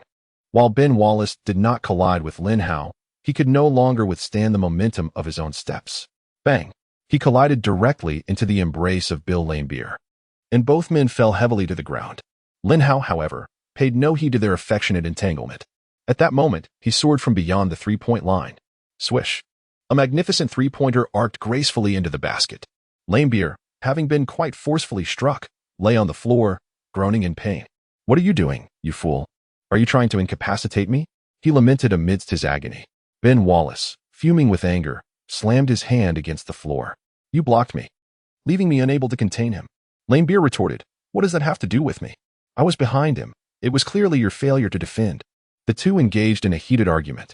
Chuck Daly, unable to tolerate the discord any longer, swiftly called for a timeout. Laimbeer clutched his chest, summoning the team physician. "Quick, take a look. This clumsy oaf nearly knocked the life out of me." Ben Wallace, pointing an accusatory finger at Daly, bellowed, "You imbecile. What nonsense are you spouting? Do you believe my fists won't render you mute forever?" As he spoke, he forcefully struck his fists together, producing a series of thunderous sounds. "Enough. If either of you dares utter another word, you will return to the locker room this instant." The head coach of the Pistons, Chuck Daly, could no longer endure the discord, and his reprimand indeed quelled their quarrel. After examination, the Pistons' physician deemed Laimbeer unfit to continue in the game. Upon hearing this, Laimbeer began to mutter, "You've ruined my chance to play. If we lose, you will bear the brunt of the blame." Before he could finish, Chuck Daly slammed his hand on the tactical board, exclaiming, "Get your behind back to the locker room right now." Laimbeer thought to himself, given the circumstances, returning to the locker room was inevitable, so be it. He rose and returned to the locker room. The Pistons altered their lineup, with Rasheed Wallace substituting for Bill Laimbeer. The contest between the two teams continued. Upon Rasheed Wallace's entrance, the Pistons' offensive prowess noticeably improved, as he possessed a mid-range shooting ability that was unparalleled among his fellow big men. This time, Isaiah Thomas called for a pick-and-roll with Rasheed Wallace beyond the three-point arc. Rasheed promptly sprinted into position. Thomas dribbled in for a drive, then passed the ball into Rasheed Wallace's hands. Upon receiving the ball, the fierce warrior unleashed a three-point shot. With precision and grace, the ball seamlessly swished through the net. A smile graced Rasheed Wallace's face following the successful basket. He directed his words towards the defending Little O'Neal, asserting, "Your defensive prowess pales in comparison to mine, and your offensive skills are even more lacking. I am the finest power forward in the Eastern Conference." Little O'Neal remained unfazed, sprinting straight towards the front court. The Pacers' current offensive play involved a pick-and-roll collaboration between Lin Hao and Little O'Neal. Lin Hao orchestrated the play beyond the three-point line, drawing the attention of both Rasheed Wallace and Ben Wallace, who converged upon him. Utilizing Little O'Neal's screen, Lin Hao accelerated past their defense. The two Wallaces focused their entire attention on Lin Hao. As he advanced to a mid-range position, Lin Hao deftly flicked the ball backward, delivering it into the hands of Little O'Neal, who stood beyond the three-point arc, seizing the opportunity for an open shot. Little O'Neal released a flawless three-pointer. Unlike Rasheed Wallace, Little O'Neal refrained from hurling any taunts. He merely smiled at the other party, unaware that his grin would completely disarm Rasheed Wallace. Chapter 70. A resounding success in the NBA debut. The formidable Rasheed Wallace unleashed his signature move. He unleashed a torrent of trash talk. "What are you laughing at? Do you look down upon me? Do you believe I could obliterate your head with a single punch?" This Pistons team truly embodies a collective of nefarious individuals. The only one who plays with integrity is Grant Hill, who appears rather incongruous amidst the overall demeanor of the team. Shaquille O'Neal shrugged his shoulders, wearing an indifferent expression, as if to say, "Do as you please. I merely wish to play the game." After stating this, he turned and sprinted towards the backcourt. Rasheed Wallace remained relentless, spouting bravado with every breath. "I will not let you off the hook. I shall drive the ball through your defense and show you how a true power forward plays." With that, he charged back to the front court. Rasheed Wallace reached out for the ball, and Isaiah Thomas promptly delivered it into his hands. The smiling assassin recognized that the other players were struggling to break the current stalemate, and perhaps Rasheed Wallace, this fresh force, could shift the momentum. Upon receiving the ball, Rasheed Wallace showcased his back-to-the-basket technique. After a powerful thrust, he suddenly executed a retreating step followed by a jump shot. The fluidity of his movements was nothing short of mesmerizing, showcasing an exquisite display of skill. However, before he could release the basketball, a hand had already firmly clasped around it. It was not the diminutive O'Neal who thwarted him, but rather the unexpectedly swift Lin Hao. Rasheed Wallace's humiliation of the smaller O'Neal could not be tolerated by his teammate Lin Hao. In a sudden burst, Lin Hao emerged, delivering a resounding block to the roaring giant, teaching him a lesson in humility.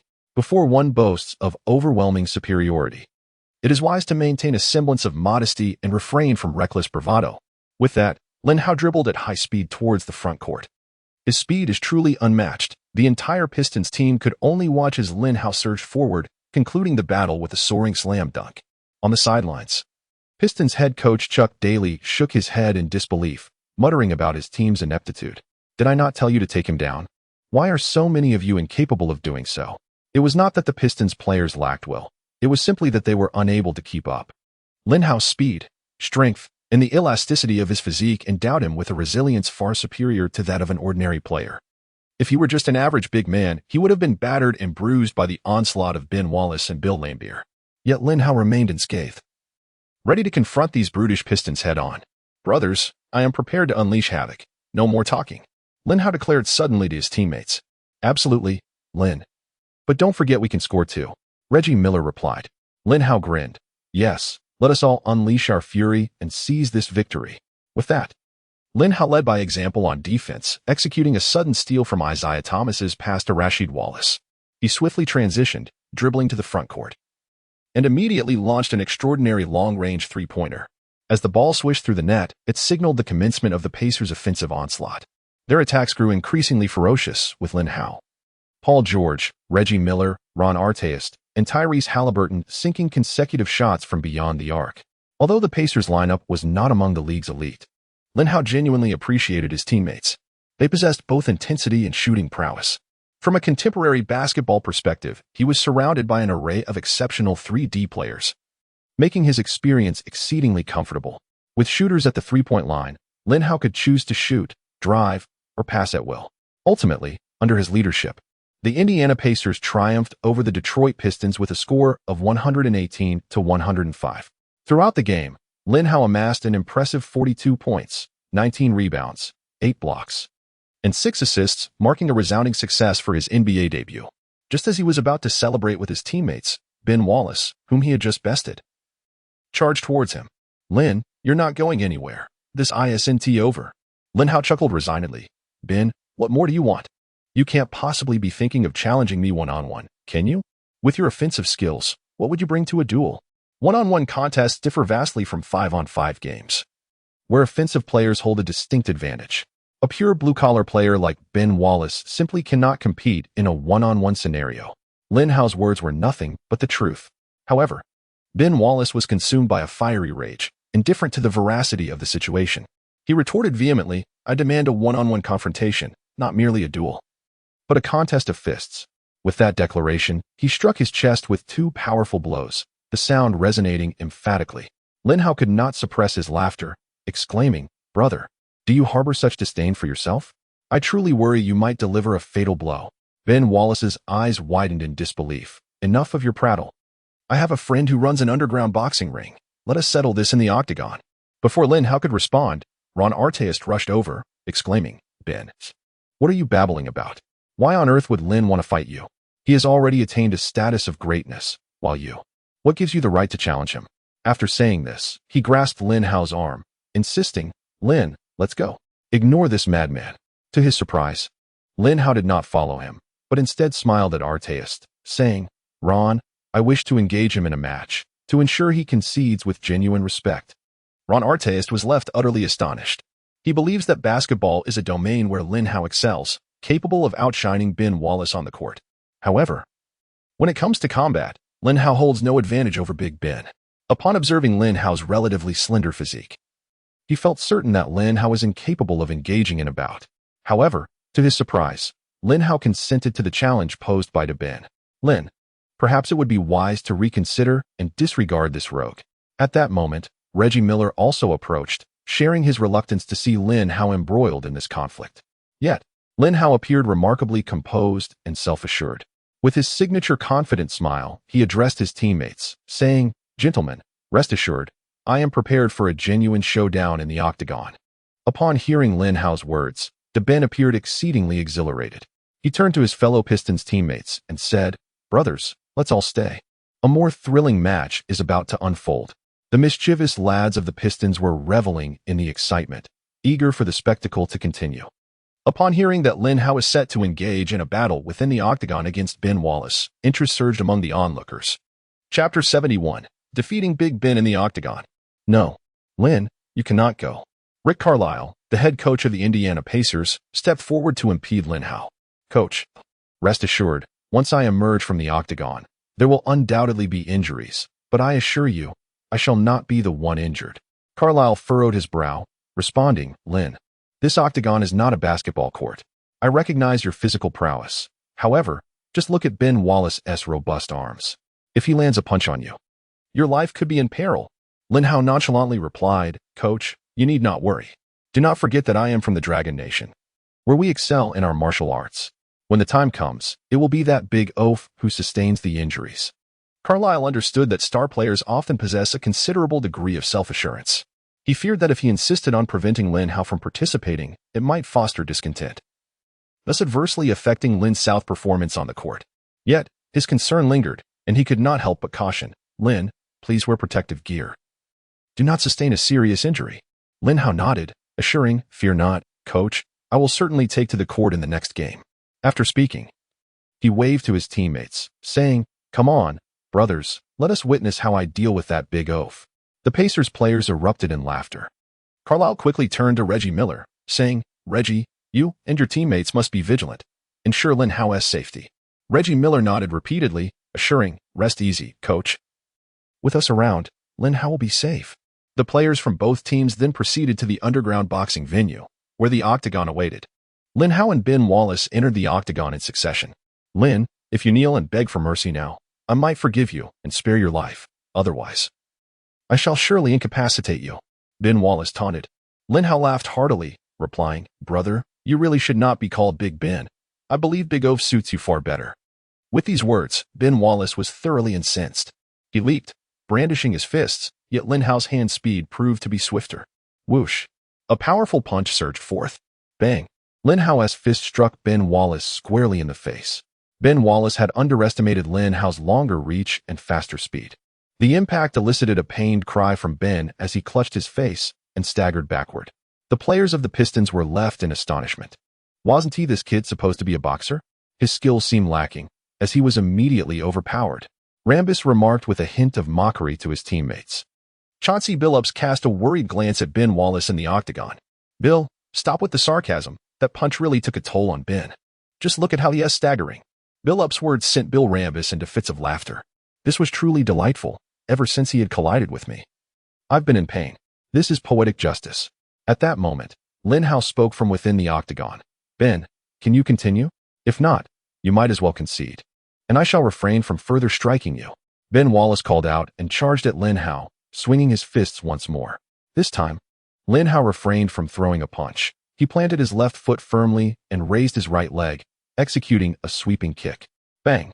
The kick landed squarely on Ben Wallace's shin. "Ouch!" Ben Wallace cried out, collapsing to the ground. Lin Hao chuckled. "Since you've knelt, I shall forgive you. Now, be off. I'm weary of this." Ben Wallace, seething with anger, he yearned to rise immediately and launch a fierce assault on Lin Hao. However, his legs proved uncooperative. Before Ben Wallace could regain his footing, he found himself tumbling to the ground once more. The players of the Pacers erupted in laughter, with Reggie Miller's voice ringing the loudest. "Ben, weren't you supposed to be formidable? Now you can't even stand." Ben Wallace retorted fiercely, "Reggie, just you wait. Once I've dealt with Lin Hao, I will turn my attention to you." With that declaration, Ben Wallace lunged once more at Lin Hao, executing a ferocious dive. Yet, he was unprepared for the astonishing swiftness of Lin Hao. Whoosh! Lin Hao spun gracefully, evading Wallace's fierce charge with remarkable agility.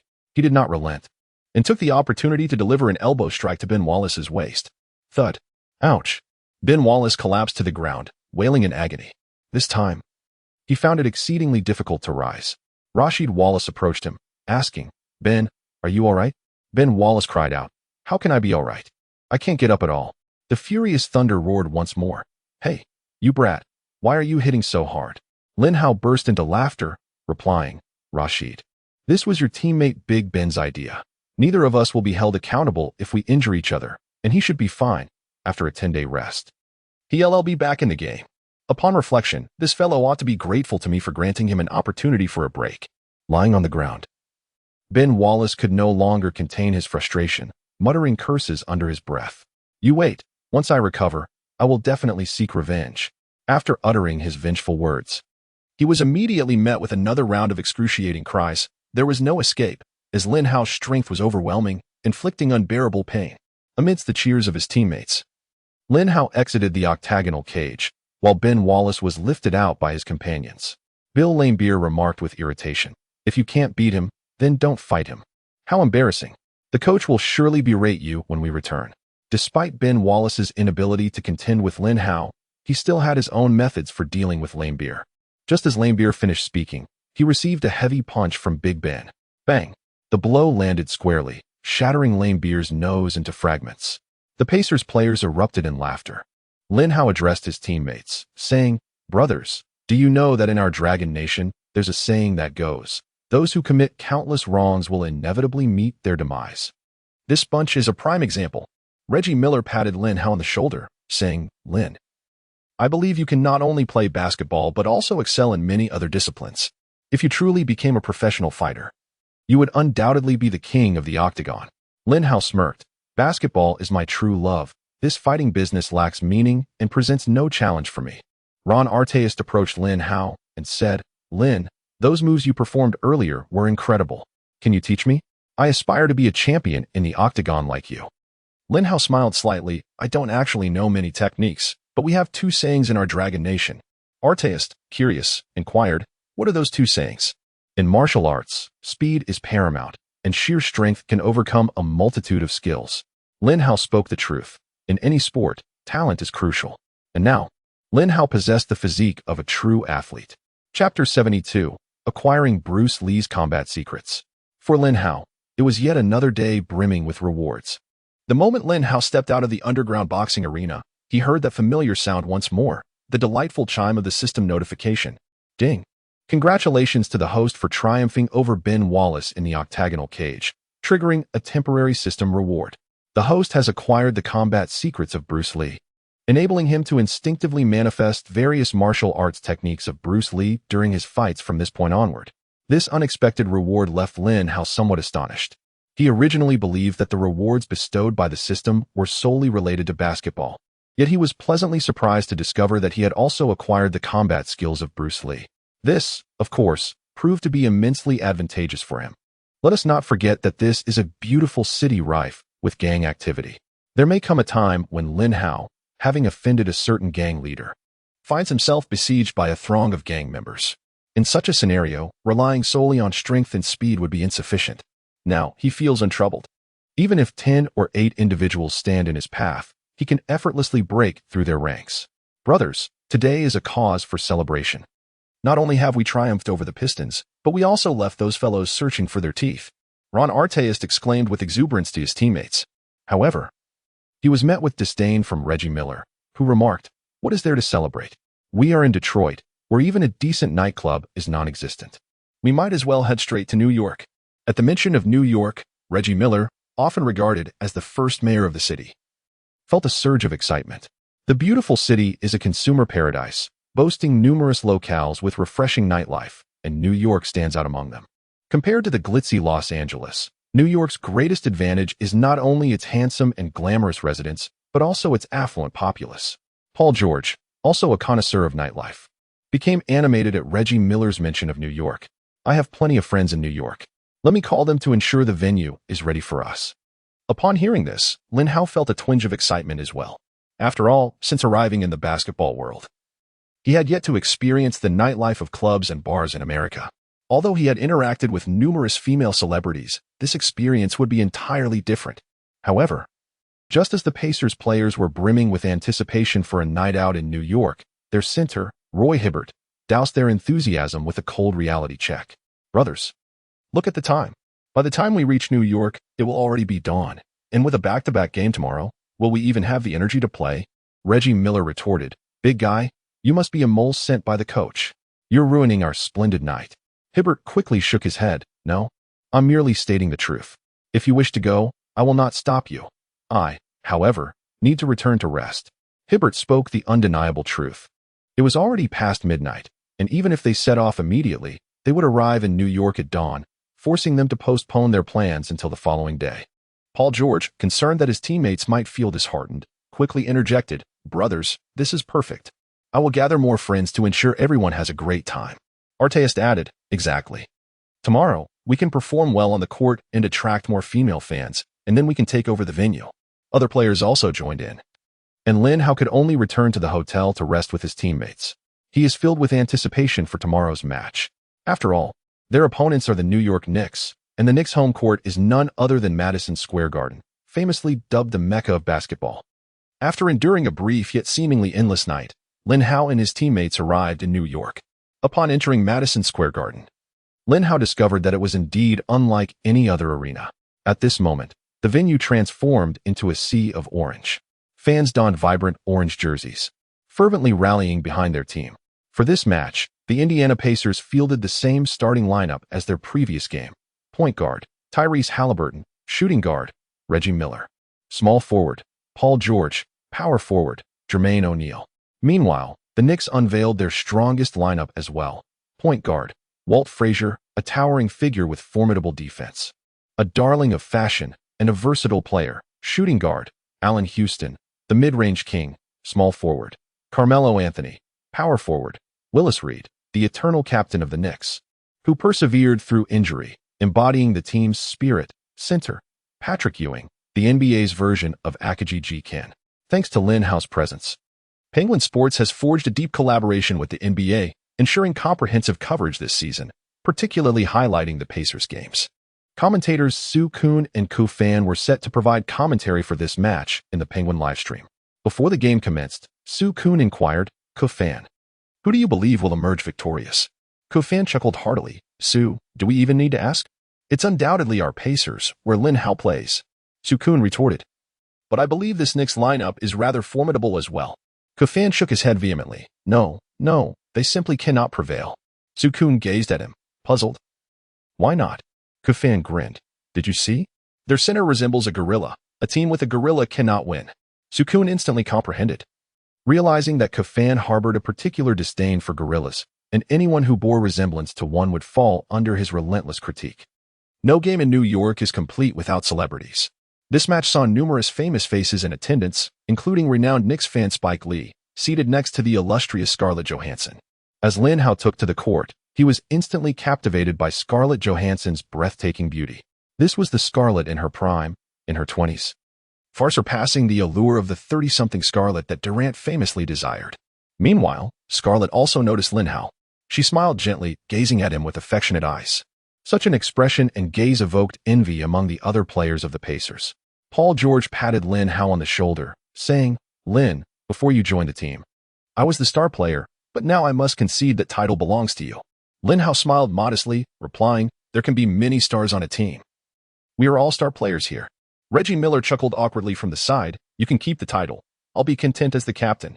At that moment, the referee summoned the players from both teams together and tossed the basketball into the air. Chapter 73. The most fearsome player in the New York region. Society Escage brother. Lin Hao leaped into the air, soaring high. Jumping alongside him was Patrick Ewing. Ewing, as the sole center guarding the Eastern Conference during the era of the four great centers, possessed considerable strength. However, in the jump ball, Lin Hao completely outmatched him. Lin Hao deftly tapped the basketball behind him. The ball landed in the hands of the Pacers' starting point guard, Tyrese Halliburton. Halliburton swiftly dribbled forward, encountering the staunch defense of Walt Frazier. Frazier's defensive prowess was unquestionable. He could be likened to the Wilt Chamberlain among point guards. His formidable physique dealt a severe blow to Halliburton. "Referee, are you not going to call a foul? He subjected me to such rigorous contact." Yet the referee merely shook his head, asserting, "No, he did not commit a foul. His actions were entirely legitimate. It is simply that your physical resilience is lacking." Halliburton frowned, pondering, "Isn't basketball predominantly a sport of skill? I am a player of finesse." With that, Halliburton showcased his ball-handling prowess, executing a series of elaborate dribbles. However, Frazier paid him no heed, delivering a robust challenge that forced Halliburton aside before promptly executing a steal. Reggie Miller could no longer contain his frustration. "Brother, what are you doing? This is not the playground at Rucker Park. This is the NBA. As the primary ball handler for your team, could you not simply advance the ball to the front court before attempting anything else?" Before Halliburton could respond, Lin Hao interjected, "Guys, hurry back on defense. They are charging forward." It seems Lin Hao's words held more weight. At his command, the players of the Pacers swiftly retreated to defend. What followed was a contest of speed.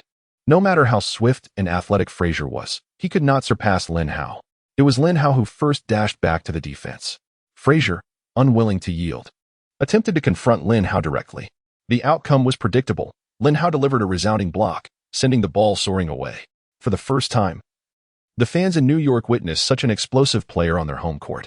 Many among them could hardly contain their excitement, beginning to cheer fervently for Lin Hao. "This fellow is truly remarkable. I believe he is poised to supplant Michael and ascend as the basketball deity." "My friend, your words are somewhat pedestrian, given Lin Hao's performance. He could even be hailed as the god of basketball. It is not an exaggeration. This individual, in comparison to others, is performing at an entirely different level." As the game commenced, the home crowd's fans were heard rallying behind the opposing team's star, leaving the New York players a bit unsettled. Particularly, the hot-headed social you gauge couldn't hold back, directly confronting the spectators at the sidelines. "Hey, what are you doing? How can you cheer for them? We are your sole home team. You must support us." The New York fans, seasoned in the ways of the world, promptly retorted, "Brother, we will cheer for you only if you perform well. Why should we cheer for you if you play poorly?" Carmelo Anthony was momentarily taken aback. At that moment, Patrick Ewing approached Anthony's side. "Brother, do not engage with them. Instead, focus your energy on the court." Anthony scoffed, "I want to challenge this kid." Ewing waved his hand. "Let me take him on first." The Knicks initiated their offense. The basketball found its way into Anthony's hands at mid-range. Ignoring Ewing's comments, he pointed at Lin Hao and declared, "Kid, do you dare to defend against me?" Before Lin Hao could respond, Paul George rushed over. "Carmelo, get past me first before you challenge my brother Lin." Anthony cast a disdainful glance at Paul George. "With your skills, you should just stay in the corner." With that, Anthony launched an aggressive attack. He is often referred to as the elbow of the basketball court. When it comes to individual offense, he undoubtedly ranks among the top 5 players in basketball history. Bam! Anthony charged in with a powerful thrust, colliding directly with Paul George's chest. George felt a momentary darkness before instinctively retreating 2 steps. He widened his eyes as he stared at Anthony before turning to the referee. George suspected that Anthony had committed an offensive foul by charging with the ball. However, the referee made no call. Just as Paul George hesitated, Anthony barreled towards him once more. Bang! This time, Paul George stumbled back and retreated beyond the baseline. Without a moment's hesitation, Anthony rose and executed a mid-range jumper, securing 2 points. After the basket, Anthony shook his head at Paul George, as if to say, "Brother, if I were you, I would steer clear of me in this game. Otherwise, you might find yourself in serious trouble." Enraged, Paul George gritted his teeth and replied, "I will retaliate." Lin Hao is well aware of Paul George's prowess. He passed the basketball to George, saying, "Paul, you possess the talent. I have faith that you can withstand his defense and score." With Lin Hao's support, it felt akin to receiving a royal decree. Paul George immediately took charge. Engaging in a one-on-one duel against Carmelo Anthony, Anthony wore a disdainful expression, questioning whether he could truly make the shot. Undeterred, Paul George executed a series of behind-the-back dribbles before stepping back for a 3-point shot. "Who dares to challenge me? I am General George," he declared as he launched a remarkable long-range 3-pointer over Anthony. After the basket, George imitated Reggie Miller, performing a throat-slashing gesture that directly provoked Anthony. He nudged Paul George with his chest and retorted, "Kid, you're finished. I won't let you off the hook in this match." With that, he strode purposefully towards the front court, turning his back to demand the ball. Walter Frazier, a commendable guard, recognized Anthony's surging confidence and impeccable rhythm, promptly delivering the ball into Anthony's hands. Upon receiving it, Anthony opted against a back-to-the-basket play. Instead, he surged forward with ferocity. Paul George, tall and agile, with defensive prowess that ranks among the league's elite, posed a formidable challenge. Few in the entire NBA would dare to drive against George. Yet, Carmelo Anthony was undeterred, possessing both the audacity and the skill to do so. After a series of powerful drives, he barreled to the basket and, in one fluid motion, executed a thunderous dunk. This string of successful assaults inflated Anthony's confidence immensely. He then turned to Lin Hao, taunting, "Kid, don't let your teammate restrict me. He simply can't defend against me. You should come over and guard me yourself." Lin Hao smiled faintly. "Really? Are you certain you've made up your mind?" Chapter 74. Provoking the coach. Carmelo Anthony wore a scornful expression. "Don't let your previous game fool you. Look at the caliber of your matchups. Big Ben lacks offensive prowess, and Bill Laimbeer has no technical finesse on that end. If you can truly contain me, only then can you claim to possess defensive skill." Lin Hao smiled subtly, radiating his trademark confidence. "Containing you? That would be an effortless task." With that, he charged forward once more. This time, the basketball found its way back to Paul George. The atmosphere within the Pacers team was notably positive. The ball was shared based on who was in form, unlike some teams where only the star players could dictate possession. Paul George continued to hurl banter at Carmelo Anthony. "Melo, I may not be limiting you, but you certainly can't stop me either. We are currently in a mutual explosion." Hearing this, Anthony burst into laughter. "Mutual explosion? Do you truly believe that? This time, I will defend you seriously. You won T-score." After Anthony spoke, he immediately positioned himself in front of George, relentlessly challenging him. Paul George is the kind of player who thrives in highlight reels, which is precisely why he has earned the nickname the predecessor of Jordan. Watching his short video compilations, one might be led to believe that he is capable of anything akin to this era's Jordan. However, there remains a significant disparity between George's shooting percentage and that of elite perimeter players. This stems primarily from his technical abilities and physical attributes not yet reaching their zenith. Particularly, his ball handling skills tend to falter under strong defensive pressure, often leading to mistakes. Now, with Anthony fully committed to his defense, George finds his dribbling increasingly labored. Anthony's relentless pursuit does not wane. In fact, it intensifies. George attempts to navigate a path to break through with a series of between-the-legs dribbles, only to be anticipated and thwarted by Anthony. In a sudden move, Carmelo Anthony strikes. With a sharp snap, he successfully steals the ball, knocking it away from George's grasp. Subsequently, Anthony swiftly dribbles forward, rapidly advancing into the front court. He aspired to conclude with a resounding slam dunk. He had yet to rise to perform a slam dunk. Yet the spectators on the sidelines had already begun to roar with excitement. Anthony felt that these fans were fervently rallying behind him. He considered himself the sovereign of the city. With this thought in mind, he leaped into the air with exuberance. However, as he soared mid-flight, an unsettling realization struck him. A sudden gust of wind swept in from behind. Unable to resist, Anthony turned his head to catch a glimpse of what was transpiring behind him. It was then that he realized Lin Hao had returned to reinforce the defense. He had no time to ponder how Lin Hao had swiftly transitioned from the front court to the other half's basket. He merely wished to thrust the ball into the hoop before Lin Hao could block it. Alas, such a feat was impossible. Lin Hao would not allow Anthony to succeed. With that, Lin Hao delivered a resounding rejection, a definitive and emphatic block. Anthony sought to leap again in an attempt to secure the rebound.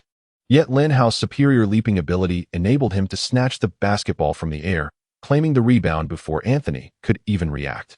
This block showcased Lin Hao's extraordinary shot-blocking prowess, a level of skill that Cameron Anthony had never encountered before in an opponent. He wore an expression of utter astonishment. However, at that moment, the basketball was firmly in Lin Hao's grasp. With a sense of reluctance, Anthony lunged forward in an attempt to swipe the ball. Lin Hao steadfastly protected it, and Anthony's hand missed the basketball entirely, striking Lin Hao's arm instead. The impact was forceful. Fortunately, Lin Hao possessed remarkable muscular strength. Had it been an ordinary person, such a slap from Anthony would likely have resulted in a fracture. "Why did you resort to violence?" Lin Hao glared at Anthony, incredulous. Anthony, brimming with disdain, retorted, "Enough chatter, just pass me the ball." The tension between the two intensified palpably. Lin Hao disregarded Anthony's words and charged forward with the ball. Anthony pursued desperately, seeking to intercept from behind, but Lin Hao offered no opportunity for such an endeavor. Now, he possessed not only both speed but also Irving's ball-handling finesse. After a dazzling display of dribbling, Lin Hao reached beyond the three-point line. Observing this, Patrick Ewing rushed over, attempting to disrupt Lin Hao's advance. Ewing believed his defensive prowess could significantly impact Lin Hao, yet he was unprepared for Lin Hao's astonishing quickness. Before Ewing, Lin Hao executed a deceptive Eurostep. With a sudden change of direction, Ewing appeared momentarily immobilized. Lin Hao surged toward the basket, concluding with a powerful dunk that resonated throughout the arena. In the Penguin Sports Live broadcast room, co-fan brimming with pride, remarked to Su-kun, "Did you see that? Teacher Su? I told you, those who resemble gorillas are inferior. This one is even worse than the Miami gorilla." Su-kun quickly cautioned him. "You must be careful with your words. This is a live broadcast, and it could adversely affect your reputation if the fans hear." Ko-fan, unfazed, retorted, "Teacher Su. Times have changed. We used to tread carefully out of fear of retaliation, but now, we have the support of all fans in Long Country for Lin Hao. No one fears reprisal anymore." The astute Su-kun felt invigorated by Ko-fan's declaration. "Indeed, we now have Lin Hao, and regardless of who he is, old Zhang, old Tan, or even a fool, we need not fear." After his dunk, Lin Hao turned to face Carmelo Anthony.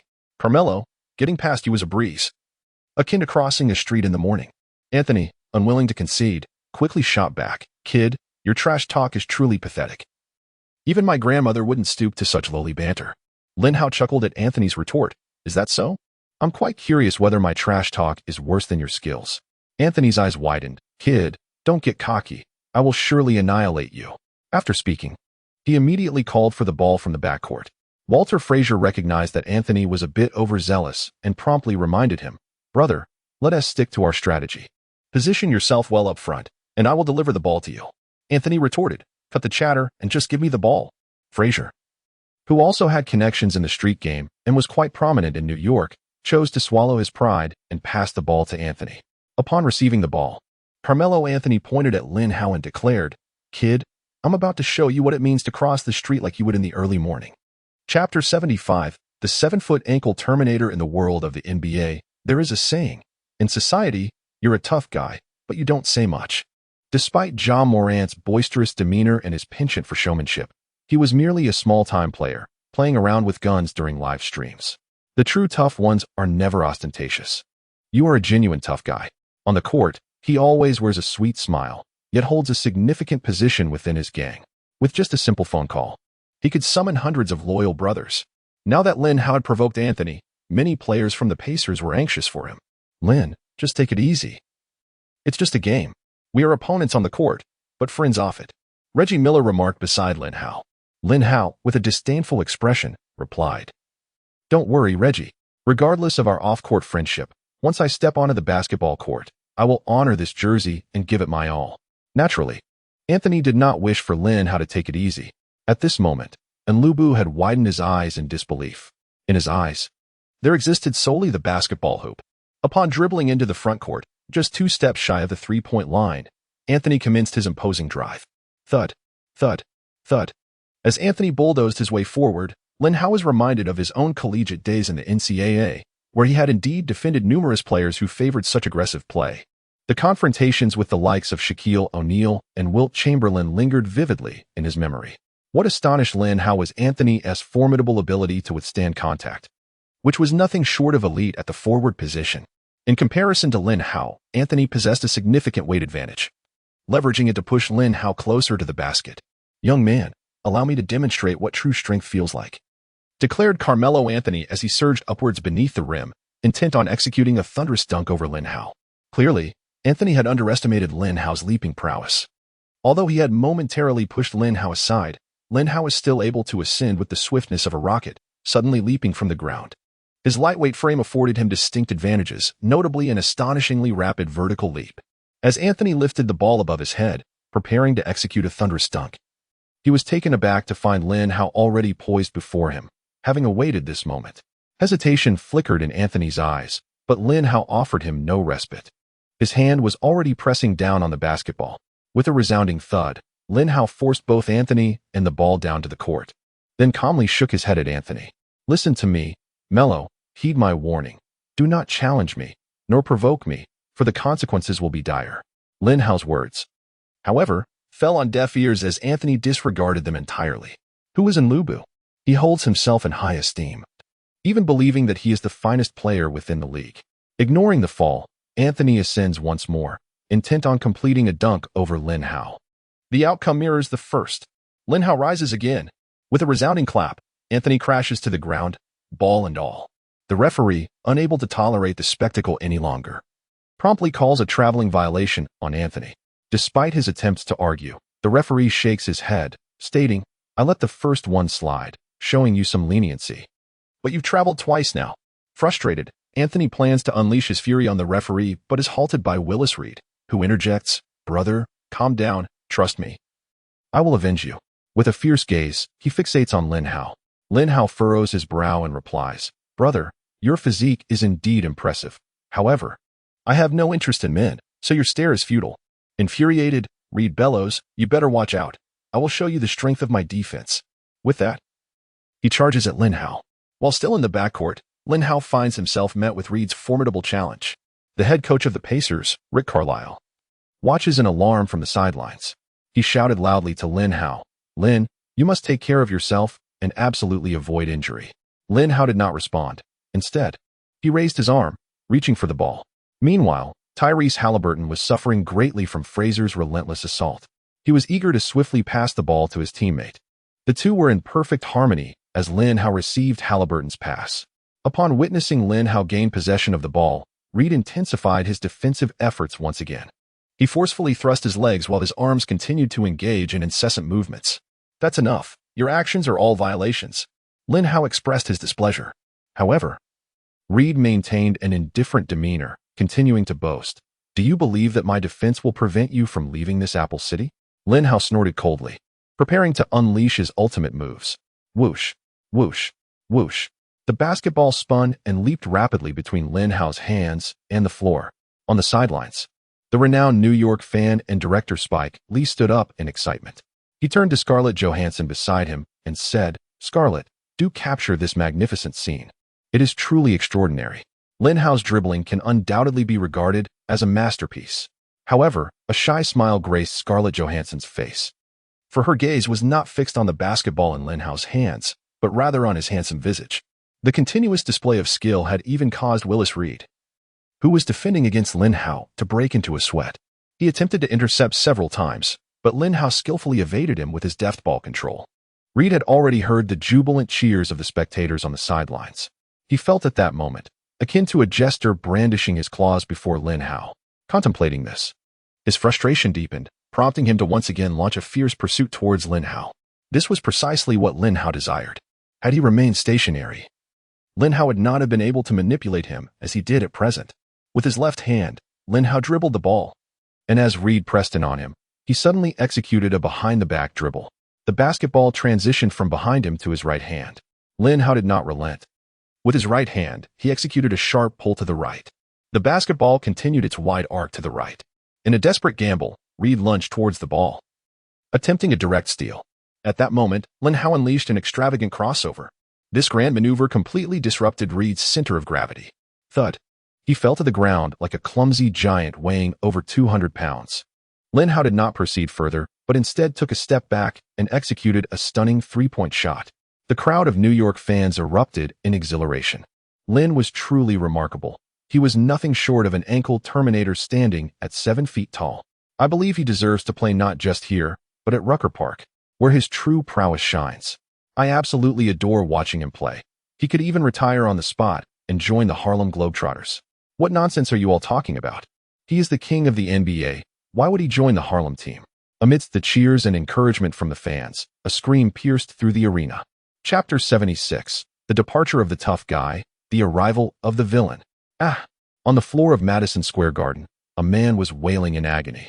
This man was none other than Willis Reed, the Knicks center, who had just been faked out by Lin Hao, thousands of miles away in the Penguin live stream room. Witnessing Reed's suffering, commentator Coven couldn't help but remark, "Doesn't he call himself a tough guy? This hardly seems tough. He screams like this after a fall. When I was knocked down by a whale, both my legs cramped up, yet I didn't react like him." His commentary partner, Sue Kuhn, promptly pointed out, "Take a look at the slow-motion replay. It seems he has indeed taken quite a hard fall." At that moment, the large screen displayed the slow-motion footage. The video captured the instant when Willis Reed was knocked down, revealing a disturbing 90-degree twist in both of his ankles. This was undeniably a grave situation. After watching the replay, co-fan gasped in disbelief, speculating, "He probably won't be able to continue. Somehow, I feel he might be out for the entire season." As soon as he finished speaking, a miracle unfolded. Willis Reed, unaided by his teammates, rose from the floor. He then struck himself twice with great fervor and declared to his comrades, "Brothers, let us press on. We must seize this game." At that moment, the Knicks players had all witnessed the slow-motion replay on the big screen. They were all acutely aware of the severity of the injury, astonishment evident in their eyes. Patrick Ewing approached Reed and said, "Brother, perhaps it's best to reconsider. This isn't the finals. The season has just begun, and there's no need to jeopardize your health." Reed, gritting through the pain, managed to take a few steps and declared, "I'm fine. I must join you in securing this victory." With that, he pressed on, determination fueling his advance. His tenacity left everyone present in awe. After a brief moment of hesitation, the fans along the sidelines erupted into applause, led by the arena's DJ. "Willis, you are truly remarkable. You are the hero of this arena, the unequivocal leader of our team. Willis, we adore you, regardless of the Knicks' fortunes. I hope you remain our captain forever. Willis, we implore you to spend your final days with this team." The Knicks head coach, Pat Riley, was particularly adept at harnessing external factors to ignite his players' emotions. Witnessing Reed's unwavering resolve in the face of injury, he bellowed at the players, "Did you see that? Your teammate is risking everything to win this game. What excuse do you have not to fight with all your might?" Instantly, the adrenaline surged through the Knicks players, propelling them into a fierce offensive against the Pacers basket. Meanwhile, the Pacers players were left nearly paralyzed by Reed's remarkable display. Most of them share this sentiment. Is this not merely an ordinary regular season game? Is it worth sacrificing one's health for a victory in such a match? Reed's spirit has profoundly inspired the players of the Knicks. They exhibited a relentless spirit on the court. At the conclusion of the third quarter, the Knicks secured a lead of 86-75. When the referee's whistle marked the end of the third period, Willis Reed could no longer endure. Thud. He collapsed with a thunderous thud, his ankle swollen to the size of 2 basketballs. The Knicks team physician rushed to the scene, swiftly carrying Reed off the court on a stretcher. At this moment, Knicks head coach Pat Riley was overwhelmed with tears of sorrow. With a voice laden with emotion, he addressed his players, "Children, do you see? Willis is risking everything to fight on the court. His sole wish is to win this game. Now, we must fulfill his desire." Fueled by fervor, Carmelo Anthony bellowed to his teammates, "Brothers, without further ado, let us all battle with unwavering resolve." As a man who has once held the title of leader, Anthony exuded a commanding presence, and none dared to disregard his words. On the opposing side, Pacers head coach Rick Carlisle, with a serious demeanor, cautioned his players, "Gentlemen, you must have noticed that those guys are now playing with everything they have. Be vigilant. Losing a game is inconsequential, but I only hope for your well-being." Carlisle did not anticipate that his words would be met with a rebuttal from Lin Hao. "No, coach. I can have both health and victory. They are nothing extraordinary. The triumph shall be ours." With that, Lin Hao strode purposefully onto the court. "Give me the ball. And all of you spread out." He commanded his teammates upon returning to the game. His teammates readily complied. The Pacers' starting lineup for the fourth quarter consisted of Mark Jackson, Ron Artest, Danny Granger, Roy Hibbert, and Lin Hao. Apart from Lin Hao, the others were substitutes, as Carlisle aimed to protect his key players. In truth, his primary concern was Lin Hao, for he had discerned that the Knicks players were attributing Willis Reed's injury to him. The Knicks players grew increasingly aggressive, particularly when Lin Hao had the ball, often committing hard fouls, seemingly intent on ensuring Lin Hao did not escape unscathed. Yet Lin Hao was resolute in his determination to continue fighting, leaving Carlisle, as the head coach, with few options. The match persisted. Mark Jackson passed the ball to Lin Hao, who had scarcely grasped it when Knicks substitute Charles Oakley charged forward. "Be careful, Lin, this guy is a thug," cautioned Reggie Miller from the sidelines. Lin Hao is well aware that Oakley was notorious as one of the most infamous enforcers of the 1990s. His playing style is remarkably fierce, characterized by a fiery temperament. To encapsulate his approach to the game in a single phrase, one might say he plays with a ball in one hand and a fist in the other. In his matches, basketball merely serves as a prop to conceal his punches. Upon their initial encounter, Oakley issued a menacing warning to Lin Hao, "You may pass by me, but be prepared to leave your ankles behind." To this, Lin Hao retorted with a cold scoff, "Have you witnessed Willis Reed's exit from the game? If you wish to avoid a similar fate, I suggest you kneel and beg for mercy." This declaration provoked the merciless brute further. He widened his eyes and lunged fiercely at Lin Hao. Lin Hao, unperturbed, launched an extraordinary long-range three-pointer. Swish, beep, splash. As the ball found its mark, the referee's whistle pierced the air. Oakley had toppled Lin Hao, resulting in a 3-1 call from the official. "Kid, I went easy on you this time. Next time, you won't get up." In response to the taunts, Lin Hao merely smiled and approached the free throw line. Chapter 77. The gorilla does not fancy hot pot swish. He calmly sank the free throw. Lin Hao shook his head at Oakley. Big man, you truly are a brave yet foolish fellow. Oakley glared at Lin Hao. Kid, if you utter another word, I swear I'll knock your teeth out. Before Lin Hao could respond, Ron Arteist rushed over. Who do you think you're going to knock out? You have no idea how fierce my brother Lin is. No, I shouldn't call him brother. You don't know just how formidable Lin God is. Ever since witnessing Lin Hao's swift victory over Big Ben in the octagon the day before, Arteist had come to idolize Lin Hao. He now regards Lin Hao with utmost reverence. Oakley snorted disdainfully. Why don't you call him your ancestor? What you refer to him as is of no concern to me. In my eyes, he is utterly insignificant. Upon hearing Oakley's words, Atheist could no longer contain himself, despite enduring humiliation from his adversary. It was the disrespect shown towards Lin Hao that instantly stirred discontent within Arteist. With a sudden impact, Arteist charged at Oakley, colliding with his chest. The referee promptly intervened, restraining both players. Addressing Arteist, the referee firmly stated, "This is Madison Square Garden, not the Palace of Auburn Hills. While you may act recklessly there, here you are expected to behave." Dubbed the largest city in the world, New York attracts an affluent audience for its games. The United States operates within a society where money reigns supreme. Arteist faced mere suspension for attacking a fan in Detroit. But should he dare to assault a fan in New York, he could face a lifetime ban. The Pacers players were acutely aware of this reality, prompting Mark Jackson to step in and dissuade Arteist. All right, brother, that's enough. He wouldn't dare threaten Lin again. Arteist suppressed his fury, while Lin Hao reassured him, don't worry. Brother, just watch how I tame him bit by bit. Upon hearing Lin Hao's words, Arteist calmed down. Knowing that Lin's assurances were not to be taken lightly, should Lin decide to act, Oakley would indeed face dire consequences. The game resumed between the two teams. The New York Knicks launched an offensive with Patrick Ewing in possession of the ball. Although Ewing possessed a fierce appearance, his style of play was anything but brutal. He does not attack the paint with the relentless ferocity of a great shark like Shaquille O'Neal, whose assaults are as brutal as a shark's plunge into the ocean. Instead, Ewing's style of play resembles the delicate artistry of Zhang Fei embroidering flowers. He possesses exquisite footwork in the paint, coupled with precise shooting techniques. In his encounter with Roy Hibbert's formidable defense, he displayed his resplendent moves. A slow-motion sequence of left foot, then right foot, left foot. After a series of left and right pivots, Hibbert was utterly bamboozled. At this moment, Ewing had arrived beneath the basket, poised to conclude the play with a thunderous dunk. However, one player from the Pacers was determined to intervene. This individual was Lin Hao. As Ewing prepared to ascend for the dunk, Lin Hao surged forward, exclaiming, "You resemble a gorilla." Lin Hao descended from above, delivering a particularly fiery Sichuan-style block that left Ewing seeing stars. It became evident that gorillas do not relish hot pot. The dropped basketball was swiftly seized by Oakley. He surged upward, intent on executing a dunk over Lin Hao. Lin Hao, of course, would not show any mercy. He leapt into the air once more. In contrast to his previous restraint with Ewing, Lin Hao was far less accommodating towards Oakley.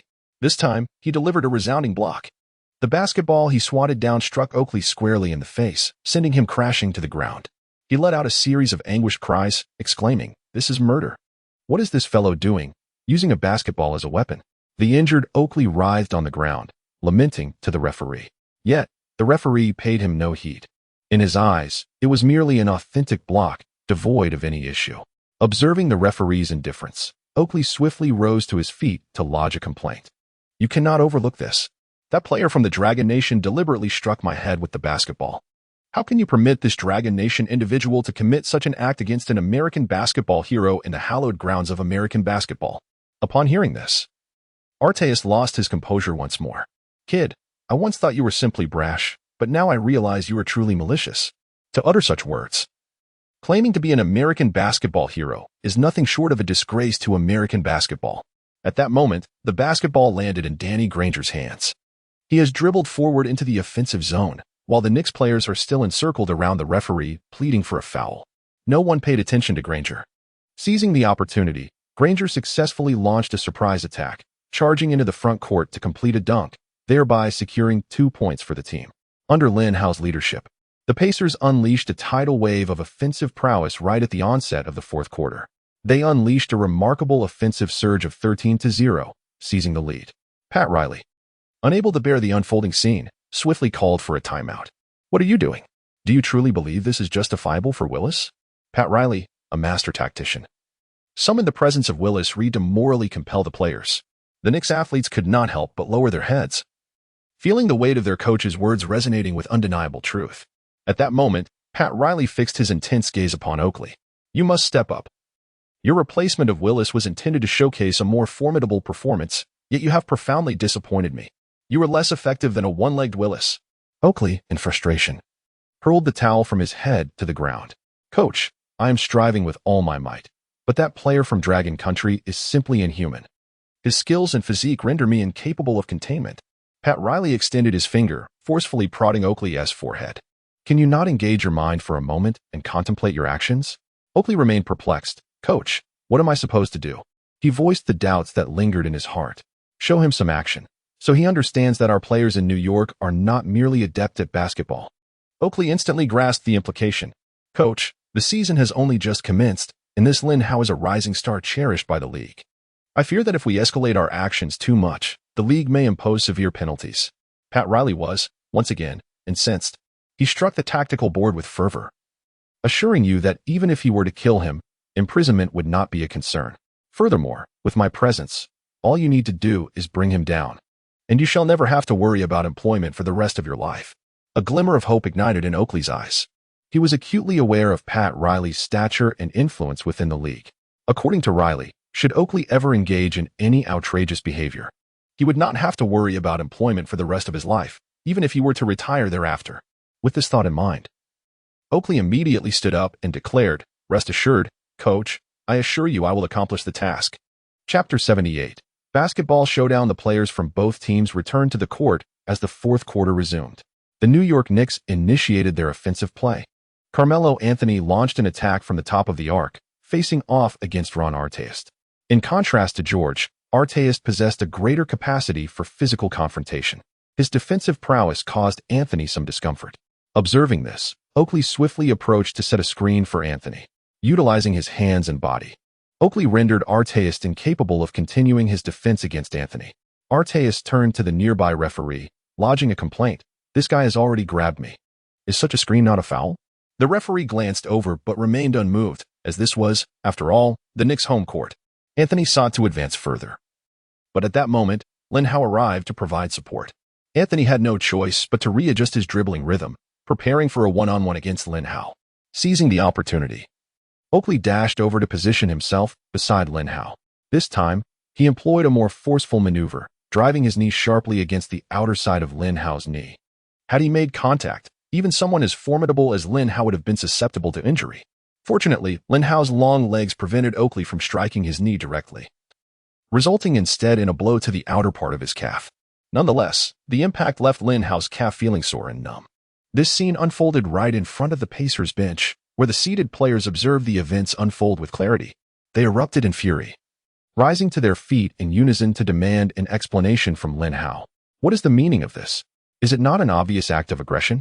Referee, if you fail to call this, there is truly no way to continue this match." Reggie Miller stood up, pointing at the referee and shouting vehemently. The referee, recognizing the gravity of the foul, became acutely aware of the situation. They hastily halted the game. After deliberation, they issued a flagrant foul against Oakley. Pacers head coach Rick Carlisle expressed his dissatisfaction with the referee's decision, stating emphatically, "This action warrants a level 2 flagrant foul. He should be ejected from the game." Yet, the referees upheld their original ruling and cautioned Carlisle, declaring, "My eyes are the measure. Do not question my judgment." In the Penguin Live broadcast room, the season commentator Soo Koon also voiced his indignation. "I used to believe that the home court advantage in our country's CBA league was pronounced. But it seems that the NBA's home court advantage is even more apparent. The visiting team could be battered, and yet the fouls go uncalled." To which Kofan added, "I suspect it's because Americans have a penchant for gorillas. Have you noticed that teams with gorillas tend to receive preferential treatment from the referees?" Now, the two could boldly discuss the topic of gorillas, as the once fervent fans of Longwa had all but vanished with Lin Hao's emergence. At this moment, a fierce glint shone in Lin Hao's eyes as he fixated on Oakley, conveying, "You've shown me respect, but I assure you, I shall not go easy on you." Oakley remained defiant, retorting, "What can you do to me? You dare threaten me? This is our home court." Lin Hao, with a look of disdain, replied, "Do you truly believe there is a difference between your home court and mine?" With that, Lin Hao raised his arm and placed his hand beside his ear, mimicking Allen Iverson's iconic gesture. The fans, witnessing this, could no longer contain their excitement. They shouted at the top of their lungs, their voices rising in fervent support for Lin Hao. Turning to Oakley, Lin Hao conveyed a knowing glance, as if to say, "Now you understand whose territory this is." Oakley, feeling humiliated, pointed at the fans and bellowed, "Silence! You traitorous lot! Cease your encouragement for their players." Yet here in New York, where the fans are either affluent or prominent, his attempts at intimidation fell flat. Instead of quieting down, the spectators responded with a chorus of boos. Unable to bear it any longer, Anthony swiftly intervened. "Enough. Are you intent on alienating all of our supporters?" Oakley pounded his chest in frustration. "What do you suggest we do? These people are rallying behind the player from Dragon Country." Walter Frazier, a perceptive soul, interjected, "Have you not yet grasped the situation? The fans are drawn to strength. They once cheered for Michael Jordan, and now they rally behind Lin Hao. If we demonstrate a superior performance, we can triumph over the Pacers, and I am confident that the fans will continue to support us." His words jolted Oakley into awareness. "I must restrain this fellow." Following Lin Hao's execution of a free throw, in which he succeeded once out of 2 attempts, the Pacers initiated an inbound play. On this occasion, Lin Hao received the ball beyond the 3-point line, prompting Oakley to charge directly at him. He relentlessly challenged Lin Hao in their confrontations. Lin Hao, however, did not hold back. Despite his slender physique, he possessed the formidable strength reminiscent of Karl Malone. Moreover, his leanness had its own advantages. Each time they clashed, Oakley felt as though his body was being pricked by Lin Hao's sharp bones. He incessantly complained to the referee on the court, questioning whether the referee considered this a foul. "Isn't this a foul? He's trying to crush me. Doesn't this count as a foul? It hurts so much." The referee merely shook his head, responding, "His movements are far less aggressive than yours. If these actions were deemed fouls, you would have been ejected long ago." Oakley, left with no choice, could only endure the pain and remain vigilant. Lin Hao did not rely on speed for a strong drive. Instead, he advanced incrementally, ensuring Oakley fully experienced the discomfort. The 2 men gradually made their way to the basket. Oakley, still defiant, taunted, "Kid, do you dare to jump and dunk? Do you believe my foot is right beneath yours? If you leap, make sure you don't touch the ground. The moment you do, I'm going to flatten you." Lin Hao showed no inclination to indulge him. Regardless of Oakley's trash talk, he remained unfazed and forcefully leaped. Oakley recognized that even attempting to leap and touch Lin Hao's elbow would be a challenge. So he opted to remain grounded and launch an aggressive attack on Lin Hao's lower body. Yet, he still underestimated Lin Hao's strength. Boom. Lin Hao executed a thunderous slam dunk.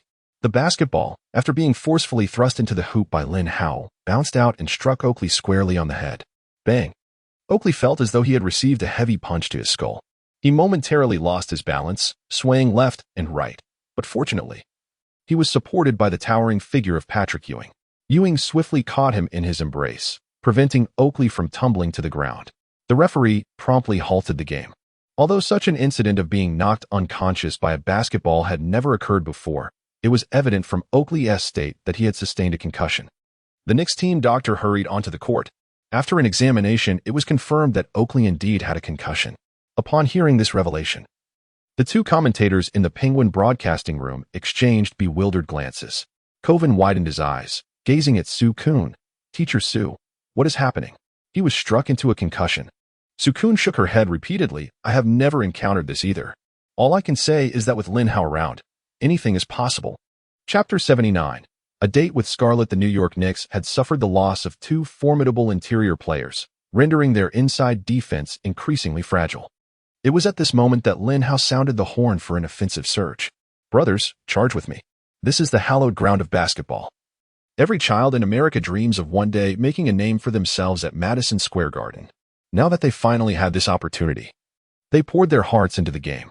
Under the relentless assault from the Pacers, the Knicks ultimately succumbed to defeat. When the referee blew the final whistle, the score stood at 116-103. Lin Hao took the place of Reggie Miller, becoming the new mayor of New York City. Unlike Miller, Lin Hao's position as mayor was well-deserved, as he garnered the support and adoration of the fans. After the game, the fans lingered, reluctant to leave, chanting Lin Hao's name in unison. Many even rushed onto the court to take pictures with him. This was quite a rare occurrence in New York, where fans had seen and experienced it all. Lin Hao, somewhat indifferent, was not acting aloof. Rather, his attention was captivated by Scarlett Johansson at the sidelines. While most female stars had approached him, Scarlett was one of the few he wished to initiate a conversation with. However, before he could make a move, Scarlett pushed through the crowd and approached him. "Hello, Lin. You might not recognize me." Before she could finish her sentence, Lin Hao interjected, "How could I not? You are Scarlett Johansson." At that moment, Scarlett was taken aback, for she was not yet the household name she would later become. Though she was at the pinnacle of her beauty, her career had yet to reach its zenith. At that time, she was merely an obscure actress in New York, shooting art films that received critical acclaim but failed to draw audiences. "Oh my, you actually know who I am." Scarlett's face displayed a mixture of excitement and emotion. Lin Hao had indeed taken the initiative this time. He smiled and asked, "Do you have any plans later?" "I intend to join my teammates at Hanny to experience the nightlife of New York. Would you care to join us?"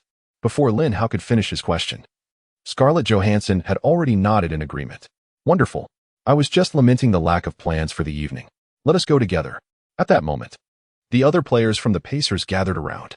"Bro, you've played a game and already found your companion," Paul George remarked with a mischievous grin. Lin Hao, slightly embarrassed, responded, "Please don't say that. She is the renowned star, Scarlett." This time, it was Scarlett Johansson who felt shy. With a bashful expression, she replied, "I wouldn't call myself a star. I am merely a small actress." Reggie Miller interjected, "All right, let us hurry up and set off. I can hardly contain my excitement." The players of the Pacers quickly took showers, changed their clothes, and set off immediately. New York is replete with delightful bars and nightclubs. Their destination was the city's most famous club, known not only for its premier DJs but also for its vibrant crowd of young men and women. On the way, Ron Artest turned to Paul George and said, "Paul, could you have a word with the venue's manager to ensure no other men are present? Our group will suffice." Paul George chuckled, "Brother, what are you thinking? The venue can accommodate thousands. A few of us won't be enough." Artest shrugged nonchalantly. "Paul, we can take on 10 each, and Lin Hao could handle 100. That's more than sufficient." Upon hearing this, Scarlett Johansson cast a surprised glance at Lin Hao. He quickly retorted, "Ron, please don't exaggerate. I am not like that." Artest laughed heartily. "My apologies. I forgot there are ladies with us." Before long, the group arrived at the club. Paul George, the most experienced among them, led the way inside. Lin Hao and Scarlett followed closely behind. Lin Hao had intended to maintain a low profile since Scarlett was by his side, but his towering height of 7 feet made it impossible to blend in. No matter where he went, he was undeniably the center of attention. "Look over there. Isn't that the tall guy Lin Hao?" "Indeed, that's Lin Hao. So tall and handsome. Who else could it be? Ladies, I can't hold back any longer. I'm going to find him." A group of stunning beauties suddenly rushed towards Lin Hao. Witnessing such a remarkable scene, even the experienced Paul George was left momentarily speechless. "Oh my goodness. Those first-rate super idol singers are no different." George shook his head repeatedly, expressing his admiration. Behind him, Danny Granger snorted softly, questioning what they could possibly offer in comparison to Lin. They were utterly inferior to Lin. Did those fellows possess a physique as remarkable as his? At that moment, Lin Hao could no longer hear the words of his teammates. His ears were filled with the fervent screams of female fans, while Scarlett Johansson found herself somewhat sidelined, making it difficult for her to get close to Lin Hao. Rather than feeling discontented, this only ignited her competitive spirit. She believed that a young man adored by so many girls must be exceptional, intensifying her desire to claim Lin Hao for herself. Ron Artest shouted, "Hey, don't just stare at Lin Hao. I'm here too. I am Ron Artest of the Pacers. Just look at my strong physique." In his excitement, Artest removed his shirt, revealing a robust and muscular frame. He was not content to stop there, proceeding to showcase a series of muscle-flexing gestures. However, these young ladies remained unimpressed, their attention entirely captivated by Lin Hao. A few young men, on the other hand, approached Tai with flirtatious glances. The foremost among them was a chubby fellow with a stubbly face, adorned with a pair of sophisticated glasses. "Ron, I have always been an admirer of yours. I appreciate your fierce style of play and would love to engage in a friendly duel." With that, he cast a flirtatious wink at Tai. Tai, unlike Howard, was an unabashedly straight man. Unable to tolerate such insolence, he delivered a swift kick to the intruder's posterior, growling, "Get as far away as you can." To Ah Tai's astonishment, this action seemed to please the chubby lad, who wore a smug smile. Feeling an overwhelming surge of frustration with no outlet, Ah Tai turned to see Paul George smirking at the commotion. Chapter 80. The New York gang conflict amidst the chaos. A group suddenly emerged from the VIP section. "Who are you all surrounding? We have the King of New York here. You better return," shouted a boisterous individual dressed in a ranner style. Yet, his shouts did little to sway the crowd, as the young women continued to cluster around Lin Hao, unfazed by the interruption. Enraged, he charged forth, eager to discover who dared to disrupt their gathering. In a fit of anger, Ah Tai stepped in front of him. "What are you saying? Is this even your territory? Who are you to claim the title of King of New York?" The ranner looked up defiantly at Ah Tai. "I know you. You are Ron Artest, the basketball player notorious for being better at fighting than playing." With his fist raised, Ah Tai retorted, "Well then, since you think I excel at brawling, I shall show you just how formidable my fists can be." Had it not been for Reggie Miller intervening, Ah Tai might have indeed struck the ranner squarely on the head. "Ron, we are having an exceptional season. Do not incite trouble. If you were to be suspended due to off-court incidents, it would be utterly foolish." Despite Reggie Miller's often impulsive demeanor on the court, he was, in truth, a remarkably composed individual. He knows when to wield his passion and when to maintain his composure. Yet this brash young man provokes my ire, and I truly wish to teach him a lesson. The flames of anger within Ah Tai remain difficult to quell. Reggie Miller continues to offer him solace, reassuring him, "Do not worry, my brother. Individuals like him will be dealt with by many others, and it is not your responsibility." The African-American ranner then turned his ire towards Reggie Miller, exclaiming, "You skinny little guy, what nonsense are you spouting?" Reggie Miller found amusement in the taunt, as this fellow was dwarfed by him, appearing to weigh less than 100 pounds, yet he dared to label Miller as the frail one. Miller felt confident that with a single punch, he could bring this individual to his knees. The ranner sensed Miller's disdain and felt his own anger flare up immediately. He waved his hand towards his brothers, urging them to come quickly, as these individuals were bullying him. This fellow possessed quite a commanding presence. With a mere gesture, the entire group flocked to his side. A tall Caucasian stepped forward with bravado. "You lot, is winning a single game truly a reason for such arrogance? Do you even realize where you are? How dare you humiliate my brother here in New York?" At that moment, Ah Tai was the first to respond. "What do you want? Are you looking for a fight? I shall stand my ground." However, before Ah Tai could finish his statement, a fist from the opposing side struck with ferocity. The blow was delivered with astonishing speed and power. Ah Tai was caught off guard, and the punch landed squarely on his chest, forcing him to stagger backward. As soon as the other players from the Pacers witnessed their teammate being assaulted, they gathered courage and rushed to his aid. Yet, the opposing group was clearly more numerous.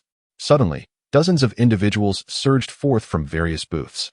Judging by their appearances, demeanor, and tattoos, it was evident that they were all members of a gang. Each of their faces bore the marks of various accusations. However, the players of the Pacers were currently incensed, showing little regard for their opponents. A brawl erupted between both sides.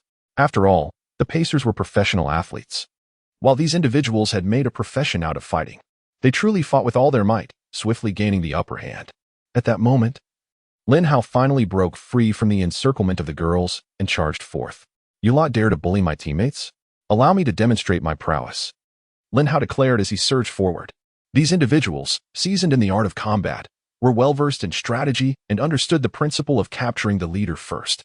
In an instant, many positioned themselves in front of Lin Hao. The African runner aimed his aggression directly at Lin Hao, exclaiming, "You have the audacity to bully our leader. We shall teach you a lesson you won't soon forget." Lin Hao was utterly perplexed by this remark, having no knowledge of who their leader was. Yet, it mattered not. Regardless of identity, the battle was on. The African runner leapt forward, throwing a powerful punch aimed squarely at Lin Hao's chest. Lin Hao did not hold back, retaliating with a punch of his own. His strike was equivalent in size to 4 of the African runner's fists. Upon impact, the African runner let out a cry of anguish. "Ah, my hand is ruined." The gang members were left in stunned silence. They had not anticipated Lin Hao's remarkable prowess in combat.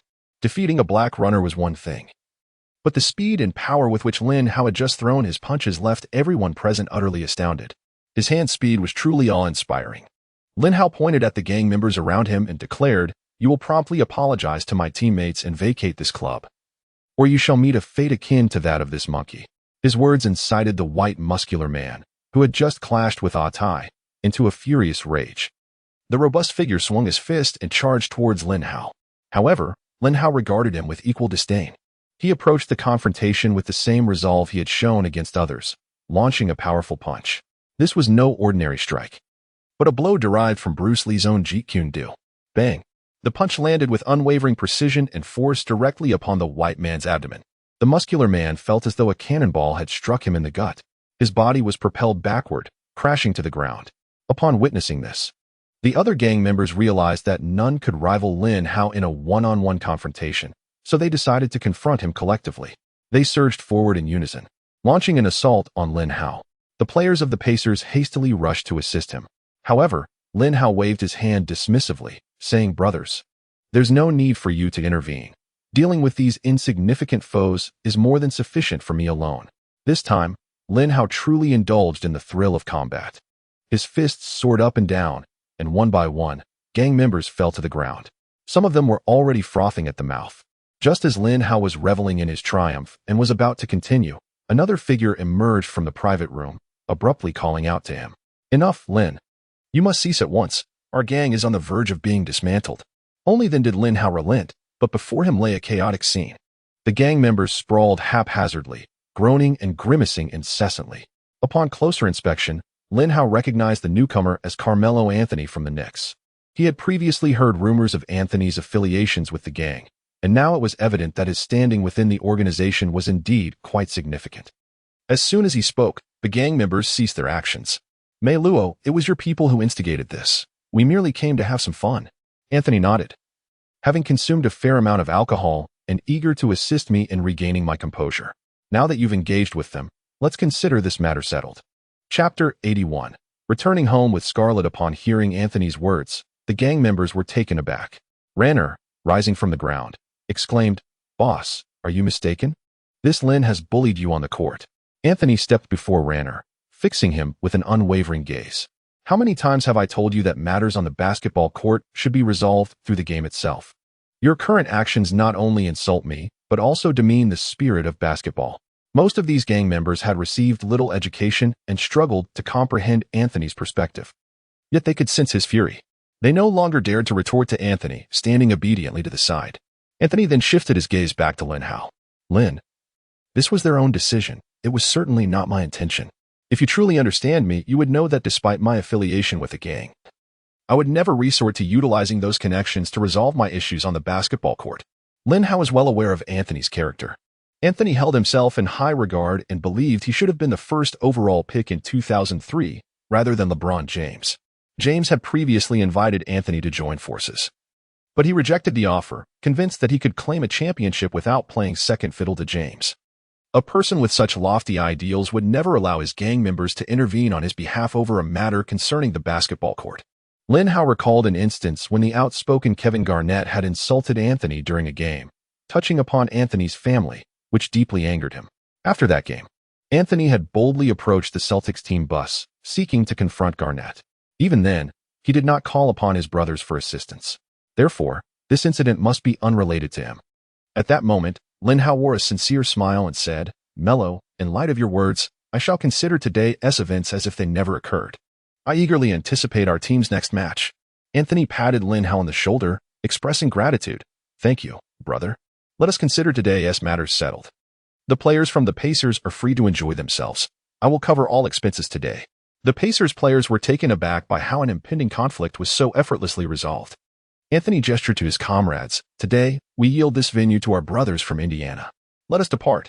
The gang members appeared somewhat disappointed, feeling that their leader, Anthony, had not shown the fortitude they had hoped for, failing to stand up for them. They endured a beating in vain, their hearts filled with indignation. However, Anthony reflected on the fact that this altercation was instigated by his own crew. He felt a sense of culpability. Moreover, the players of the Pacers were not mere ordinary individuals. They possessed influential backgrounds. Should the brawl attract the attention of local law enforcement? Or if the Pacers players chose to report the incident after being assaulted, their gang would face considerable repercussions, given that the situation had now subsided. It was the most favorable outcome for Anthony and his crew. Before departing, Anthony extended his hand, saying, "Brother, we shall meet again on the court." Lin Hao shook Anthony's hand, then requested 2 bottles of beer from the waiter. All right, Mello, next time, we shall clash once more. Both of them raised their bottles and drank deeply.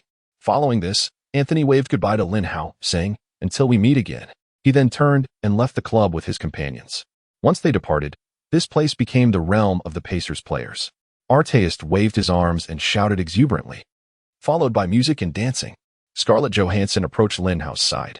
"Lin, you were absolutely magnificent just now, defeating so many opponents single-handedly." Yet, before Lin Hao could respond, a group of girls approached, attempting to encircle him. Nevertheless, Lin Hao remained steadfast in his principle of choosing wisely rather than settling for less. He extended his arm, firmly grasping Scarlett Johansson's elbow. "Let us depart. This place is far too chaotic." Scarlett looked at Lin Hao with a mixture of astonishment and curiosity. Why? Is not such a lively locale a favorite among men? After speaking, she cast another glance around, observing that the women here possessed both beauty and allure, their attire undeniably captivating to the male gaze. She mused that no man could possibly resist such charm. However, Lin Hao replied, "I prefer to share moments with you in a tranquil setting. Let us converse for a while." Suppressing her excitement, Scarlett stepped outside with Lin Hao. Inside the nightclub, the other women, upon noticing Lin Hao's departure, surged towards him with fervor. Lin Hao promptly turned to his teammates, exclaiming, "Brothers, quickly shield me from these women." The players of the walking team were immediately stirred into action.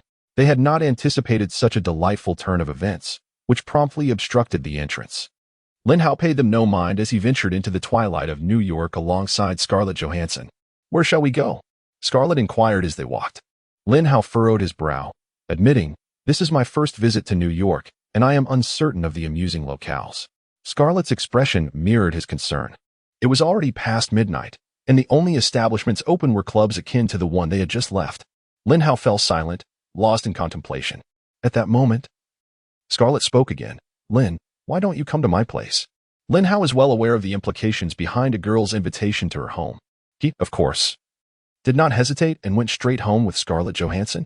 At that time, Scarlett was not yet a renowned actress. Her income was comparable to that of an ordinary white-collar worker. Her dwelling was modest, consisting of a one-bedroom apartment. The bedroom was adorned with various movie posters, among which a particularly striking basketball poster caught the eye. This poster featured Lin Hao, capturing the moment he spectacularly dunked over Big Ben. Lin Hao was taken aback to see that the poster had already been printed and affixed to the wall within just a day. Noticing Lin Hao's gaze upon the poster, Scarlett suddenly became shy. "Oh, Lin, your performance in the last game truly amazed me. It was my first time watching basketball, and I fell in love with the sport." In truth, what Scarlett really meant to convey was that it was Lin Hao who captured her heart during her inaugural encounter with basketball. A smile illuminated Lin Hao's face as Scarlett beckoned him to sit on her bed. She then played her favorite song, Nirvana's "Where Did You Sleep Last Night?" Accompanied by the enchanting music, the two enjoyed a delightful evening together. Chapter 82. Atlanta Gold Club. As Lin Hao departed from Scarlett Johansson's home, she was still in a deep slumber. However, Lin Hao had to leave, as he needed to join his team for their next away game. The players of the Pacers appeared fatigued, and their demeanor suggested that the previous night's revelry had been quite exuberant. Ron Artest grumbled as he boarded the plane. "Does the league look down upon us, the Pacers? Why must we play so many away games right at the start of the season?" In contrast, Reggie Miller wore a smile. "Ron, you may not realize it, but for us married folks, there are advantages to playing away games." With that, he turned his gaze toward Paul George. George quickly interjected, "Reggie, don't look at me. I'm not married." The interesting aspect of Paul George was that he had a girlfriend and children, yet remained unmarried. After several years of being together, they still referred to each other as boyfriend and girlfriend. This arrangement was quite common in the United States. Marriage involves not just the couple, but also the financial restructuring of two families. For these young, affluent NBA stars, remaining unmarried allowed them to maximize their interests. Reggie Miller chuckled, "Do you know where we are headed? We're off to Atlanta." Little O'Neal looked at Reggie Miller in astonishment. "Reggie, what's so exciting about going to Atlanta? It's not like we're heading to Atlantis." Ateris continued, "Indeed, I believe the league should establish a team in Las Vegas. Why build one in Atlanta? I reckon their situation is not much better than ours in Indiana." Reggie Miller, feigning mystery, remarked, "What you may not know is that Atlanta is most renowned for its Gold Club." The other players gazed at Reggie in astonishment, while Lin Hao maintained an air of calm. He understood full well what the Gold Club entailed. It was an upscale establishment from the 1990s, frequented by affluent clientele. It was rumored that Bill Gates himself often indulged there, alongside basketball legends like Michael Jordan. Lin Hao was taken aback that his Pacers teammates were unaware of this. Could it be that they appeared lewd on the surface yet were innocents at heart? Not quite. The Gold Club in Atlanta catered to an elite clientele. The reason the general public became aware of it was due to subsequent scandals, as prior to that, knowledge was scarce. Although these Pacers players shone brightly as local stars in Indiana, they did not quite reach the same echelon nationwide. Only someone of Reggie Miller's caliber, who had entered the ranks of the top 75 stars, could catch their attention. Subsequently, Reggie regaled his teammates with tales of the Gold Club's wonders. After his narration, all the players were visibly enthralled. Ron Artest exclaimed first, "Goodness, in this desolate Atlanta, there exists such a splendid place. I am eager to explore it." Miller smiled slightly. "As long as you perform well on the court, I assure you, your experience there will be delightful." He then turned to Lin Hao. "You must not have been there either, right? Wouldn't you want to indulge a bit?" To Miller's surprise, Lin Hao shook his head at that moment, declining his offer. "Forget it, Reggie, it wouldn't be worthwhile." Lin Hao thought to himself about the illustrious company he had encountered since joining the Pacers, icons such as Marilyn Monroe, Madonna, Scarlett Johansson, and at the very least, the Kardashian sisters. How could he hold those courtesans in high regard? Paul George, with a mischievous grin, remarked, "Don't be fooled by Lin's current seriousness. Once inside, you'll understand the allure of this place. We can all go together." Laughter and banter filled the air as they boarded a private jet to Atlanta. Upon arrival, Lin Hao observed that it was not significantly better than Indiana. In truth, he harbored some resentment towards the system for assigning him to this team. How convenient it would be to be situated in bustling metropolises like New York or Los Angeles. Why was he placed in the desolate Indiana? Nevertheless, he soon realized that the location mattered little to him, for wherever he found himself, he could always indulge in the pleasures of life. His room must certainly be adorned with a variety of starlets. After a day of preparation, the players of the Pacers took to the court. The Atlanta Hawks, their formidable opponents, have assembled their most illustrious lineup in history. At the point guard position, we have the prodigious Trae Young, the shooting guard, the exceptional Joe Johnson, the small forward, the legendary Dominique Wilkins, the power forward, the remarkable Bob Pettit, and at center, the indomitable Dikembe Mutombo. Their head coach is none other than Lenny Wilkens, the first coach in NBA history to achieve 1,000 victories. Clearly, the Hawks are a team with a rich and storied heritage. Their all-time best lineup does not appear to be particularly formidable. In the NBA league of this basketball star, they find themselves on the periphery of the playoffs. However, prior to the commencement of the match, the head coach of the Pacers, Rick Carlisle, remained cautious. His primary concern was the players' potential fatigue after an arduous series of away games. Moreover, the physical intensity of their first two opponents weighed heavily on his mind, leading him to worry about the players' physical well-being. As a result, he made certain adjustments to the starting lineup: point guard, Mark Jackson shooting guard, Reggie Miller small forward, Paul George power forward, Lin Hao center, Roy Hibbert as the referee's whistle pierced the air. The game officially began. The basketball was tossed high into the air, and both Hibbert and Mutombo leaped in unison. Mutombo gained the upper hand, deflecting the ball backward to their primary ball handler, Trae Young. Before the other Hawks players could advance to the front court, Trae Young had already launched a three-point shot. Swish. With the bow drawn like a full moon. Only the archer knows how to shoot the majestic eagle. The long-range three-pointer is Trae Young's forte. The ball swished through the net effortlessly. After scoring, Trae Young gleefully exclaimed to Lin Hao, "Brother, I've heard you possess remarkable shooting accuracy. Can you hit a super long-range shot like me?" Lin Hao, casting a disdainful glance downward, retorted, "Brother, that shot is merely child's play for me. I suggest you refrain from such reckless attempts. Your teammates' expressions say it all." Indeed, the Hawks players expressed their dissatisfaction with Trae Young's choice of shot. The first to voice his discontent was the original Hawk King, Petit. "Trae, have you lost your mind? Don't forget, I am the leader of this team. You should pass the ball to me first." Trae Young, unfazed, responded with a smirk, "Oh, understood." Chapter 83. He is as strong as he claims. I am Trae Young. Following that, Trae Young dashed back to the backcourt, his demeanor and actions revealing that he had no intention of conceding. In his eyes, he was the best player on the team, without question. The Pacers initiated their offensive play. Dribbling forward was Mark Jackson, closely defended by Trae Young, whose defense was barely adequate. Jackson, possessing a robust physique, was ready to make his move. His offensive prowess against Trae Young can undoubtedly be described as overwhelming. Witnessing Trae being so mercilessly bullied, the new king of the Hawks, Joe Johnson, could no longer stand idly by. Although known as an offensive player, Joe felt compelled to make a stand on the defensive end upon seeing his teammate mistreated. He approached Mark Jackson, declaring, "You dare to treat my brother this way? I shall show you my strength." Mark Jackson, a traditional point guard, primarily focused on facilitating plays for his teammates. He disregarded the remarks made by the single-minded player and executed a precise bounce pass directly into the hands of Reggie Miller. Upon receiving the ball, Miller swiftly launched a three-point shot. Swish. The score on the court equalized to 3-3. Witnessing the opponent's effortless three-pointer, the Hawks head coach, Wilkins, expressed his dissatisfaction. "You are truly the worst group of players I have ever coached. How could you leave such a wide-open shot for a shooter?" The Hawks players initiated their offensive play. Petit, while Trae Young was dribbling forward, admonished him, "Stop taking reckless shots. Once you advance the ball to the frontcourt, you must pass it to me." In response, Trae Young retorted, "You can't just direct me. I can pass the ball to you, but you need to set a screen for me." After a moment's contemplation, Petit realized that such collaboration would not disadvantage him. Thus, as Trae Young dribbled at the arc, Petit rushed over to set a screen. However, an unforeseen occurrence transpired. Utilizing Petit's screen, Trae Young executed a step-back move and effortlessly released a three-point shot. This audacious attempt left Petit exasperated. "Are you out of your mind? This is an NBA game, not a video game." Yet, before Petit could finish his sentence, an unexpected event unfolded. The basketball struck the backboard and fell directly into the hoop. Faced with this spectacle, Petit found himself at a loss for words.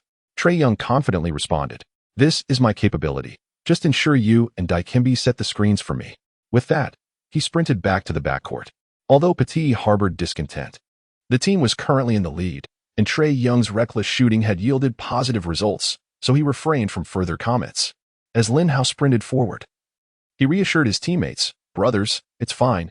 Let us continue adhering to our previous defensive strategy. This guy's wild shots lack significant impact." This statement reached Trae Young's ears, prompting him to widen his eyes in disbelief. At that moment, Mark Jackson passed the basketball into Lin Hao's hands. Infuriated and humiliated, Trae Young charged toward Lin Hao. The clash between the two players captivated the onlooking fans, emphasizing the amusing height disparity on the court. Lin Hao began to tease Trae Young, "Brother, you might want to step away from in front of me. Even my dolls are taller than you." Having spoken, Lin Hao raised the basketball high above his head. Trae Young realized that he had to leap with all his might to make contact with the ball in Lin Hao's grasp, a situation that left him feeling rather embarrassed. At that moment, none of his teammates showed any intention of coming to his aid. This was largely due to Trae Young's notorious arrogance within the team, as his teammates were somewhat eager to witness his downfall. Just as Trae Young hesitated, Lin Hao made his move. To confront Trae Young, Lin Hao didn't even need to jump. He firmly planted his feet, and with a flick of his wrist, unleashed a stunning three-point shot. Swish. A breathtaking three-pointer delivered to the charming young hero, Young. The two teams engaged in an exhilarating battle of three-pointers, with the score tied at 6-6 after the initial 2 rounds. Now it was the Hawks' turn to attack. Trae Young seized the ball and charged forward with fervor.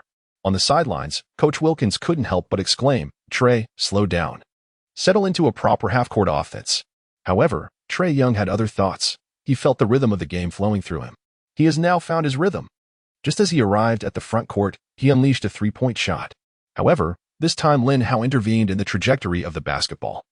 With a sweeping motion of his hand, he directly disrupted Trae Young's long-range shot. If Trae Young represents precision targeting, then Lin Hao possesses unparalleled aerial defense capabilities.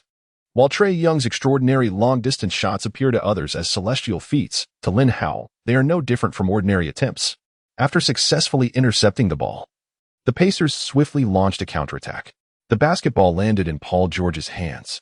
George glanced towards the front court, aware that the ball he held was akin to a flying disc, and Lin Hao was the ultimate hound. Once he released the ball, Lin Hao would undoubtedly seize it with lightning speed. Indeed, that was the case. Paul George flung the ball with one arm, and Lin Hao darted forward like an arrow released from its bow. The crowd erupted in astonished gasps. Atlanta, having hosted the Olympics, had its share of spectators who had witnessed true sprinters in action. Yet, they were still taken aback by Lin Hao's pace as he surged towards the front court. Goodness! Is he a basketball player? How is it that he seems faster than even sprinters? This is truly terrifying. His speed is astonishing. There is certainly no one who can match him. He resembles a galloping wild stallion, though regrettably, the basketball court lacks a prairie. Amidst the fans' astonishment, Lin Hao had already strode confidently into the front court. He caught the basketball just before it sailed out of bounds. Mark Jackson, renowned for his exceptional passing abilities as a point guard, began to lament Paul George's delivery. Paul, your pass was somewhat lacking, had it been more precise. Lin Hao could have effortlessly launched a shot from beyond the arc. Paul George chuckled and shook his head. I must admit, I prefer witnessing his dunks over shooting. No sooner had Paul George spoken, Lin Hao was already soaring into the air. He swung the basketball in a grand arc before forcefully slamming it into the hoop. It was an exceptionally powerful windmill dunk. The Atlanta Hawks were not lacking in aerial artists. With the legendary Dominique Wilkins gracing the court and the formidable Josh Smith seated on the sidelines. Both were masters of the dunking craft. Yet Lin Hao's display left even these seasoned dunkers in awe. Lin Hao approached Dominique Wilkins, challenging him. How about you join me for one? Chapter 84, Dunking on Uncle Moo. This Hawks team was devoid of elite superstars, resulting in a competitive atmosphere where several players vied for dominance. The starting players each believed they should rightfully be the leader of the team. At this moment, Dominique Wilkins felt humiliated by Lin Hao's performance and was eager to prove himself.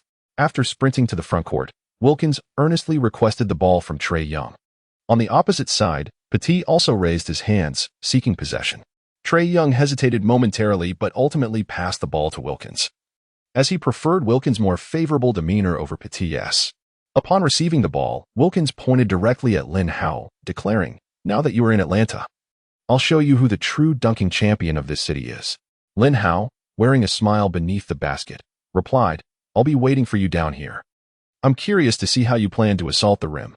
With that, Dominique Wilkins launched into a fierce offensive drive, renowned for his ferocious dunks.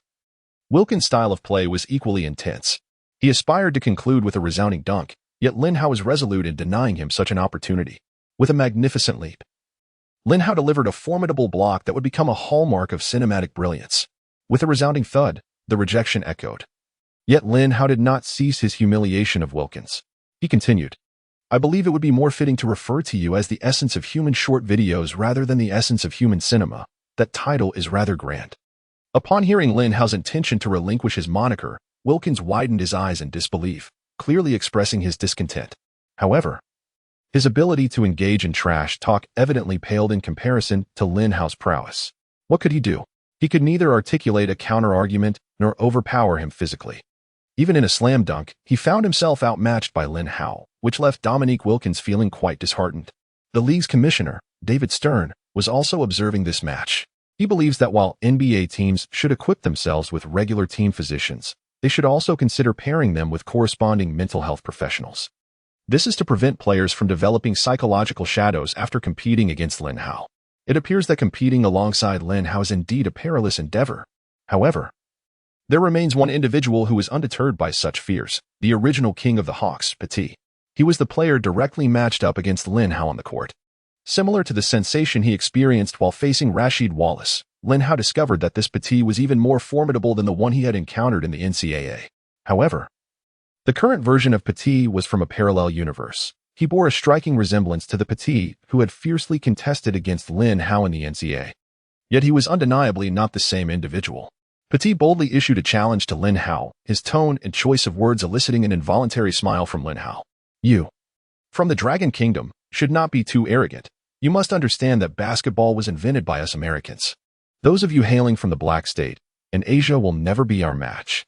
Lin Hao chose not to engage with his senseless remarks, merely displaying a look of disdain. "Brother, just by your appearance, you look like you deserve a beating. If you beg for mercy now, I might spare you from a thorough thrashing." In response to Lin Hao's trash talk, Petit scoffed, "Kid, if you dare provoke me again, I will undoubtedly smash your head." Witnessing the opponent's obstinate arrogance, Lin Hao resolved to teach Petit a lesson in humility.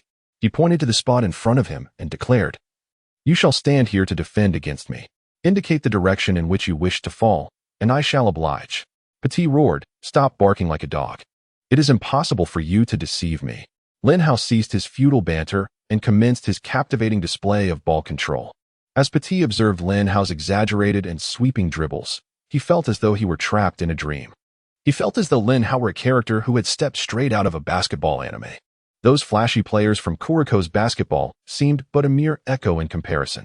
Just as Petit was becoming bewildered, Lin Hao executed a dazzling Sam Gold move, deftly shifting Petit's center of gravity.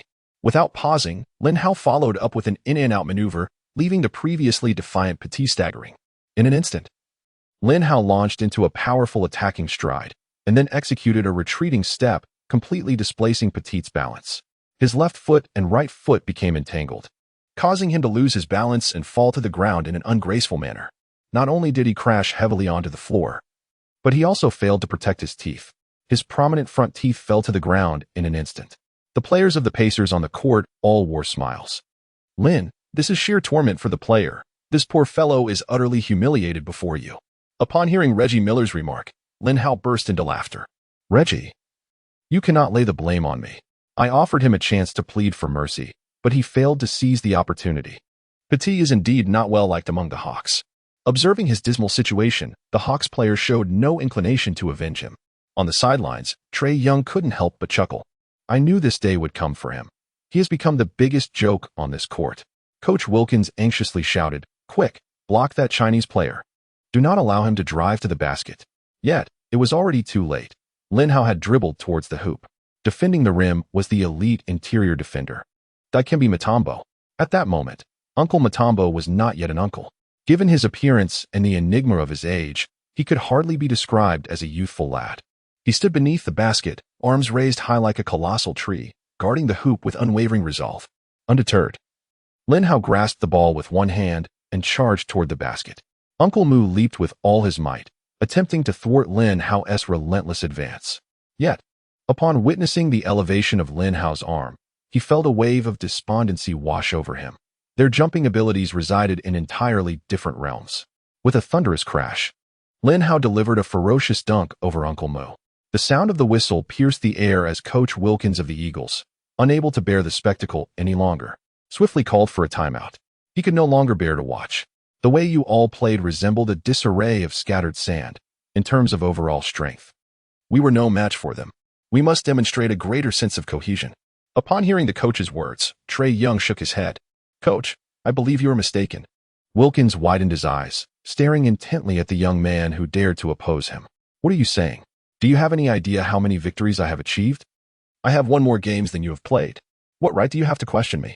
Such was Trae Young's fearless disposition. He did not cease his words in response to the coach's remarks. He continued, our strength is indeed inferior to theirs. Thus, our shooting should be more resolute. I believe there is nothing wrong with my shot. Chapter 85. Isolation Joe also faces a block.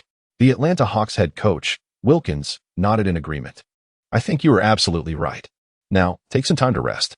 With that, he substituted Wilkins out of the game, bringing in Jeff Teague in his place. While Teague may lack the offensive prowess of Trae Young, he is a player who emphasizes teamwork. After some coordinated play, he passed the ball into the hands of Joe Johnson. Isolation Joe confronted Reggie Miller's defense directly.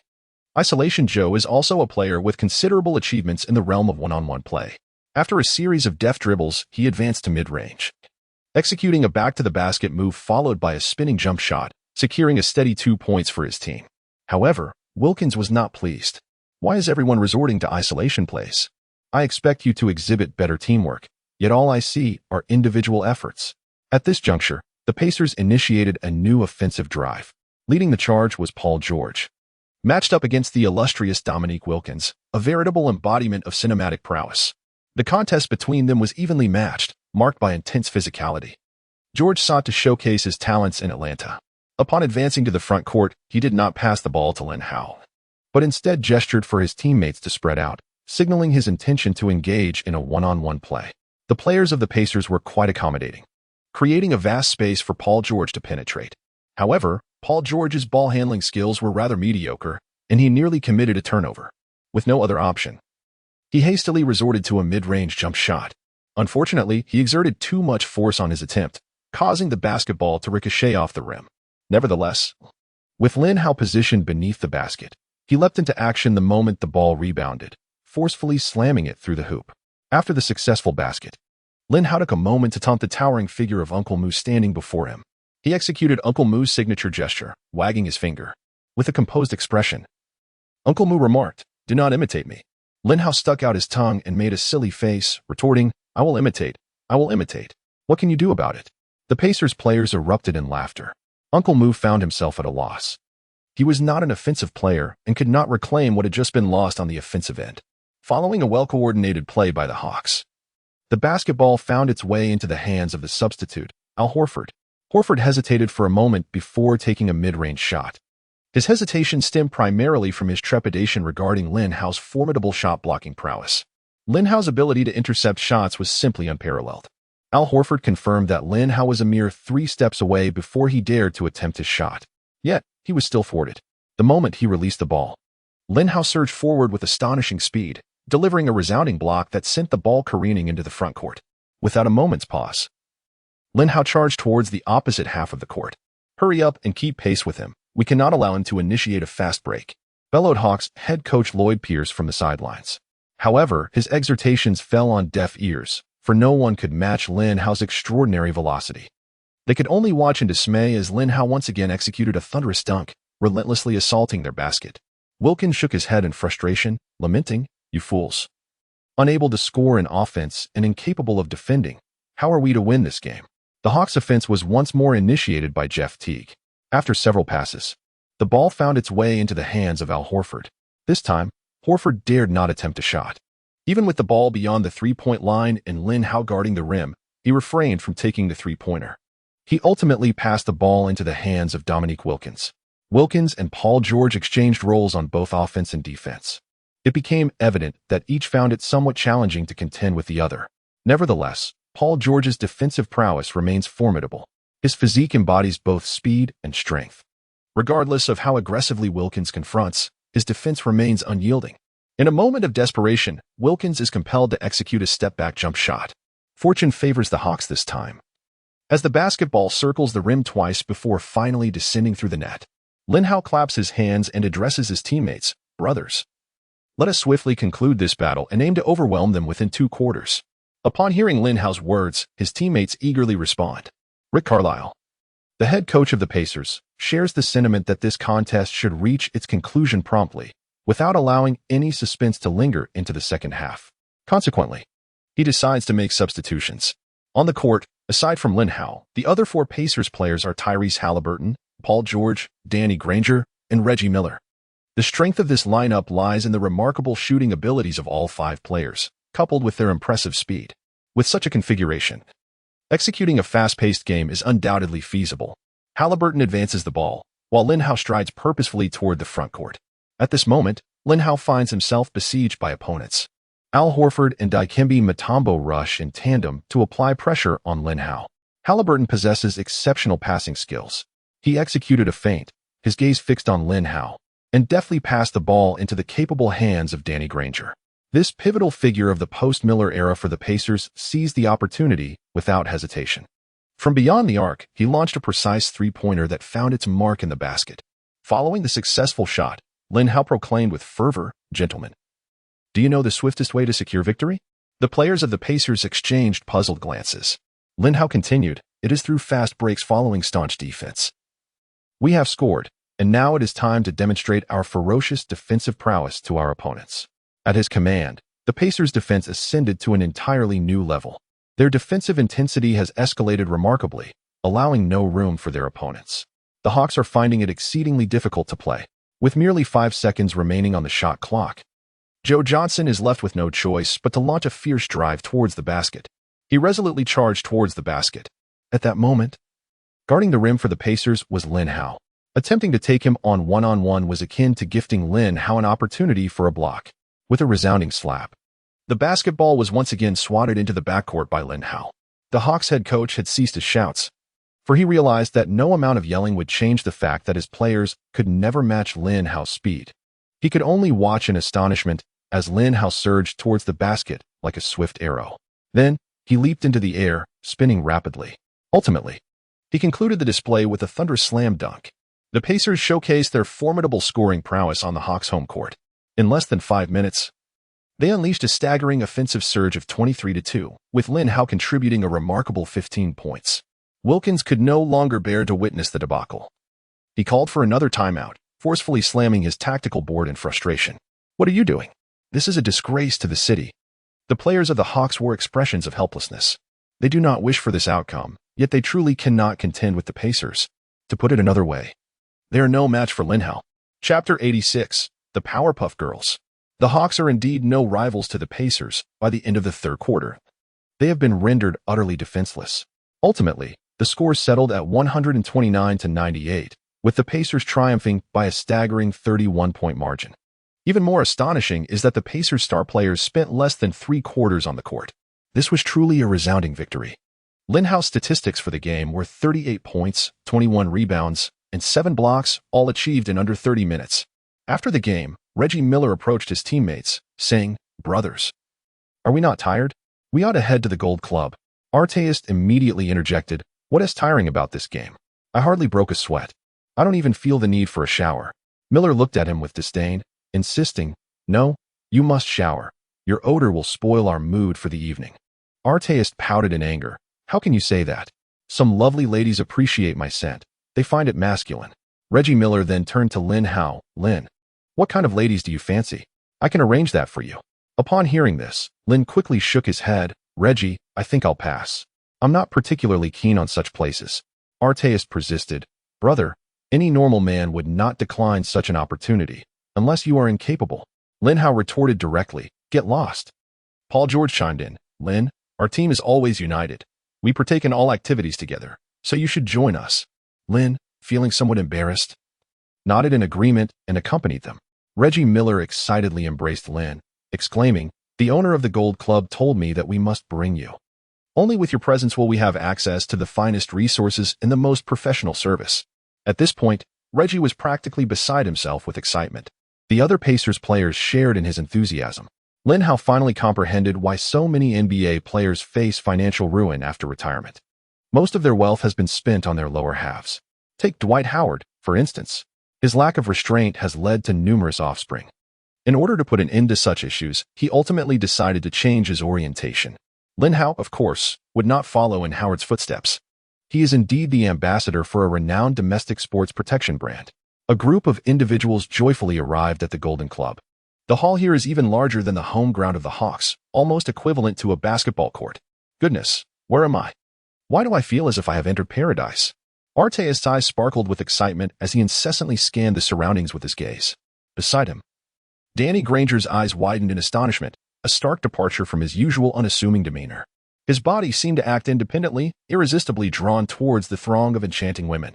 However, he was promptly restrained by Reggie Miller. "Danny, do not present yourself as though you have never encountered such sights. It may invite disdain." Danny rubbed the back of his head and replied, "Reggie, this reminds me of the beaches in Miami, but there, we had men. Here, it is a sea of women." Reggie Miller chuckled. "This is merely the standard fare. We, as V users, naturally seek the most exquisite offerings." With that, he ushered Granger and their teammates towards a nearby private booth. Though the distance was short, their journey was fraught with difficulty. Lin Hao felt as though he were enduring the trials of the legendary journey to the west. Yet, there were no demons or monsters here.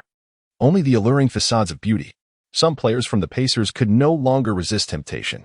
For instance, Halliburton was whisked away by 3 stunningly identical blonde beauties. Their attire was notably distinctive, revealing their intention to cosplay as the Powerpuff Girls. Upon seeing the trio, Lin Hao's heart raced uncontrollably. However, he was firmly held back by Reggie Miller, who kept whispering in his ear, "Brother, you must withstand this trial. The boss has prepared the finest for you. And you must persevere until the end." Miller's incessant murmurs gradually helped Lin Hao regain his composure. His gaze was solely fixed upon the illuminated letters V shimmering in a rainbow of colors, disregarding the throngs of enchanting women vying for his attention. Thus, under Miller's guidance, he stepped into the V booth. To Lin Hao's astonishment, he realized that his fellow teammates had vanished, now engulfed in a sea of beauty. "Reggie, they won't encounter any issues, will they?" Lin Hao inquired with a hint of concern. Reggie, with a mischievous grin, replied, "There should be no significant problems. After all, these fellows are NBA players. They train rigorously, so they should be safe." In that moment, Lin Hao grasped the profound truth of a saying. 10 minutes on stage requires 10 years of practice off stage. If one were to replace the character for stage with that for bed, it would be perfectly apt for the current scenario. Yet before Lin Hao could ponder further, he was jolted by a voice. "Hello, Lin. I have finally met you." Lin Hao had anticipated that the speaker would be a youthful and beautiful girl, even more stunning than those flying Powerpuff Girls. To his surprise, the voice belonged to a middle-aged man. He lowered his head and instantly recognized the individual before him. This was none other than the wealthiest person in the world, Bill Gates. Lin Hao was aware that Bill Gates was a frequent patron of the Golden Club, yet he never anticipated encountering him here. What could this be termed? Kindred spirits? "Hello, Bill." Lin Hao greeted, extending his hand for a handshake with Bill Gates. Upon seeing this, Bill Gates was visibly excited, immediately rising to clasp Lin Hao's hand with both of his. "Wonderful to meet you, Lin. I truly admire your prowess on the court." Lin Hao was somewhat taken aback, for he had played only 3 NBA games, and he had not expected to captivate Bill Gates. Reggie Miller, somewhat disgruntled, remarked, "Bill, I brought you this person. Yet I still find it perplexing. After all my years in basketball, I've never seen you express fondness for me. Why do you favor Lin Hao?" Bill Gates shook his head and replied, "You don't understand, Reggie. The charisma Lin displays on the court is unparalleled." Reggie Miller remained unconvinced and pressed on. "But if we're speaking of skill, there are many formidable players, such as Michael and Shaq, whose dominance is equally impressive." Bill Gates shook his head once more, "Reggie, you must realize that there exists something called chemistry, and Lin Hao captivates me in that regard. I am genuinely intrigued by him." Lin Hao felt a twinge of apprehension, even worrying that the world's richest man might have an unusual inclination. Chapter 87. Captivating Bill Gates. Lin Hao turned to Reggie Miller and inquired, "Didn't you mention that the owner of the Golden Club was seeking me? Where is he?" Miller smiled slightly, far away yet close at hand. "The distinguished individual before you is he." Lin Hao was taken aback, for he had previously researched this Golden Club. He recalls that the owner of the club was merely a modest businessman. He was quite intrigued at that moment, pondering how a mere small-time merchant could suddenly amass such immense wealth overnight. Now, a sudden realization dawned upon him. The mastermind behind this fortune was none other than Bill Gates. Observing Lin Hao's somewhat perplexed expression, Bill Gates broke into a smile. "Lin, you might think of me as a mere bookworm." Lin Hao remained silent, seemingly acquiescing to the notion. It was hardly surprising. Anyone who witnessed Bill Gates and his past endeavors would struggle to perceive him as anything but an intellectual recluse. Bill Gates continued, "In truth, I have a great fondness for leisure, yet I found myself a remarkably formidable wife. Thus, I am compelled to engage in projects under the guise of investment that allow me to unwind." Lin Hao nodded vigorously at this, secretly contemplating that these were no ordinary leisurely pursuits. They were, in fact, the epitome of indulgence, the zenith amongst similar ventures. Indeed, as the world's wealthiest individual, he aspired to excel in all endeavors. He has indeed constructed a private paradise for himself in Atlanta. Lin Hao, noticing Bill Gates' willingness to engage, continued to inquire, "Bill, why did you choose Atlanta instead of a location closer to you?" Bill Gates, feeling an immediate rapport with Lin Hao, candidly replied, "The reason is quite simple. I am wary of my wife discovering this venture." Lin Hao then realized that the actions of the wealthy are not vastly different from the ordinary person's attempts to conceal a secret stash of money. Despite Bill Gates' apparent wealth, he too must deceive his wife in order to enjoy his pursuits. Lin Hao nodded thoughtfully and remarked, "Bill, I must admit I was perplexed at the time. What is your purpose in bringing me here today?" Bill Gates emphasized his commitment to transparency, asserting that he would speak freely and honestly without reservation. He chuckled and said, "I admire your performance on the basketball court, which is why I wish to explore greater business collaboration with you." This reasoning struck Lin Hao as somewhat peculiar, prompting him to furrow his brow. Bill Gates continued, "Lin, do you know why I hold you in such high regard?" Lin Hao replied, "Did you not just mention it?" "It is because I excel in basketball." Bill Gates nodded, affirming, "Indeed, I primarily envy your athletic prowess. It is human nature to covet what one lacks." Lin Hao grasped the analogy. It was akin to Jack Ma being oblivious to the value of money, or Lu Dongqiang failing to appreciate the beauty of his wife. They all say that if given the chance to trade everything for their youth, they would do so without hesitation. Bill Gates, who has amassed a fortune in the billions, yearns most for unparalleled athletic prowess. Lin Hao furrowed his brow and remarked, "But Bill, that is an innate gift. I cannot impart it to you." Bill Gates shook his head and replied, "Lin, you misunderstand. I do not wish for you to transfer your athletic abilities to me. I simply find joy in the prospect of collaborating with you on some business ventures." At that moment, Reggie Miller interjected, Lin, you cannot make a hasty decision on this matter. It requires careful contemplation. Lin Hao looked at Miller with surprise, pondering what he meant. After all, this was Bill Gates, the wealthiest man in the world, inviting him to engage in business. What could there possibly be to hesitate about? Miller was known for his straightforward manner of speaking. He never conceals his true thoughts. Even when seated before the world's wealthiest individual, he speaks his mind without reservation. Reggie Miller stated candidly, Lin, you must understand that our earnings are hard-won, accumulated one game at a time, each drop of sweat a testament to our labor. Yet, those capitalists operate differently. Their wealth multiplies effortlessly, rendering our meager earnings mere drops in the ocean of investment. Upon hearing this, Bill Gates erupted into laughter once more. Reggie, you truly exemplify the wisdom of an experienced player. I've heard that some individuals specifically target athletes like yourselves, seeking to deceive you, but I am not among them. Reggie Miller soon realized that his words might have inadvertently struck a nerve with Bill Gates. He quickly said, Bill, please do not misunderstand me. I merely wish to ensure that Lin Hao is not deceived. Bill Gates replied with gravity, Lin, I would never deceive you. I am proposing a project in which you could invest, and any profits generated would be yours, without any financial obligation on your part. Upon hearing Gates' words, Reggie Miller's eyes immediately sparkled with excitement. Really? Is such a fortunate opportunity available? May I participate? Bill Gates shook his head. I'm sorry, Reggie, but my interest is solely in Lin. Reggie Miller sighed and turned his attention back to Lin Hao, saying, Lin, should you strike it rich, do not forget about me. After all, I brought you here today. Lin Hao nodded and then looked at Bill Gates. Bill, what precisely does this project entail? Bill Gates furrowed his brow. I haven't fully formulated the concept yet, but I have a general direction in mind. I intend to create a video sharing platform. As I am an avid NBA fan and wish to acquire the broadcasting rights for the NBA, this is also a significant reason for my desire to collaborate with you. However, at that moment, Lin Hao shook his head. Bill, have you considered that traditional video websites are becoming obsolete? What you should be developing is a short video platform. Although Bill Gates held Lin Hao in high regard, he still perceived him as akin to other basketball players, physically adept, yet intellectually simplistic. His collaboration with Lin Hao was primarily motivated by the desire to help Lin Hao earn some money. However, he did not anticipate that Lin Hao would offer him such a suggestion.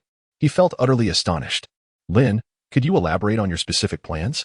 Lin Hao had the answers readily available. After arriving in Lanxing, Lin Hao's greatest discomfort was the inability to access various short videos. Although the hardware here was akin to that of Earth before his transmigration, many software applications had yet to be developed. For instance, the platform he adored in his previous life, Douyin. Now, Lin Hao was introducing the features of Douyin to Bill Gates, who listened with wide eyes. Reggie Miller even displayed a look of admiration. Lin, how did you come up with such an idea? I thought you knew nothing beyond basketball. Lin Hao snorted dismissively. How could that be? I possess quite a bit of knowledge. At that moment, Bill Gates felt a shift within him, losing interest in the women outside. His gaze towards Lin Hao shifted, becoming distinctly peculiar.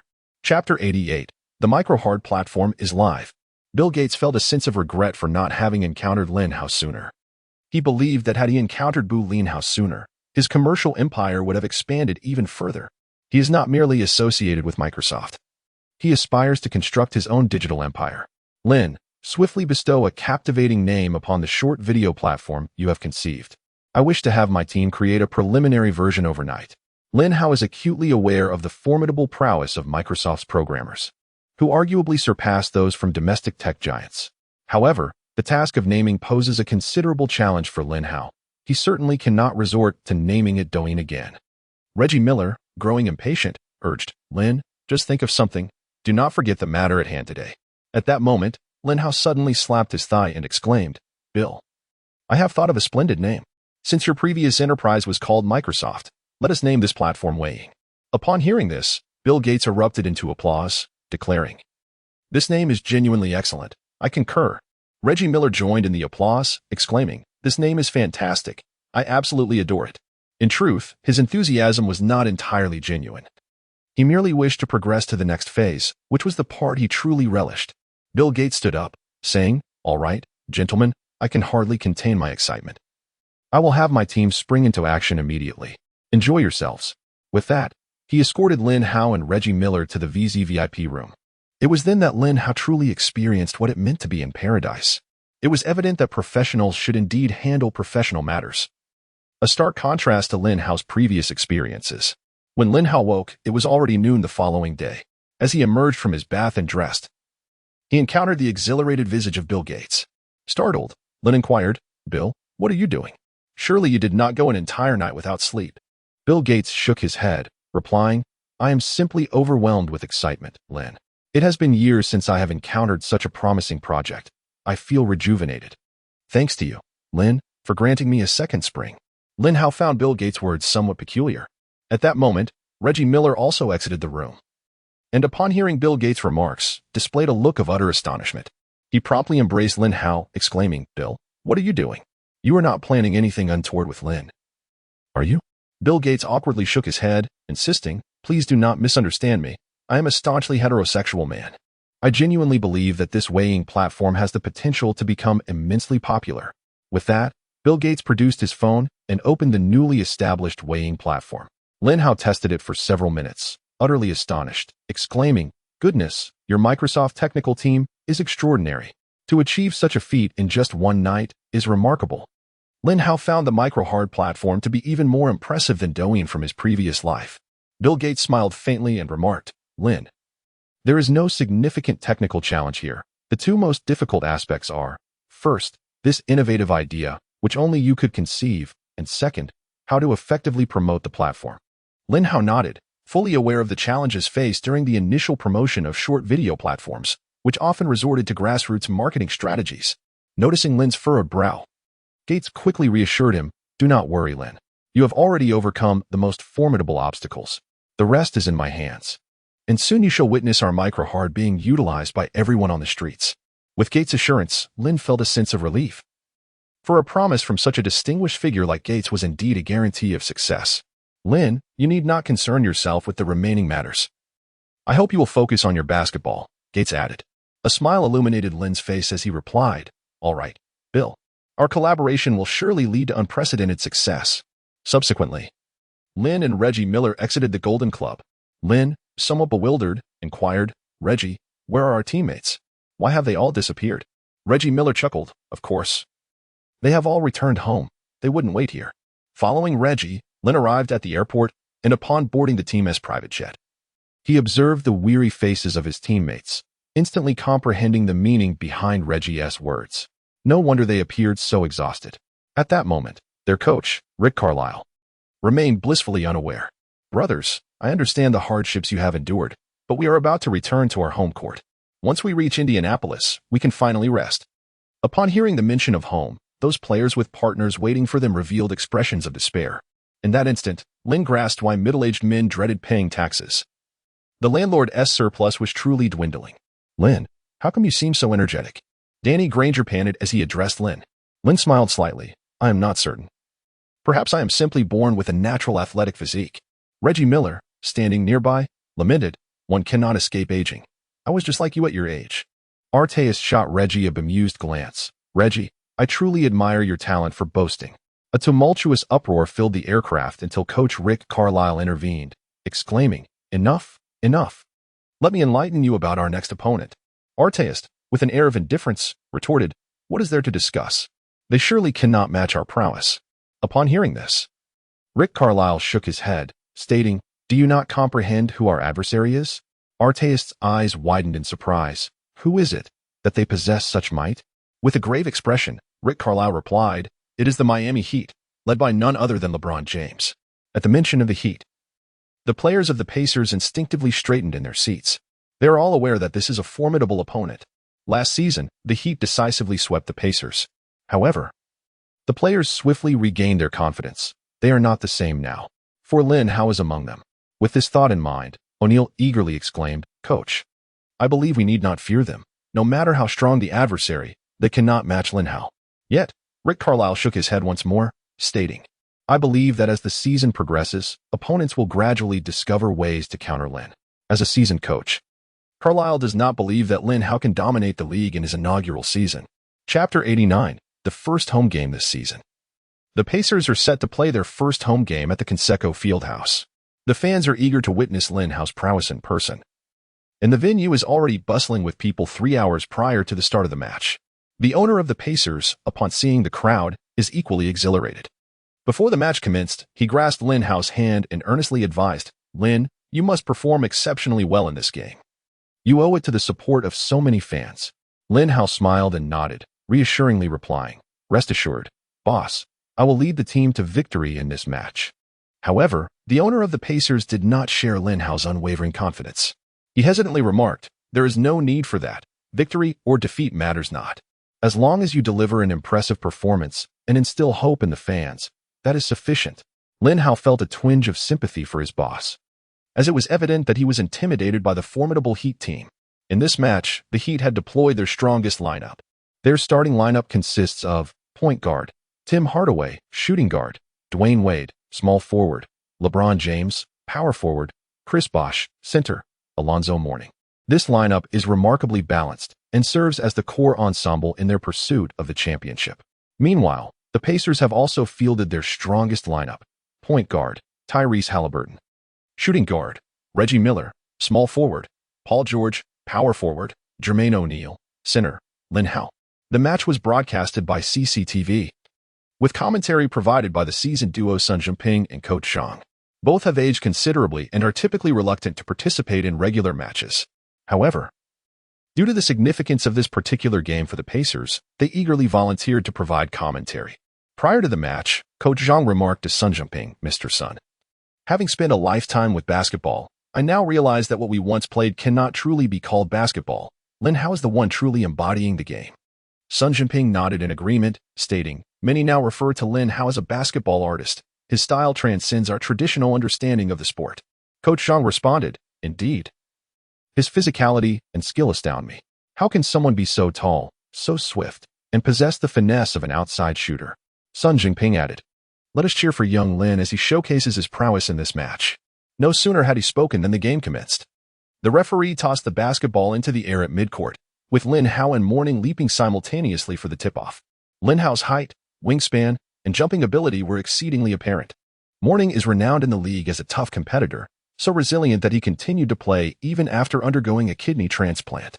Yet, against Lin Hao, his physical tenacity proved insufficient. The disparity in athletic gifts was far too vast. Lin Hao effortlessly flicked the ball behind him, where it was received by his teammate Haliburton. Haliburton swiftly dribbled into the front court, guarded by the slightly over 6-foot Tim Hardaway, who is nicknamed the Bug in the NBA. He is best known among fans for his exceptional crossover ability, often regarded as the foremost master of the crossover in the NBA. His crossover differs significantly from that of Iverson. While Iverson's crossover is characterized by a dramatic pullback reminiscent of rowing, Haliburton's maneuver primarily involves a swift change of direction beneath his legs. In that fleeting moment when the basketball traverses between his legs, Tim Hardaway accelerates with fervor, darting past his opponent with remarkable speed. This particular technique has proven infallible for him, as he has encountered no adversary capable of countering it on the NBA stage. Concurrently, his defensive prowess is commendable, boasting formidable stealing capabilities. When Haliburton faces off against Tim Hardaway, despite having a notable height advantage, he finds himself unable to capitalize on it, as he lacks Hardaway's strength and speed. In a moment of desperation, he relinquishes the ball to Paul George before even crossing half-court. George calls for a pick-and-roll with Lin Hao. As they weave through, George returns the ball to Lin Hao. Without hesitation, Lin Hao rises to take a three-pointer. Unprepared, Mourning finds himself astounded as Lin Hao's shot confidently finds its way through the hoop. He was only aware of Lin Hao's remarkable speed, yet did not anticipate the swiftness of his hands. As the leader of the team, James immediately offered comfort to Mourning. "Brother, you cannot blame yourself for that shot. This guy undoubtedly got lucky." Mourning widened his eyes and replied, "LeBron, rest assured, I will not allow him to score in front of me again." James nodded, then dribbled the ball forward into the court. He is the primary playmaker of the team. James tapped his head, signaling his teammates to come forward and set a screen for him. The first to approach was Mourning, but James declined his offer. He waved his hand once more, dismissing Mo Ning. After Mo Ning departed, James called for another screen, and this time it was Chris Bosh who approached. Upon seeing Bosh's arrival, James immediately drove to the basket with the ball in hand. The reason he opted for Bosh's screen instead of Mourning's was primarily due to Bosh's superior shooting ability. James has a particular affinity for such towering players. After the two executed the pick, James drove towards the basket. Noticing Lin Hao guarding the rim, James refrained from attempting a forceful shot and instead passed the ball to Bosch. Without a moment's hesitation, Bosch unleashed a three-point shot. James appeared extraordinarily exhilarated. Charging directly towards Bosch, bang, he bestowed upon Bosch a warm and affectionate embrace. Following the embrace, a look of astonishment flickered across Bosch's eyes. He felt as though he had clinched the victory, receiving such unwavering support from James. James swiftly shouted, "Brothers, hurry back on defense." Halliburton, a master of chaos, had already seized the ball and was racing towards the front court, initiating a counterattack while James and his teammates celebrated. Naturally, James could not stand idly by as the opponent executed a fast break. He pursued Harry with unwavering determination. Just as Harry Burton was poised to conclude with a slam dunk, James suddenly soared into the air, delivering a breathtaking block. However, lurking behind him was a towering figure. Lin Hao. Lin leapt into the air, snatching the rebound before effortlessly executing a follow-up dunk. This marked the first dialogue between Lin Hao and James in this match. James remained silent, immediately opting to throw the ball in from the baseline. A smile graced Lin's face as he quipped, "Brother, your defense is merely average." James, taken aback, narrowed his eyes in a fierce glare at Lin, demanding, "What nonsense are you spouting?" Lin reiterated, "Your defense is just that, average." Chapter 90. The NBA's toughest competitor. James responded, "Very well, I shall defend you one-on-one and demonstrate my prowess." Lin laughed heartily. "All right, let me witness your power." With that, Lin sprinted back to the defensive end. Upon reaching the front court, James immediately signaled to the team's primary playmaker, Tim Hardaway, for the ball. Hardaway, accustomed to this dynamic, readily handed the ball to James, recognizing him as the true orchestrator of the team. With the ball in hand, James faced Paul George's formidable defense. George, already one of the league's elite defenders, found himself overwhelmed as James accelerated with ferocity. Utilizing his extraordinary physical attributes, James breezed past George and barreled towards the basket. "This is simply astonishing. What kind of nourishment has this guy consumed to possess such strength?" exclaimed Sun Jinping in the live broadcast room. The seasoned coach Zhang, ever composed, reassured, "Don't panic. We have Lin Hao. It's uncertain who possesses greater strength." Yet, on the court, Lin was smiling, leaving James momentarily perplexed. Unsure of the reason behind Lin's amusement, after a brief hesitation, James resolved to charge towards the basket. Lin then called out, "LeBron, that power step of yours is beginning to resemble a turtle's pace." James widened his eyes, warning, "If you continue this nonsense, I'll dunk over you." At that, James gritted his teeth and prepared to execute an emphatic dunk over Lin. However, Lin was not one to yield easily. He launched himself like a rocket, visibly ascending with remarkable speed, soaring into the air. Thus, the two engaged in yet another face-off on the opposite half of the court. Bang! This is a pure clash of muscle. Lin Hao swatted down the basketball held by James, yet the referee chose this moment to blow the whistle. Following the sound, Lin Hao was called for a foul. His eyes widened in disbelief as he stared at the referee, questioning why such a clean block would warrant a foul against him. However, after a moment of contemplation, Lin Hao ceased his protest. For he suddenly realized that the player he had just blocked was none other than LeBron James, an athlete who seemingly carried his own whistle. Moreover, this was James at his peak, not only the most formidable in skill, but also possessing the most formidable influence over the officiating. Lin Hao nodded towards James, acknowledging that today's game would feel as though they were playing 5 against 8. James feigned ignorance, replying, "I have no idea what you're talking about. But I will ensure your defeat is undeniable."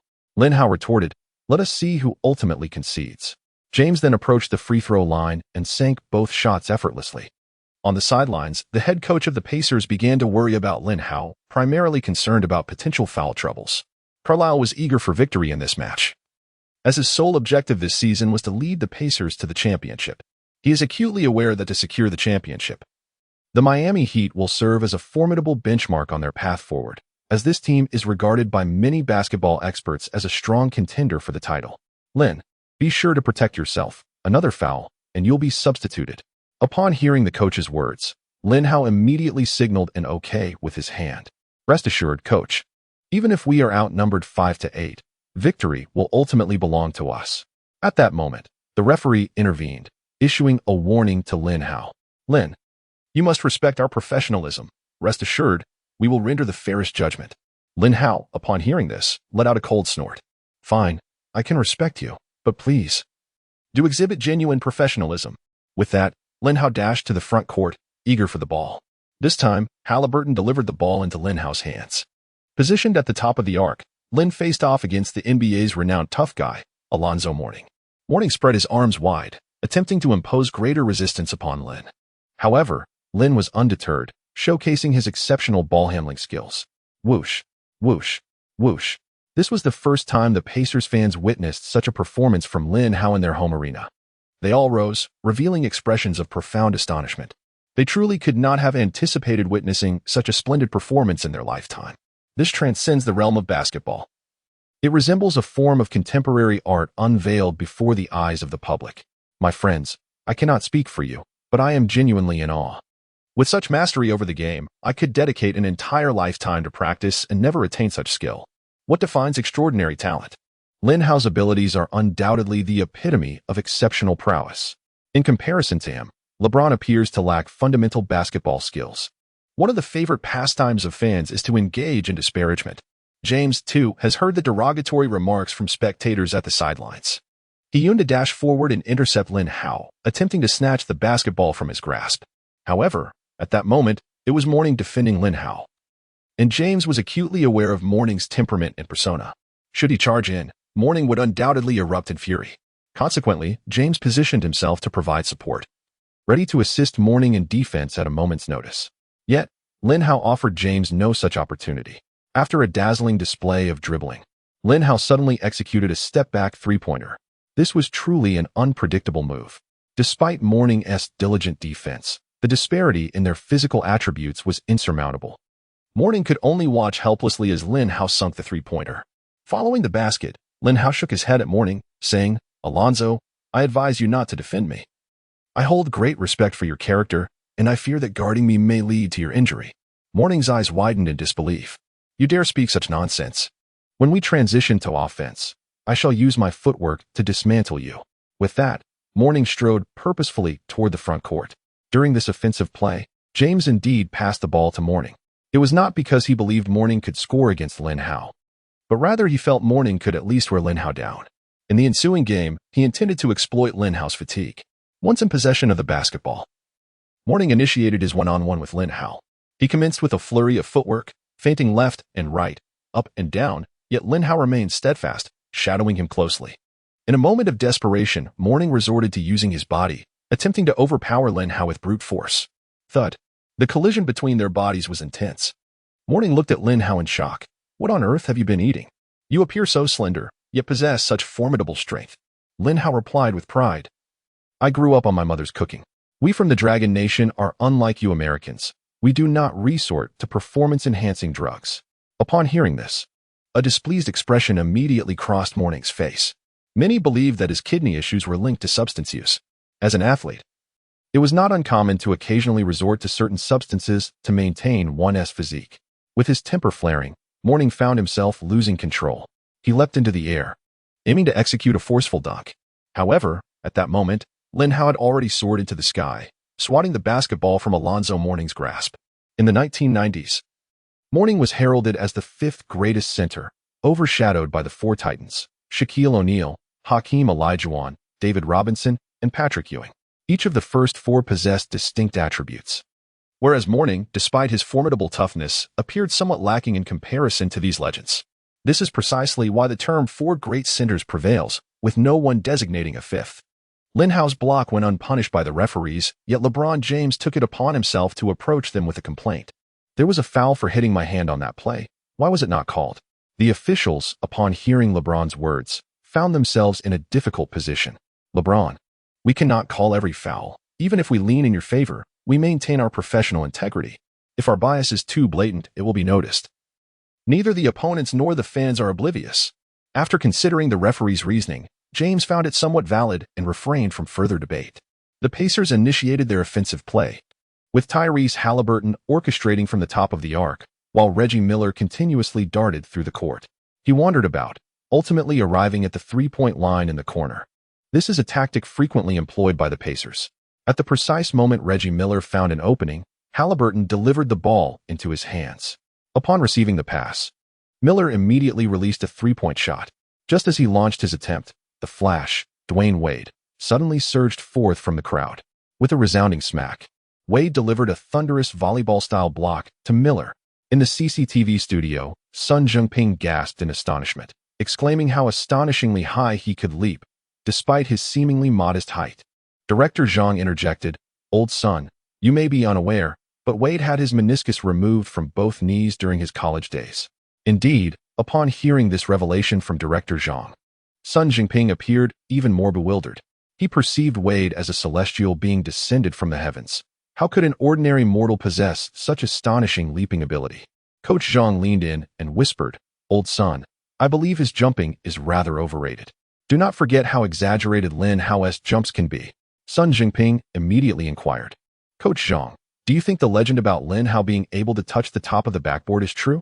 After a moment's reflection, Zhang nodded earnestly. "I believe it might just be true. His height, wingspan, and leaping prowess are formidable." As their conversation unfolded, Wade and Miller engaged in a verbal sparring match. Miller initiated, "Kid, you fouled me. That was clearly a slap." To which Wade promptly retorted, "Come on, brother, don't play dirty. That was a brilliant block." Miller shook his head vigorously. The true masterpiece of a block was Lin Hao's rejection of LeBron. At that moment, LeBron James was preparing for an assertive defense, only to find himself unexpectedly caught in the crossfire. Miller continued his barrage of taunts. "Lin Hao once taught me a saying, 'Snakes and rats share the same den,' which perfectly describes you and LeBron. Another phrase that suits you both is colluding in mischief."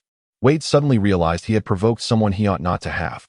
Reggie Miller was indeed a master of trash talk. If this exchange continued, he would surely be left speechless by Miller's onslaught. With this thought, Wade sought to reconcile. "All right, Reggie, let us cease this banter. We shall meet on the court and converse through the language of basketball." Yet, at that moment, Miller was unwilling to relent. He incessantly darted about in search of an opportunity, while simultaneously hurling a barrage of trash talk at Wade. As the verbal onslaught reached its peak, Wade, unable to contain his frustration, intensified his defensive efforts against Miller. This heightened defensive pressure rendered it exceedingly difficult for Miller to receive the ball. Consequently, Halliburton was compelled to return the ball to Lin Hao. This time, Lin Hao positioned himself at the left side, within the arc of the three-point line. Once again, Morning was tasked with defending Lin Hao. Observing Lin Hao with his back to the basket, Morning positioned his arm against Lin Hao's waist. He incessantly challenged Lin Hao, which incited Lin Hao's discontent. "Alonzo, your actions are rather excessive, aren't they? If your kidneys are failing, must you also jeopardize mine?" Although Lin Hao spoke the truth, hearing him mention the state of his kidneys caused Mo Ning to lose his composure. He let out a frantic roar. At that moment, Lin Hao experienced an unexpected stroke of misfortune. After this twist of fate, Lin Hao swiftly pivoted and surged directly towards the basket. The Heat's dynamic duo, Wade and James, simultaneously charged forth. The two of them, one in front and the other behind, endeavored to execute a double team against Lin Hao.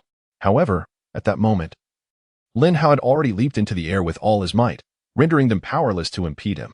For a fleeting instant, James contemplated pulling Lin Hao down from midair. Yet, he quickly reconsidered, realizing that such an action would be unacceptable. While he possessed the strength to bring Lin Hao crashing down, potentially inflicting serious injury, it would irrevocably tarnish the personal image he had cultivated over the years. He could only swallow his pride and step aside, yielding a path to the basket for Lin Hao. James had already sensed that his own leaping ability was no match for Lin Hao's. He could not interfere with Lin Hao's approach to the basket, since blocking was not an option. He had no choice but to step aside to avoid being dunked on by Lin Hao. With a resounding boom, Lin Hao concluded his offensive prowess with a powerful slam dunk. Following the successful basket, Lin Hao shook his head at LeBron. "LeBron, your defensive skills are rather lacking, aren't they? No wonder you often resort to shrugging. I once thought it was merely an issue of attitude, but now it seems it's a matter of ability."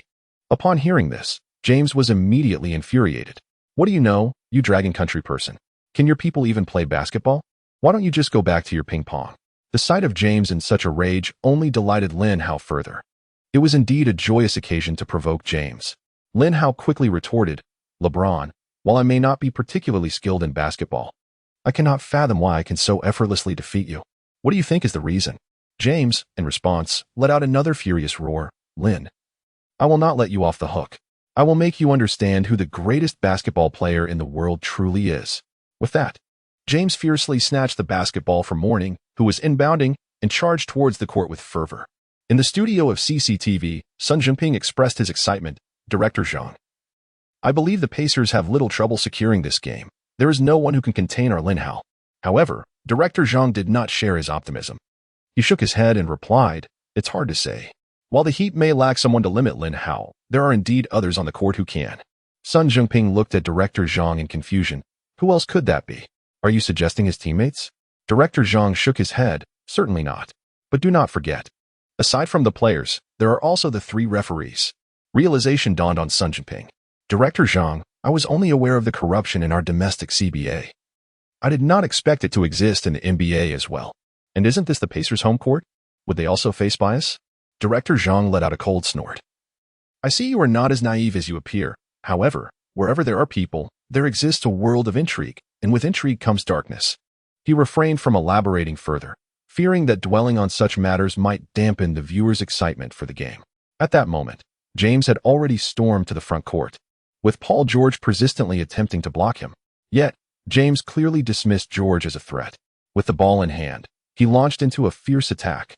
His physique undoubtedly grants him a distinct advantage over Paul George.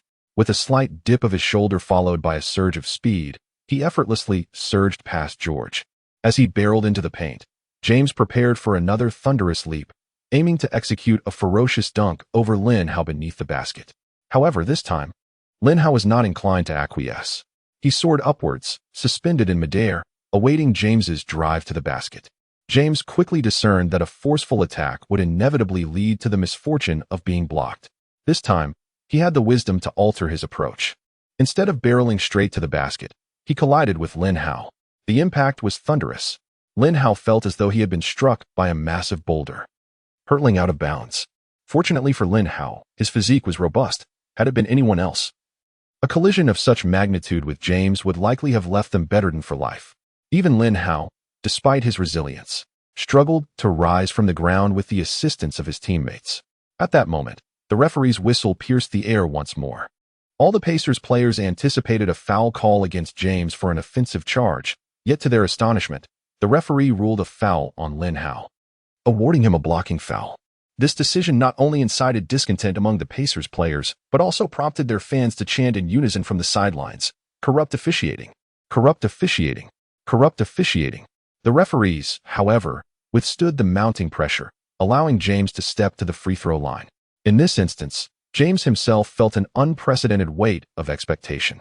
He was greeted by the cacophony of boos from the fans. His shooting was adversely affected, resulting in only one successful free throw out of 2 attempts. Lin Hao, standing nearby, mockingly remarked, "Do you know why you only made 1 out of 2? It's because your conscience is weighing heavily upon you."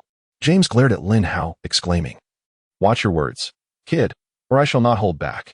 Unfazed by such threats, Lin Hao remained undeterred. He was not one to be intimidated. With a slight smile, he declared, "I shall not waste words with you. Everything on the basketball court is dictated by the game itself." With that, Lin Hao strode purposefully toward the action, raising his hand to encourage his teammates. "Let's go, brothers. Even if the referee supports them, it one team matter. Let us take them down together." Sometimes, the essence of basketball lies in the most straightforward and direct communication. Lin Hao's words were clear and resonated with his teammates. This time, the basketball found its way into the hands of Shaquille O'Neal Jr., who was matched up against Chris Bosh. Upon receiving the ball, O'Neal immediately began to back down. In comparison to Bosh, O'Neal held a distinct advantage in weight. He forcefully maneuvered Bosh beneath the basket, rising powerfully in preparation to attack the rim. However, to his astonishment, James suddenly surged forth, providing timely assistance that left young O'Neal caught in a precarious situation. With remarkable swiftness, James executed a deft swipe, dislodging the basketball from O'Neal's grasp, and immediately initiated a fast break offense. This was the offensive strategy that James relished the most. He swiftly dribbled the ball towards the front court. As he ran, LeBron shouted, "I am the king of this league. None can rival me." Before long, he reached the basket, rising up with the intent of executing a thunderous dunk to seal the moment. However, just as he lifted the ball high, an unexpected figure appeared behind him. Lin Hao descended like a bolt from the blue. With a resounding smack, he delivered a thunderous block to LeBron, leaving him questioning the very essence of his existence. Who am I, where am I, and what am I meant to do? LeBron could not help but pose these fundamental inquiries deep within his soul. He could hardly believe that a single individual could deliver such an astonishing block. It was as if he were not of this earth. The rebounding basketball was swiftly seized by Lin Hao, who shook his head at James and remarked, "Brother, you're not up to the task." Enraged and embarrassed, James immediately charged forward to apply pressure on Lin Hao. This only ignited Lin Hao's excitement, prompting him to unleash Kyrie's dribbling finesse. Even the formidable James was unable to intercept the ball from Lin Hao's grasp, watching helplessly as he maneuvered from the backcourt to the front court. Observing his dear friend James in a precarious position, Wade hurried to assist him in double-teaming Lin Hao. However, before Wade could establish his footing, James forcefully shoved him aside. Wade, perplexed, glanced at James, uncertain of his friend's intentions. James, with a fierce glare, retorted, "Are we not humiliated enough? If both of us cannot seize the ball from him, how shall we navigate our way through the realms of the NBA?" In an instant, Wade comprehended James's motive. This fellow was indeed cunning. Reluctantly, Wade stepped aside. As soon as he did, Lin Hao leapt into the air. He did not miss this golden opportunity and immediately took a three-point shot. Swish! With a swift motion, the ball smoothly nestled into the net. Following the basket, Lin Hao shook his head at James, declaring, "LeBron, you should find someone else to defend me. You simply cannot stop me." Upon hearing this, James roared back, "You can't guard me either. I will dominate you." He then signaled for the ball from his teammates. However, at that moment, the referee's whistle pierced the air. Beep. It turned out that Erik Spoelstra, the head coach of the Miami Heat seated courtside, called for a timeout. James felt a twinge of dissatisfaction with SPO's decision. "Why are you calling a timeout? I've got my rhythm. I can make the shots." Spoelstra firmly shook his head, stating, "You need to calm down. If you can't maintain your composure, I will substitute you." Upon hearing SPO's words, James felt a jolt of surprise. Chapter 93. You bring in old James. And I'll use Arteist. James never expected Coach SPO would dare to speak to him in such a manner. He believes he is the true leader of the team, while Spoelstra is merely a puppet coach. He suppressed his fury and retorted, "Coach, you cannot substitute me. Only I can lead everyone to triumph over the Pacers." At that moment, Wade interjected, "LeBron, you mustn't say that. Basketball is a team sport involving 5 players, and this Heat team belongs to all of us." James stood frozen, as if struck by lightning. Subsequently, he paid no heed to the tactics outlined by Coach SPO. He merely gazed at his teammates, familiar yet unfamiliar. In that moment, James suddenly realized that these players would not forever submit to him, LeBron. They shall forever submit to the true embodiment of strength. And now, the mightiest figure on the court has transformed into Lin Hao. This realization has intensified James's resolve to conquer Lin Hao at all costs. Simultaneously, the referees have succumbed to the pressures imposed by the league executives. The NBA does not wish to witness a singular team exerting an unmistakable dominance over its rivals. They yearn for the competition to intensify, particularly during focal matchups such as the clash between the Pacers and the Heat. When the players of the Heat falter, reliance on the officials becomes inevitable. Those entrusted with officiating such encounters must exert themselves diligently. In the subsequent matches, the referees' whistles resounded frequently, plunging the Pacers' key players into a crisis of fouls. By the conclusion of the first half, Reggie Miller had already accrued 4 fouls, while 4 other principal players bore the burden of 3. Upon returning to the locker room, Miller erupted in frustration, questioning whether these officials intended to ruin the NBA, lamenting why any physical contact warranted a foul against them. Beside him, Arteist shared his indignation. Having played merely 6 minutes, he had already accumulated 2 fouls. How much has the Heat paid these officials, he wondered. If they are to be deprived of the chance to compete? At that moment, the calmest individual on the Pacers side remained their head coach, Rick Carlisle. He addressed the players, saying, "You must understand that the referees' decisions are part of the game. Our adversaries are not solely the Miami Heat. We also contend with the officials. A truly formidable team can overcome any challenge." After speaking, he made adjustments to the starting lineup for the second half. "Ron, you will start the second half. Apply some pressure on LeBron." Coach Carlisle had come to a realization. If the referees were favoring them, then they should respond with genuine intensity. Regardless of the calls, whether aggressive or lenient, they might as well adopt a more ferocious approach, playing with reckless abandon. Ron Arteist burst into laughter, questioning the intensity the coach intended. Carlisle, abandoning pretense, declared his intentions clearly. "At the very least, I want him bettered for a week." Arteist smirked and replied, "Don't worry, coach. As long as I'm the one shooting, He'll be sidelined for at least a month. Carlisle then turned to the other Pacers players, urging them to adopt the same mindset. The referees are clearly targeting us.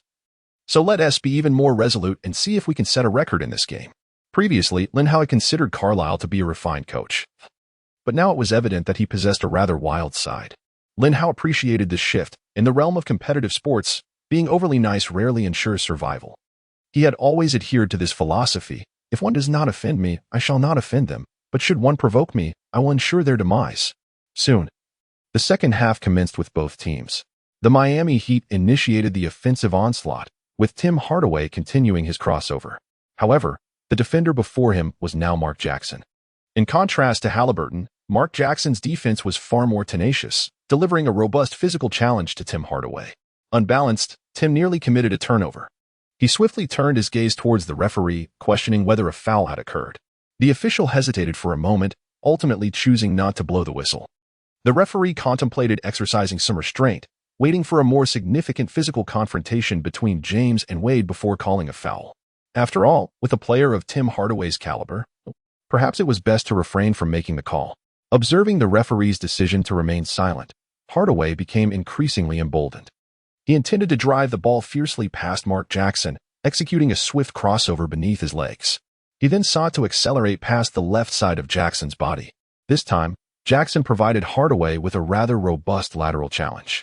Although Hardaway managed to maneuver the basketball past him, he was unceremoniously knocked to the ground by Jackson. The referee's whistle pierced the air. On the sidelines, the head coach of the Heat, Spoelstra, wore a look of grave concern. He realized that in the second half, the Pacers would play with unyielding determination. Spoelstra was acutely aware of the profound cultural heritage of this Pacers team, particularly when playing on their home court. They exhibited a fierce resolve against any adversary. The fans on the sidelines fervently rallied behind Mark Jackson, vociferously cheering him on. Well done. Take down those guys and let them know just how formidable we Hoosiers truly are. If you wish to call fouls on us, feel free, if you dare. Charge into our paint. At that moment, Lin Hao was energetically waving his arms, urging the crowd to amplify their raucous applause. He aspired to exert greater psychological pressure on his adversaries. The players of the Heat found themselves momentarily bewildered as the Pacers surged with newfound vigor. Coach Spoelstra bellowed from the sidelines, urging his team to remain composed and to continue playing at their own tempo. The Heat prepared to inbound the ball once more. Tim Hardaway, still reeling from the recent collision that left him feeling as though his very spirit had been jolted from his body, now grappled with considerable discomfort in his hip. He certainly did not wish to sustain an injury in such a contest. Therefore, upon receiving the ball, he swiftly passed it into the capable hands of LeBron James. James, positioned at the top of the arc, began to dribble. Artest, gritting his teeth, charged forward, proclaiming, "LeBron, let me show you the true intensity of our Pacers game." James was well aware of the caliber of player that Artest was. He harbors a strong aversion to competing against such boorish players, as it evokes within him a sensation akin to a scholar encountering a soldier. He did not waste words, intent on utilizing his speed to breach Aitken's defense. However, Aitken confronted him with unwavering resistance, rendering James unable to accelerate fully. In a moment of desperation, James could only turn to the referee for assistance. He hoped that the referee would lend him a helping hand, more precisely, a supportive whistle. Indeed, the referee promptly placed the whistle between his lips. Artest also noticed the referee's actions. Understanding that a foul was imminent, Artest forcefully shoved both hands against James's waist. Chapter 94, The Elusive Steps of the Flash.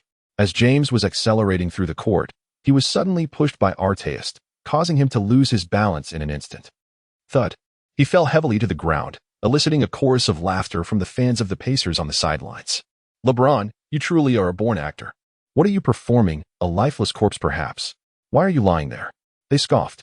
"With all those muscles, why are you so feeble? Are you desperate for a whistle? Just because the referee isn't blowing it, you resort to rolling on the floor?" Despite the taunts from the crowd, James remained on the ground, unmoved. He awaits the referee's whistle, while on the opposite side, the Flash, Dwayne Wade, exerts pressure on the officials.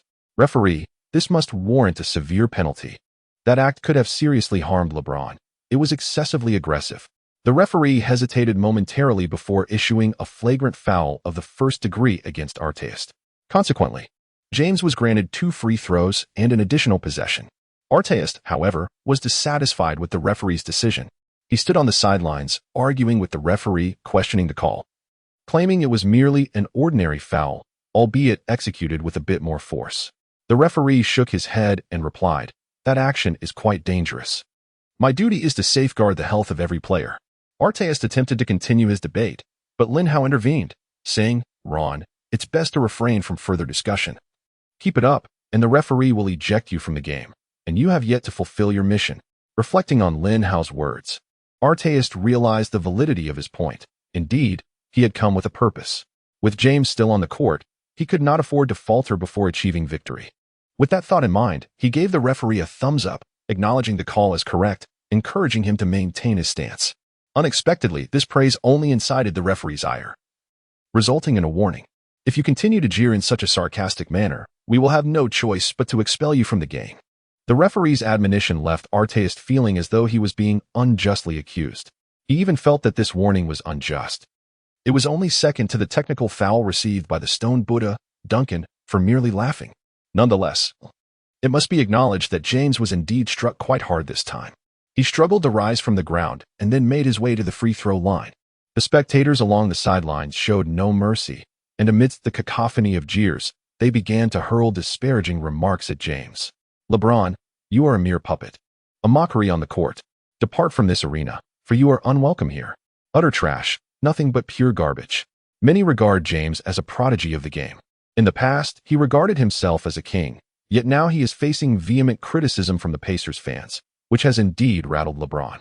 Coupled with the nagging pain in his back, he failed to convert both of his free throws. Fortunately, they were granted another opportunity to attack. The basketball found its way back into LeBron's hands. Artist once more positioned himself before him. "LeBron, you seem to be in fine form. I never anticipated that I wouldn't injure you. I shall strive in that direction henceforth." As he spoke, Artist laid his hand upon LeBron's injured area. LeBron instantly furrowed his brow. "You scoundrel." Artist burst into laughter. "LeBron, I thank you. This is the highest praise I could receive. You are indeed correct. I am nothing but a rogue, and my sole aim is to see you carried off on a stretcher." LeBron's eyes widened in disbelief. However, he truly dared not attempt to take on Artist one-on-one any longer. He was acutely aware of the terror that ensued when this man went mad. Even daring to strike fans, what else was beyond his audacity? In the end, James passed the ball into the capable hands of his dear friend, Dwayne Wade. Wade found himself facing the formidable defensive Paul George. Although George possessed a conspicuous height advantage, in Wade's eyes, such a disparity in stature posed no obstacle whatsoever. From a young age, he frequently challenged those far larger than himself. Furthermore, Wade possesses unparalleled speed within the league. After a simple change of direction, Wade suddenly accelerated. Whoosh! The flash unleashed his signature Eurostep. With powerful strides, Wade surged towards the basket. At that moment, Lin Hao stood guard beneath the hoop. Upon seeing Wade approach, Lin Hao had already readied himself to leap for a block. Yet, Wade did not opt for a straightforward dunk. He soared into the air, twisting his body into a helix before colliding with Lin Hao. Subsequently, Wade executed a magnificent slam dunk, overpowering Lin Hao as he propelled the ball into the hoop. Despite the disdain that the home crowd of the Pacers held for LeBron, they could not harbor any ill feelings toward Wade. The beauty of Wade's basket earned him resounding applause and admiration from the audience. Following his remarkable score, Wade refrained from excessive celebration, immediately immersing himself in defense. The Pacers quickly launched a counterattack. Mark Jackson advanced the ball to the front court, delivering it to Paul George, positioned at the left side at a 45-degree angle. General George commenced his stylish one-on-one challenge. However, this time he was met with Wade's emphatic block. As George released his shot, Wade leapt into the air, delivering a thunderous rejection. With a resounding smack, Wade seized the moment, swiftly dribbling the ball as he surged toward the front court. He surged forward like a bullet, piercing through the backcourt of the Pacers. Then came a soaring dunk, sealing the fate of the play. With that basket, the Miami Heat stretched their lead into double digits. Beep. Coach Rick Carlisle of the Pacers swiftly called for a timeout. At this juncture, LeBron had been effectively contained, intimidated by Artist. However, Wade proved to be an elusive challenge. Who could possibly restrain Wade? Rick Carlisle scanned the court, his gaze fixating on Lin Hao. "Lin, do you have the confidence to contain Dwayne Wade?" Lin Hao smiled slightly. "Of course." Carlisle patted Lin Hao on the shoulder. "I knew you had it in you. You can handle him." As the timeout concluded, the players resumed the contest. The Pacers initiated their offense, and the basketball found its way into Lin Hao's hands. Positioned beyond the three-point line, he faced Morning. Aware that the referees would favor his team, Morning's movements were exaggerated, his elbows and knees thrusting forward aggressively. Lin Hao wore a contemptuous smile. "Alonzo, I always thought you were a tough guy, not one to resort to such tactics. I never imagined you would stoop to this." Morning coldly retorted, "Enough with the chatter." Lin Hao heeded the advice, rising up for a direct jump shot. With a swift motion, he launched a three-pointer that struck the target, leaving Morning utterly astonished. He never anticipated Lin Hao's exceptional shooting ability. A player of such height, combined with remarkable speed and top-tier shooting and ball-handling skills, Morning truly felt a sense of despair. Chapter 95, sounding the offensive horn at this moment. James approached Morning from behind, saying, "Alonzo, do not fret. You simply need to do your best to contest him, and I will provide you with assistance on defense." Morning was gradually beginning to decipher James's tactics. He understood that this fellow was merely speaking without action. More often than not, he was all talk and no follow-through. However, given that James was the leader of the team, Morning refrained from further comment and merely nodded in acknowledgement. At this moment, the Heat launched a new offensive. Dwayne Wade once again seized the ball in the front court, with his teammates creating space for him, eager to witness Wade unleash his explosive prowess. Wade had initially anticipated facing Paul George in defense. Yet, to his surprise, Paul George positioned himself in front of Bosch, while Lin Hao approached Wade directly. Upon seeing Lin Hao before him, Wade displayed a disdainful expression, stating, "Lin, I am aware of your formidable defensive capabilities, having successfully contained numerous proficient perimeter players. But to think you could guard me is nothing short of a delusion." Lin Hao smiled, replying, "Oh really? Then let us put that to the test." After a few simple dribbles, Wade suddenly accelerated, driving fiercely towards the basket. This was the peak of the Flash, with his speed fully unleashed. His serpentine breakthrough is truly as swift as lightning. Sun Jingping in the CCTV studio watched with wide eyes. This speed is astonishing. Even Xiaolin cannot contain it. Beside him, Coach Zhang let out a cold snort, expressing his disdain for the underestimation of Lin Hao. Even if Wade possesses remarkable speed, Lin Hao is more than capable of defending against him. No sooner had Coach Zhang finished speaking than Wade had already surged towards the basket. With both feet firmly planted on the ground, Wade leapt into the air. In the context of the basketball universe, Wade not only finds himself in the prime of his career, but has also regained his meniscus. This is truly formidable, significantly enhancing Wade's leaping ability. He soared into the air as if propelled by a rocket, preparing to deliver a thunderous slam dunk that would drive the ball into the hoop. Had it been any other player in the league instead of Lin Hao, no one could have interrupted Wade's emphatic dunk. Yet, Lin Hao accomplished the improbable. With a resounding clap, he executed a block from behind Wade. He swatted the basketball out of Wade's hands, sending it out of bounds. Beep. At that moment, the referee's whistle sounded once more, calling a foul on Lin Hao for hitting. Lin Hao looked at the referee in disbelief, thinking, "Come on, this is a bit excessive. If this is considered a foul, how can we even play?" The referee shook his head and replied, "I saw it clearly. It was indeed a foul." At this point, Arteas stepped in to defend Lin, confronting the referee. "Ref, if that is a foul, how many times have the Heat fouled? This is nothing short of a trivial infraction." The referee, wary of Arteas' aggressive demeanor, quickly issued a warning, stating, "If you continue to act irrationally, we will assess a technical foul against you." Lin Hao promptly intervened, reassuring Arteas, "It's all right, brother. Let them call it as they wish. We shall seize the ultimate victory." Arteas nodded in agreement, saying, "You're right, Lin. Once the game concludes, I'll make sure to give these referees a piece of my mind." Wade approached the free throw line, his nerves still palpable as he prepared for the shot. He was astonished by Lin Hao's performance moments ago. His anxiety led him to make only 1 out of 2 free throws. The Pacers launched a counterattack. Mark Jackson dribbled forward. Lin Hao set a screen for him in the front court. After the screen, none of the Heat's defenders paid attention to Mark Jackson.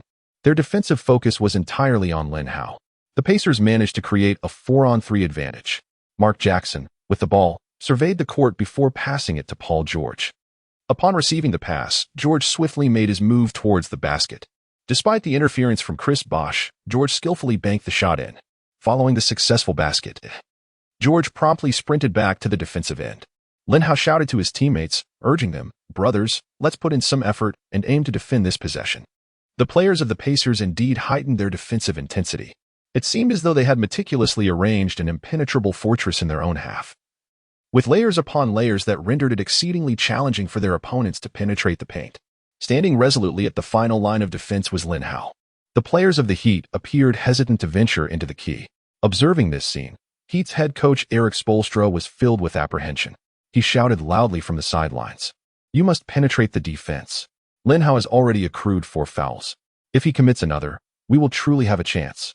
Upon hearing the coach's words, the Heat's primary playmaker, Tim Hardaway, took immediate action. He charged directly towards the basket with the ball in hand. Yet, standing before Lin Hao, his height indeed evoked a vivid sense of an adult bullying a child.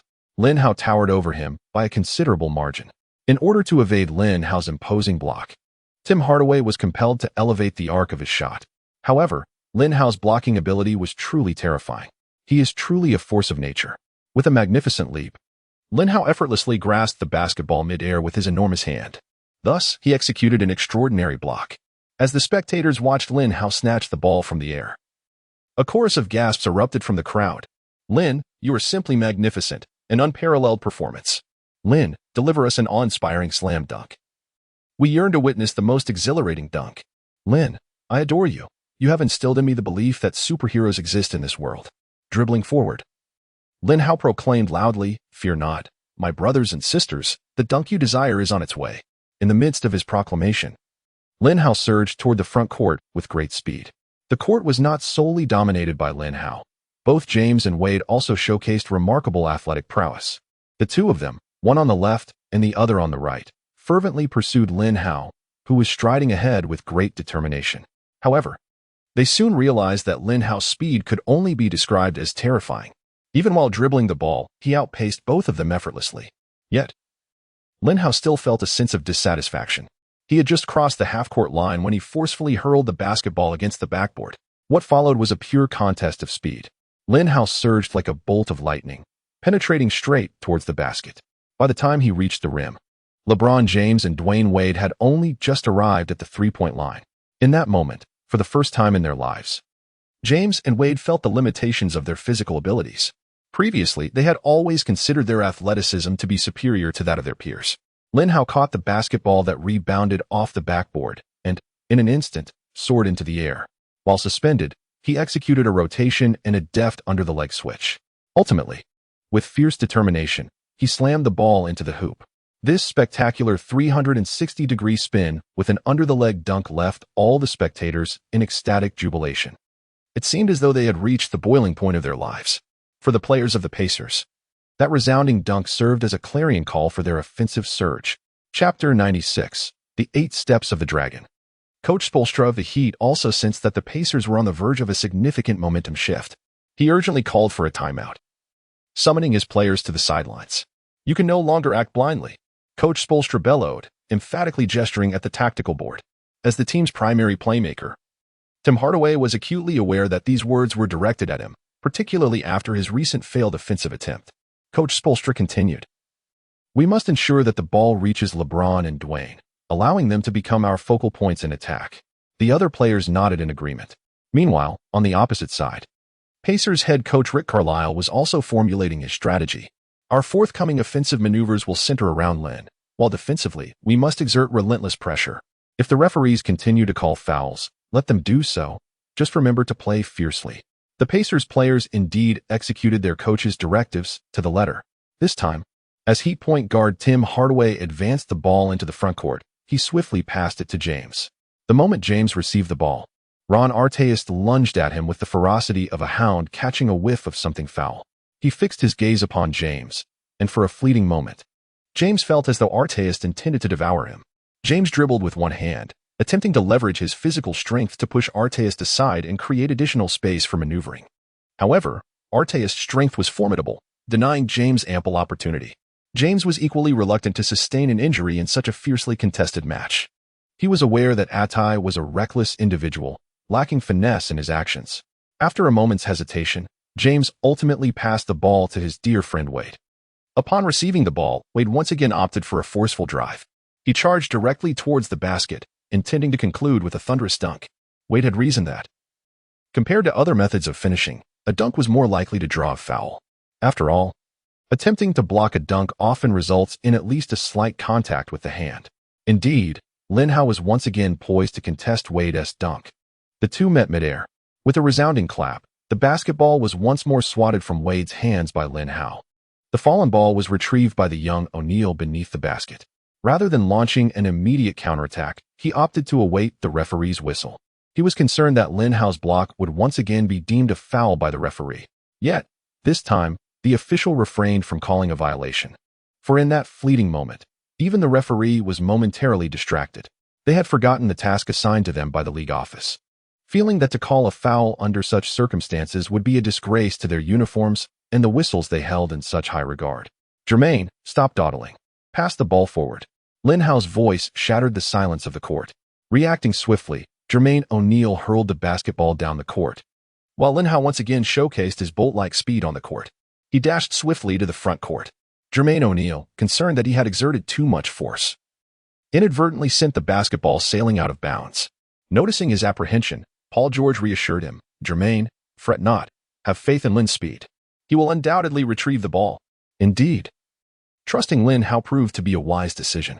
As the basketball soared beyond the baseline, yet had not yet touched the ground, Lin Hao sprinted forward, executing a sudden stop just in time to save the ball from going out of play. The spectators were left in awe, their faces reflecting a classic expression of astonishment akin to that found in renowned masterpieces. They could hardly believe the spectacle before them. Goodness.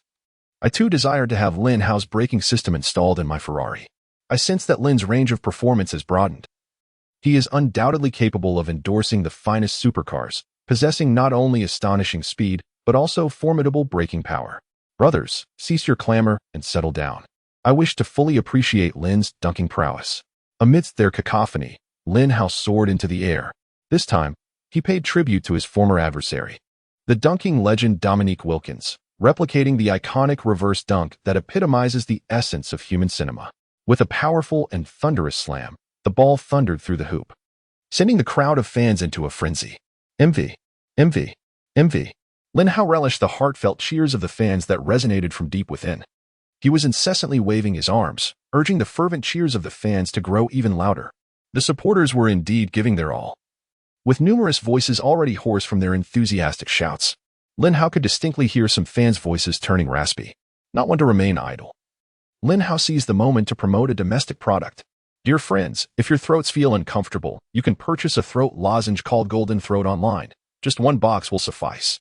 At that moment, Lin Hao was nothing short of a commercial deity.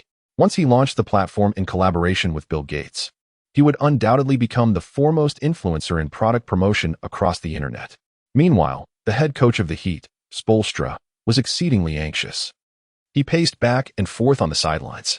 Referee, was there not a foul during Lin Hao's defense just now? SPO began to exert pressure on the official. At that moment, however, the referee steadfastly upheld his principles. He whispered to Spoelstra, Coach, I've already shown enough favoritism towards you. Please refrain from applying any more pressure. Spoelstra, with no alternative, could only redirect the pressure onto his players. Have you forgotten what I said during the timeout? Intensify the offense and attack the paint. This time, the basketball found its way into the hands of LeBron James at the top of the arc. However, as soon as James received the ball, Arteas lunged at him with gritted teeth. After a moment's hesitation, James resolved to take the initiative himself, with the score margin dwindling to a single possession. Failure to score would allow the Pacers to overtake them. Resolute, James clenched his jaw and charged forward with the ball. 1 step, 2 steps, 3 steps, 4 steps. Thus, James thundered towards the basket. Meanwhile, Lin Hao found himself firmly ensnared by Mourning and Bosch. James executed a layup effortlessly, securing 2 points. The fans on the sidelines erupted in discontent, raising their fists and signaling to the referee that James had traveled. Yet, the referee feigned ignorance at that moment. The Pacers players protested vociferously against the officiating. Only Lin Hao maintained his composure, initiating the offense at a steady pace, for he had grown accustomed to such scenarios. In his previous life, he had witnessed countless clips showcasing James's traveling violations. This particular instance was hardly egregious. Lin clearly recalled an occasion when James took 8 steps during a single drive, famously dubbed the Dragon's 8 Steps, a signature move of his. Once more, Lin Hao received the ball at the top of the arc. Mourning, who was guarding him, turned his head towards James. LeBron, Didn't you say you'd help me with the defense? Chapter 97. James's historical status. James, unconcerned with the exchange, approached Lin Hao directly. Lin, today I shall show you the defensive intensity of the king. Lin Hao couldn't help but chuckle. LeBron, without delving into other matters. Your statement here distinctly underscores your lack of educational refinement. Did you really attend high school? I can't shake the feeling that you graduated from the second year of middle school. People often react this way. The less they possess, the more they fear the opinions of others.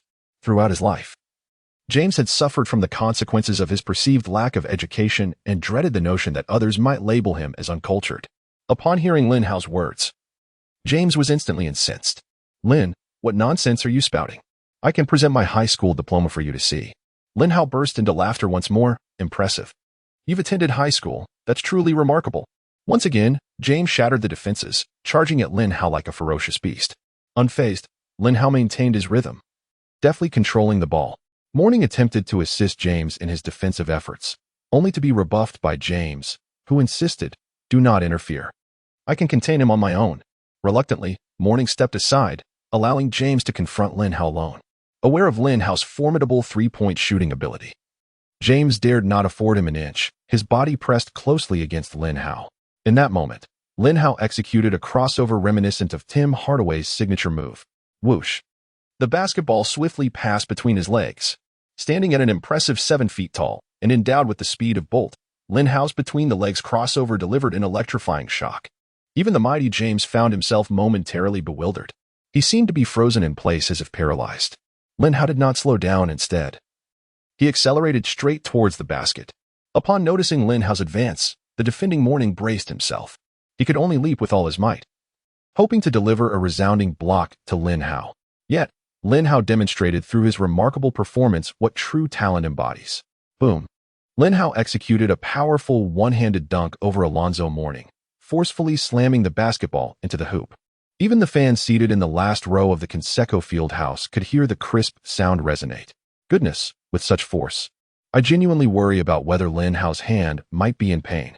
The straight-laced male fan, overhearing his girlfriend's concern, couldn't help but feel a twinge of jealousy.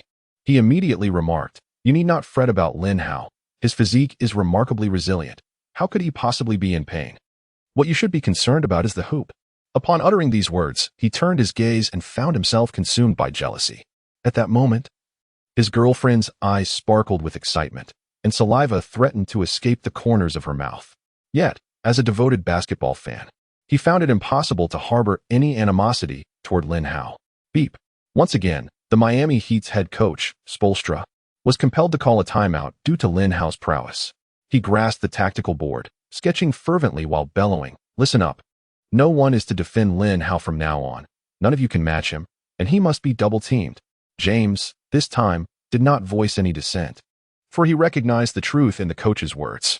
It would be far more humiliating to be outmaneuvered by Lin Hao than to focus on double-teaming him. After delivering this directive, Spoelstra fixed his gaze upon Mourning, prompting the latter to touch his head instinctively, as the coach had never regarded him with such intensity before. Alonzo, are you not hailed as the toughest guy in the league? I expect you to embody that toughness. Mourning responded, somewhat awkwardly, Coach, what exactly do you want me to do?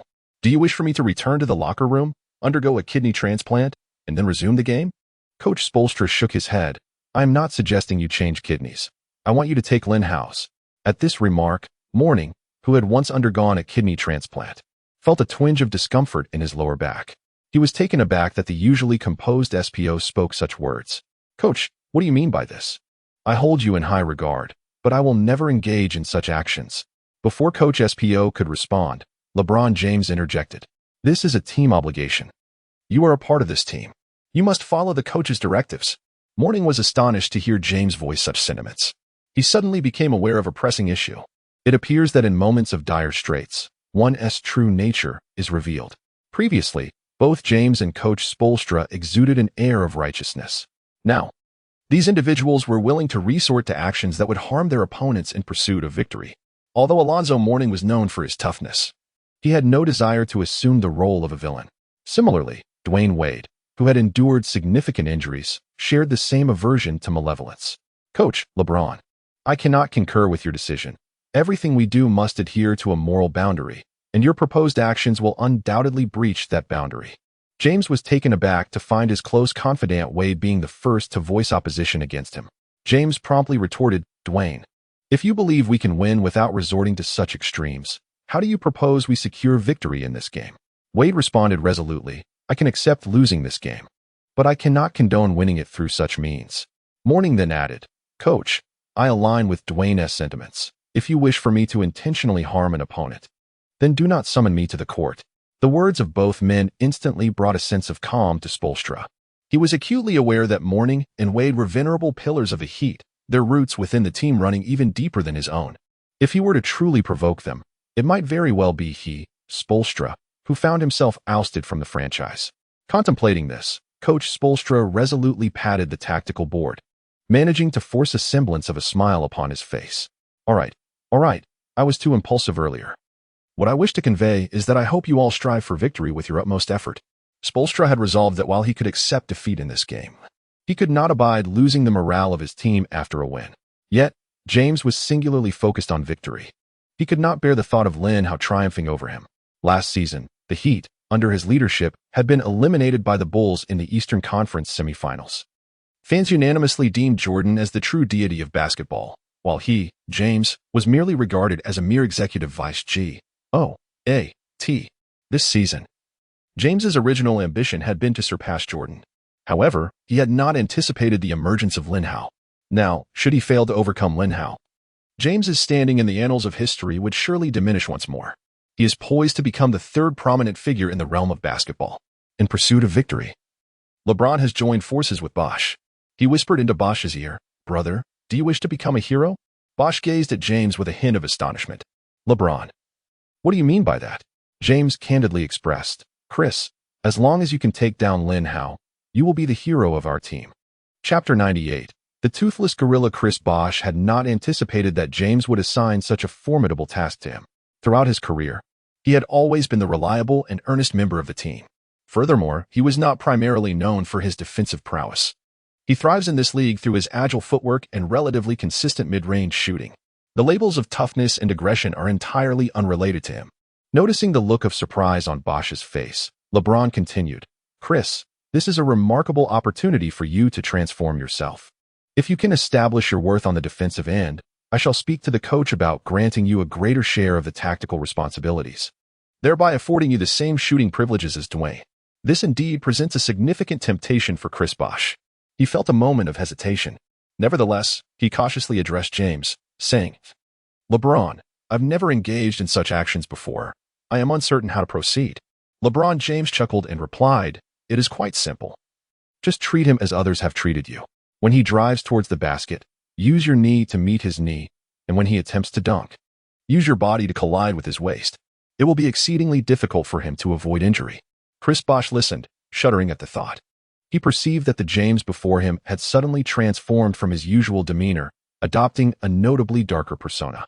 If the course of action suggested by James were to be followed, it would indeed be challenging for Lin Hao to emerge unscathed. Observing that Bosh seemed somewhat hesitant, James placed a reassuring hand on his shoulder and earnestly remarked, "Chris, you may be unaware of a saying that circulates in our circles. A man who lacks ruthlessness cannot secure his position. If you wish to establish your standing in the NBA realm, you must adopt a fiercer approach." Bosh nodded noncommittally. The players from both teams returned to the court, and the game resumed. As James advanced with the ball, he tapped his head and glanced at Chris Bosh. Bosh appeared as if electrified, his body trembling slightly before he dashed to James's side. Utilizing Bosh's screen, James accelerated and forcefully penetrated the defense at the basket. He overcame the double team from Artest and Shaquille O'Neal, slamming the ball into the hoop. However, after scoring, James felt dissatisfaction with Bosh's earlier performance. He approached Chris Bosh, rebuking, "Chris, what are you doing? Have you forgotten the words I just shared with you? This is an exceptional opportunity. Why are you not seizing the moment to launch an attack on Lin Hao during the pick and roll?" Chris Bosh was left utterly astonished by these words. He never anticipated that James had sunk to such depths. In his relentless pursuit to remove Lin Hao from the game, he would resort to any means necessary. Bosh shook his head resolutely, directly addressing James's remarks.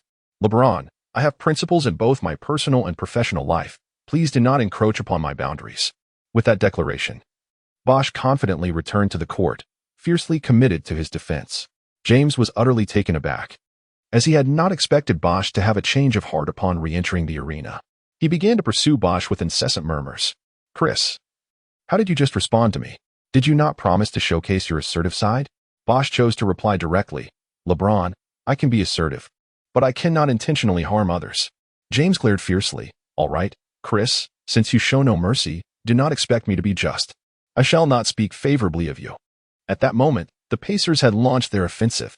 The ball was in Lin Hao's possession, and upon realizing that no one was there to assist him, James had no choice but to take matters into his own hands. In the face of righteousness and victory, he opted for triumph. James lunged at Lin Hao, aggressively engaging him. Lin Hao promptly turned his head towards the referee. "Sir, is this not worthy of a foul? This is the NBA court, not a bathhouse." The referee, hearing Lin Hao's remark, wore an awkward smile. They all felt that James's actions were indeed a bit excessive. "LeBron, perhaps you should temper your approach. If such scenes circulate, people might assume this is how we play in the NBA." James, with an expression of innocence, replied, "This is merely a standard defensive maneuver. It is his physique that is lacking." Lin Hao, upon hearing James's words, grew somewhat agitated. Without uttering a word, he directly confronted James. To James's surprise, despite Lin Hao's slender physique, he exhibited remarkable strength. Upon their bodies colliding, James immediately lost his balance. By the time he regained his equilibrium, Lin Hao had already accelerated toward the basket. The formidable Morning stood resolutely beneath the hoop, determined to defend with all his might. Yet, at this moment, Lin Hao had already leaped into action with all his strength. He soared into the air, becoming an unstoppable force. Bang! Lin Hao delivered a powerful slam dunk over Mo Ning. Yet, upon completing the dunk, Lin Hao found himself losing balance. This was due to James crashing into him from behind. Thud. Fortunately, Mo Ning was right in front of Lin Hao. Otherwise, he would have plummeted to the ground. Seeing James's reckless action against Lin Hao, Arteist was instantly filled with fury. He turned and charged behind James, forcefully shoving him. James fell heavily to the ground. Caught entirely off guard, the impact was severe, resulting in the loss of his two front teeth. Despite James's aged and unattractive appearance, he was rather vain. Upon seeing his two front teeth lying on the floor, he erupted in fury. He immediately sprang to his feet, pointing at Arteist and vociferously berating him. "What are you doing, you little brat? Do you believe I could shatter your skull with a single punch?" Arteist, apprehensive that James might become enraged, relished this extreme tit-for-tat as his favorite pastime. He promptly retorted, "Ha ha, I truly regret that it only cost you 2 teeth. How I wish it could have been 10. As the situation escalated towards a physical confrontation, the referee hurriedly intervened to separate them. "All right, enough of this commotion. This is a basketball court, not a lawless arena. Do not presume you can brawl here." Under the referee's authority, the two managed to avoid a more intense clash. Arteist was summarily ejected from the court, while James received a flagrant foul for having pushed Lin Hao from behind. Seeing James, now toothless, Lin Hao could not help but chuckle. "LeBron, in your current state, you resemble a truly grotesque gorilla." Upon hearing this, LeBron James was exceedingly furious. He yearned to strike Lin Hao with a punch. However, he was acutely aware that should he act first, he would fall into Lin Hao's cunning trap. He pointed at Lin Hao and bellowed, "Lin, if you dare to exit this arena, I will not let you off the hook." Chapter 99. Farewell to the Gorilla. Upon hearing James's words, Lin Hao burst into laughter. "LeBron, you mentioned not to forget. However, you are currently in Indiana. This is our territory." No sooner had Lin Hao finished speaking than Reggie Miller, who had come off the bench, also chimed in. He also pointed at James and shouted, "LeBron, what are you so arrogant about? You are nothing but trash." At that moment, James felt the need for assistance.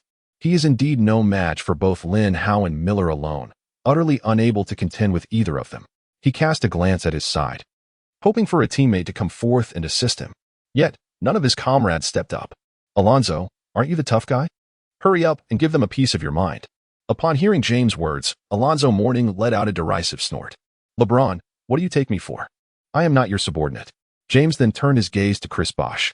"Chris, step up and display your strength. Only those who bravely confront such conflicts deserve to be called my true brothers." Upon hearing this, Chris Bosh scoffed. "LeBron, don't try to manipulate me here. Rest assured, I will not be fooled." James helplessly looked towards his dear friend Dwayne Wade. "Dwayne, I'm in trouble. I know you will help me, right? Only you can resolve this issue." However, to James' astonishment, Wade simply turned his head away, avoiding eye contact entirely. This left James utterly dumbfounded.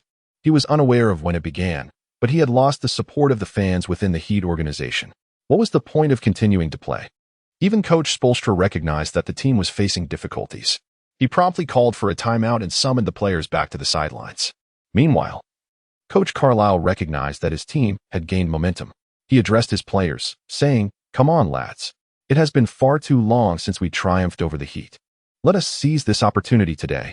Reggie Miller chuckled beside him, remarking, "Coach, is it possible that our previous failures against the Heat stemmed from our lack of Lin Hao?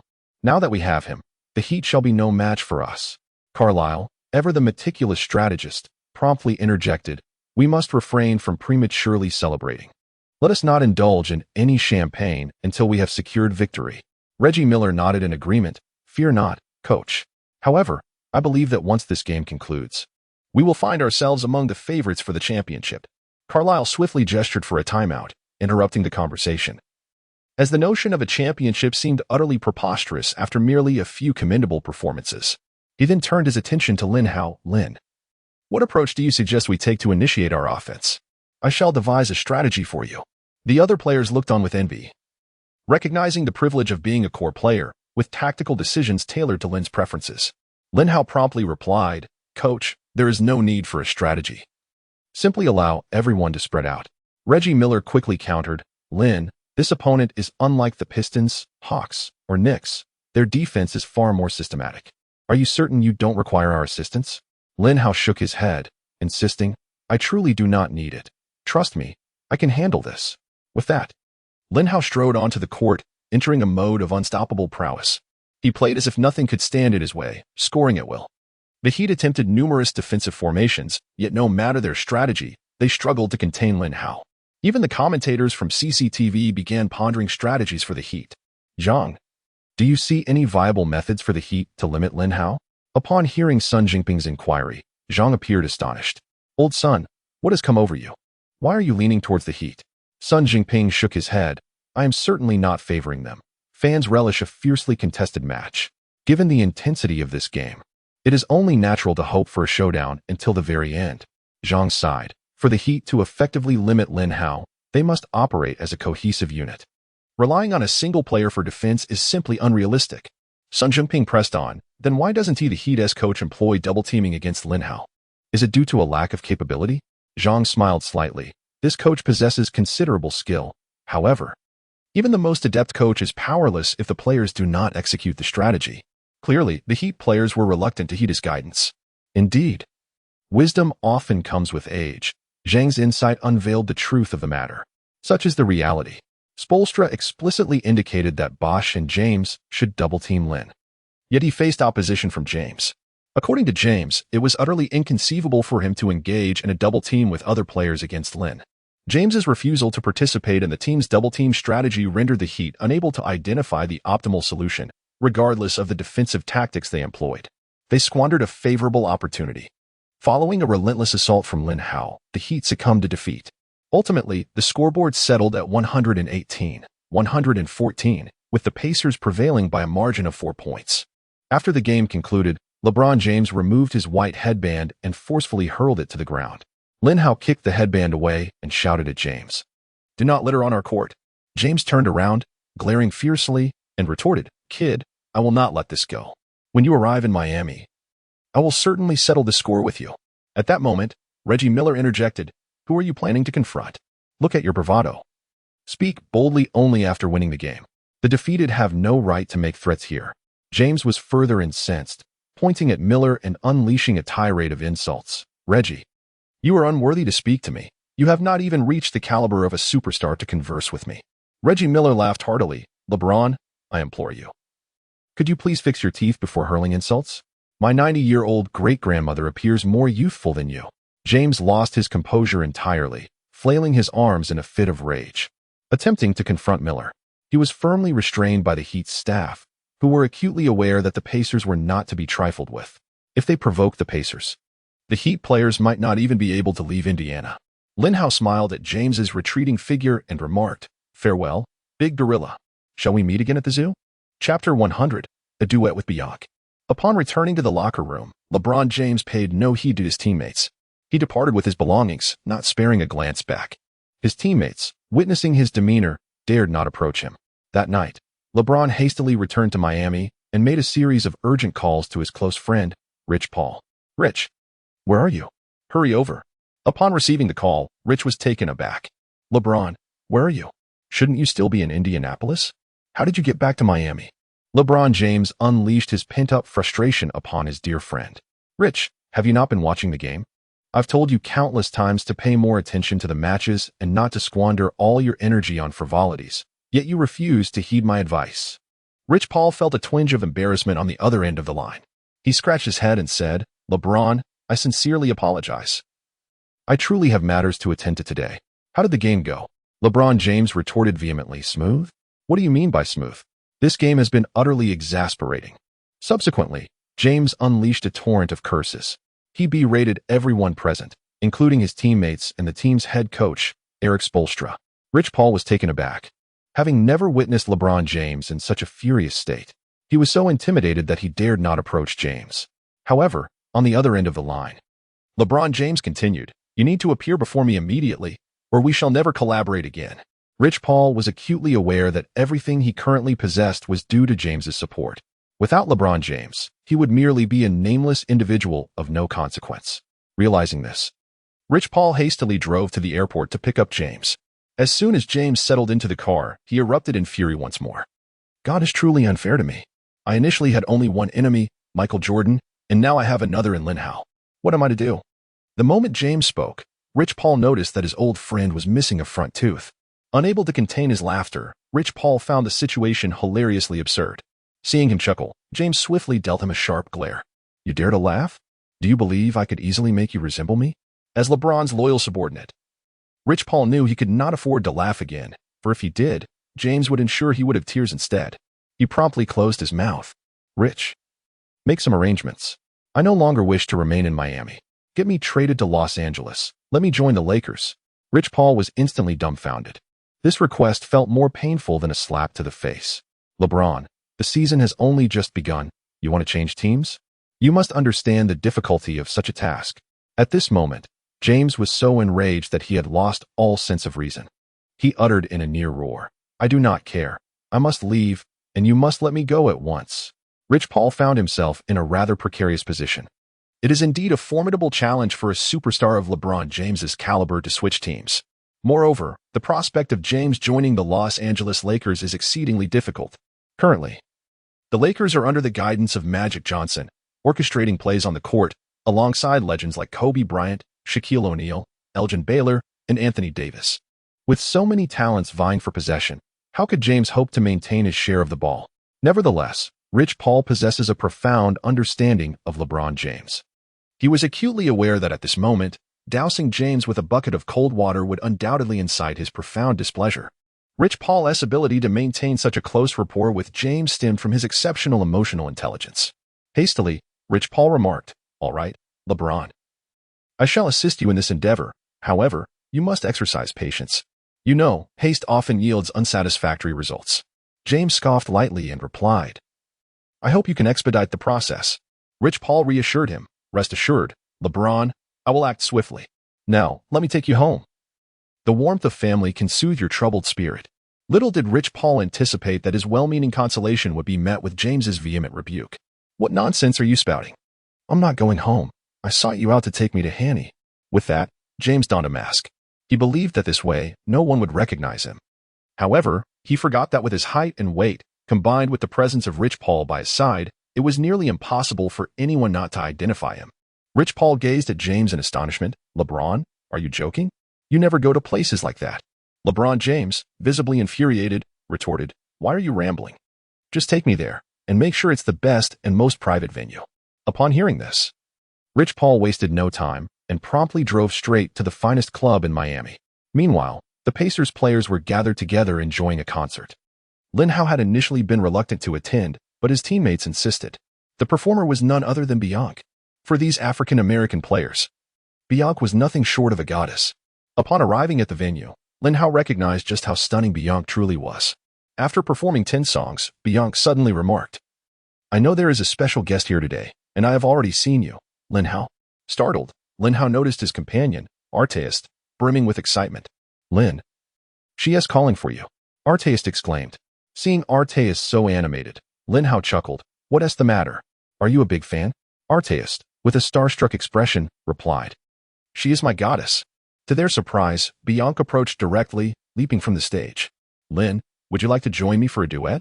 Arteist interjected eagerly. I know all your songs. Can I sing with you? However, Bianca swiftly declined. I don't wish to sing with you. I only want to sing with Lin.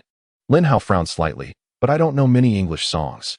Bianca smiled. That's all right. I can sing some Chinese songs too, like Jasmine Flower. With that, she began to sing. What a beautiful jasmine flower. Her professionalism shone through, and despite singing in Chinese, her voice remained enchanting. Lin Hao joined her in song. While the Pacers players looked on in astonishment, they discovered that Lin Hao possessed an unexpectedly melodious singing voice. Chapter 101. The Scandal of James Exposed. Following the conclusion of Bianca's concert, a raucous celebration ensued. Lin Hao and his teammates from the Pacers were, of course, among the esteemed guests. Arteist had never imagined that he would revel alongside Bianca in his lifetime. However, he soon realized the considerable distance that separated him from her.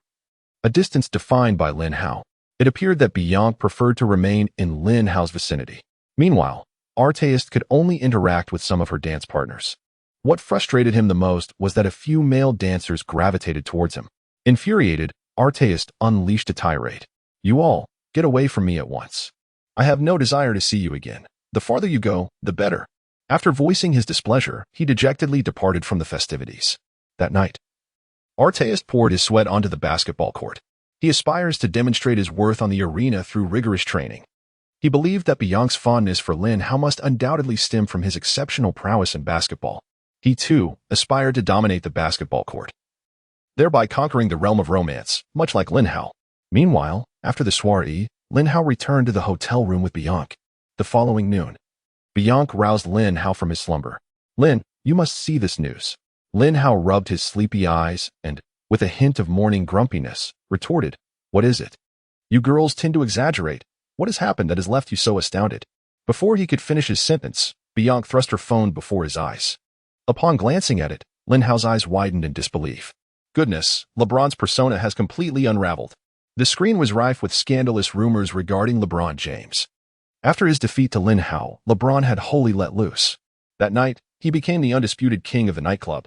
His image as a devoted husband had crumbled, and the latest gossip suggested that his wife intended to file for divorce. Witnessing the multitude of scandalous news about James online, Lin Hao could not suppress a smile. I always knew the day would come when James' facade would shatter. I just didn't expect it would relate to me.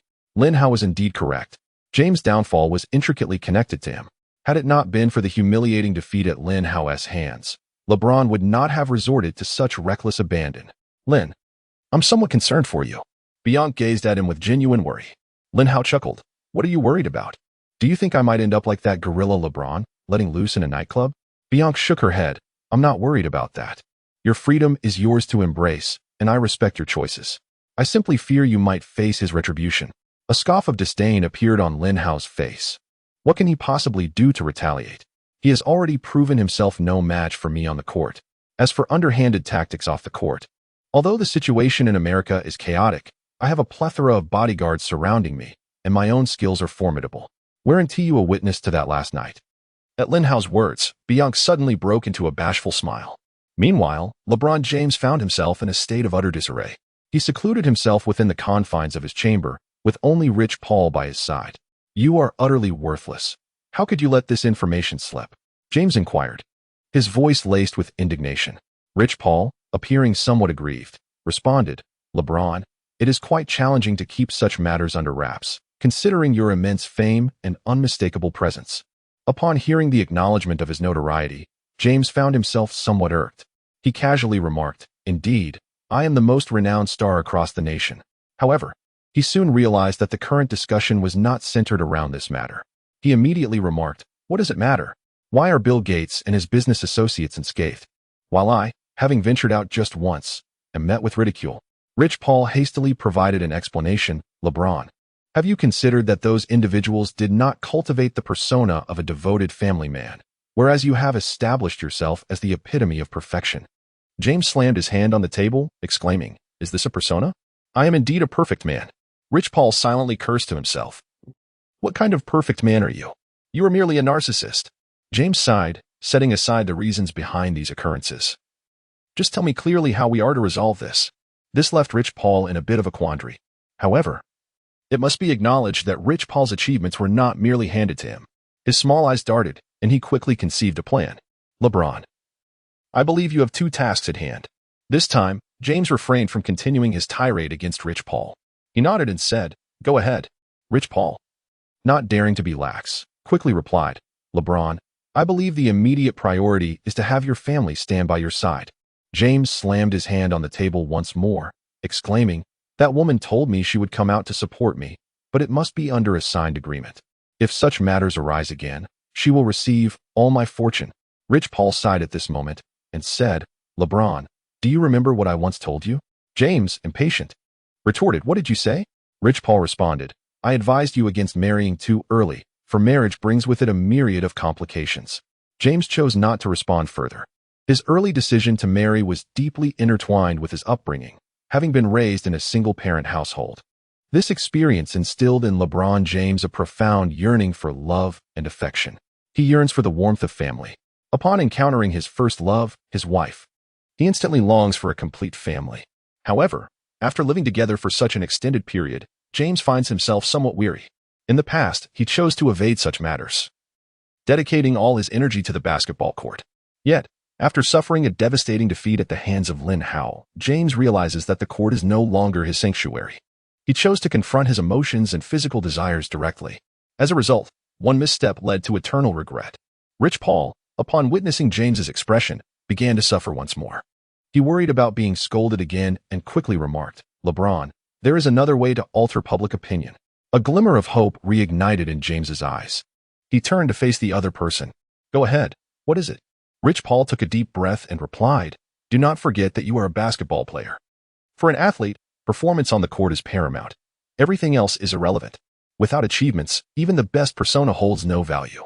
In an instant, James grasped Rich Paul's meaning. "Rich, help me find the best shooting coach in the world. I need to enhance my shooting training." Chapter 102, Dallas Mavericks. Due to the exposure of a scandal, James's reputation crumbled. He devoted all his energy to the basketball court. He resolved to address his shortcomings, seeking various means to transform himself into a more versatile player. Meanwhile, Lin Hao and his Pacers faced a new adversary, the Dallas Mavericks. Their head coach is the venerable Nelson, who adheres to a philosophy of rapid offense. Their proprietor is none other than Mark Cuban, the most fervent owner in the realm of the NBA. Penguin Sports has undertaken the broadcast of this match, with the commentary provided by Yang Yi and Ke Fan. Prior to the commencement of the game, Yang Yi indulged in some lighthearted gossip. "Ke Fan, you appear to be radiating positivity these days. Has some joyous event transpired?" Ke Fan erupted in laughter. "Ah, Yang, you truly are playing coy. Indeed, there is cause for celebration. What could possibly be more delightful than the collapse of the gorilla persona?" Yang Yi joined in the laughter, "My friend. Perhaps you should temper your exuberance. I never anticipated you would so brazenly refer to him as a gorilla." Unfazed, Ke Fan retorted, "What of it? Am I mistaken? He is indeed a gorilla, a super gorilla." The director, sensing the rising tension, interjected urgently, "Let us steer the conversation back to the game. Refrain from discussing unrelated matters." Yang Yi inquired of Ke Fan, "What opportunities do you believe the Mavericks have in this match?" Ke Fan shook his head emphatically, "I doubt they possess much chance. Who can they assign to contain Lin Hao? Unless they can neutralize him, victory will elude them." The pressure was now upon Yang Yi. For the sake of the program's balance, he needed to voice some support for the Mavericks, lest their discourse become one-sided. Demonstrating his seasoned wit, Yang Yi quickly devised a response, stating, "I believe this Mavericks team possesses a high level of offensive talent. It promises to be a truly thrilling contest." The Pacers, the home team for this matchup, have fielded the following starting lineup. Point guard, Tyrese Halliburton. Shooting guard, Reggie Miller. Small forward, Paul George. Power forward, Jermaine O'Neal. Center, Lin Hao. The starting lineup for their opponents, the Mavericks, is as follows. Point guard, Jason Kidd. Shooting guard, Luka Doncic. Small forward, Michael Finley. Power forward, Dirk Nowitzki. Center, Kristaps Porzingis. As the referee's whistle sounded, the match between the two teams officially commenced. Porzingis and Lin Hao both magnificent unicorns, engaged in the jump ball. It soon became evident that Lin Hao was the king among the unicorns. He leaped with great effort, deftly passing the basketball to Halliburton behind him. Halliburton swiftly dribbled into the front court. Opposing him was the quintessential point guard, Jason Kidd. While Kidd's ability to score independently may be somewhat lacking, his other skills were nearly perfected. His defensive prowess is unparalleled among point guards. Under his defense, Halliburton struggles to find favorable opportunities. With no other option, Halliburton swiftly passes the ball to Lin Hao. Lin Hao receives the ball at the top of the arc beyond the three-point line, facing off against Porzingis, standing at 221 centimeters. The Unicorn is one of the few players in the league whose height and agility can match Lin Hao's. This is a key reason why many have high hopes for the Mavericks in this matchup. Beyond the center position, the Mavericks exhibit a distinct advantage in other areas. Lin Hao executes a triple threat move, prompting Porzingis to immediately close in. Porzingis is acutely aware of Lin Hao's formidable shooting ability. He had watched numerous videos of Lin Hao, fearing that Lin Hao might unexpectedly launch a three-point shot. At that moment, Lin Hao suddenly executed a powerful drive. Bang! He forcefully pushed aside the formidable Bosch, then surged toward the basket with unyielding determination. At this moment, the defender was none other than Nowitzki. Although the German giant possessed commendable height, he had never been renowned for his defensive prowess. Confronted by the relentless Lin Hao, Nowitzki chose to sidestep the impending onslaught, helplessly witnessing Lin Hao execute a thunderous dunk to seal the play. "Quickly launch a counterattack and showcase our distinctive style," shouted coach Don Nelson from the sidelines. This truly epitomized the essence of the Mavericks. Coach Nelson was a veritable genius on the basketball court. He has been diligently studying various tactics. The fast-paced offensive strategy has always been his preferred approach. This inclination is also influenced by his brief immersion in the culture of the Dragon Kingdom. He is aware of an adage in the Dragon Kingdom that states, "In the realm of martial arts, speed is paramount." Presently, Old Nelson aspires for the Mavericks to harness their velocity to secure victory. Even more crucially, the current Mavericks lineup boasts two exceptional catalysts. Both Doncic and Kidd are masters of the fast break. The basketball is now in Kidd's possession. Upon receiving the ball, he executes a signature bounce pass. Meanwhile, Porzingis has already surged to the forefront. Upon receiving Kidd's pass, he immediately executed a thunderous dunk. Kofan was taken aback by the speed of their offense. It was astonishingly rapid, even swifter than the Suns' attack. Beside him, Yangi mused, "I can't help but wonder if Lin Hao would fit well within this Mavericks team." Kofan nodded in agreement, stating, "Indeed, he would be a perfect match. If he were on this Mavericks squad, he could average 60 points per game." Rick Carlisle, noticing his players' unease, quickly urged from the sidelines, "Do not succumb to their tempo, continue to play at our pace." Yet, the players on the court involuntarily quickened their rhythm. Tyrese Halliburton recognized that speed was also his advantage, swiftly dribbling to the front court. However, in his haste, he made an error, as Kidd intercepted the ball with ease. Kidd promptly passed it to Doncic, who wasted no time in sinking a remarkable long-range shot. The Mavericks' momentum surged instantaneously. Lin Hao, observing Halliburton's self-reproach, hastened to reassure him. "It's all right, my brother. Keep playing at your own pace. We have nothing to fear." Hearing Lin Hao's words, Halliburton felt a renewed sense of confidence. During the ensuing offensive play, he executed a pick-and-roll with Lin Hao. Although Lin Hao's passing ability was not yet elite, his height and scoring prowess drew the defensive focus towards him. This allowed Lin Hao to easily spot open opportunities for his teammates. For instance, after the pick-and-roll, Halliburton handed the ball back to Lin Hao. Halliburton then slipped to the corner beyond the three-point line, while the Mavericks defenders remained fixated on Lin Hao. Lin Hao delivered the ball over his head to Halliburton in the corner. Halliburton's release was swift, and he immediately launched a three-pointer. Unfortunately, his touch was not quite on point this time. The basketball circled the rim before ultimately rolling out. Chapter 103, an offensive exchange. "Quickly grab the rebound and initiate a counterattack," shouted Mavericks head coach Don Nelson from the sidelines. He aims to unleash the utmost speed, prompting the players to launch fast breaks time and again. He yearned for an automatic ball dispenser beneath the basket, allowing his players to run with reckless abandon. However, on this occasion, his players failed to secure the defensive rebound. A member of the Pacers managed to outmaneuver them and executed a follow-up dunk. That player was none other than Lin Hao. Observing Lin Hao hanging from the rim, Coach Nelson turned to his owner, Mark Cuban. Cuban understood immediately. "Are you suggesting that I bring this young talent from the Dragon Kingdom on board?" Nelson nodded vigorously. "Indeed, That's precisely what I mean. If we acquire this individual, I confidently predict that the championship title will be ours this season. Cuban acknowledged with a nod. After the game, I'll have a word with him. The match continued. And with Lin Hao's powerful dunk, the home crowd of Pacers fans erupted into a frenzy. Although the game had only just commenced, their cheers resonated like a tidal wave. Witnessing the opposing fans' fervor, Jason Kidd, dribbling forward, reminded his teammates, "Brothers, we must establish our momentum, or we will be overpowered."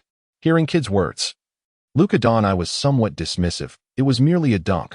Why are their fans so exhilarated? Kidd shook his head. Luka, you have no idea how exceptional this guy is. Doncic scoffed. Regardless of his prowess, I intend to lead our team to victory today. With that, Doncic advanced the ball to the front court, facing off against Paul George. He executed a series of dribble moves before stepping back for a three-pointer. When Doncic is in form, defenders often find themselves at a loss. At that moment, all George could do was pray for divine intervention. Swish. Doncic's three-pointer effortlessly found its way through the hoop. After the basket, he shook his head at George, taunting, "Isn't your defense supposed to be formidable? Why couldn't you disturb me at all?" George widened his eyes. "Kid, don't get too cocky. Your time to lament will come." Doncic responded with a playful grimace. "I'll be waiting for you to cry first." Lin Hao then sought to bolster Paul George's spirits, saying, "Paul, that was not on you. You performed admirably." Without a reply, George surged forward to the front court. This time, Lin Hao passed the ball into George's hands, setting the stage for George to take on Doncic one-on-one. Utilizing his speed, George launched a strong drive against Doncic. He surged directly into the paint, aiming to conclude with a resounding dunk. However, Portsia's rim protection was not to be underestimated. On this occasion, the Unicorn successfully executed a block against Doncic. The basketball, thwarted by his defense, fell into Kidd's hands. Meanwhile, on the other side, Michael Finley had already made great strides toward the front court.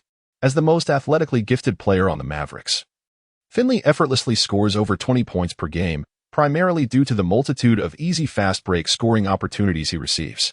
This time, he barreled toward the basket, eager to showcase his dunking prowess. Yet, one player from the Pacers had other intentions. That individual was Lin Hao. No matter how swift Finley was, he could not outpace Lin Hao. No matter how high Finley could leap, he could not surpass Lin Hao's elevation. Lin Hao, arriving late but with remarkable timing, delivered a resounding block from behind Finley.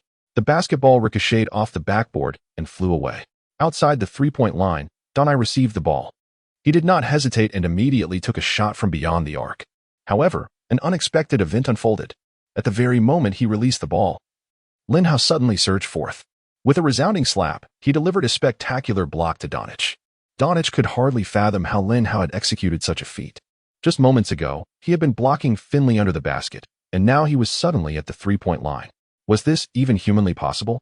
After completing this remarkable block, Lin Hao dribbled swiftly towards the front court. Old Nelson recognized that the Pacers were gaining momentum, despite his usual disregard for defensive strategies. He was compelled to emphasize the importance of defense for his team. He shouted loudly, "Do not allow Lin Hao to succeed in this offensive attempt. Fouls are inconsequential. We must restrain him." The Mavericks players surged forward, positioning themselves in front of Lin Hao. This time, Lin Hao showcased his exceptional ball-handling skills reminiscent of Irving. Whoosh, whoosh, whoosh. The Mavericks players stood before him like mere wooden stakes, effortlessly bypassed by Lin Hao. At the rear stood Porzingis, raising his arms in an attempt to block Lin Hao's advance. He intended to exact revenge on his teammates. Yet, at the last moment, he transformed into a jester. Boom. Lin Hao executed a ferocious dunk, bringing the finale to a stunning climax. Porzingis was mercilessly posterized, relegated to the role of a mere backdrop. On the sidelines, the veteran Nelson could no longer bear to watch and promptly called for a timeout. The players of the Mavericks hung their heads in despair. Just moments ago, the proud Doncic suddenly lamented, "How are we supposed to play like this? His physique surely does not belong to this planet." Finley chimed in, "I believe we simply cannot contain him. We are no match for him." Old Nelson quickly reassured them, "Boys, worry not about that. Let us not forget, basketball is a game that transcends mere scoring." The Mavericks players exchanged puzzled glances, uncertain of their coach's meaning. Nelson continued, "It matters not if we cannot defend against him. As long as we score more points, victory is within our grasp." Kidd was the first to grasp the coach's intent, explaining to his teammates, "What coach means is that we should engage in an offensive showdown." Nelson patted his shoulder, affirming, "Exactly. If we execute our offense, we can triumph in this match." A sense of clarity washed over the Mavericks players. Doncic, brimming with confidence, declared, "Rest assured, coach. While I may struggle in other aspects, my scoring ability is beyond reproach." Nearby, Nowitzki added, "Without a doubt, I am the most proficient scorer among interior players in this league." Nelson nodded in satisfaction, instructing, "From here on out, you may neglect defense, but your offense must be relentless." The Mavericks players, invigorated by their coach's directive, were filled with zeal. Offense was indeed their innate instinct, particularly for their two stalwarts, Dirk Nowitzki and Luka Doncic. These two were known for their offensive prowess rather than defensive capabilities. Asking them to defend was akin to asking them to relinquish their very essence. Yet, offense was their forte, as effortless as the act of eating or drinking. Chapter 104, The Light of the Dragon Nation. The match between the two teams pressed on. The Dallas Mavericks launched their offensive. This time, they focused on the pick-and-roll collaboration between Doncic and Nowitzki. The two possessed an innate chemistry. Following the screen, Doncic immediately delivered a no-look pass, effortlessly sending the ball to Nowitzki beyond the three-point arc. The German received the ball and, without hesitation, unleashed a three-point shot. He possesses an exceptionally high release point, evoking an almost insurmountable challenge for defenders. Even though Shaquille O'Neal is a commendable defensive player, his prowess falls short when it comes to containing Nowitzki. He could only watch helplessly as Nowitzki sank a three-pointer. Lin Hao addressed his teammates. "It's all right. Don't they think their offensive prowess is formidable? Let us defeat them with an even greater offensive capability." This statement undoubtedly served as a potent morale booster for his teammates. Reggie Miller chimed in, "Indeed. They believe in their scoring ability, but we are equally formidable, if not stronger." As he spoke, he dashed to the front court, his vigorous movement disrupting the Mavericks' defense. This Pacers team boasted two elite 3D players, and with Halliburton's exceptional off-ball skills and Shaquille O'Neal's remarkable ability to create his own shots, their scoring potential reached its zenith. Fans were in for a treat as they witnessed an exhilarating scoring spectacle at the Conseco Fieldhouse. As the Pacers launched their offense, the basketball found its way to Lin Hao at the apex of the three-point line. Opposing him was still Porzingis, though the unicorn dared not approach Lin Hao too closely. He was acutely aware that Lin Hao could easily overpower him in both speed and strength. Observing Porzingis retreating while attempting to engage, Lin Hao couldn't help but chuckle. "My friend, are you going to continue backing away? At this rate, you will inevitably retreat beyond the baseline." Porzingis gritted his teeth, retorting, "Enough of your nonsense. Do you dare to believe I can prevent you from scoring in my presence?" Lin Hao burst into laughter. "Really? Why would I doubt that?" Without further ado, Lin Hao launched a step-back three-pointer. Swish. An extraordinarily distant three-pointer found its mark. After scoring, Lin Hao shook his head at Porzingis, inciting even greater fury within him. Observing the grimace on his face, a smile once again graced Lin Hao's features. "I shall grant you an opportunity. Strike back at me, and I will show you what elite defense truly entails." Indeed, Porzingis rushed to the front court, immediately positioning himself with fervor. He shouted loudly while demanding the ball. "Pass it to me, I will annihilate him." At that moment, Luka Doncic furrowed his brow, for he believed that Porzingis lacked such prowess. He was incapable of overpowering Lin Hao. However, after a moment's hesitation, Luka relinquished the ball to Porzingis. Upon receiving the ball, Porzingis faced Lin Hao for a one-on-one confrontation. In previous matches, Porzingis had been a veritable anomaly on the court, as no player taller than him could match his speed, while those quicker than him were inevitably shorter. Furthermore, he possessed exceptional skills. Yet now, as he confronted Lin Hao, Porzingis suddenly realized that his previous advantages had become irrelevant. Under Lin Hao's relentless pressure, he nearly committed a turnover. With no other recourse, Porzingis was forced to attempt a contested shot. The outcome was predictable. Lin Hao emphatically blocked the shot, sending Porzingis' basketball soaring away. It was then Lin Hao's moment to shine. Since Porzingis had taken the shot from a high position, the ball flew into the backcourt after being blocked. Lin Hao, fueled by adrenaline, surged toward the backcourt. No one could rival Lin Hao's speed. They could only watch helplessly as he raced toward the Mavericks' half-court. Abruptly, at the three-point line, Lin Hao came to a sudden halt. He loudly inquired of the spectators on the sidelines, "Brothers and sisters, what kind of dunk performance would you like to witness?" The fans instantly erupted with enthusiasm, voicing every imaginable dunk they could conceive. "I want to see a 360-degree dunk. Can you not be so unimaginative?" A 360 dunk by Lin Hao is a piece of cake. If we're going to watch, let us aim for a 720-degree dunk. Unlike you all, I desire to see Lin Hao perform an alley-oop dunk over the entire Mavericks team. The crowd clamored in a cacophony of suggestions. But Lin Hao found it impossible to discern any clarity amidst the noise. At that moment, the Maverick star point guard, Jason Kidd, had already sprinted over. He felt that Lin Hao's actions were somewhat humiliating to his team. Kidd unleashed a barrage of trash talk, saying, "Lin, if you continue like this, I won't hold back. Don't forget, I am a master of steals, and I can snatch that basketball from your hands in an instant." To Kidd's surprise, his words elicited laughter from Lin Hao.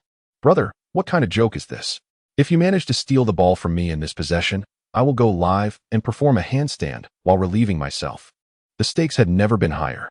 Upon hearing this, Kidd seemed to lose his mind and charged towards Lin Hao. Lin did not hold back either, showcasing his dribbling skills. The spectators on the sidelines were once again left in awe. They discovered that there is something more captivating than a slam dunk on the basketball court. And that is Lin Hao's ball handling performance. The basketball spun and danced incessantly between his hands. Suddenly, Lin Hao accelerated, swiftly gliding past Kidd with remarkable speed. Kidd was acutely aware of Lin Hao's velocity. He knew that he could not possibly keep up. He urgently shouted, "Hurry and assist me in reinforcing the defense." Charging forth was Michael Finley, the most physically gifted player from the Mavericks. Yet, before Lin Hao, he was utterly ineffective. Lin Hao afforded him no opportunity for a steal. With precision, Lin Hao propelled the ball towards the backboard. At that moment, Porzingis once again surged towards the paint. He endeavored to complete a defensive maneuver against Lin Hao. Yet, it became evident that he had swiftly forgotten the pain of past injuries. Lin Hao had already soared into the air. Boom! He delivered a thunderous dunk over the opposing player, known as the God of Waves. The spectators on the sidelines erupted in exhilaration once more. "Thank you, Lin. This is my favorite dunk. Isn't this far more captivating than a dunk contest? Such in-game dunks are truly the pinnacle of excitement. I am now somewhat eager to see Lin participate in the dunk contest. I genuinely wonder what kind of breathtaking performance he will showcase." Enough talk. Let us hasten to watch the match, for it is utterly thrilling. The fans at the sidelines could no longer contain their ecstatic emotions. It wasn't just them. Even the commentators in the Penguin live streaming room were unable to hold back. Upon witnessing Lin Hao's spectacular dunk, Kafa stood up in sheer astonishment. He gazed in astonishment at Yang Yi beside him, exclaiming that old Yang was indeed one of our compatriots from the Dragon Nation, truly magnificent, a beacon of our heritage. Yang Yi was equally exhilarated, declaring this as authentic cultural export. Lin Hao is simply invincible. Chapter 105. The highest score of the half. Lin Hao maintained a calm demeanor as he regarded the formidable Porzingis before him. "My friend, if I were in your position, I would focus earnestly on the game and refrain from further provocation." Porzingis, gritting his teeth in response, retorted, "The word give up does not exist in my vocabulary. I shall persevere." Lin Hao smiled and remarked, "Have you ever heard the saying that striving in the opposite direction only takes you further from your goals?"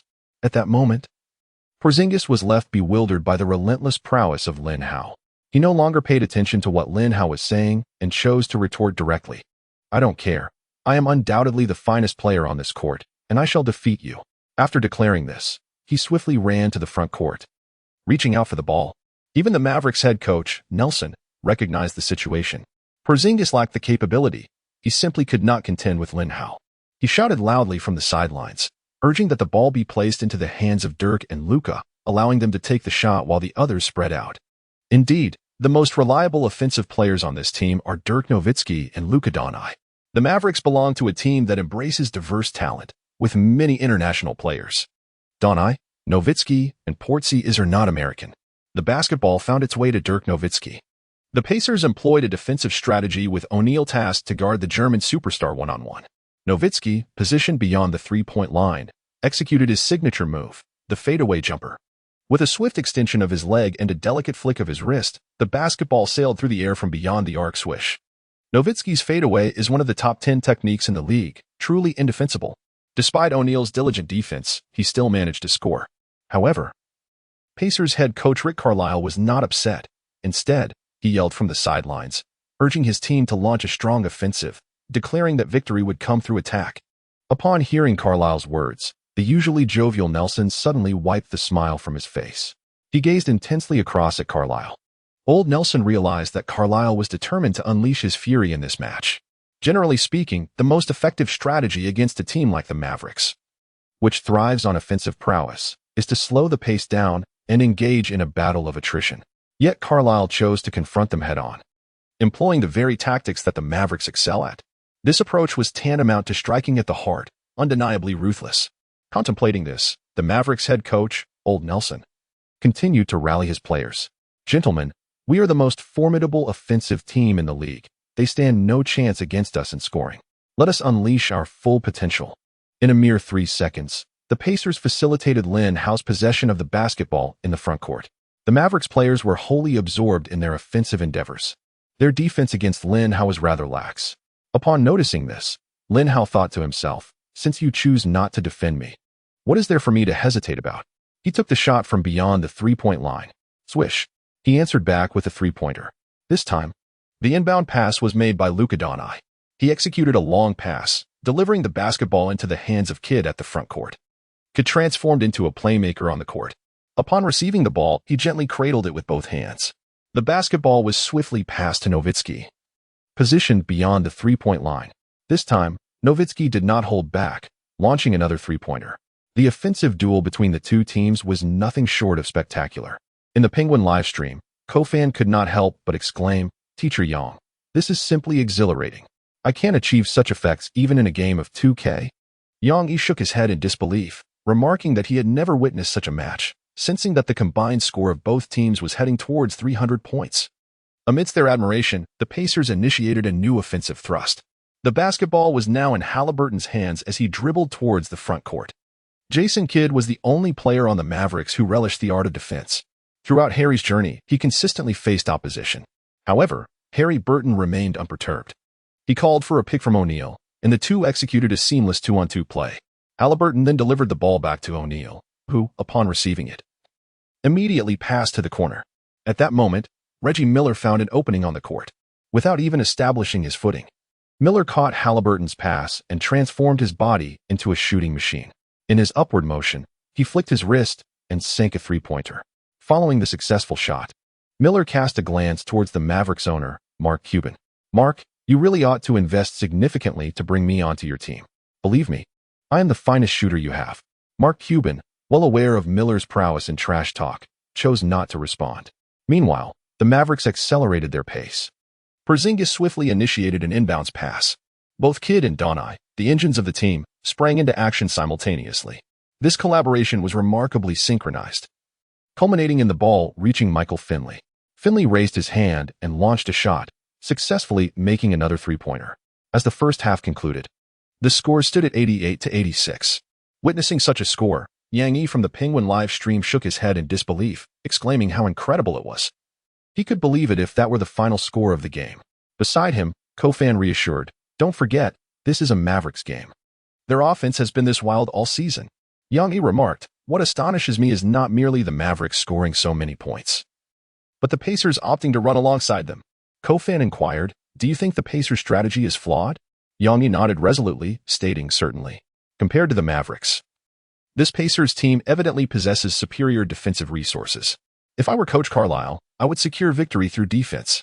Yet, Carlisle had an entirely different perspective. In the Pacers' locker room, Carlisle expressed immense satisfaction with his players' performance in the first half.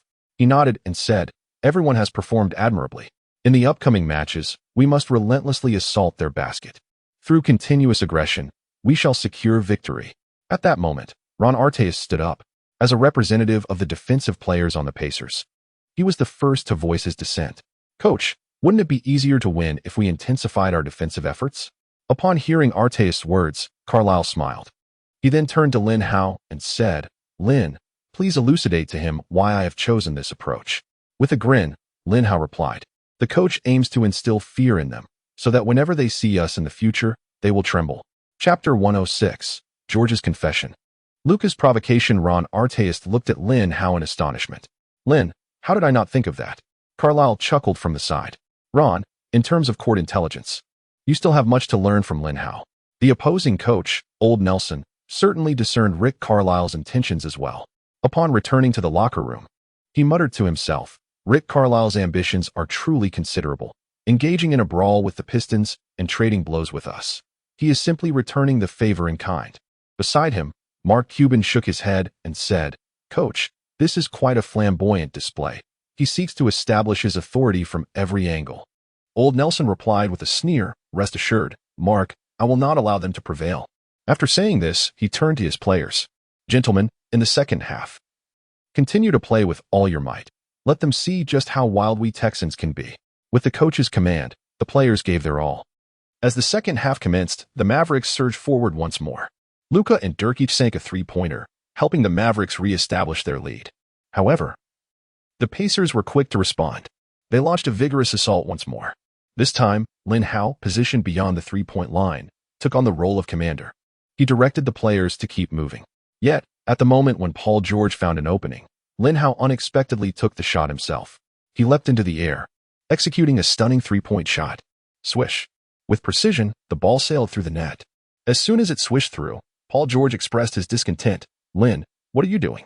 If you don't intend to pass me the ball, could you at least refrain from making me run around so much?" Lin Hao chuckled heartily. "Don't be upset, Paul. I'll set you up for an alley-oop next round."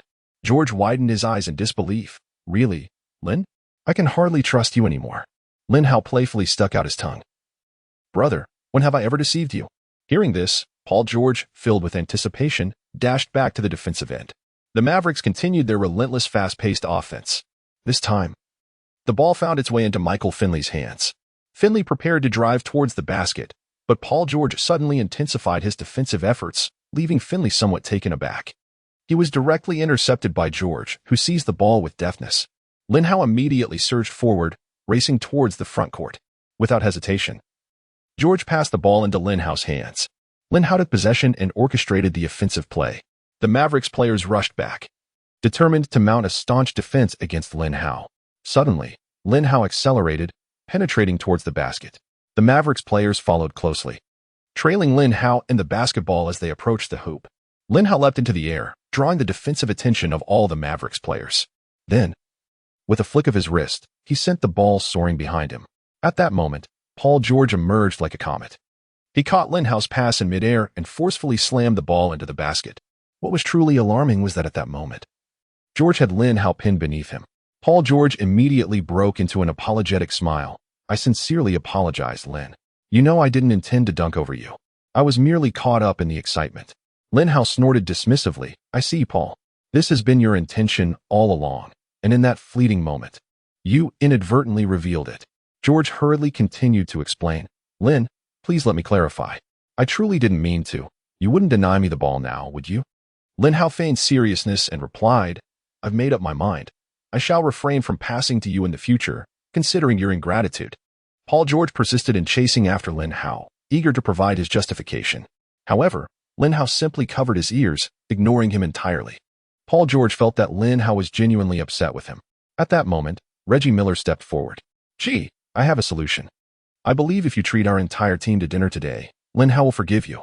Upon hearing this, Paul George looked skeptically at Lin Hao. "Really, Lin? If I treat the whole team to dinner, will you truly forgive me?" Lin Hao finally spoke. "Here's the deal. You must score over 40 points in this game. And if our team triumphs over the Mavericks, then you shall treat us to a late-night feast at the finest restaurant in Indiana, and I will absolve you." Upon hearing Lin Hao's terms, the Pacers' teammates were thoroughly pleased. They began to jeer from the sidelines. Upon hearing this, Paul George realized he had no choice but to comply obediently. He weakly stated, "All right, Lin, I concede to you." Then he cast a fierce glare at his teammates. "You lot are taking advantage of this situation." Meanwhile, his teammates busily cheered him on. At this moment, the Mavericks' offense continued to focus on two key players, Dirk Nowitzki and his fellow countryman, Luka Doncic. The most lethal tactic employed was the pick-and-roll collaboration between Doncic and the legendary Nowitzki. With this strategy, they had consistently racked up points. Doncic, feeling rather pleased with himself, after sinking a long-range three-pointer, pointed at Lin Hao and proclaimed, "I acknowledge your talent, but when it comes to scoring ability, I am the strongest in this league." Upon hearing this, Lin Hao smiled. "Luka, do you realize the consequences of provoking me? If you're uncertain, you might inquire with your teammate, Porzingis." Luka Doncic remained unabashedly arrogant in response. He continued to point at Lin Hao, declaring, "I care not for the consequences. I speak nothing but the truth. You shall not be my match." Upon hearing this, Lin Hao retorted with a single statement, "Very well, in the next round, I shall defend against you." Jason Kidd, upon hearing this, felt a chill run down his spine. He thought to himself, Luka, you have truly landed yourself in deep trouble. Why did you have to offend him of all people? In the subsequent offensive possession of the Mavericks, Luka Doncic received the ball, and Lin Hao immediately charged at him. Luka Doncic commenced his indiscriminate solo offensive play. His control of the rhythm may not appear ostentatious, yet it is remarkably adept. Consistently maintaining his own tempo, he suddenly lowered his shoulders and took a step back. Lin Hao followed closely in pursuit. Observing that Lin Hao's center of gravity had been disrupted by his maneuver, Luka felt a surge of delight and promptly accelerated to break through. However, he did not anticipate that Lin Hao's center of gravity was so elevated, yet his body control was remarkably proficient. Just as Luka Doncic surged forward in his attempt to break through, Lin Hao adjusted his center of gravity once more and positioned himself resolutely in front of him. Doncic felt an unprecedented pressure from the defense. He suddenly realized the formidable strength of Lin Hao. He felt that when Lin Hao stood before him in defense, the pressure he exerted was even greater than that of 5 players executing a zone defense against him simultaneously. Chapter 107. Outmaneuvering Luka Doncic repeatedly attempted to breach Lin Hao's defense, yet he found himself thwarted at every turn. Nevertheless, he remained undeterred. Fueled by an intense competitive spirit, having seldom tasted defeat since childhood, Luka was determined to exert every ounce of his strength in an effort to penetrate Lin Hao's formidable barrier. In the Penguin Sports Live broadcast room, Kafa looked on in astonishment as he remarked to Yang Yi, Teacher Yang, is Luka truly this tenacious? He refuses to concede. Yang Yi smiled faintly. This young man is relentless. He won't turn back until he hits a wall. However, I believe it will be exceedingly difficult for him to surpass Lin Hao's defense. Just as the two concluded their discussion, Luka Doncic unleashed his final ace. His physique is certainly not without purpose. Although Lin Hao stands 20 centimeters taller than Luka, the latter possesses a greater heft. Doncic charged at Lin Hao, colliding with considerable force. Bang! The impact proved somewhat effective, as Lin Hao was pushed aside by Doncic's weight advantage. However, Doncic refrained from advancing further and opted instead for a step-back three-pointer. Yet, before the ball could be released, it was interfered with by the incoming Paul George. Beep! At that moment, the referee blew the whistle. Paul George, with a look of astonishment, approached the official. Why? I didn't commit a foul. Review the replay. I didn't even touch him. The referee shook his head and replied, you committed a foul, and I saw it clearly. If you utter another word, I will issue you a technical foul. Nearby, Reggie Miller, hearing the referee's words, began to advocate for George. Referee, I believe you are targeting our Pacers. What's wrong with the Indiana Pacers? Do you consider us a weak team? Perhaps we were once, but we are certainly not weak now. Perhaps feeling a twinge of guilt from Miller's words, the referee finally lost his patience and blew the whistle. Beep. Following the sound, he issued a technical foul to Reggie Miller, granting the Dallas Mavericks a chance for 2 free throws and 1 shot. Observing this scene, Kafa in the Penguin live stream shook his head repeatedly. What is the referee doing? He might as well declare the Mavericks the victors. Beside him, Yang Yi also shook his head, stating, they say we have corrupt referees in the CBA. But compared to the NBA's, ours are merely at an elementary level. Kafa continued to berate his lifelong rival, LeBron James. It must be that gorilla who bribed the referees. He is the culprit. In contrast, the more seasoned and experienced Yang Yi maintained a more objective stance. He remarked, I believe this is certainly not something a single James could accomplish. It must be an instruction from the league's upper echelons for the referees to act in this manner. Kofan gazed at Yang Yi in astonishment, inquiring, but why is that? Yang Yi elucidated, let us not forget Lin Hao's identity. He is indeed a citizen of the Dragon Kingdom. I surmise that the NBA executives would unequivocally oppose the dominance of a Dragon Kingdom representative in the league. Kofan furrowed his brow once more, pondering, yet, the primary players of the Mavericks are not Americans either. Yang Yi offered a slight smile, though they may not be Americans. They are fundamentally Westerners, sharing many similarities. However, we are Easterners, and our interests are fundamentally opposed. Kofan appeared to grasp the underlying implication, yet he seemed increasingly troubled. He furrowed his brows and said to Yang Yi, Teacher Yang, does this mean that Lin Hao has no chance of leading the Pacers to dominate the NBA? Yang Yi smiled and shook his head, asserting that it would be inaccurate to make such a claim. Lin Hao still possesses an opportunity. Kofan became increasingly bewildered. He widened his eyes, pondering the opportunities at hand, considering how the league seemed to be so biased against the Pacers. Yang Yi remarked, let us not forget, basketball ultimately hinges on sheer strength. If the Pacers possess an undeniable prowess that surpasses other teams, they can indeed seize the championship. Kofan appeared to grasp the essence, albeit with some confusion. He had not anticipated that a mere basketball game could harbor such profound significance. On the court, Luka Doncic successfully made a free throw, prompting the Mavericks to execute a sideline inbounds play. The basketball found its way back into Doncic's hands. As soon as Luka seized the ball, Lin Hao swiftly positioned himself in front of him once more. This time, Luka resorted to his previous tactic, attempting to use his weight to collide with Lin Hao. However, Lin Hao unexpectedly employed a clever maneuver, evading the collision. Doncic's full-force impact resulted in a loss of balance, causing him to stumble and careen out of bounds. Lin Hao couldn't suppress a laugh. "Luka, aside from your size, you possess no other advantages." Rising from the ground, Luka Doncic felt somewhat disheartened. He pointed at Lin Hao and exclaimed, "I will undoubtedly lead the team to victory in this match." Before Lin Hao could respond, the Mavericks head coach, the seasoned Nelson, interjected from the sidelines. He exclaimed loudly to Luka Doncic, "Luka, do not become overly fixated on individual plays. Be sure to share the ball more with your teammates." Luka Doncic offered no response. He believes that as long as he can score, it matters not whether he passes the ball to a teammate or takes the shot himself. The match between the two teams continues. The Pacers launch an offensive. Lin Hao receives a pass from his teammate at the top of the arc. He waved his hand, signaling his teammates to spread out. Just as Porzingis was about to rush over to defend Lin Hao, he was pushed aside by Luka Doncic, who stood beside him. "Step aside. This possession is mine to handle," Luka asserted. Porzingis was somewhat taken aback, for Doncic was not typically known for his defensive prowess. What prompted him to take on Lin Hao? Yet, in the spirit of team unity, Porzingis refrained from voicing his concerns and stepped aside. Upon seeing the stout figure of Luka Doncic positioned before him, Lin Hao couldn't help but chuckle. "Brother, do you really think you can guard me?" Doncic's eyes widened in determination. "I will absolutely not allow you to score in front of me." Lin Hao, hearing this, smiled and showcased his ball handling skills. With a series of dazzling dribbles reminiscent of Kyrie Irving, he left Doncic off balance. Then, in a sudden burst of speed accompanied by a remarkably executed Sam Gold, he dribbled the ball forward with his left hand, abruptly yanking it back with his right, and forcefully drove past Doncic from his right side.